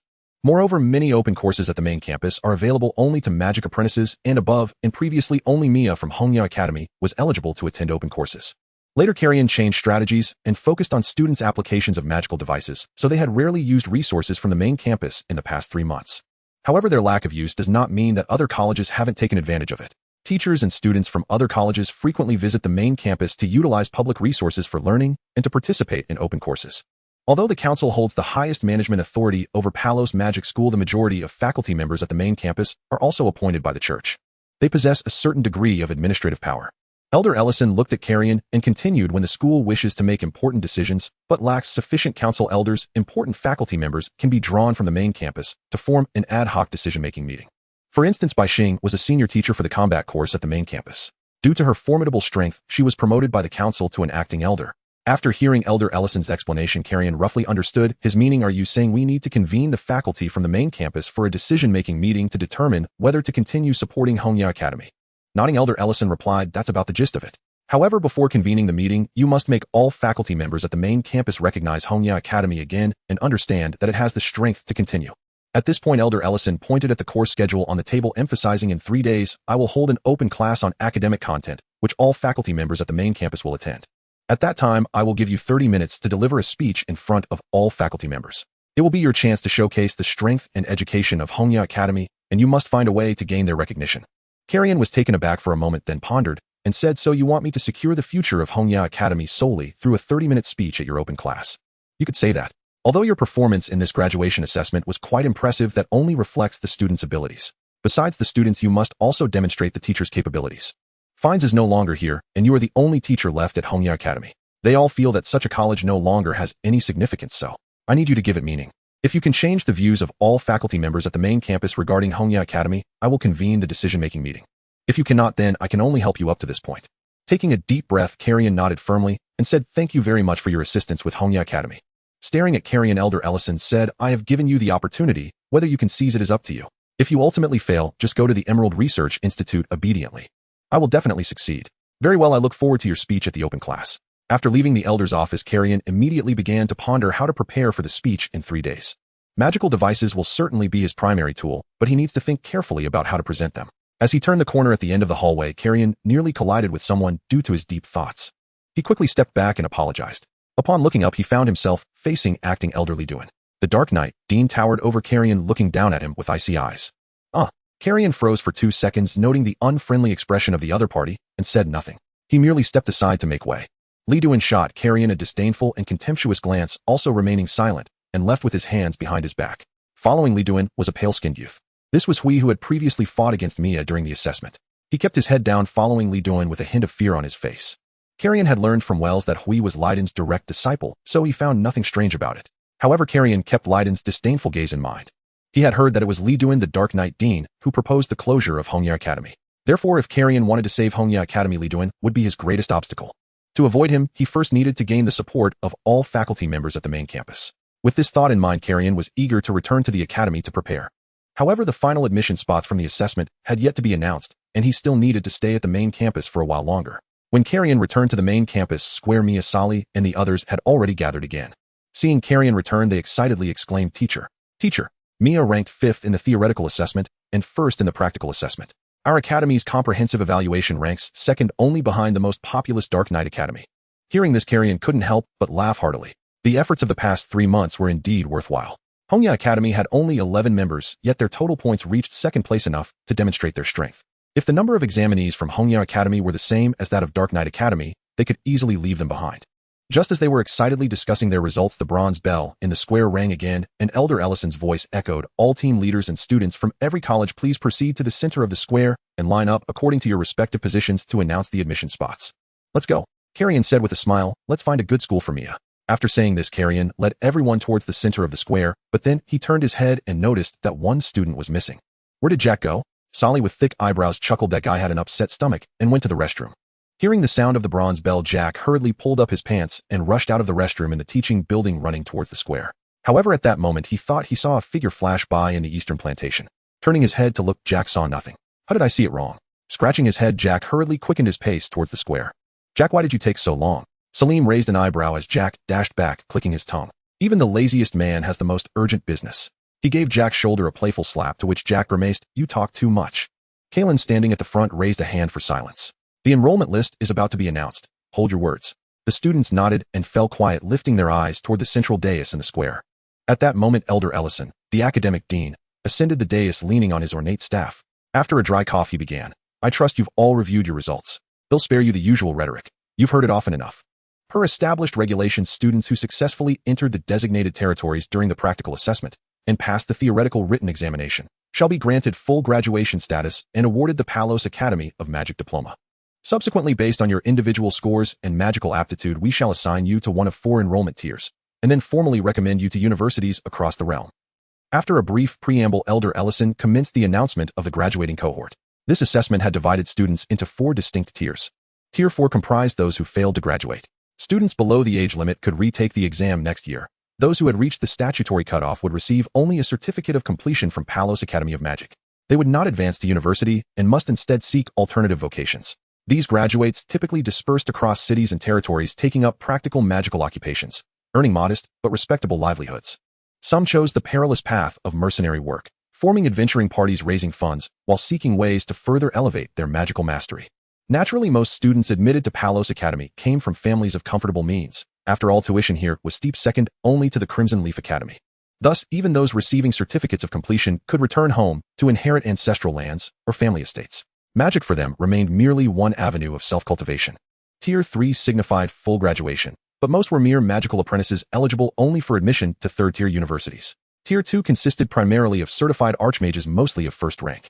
Tier 1 honored the 30 territory lords who excelled in the practical assessment, nearly all second-rank archmages, as well as a select group of specially recruited candidates.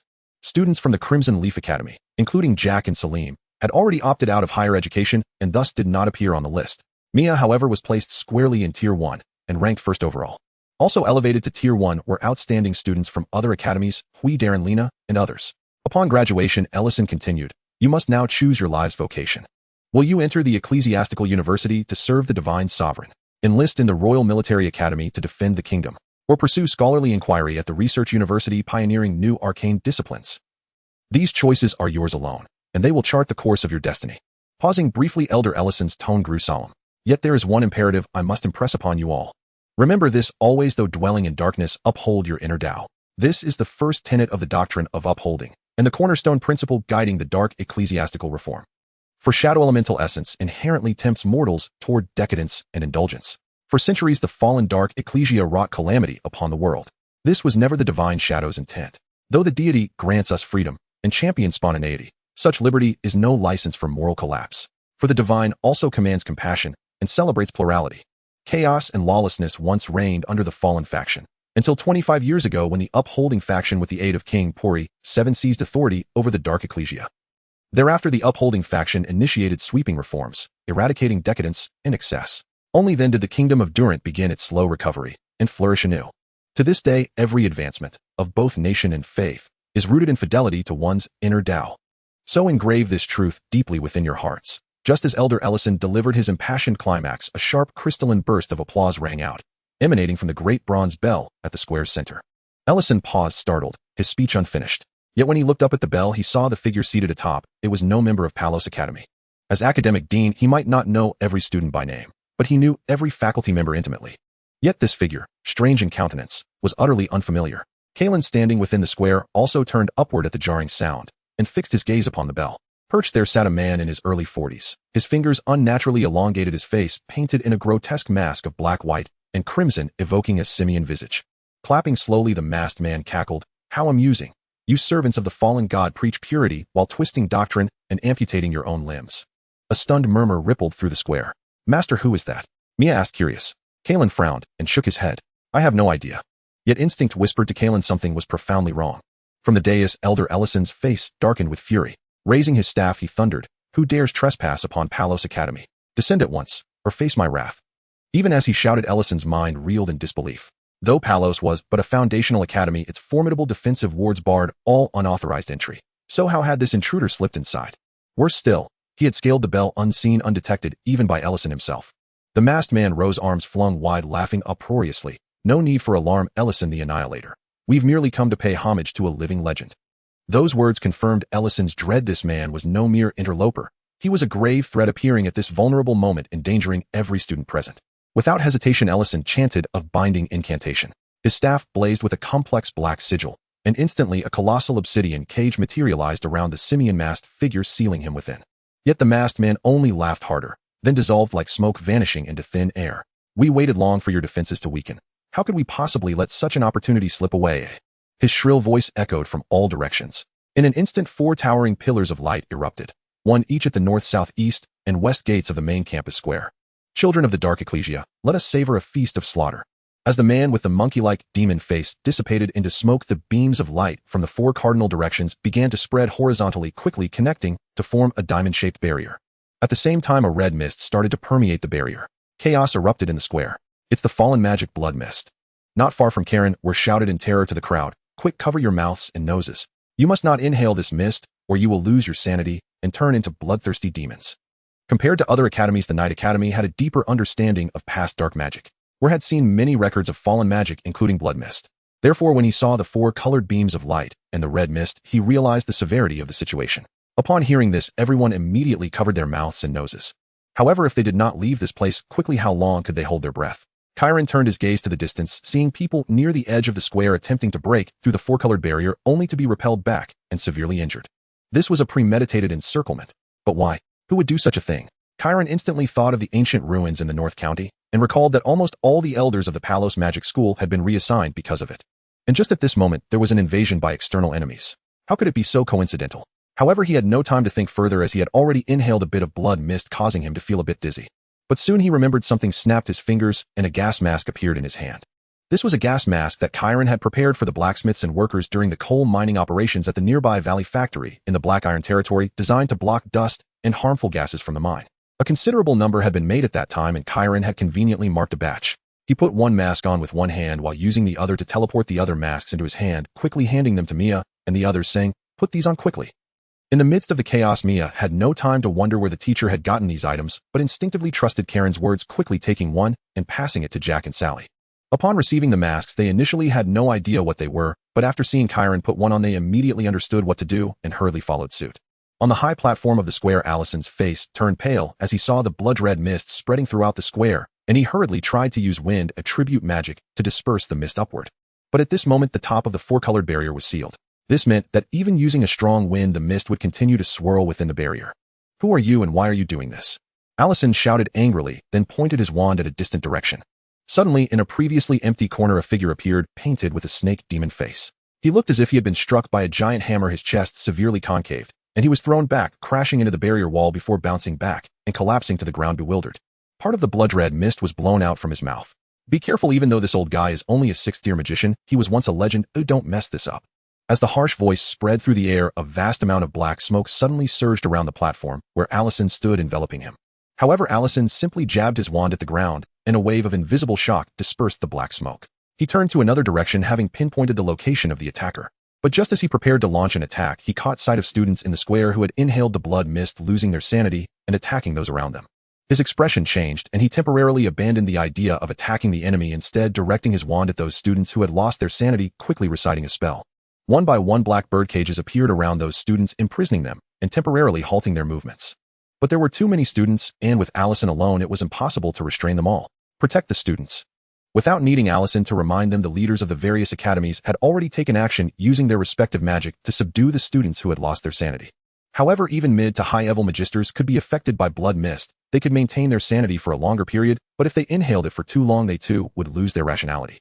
Covering his mouth and nose, the golden-haired were waved his wand, unleashing a large amount of black veil wrapping around those students who had lost their sanity and restraining their movements. However, it was also difficult for him to hold his breath for an extended time. If this continued, he would soon be unable to withstand it. Catched. Just then, Kalien tossed a gas mask to him. Where instinctively caught it and paused for a moment, but when he saw Kalien wearing one as well, he immediately reacted and quickly figured out how to put it on.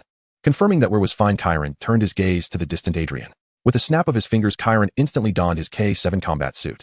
The reason he could change outfits instantly was that he had previously donned it and then teleported away the K7. When he needed it, he could teleport it back to its original position, thus completing the change in an instant. After all, Kalien had often ventured into the misty forest before, so he was always prepared for any potential danger. In this urgent situation, he couldn't afford to hide his methods anymore. He had to quickly stop the students from slaughtering each other due to the blood mist. Kalien flew toward Adrian, tossing him a gas mask. Upon receiving the mask, Adrian was stunned to see Kalien flying over. This guy can use wind control magic, but that's fifth-tier magic. Isn't he just an ordinary person who doesn't even qualify as a magic apprentice? Though in shock, there was no time for Adrian to think further. Weir in the distance had already put on his gas mask, so he had a general idea of how to use it, and quickly donned it, then clasped his hands together as a large number of magic circles surged around him. From these magic circles, tendrils emerged, wrapping around the students who had lost their sanity and restraining their movements. While Kalien distributed gas masks to various leaders, Mia and Jack also took to the air, throwing several gas masks to those students who still retained their sanity. With his dark skin, Jack soared into the sky and saw a student from the Violet Academy, surrounded by several irrational students, being attacked and knocked to the ground. He immediately rushed over, landing in the encirclement, using the wind repulsion from his spellcasting gloves to blow away those charging at him. Turning around, he saw the student lying on the ground. He recognized her from the simulation battlefield as Lena from the Violet Academy. The freckled girl stood up, holding her shoulder, and said to Jack, "Thank you." Nodding, Jack tossed her a gas mask and then leapt into the air, continuing to distribute masks. At the Palos School of Magic in the main campus training ground, by Xing, tall and slender with her white hair styled into spikes, was training by kicking a sandbag. Suddenly, she sensed something and turned her gaze towards the square where four colored pillars of light had lit up, quickly converging horizontally to form a barrier. Bai Xing's expression changed dramatically as she activated a 5th-level Earth attribute spell, Anti-Gravity, soaring into the air towards the square. After the practical assessment ended yesterday, nothing had occupied her time. She had never been interested in waiting in line to listen to speeches, so she did not attend today's graduation address. As she flew near the barrier, Bai Xing saw Dean Litton of the Night Academy outside the barrier with a pair of illusory black wings sprouting from his back to assist his flight. Elder Litton, what is going on? Litton, looking grave, stared at the barrier and shook his head, saying, I'm not sure. I was in the Elder's Hall, and the moment I sensed something was wrong, I rushed over. Furrowing her brow, Bai Xing quickly recited an incantation, her right fist covered with a rock gauntlet, and then struck the barrier with a heavy punch. However, the four-colored barrier merely rippled with a circle of waves before returning to normal. It's useless. This is Four Directions blood refinery. Unless a holy mage intervenes, it cannot be destroyed from the outside. Litton spoke darkly. I never expected that the remnants of the fallen faction would attack the Palos School of Magic. What are they after? The fallen faction? Bai Xing exclaimed in shock, saying, haven't they been exterminated or expelled for over 20 years? How could they appear here? Shaking his head, Litton replied, I'm not sure either. We can only find a way to break this barrier and see what has happened to the people inside. What worries me is that they might release blood mist inside the blood refinery. If that happens, it would be disastrous. The surface of the four-colored barrier was covered with layers of overlapping strange patterns obstructing the view inside and outside. Thus those inside could not see outside, and those outside could not see inside. Blood mist. Bai Xing had heard of this dark magic. It was said that the fallen Dark Church had once used it to plunge an entire country into chaos, causing immense suffering.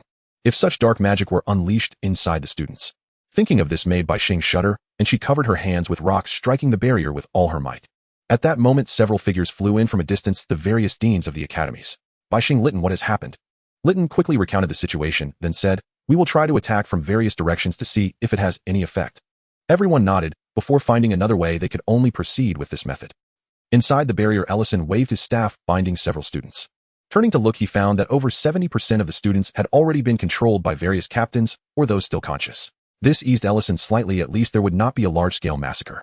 But just as he was binding the students with his staff, he suddenly felt a powerful blow to his back and fell to the ground. Not far from Ellison, a man with a bear-like face gradually revealed himself, pulling downwards forcefully towards Ellison. In an instant, an invisible force enveloped Ellison, pinning him firmly to the ground. Greedy wolf. Attack! The shrill voice rang out once again. Three figures, each with a wolf-like ghost face, appeared, charging towards Ellison from three directions. Keeping his composure, Ellison opened his mouth to recite an incantation. At the same time, a thick black mist erupted from his body, coalescing into two gigantic arms. Before the three wolf-faced figures could get close, their bodies rapidly expanded and then exploded into a mist of blood. It appeared.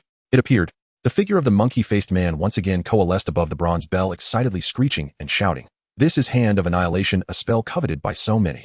With both hands pressing against the ground, Ellison braced against the invisible pressure and slowly stood up. Then he gripped his staff and jabbed the ground forcefully.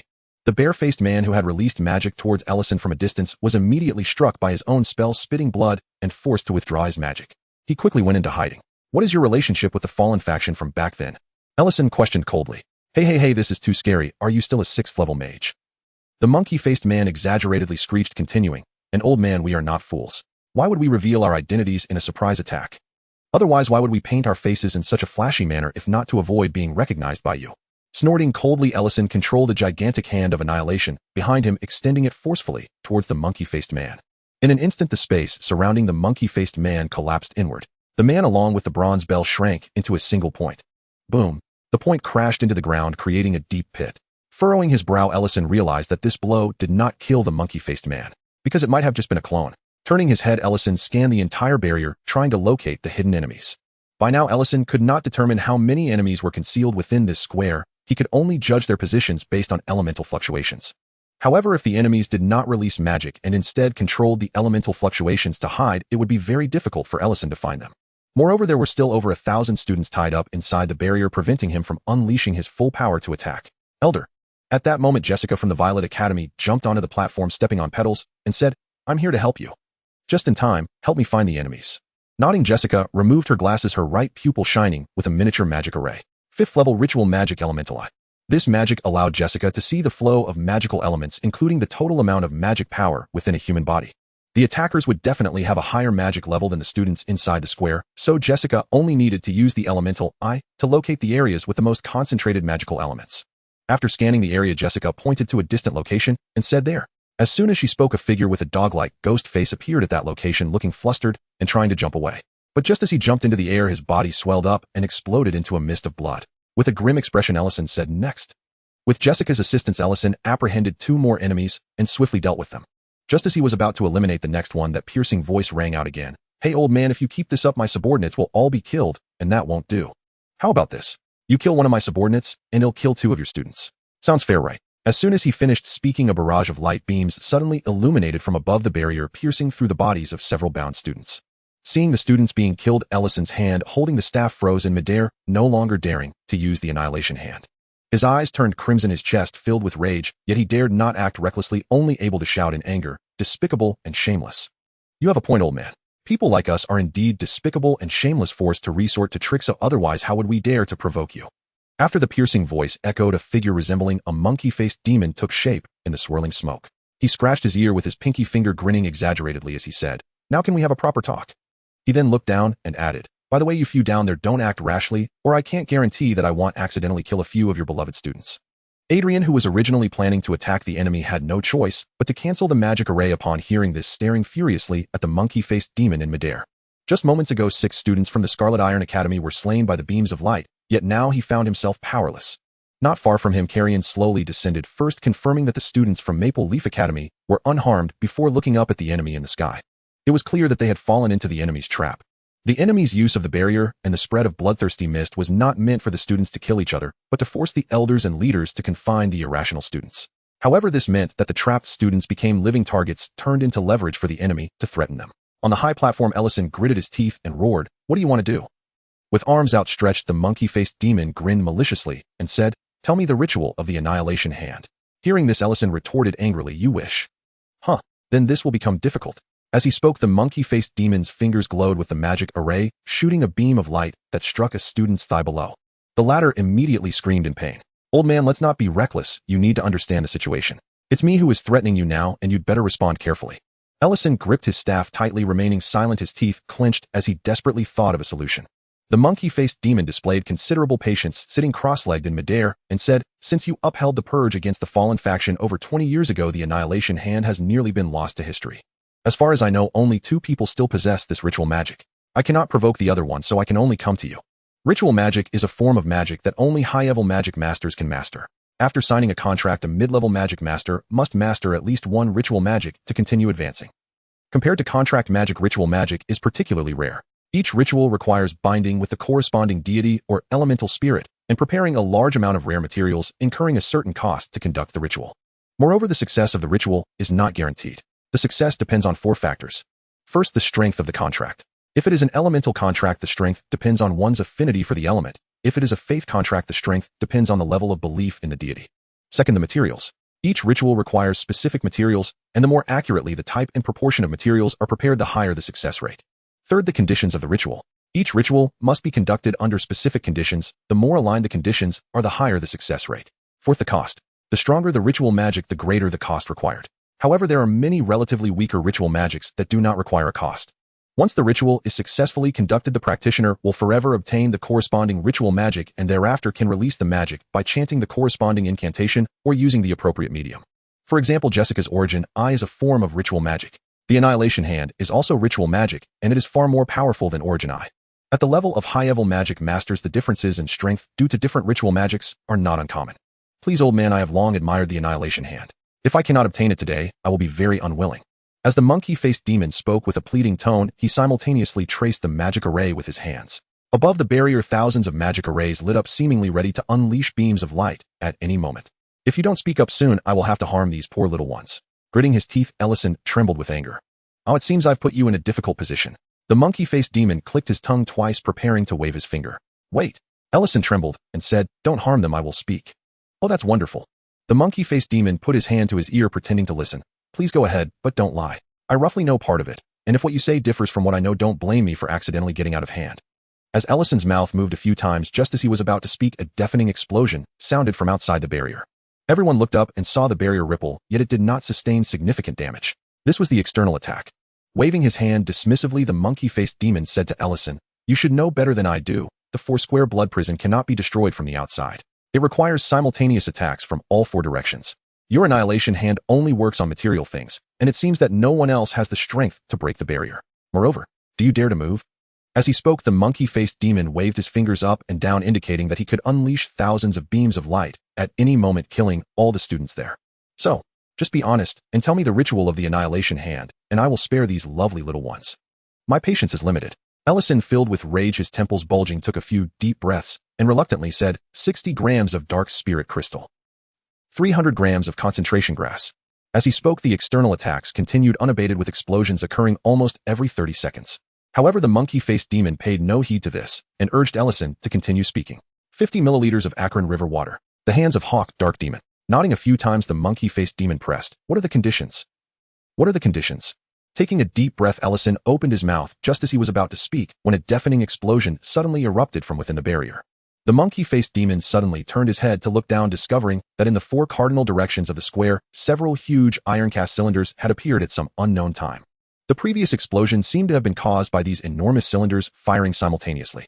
These cylinders launched strange iron balls in the directions of the barrier, causing massive damage to the inner wall of the barrier. At the same time, outside the barrier, explosions continued at the previous frequency. With the internal and external attacks synchronized, the 4-square blood prison was instantly shattered. 5 minutes earlier, as Kalien distributed gas masks across the entire plaza, he also scattered marked stones into various corners. By the time he descended to the ground after completing the distribution, everyone within the barrier had already been subdued by the ape-faced masked man. Kalien then moved toward Wells, the team leader of Nightfall Academy, and inquired about the nature of the barrier. Though only a mid-tier archmage, Wells possessed profound expertise in magical historiography and arcane bestiaries. He swiftly outlined the method to dismantle the 4-sided blood purgatory and pinpointed the weakest points among the 4 cardinal directions. Wells knew the solution, but his magical rank was too low to breach the barrier. Among everyone present in the plaza, only Adrian's explosive assault stood any chance of inflicting meaningful damage upon it. Yet now, every person in the plaza remained frozen under the ape-faced man's threat. Not even Elder Ellison dared move, let alone Adrian. Though Wells doubted Kalien could possibly shatter the barrier, he still shared this vital intelligence. Upon learning the method, Kalien immediately began formulating his strategy. His plan was to first teleport outside the barrier and deploy the first batch of cannons at the 4 cardinal points. Then he would teleport the second batch inside the barrier, precisely onto the marked stones, and launch simultaneous bombardments from both within and without. Yet this plan harbored 2 critical flaws. The first, Kalien possessed only a dozen cannons. If divided between interior and exterior positions, firepower would be dangerously diluted, risking insufficient force to rupture the barrier.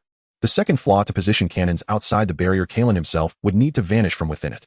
Earlier, while distributing gas masks, he had drawn noticeable attention and likely been marked for surveillance by the enemy. An abrupt disappearance might trigger their alarm, endangering students' lives. Just as Kalien hesitated, a series of coordinated assaults erupted beyond the barrier, striking precisely every 30 seconds. Kalien quickly realized the external forces were establishing a rhythmic assault pattern, one intended to synchronize with counterattacks launched from within. Elder Ellison and other team leaders may well have recognized this rhythm, yet under the ape-faced man's coercion, they dared not act, and lacked sufficient personnel to strike all 4 directions simultaneously.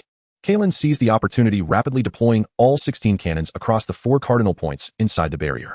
He deployed 16 units of the Magi Cannon P3, a refined evolution of the prototype tested 2 months earlier in the Mistvale Forest. Though the original P1 model had catastrophically ruptured during testing, its failure provided crucial insights. Under enhanced logicron arrays, Kalien iterated twice more, culminating in the P3. Compared to the P1, the P3's shell yield tripled, while firing cost halved. Still, each shot consumed 500 gold coins. Firing all 16 P3 shells at once drained 8,000 gold coins. Kalien spared no hesitation. He knew breaking the barrier was worth every coin. The P1 had slain a 4th-tier beast with 1 shot. 3 rounds reduced it to ash. With its amplified power, a single P3 shell could effortlessly obliterate a 5th-tier beast. Now, for P3 shells converging upon a single cardinal point delivered destructive force, rivaling a full power assault from a 5th-tier archmage. Originally, these 16 Magi cannons were destined for deployment in the Mistvale Forest to secure and expand his sovereign domain. Never did he imagine they'd find purpose here.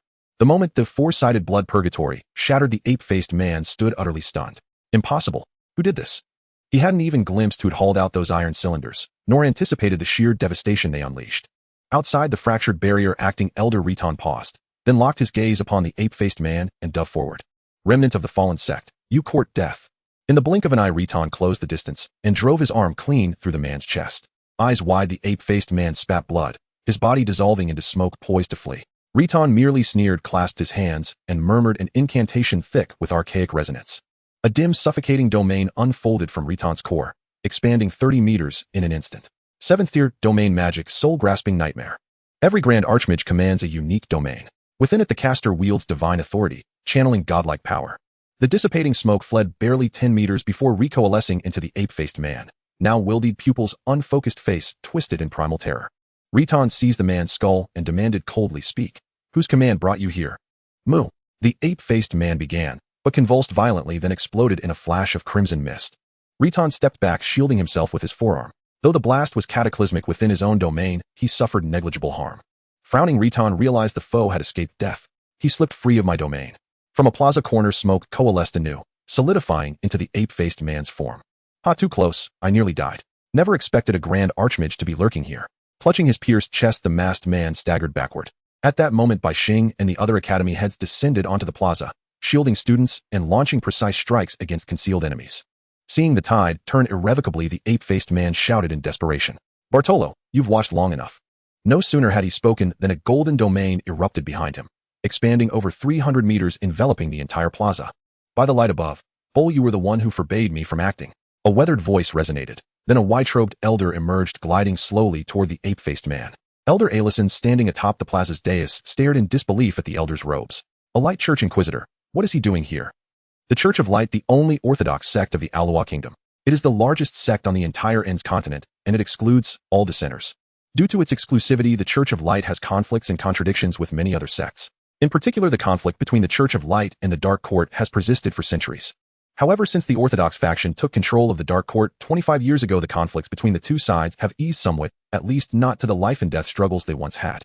Of course, the two sides cannot coexist peacefully. They have only reached a temporary non-aggression agreement stating that they will not interfere with the circulation of light and dark elemental currencies between the Durant Kingdom and the Aloha Kingdom. Therefore, for over 20 years, although small conflicts occasionally erupted, there has been little interaction overall. Ellison had not seen anyone from the Church of Light for nearly 20 years, and he did not expect to meet them here today. What he found difficult to understand was that the monkey-faced man clearly had connections to the dark fallen sect of the past, yet how could he be entangled with someone from the Church of Light? However, the current situation left him no room for further thought, as they were all already encompassed within the enemy's domain. Quick, take the students and leave, hurry. Ellison shouted desperately while using his staff to control the students trapped in the birdcage, moving them out of the square. Other leaders, deans, and faculty from the main campus also hurriedly did their best to evacuate the students. Although there were many of them, it was uncertain whether they could deal with a powerful archmage. However, with so many students in the enemy's domain, their lives and deaths were in someone else's hands, and they had to prioritize the safety of the students. An elder of the Church of Light, named Badolo, seeing the people from the Palo Magic School hurriedly leading the students away, slowly took out a bell and gently shook it. A 7th-tier domain spell, Holy Light Judgment. Within Badolo's domain, he could intimidate the souls of all heretics, weaken their powers, and freely use the Holy Spear to carry out judgment. God says, purge the heretics and filth. As soon as he finished speaking in the golden domain, a brilliant light coalesced into a long spear descending from the sky and piercing towards Litton. Seeing the spear stabbing towards him, Litton's expression became grave. While maintaining his domain, he murmured a spell, creating a black shield above his head and shrouding himself in black armor. Under the coverage of Badolo's domain, Litton, who had just advanced to a 7th-tier archmage, was severely suppressed. Even maintaining his domain only allowed him to exert 2 or 3 layers of its original effect. Boom! The holy spear broke through Litton's domain and struck the black shield. However, this was not the end. In a white robe with a long beard, Badolo shook the bell again, and soon 3 more holy spears coalesced.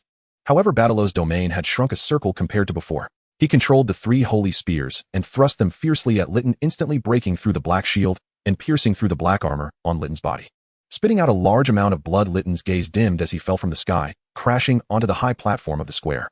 Litton. Ellison turned his head to see Litton pierced by 3 holy spears, unsure of his life or death, and his heart sank.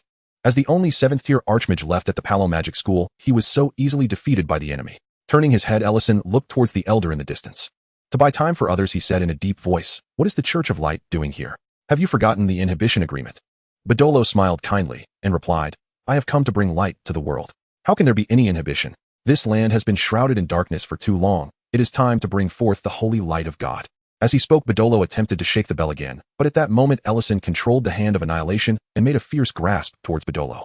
This was the collapse of the Hand of Annihilation. It could compress objects within a specified range to their utmost. Even the Archmage Badolo changed his expression slightly upon seeing Ellison's attack. He chanted an obscure ancient spell and enveloped himself in a massive shield of holy light. With a loud bang, the holy light shield collapsed by a large margin, but it still barely withstood this assault. However, Badolo's domain shrank another circle. Impressive, no wonder Baol was so eager to obtain this ritual magic. It truly lives up to its reputation as the Hand of Annihilation.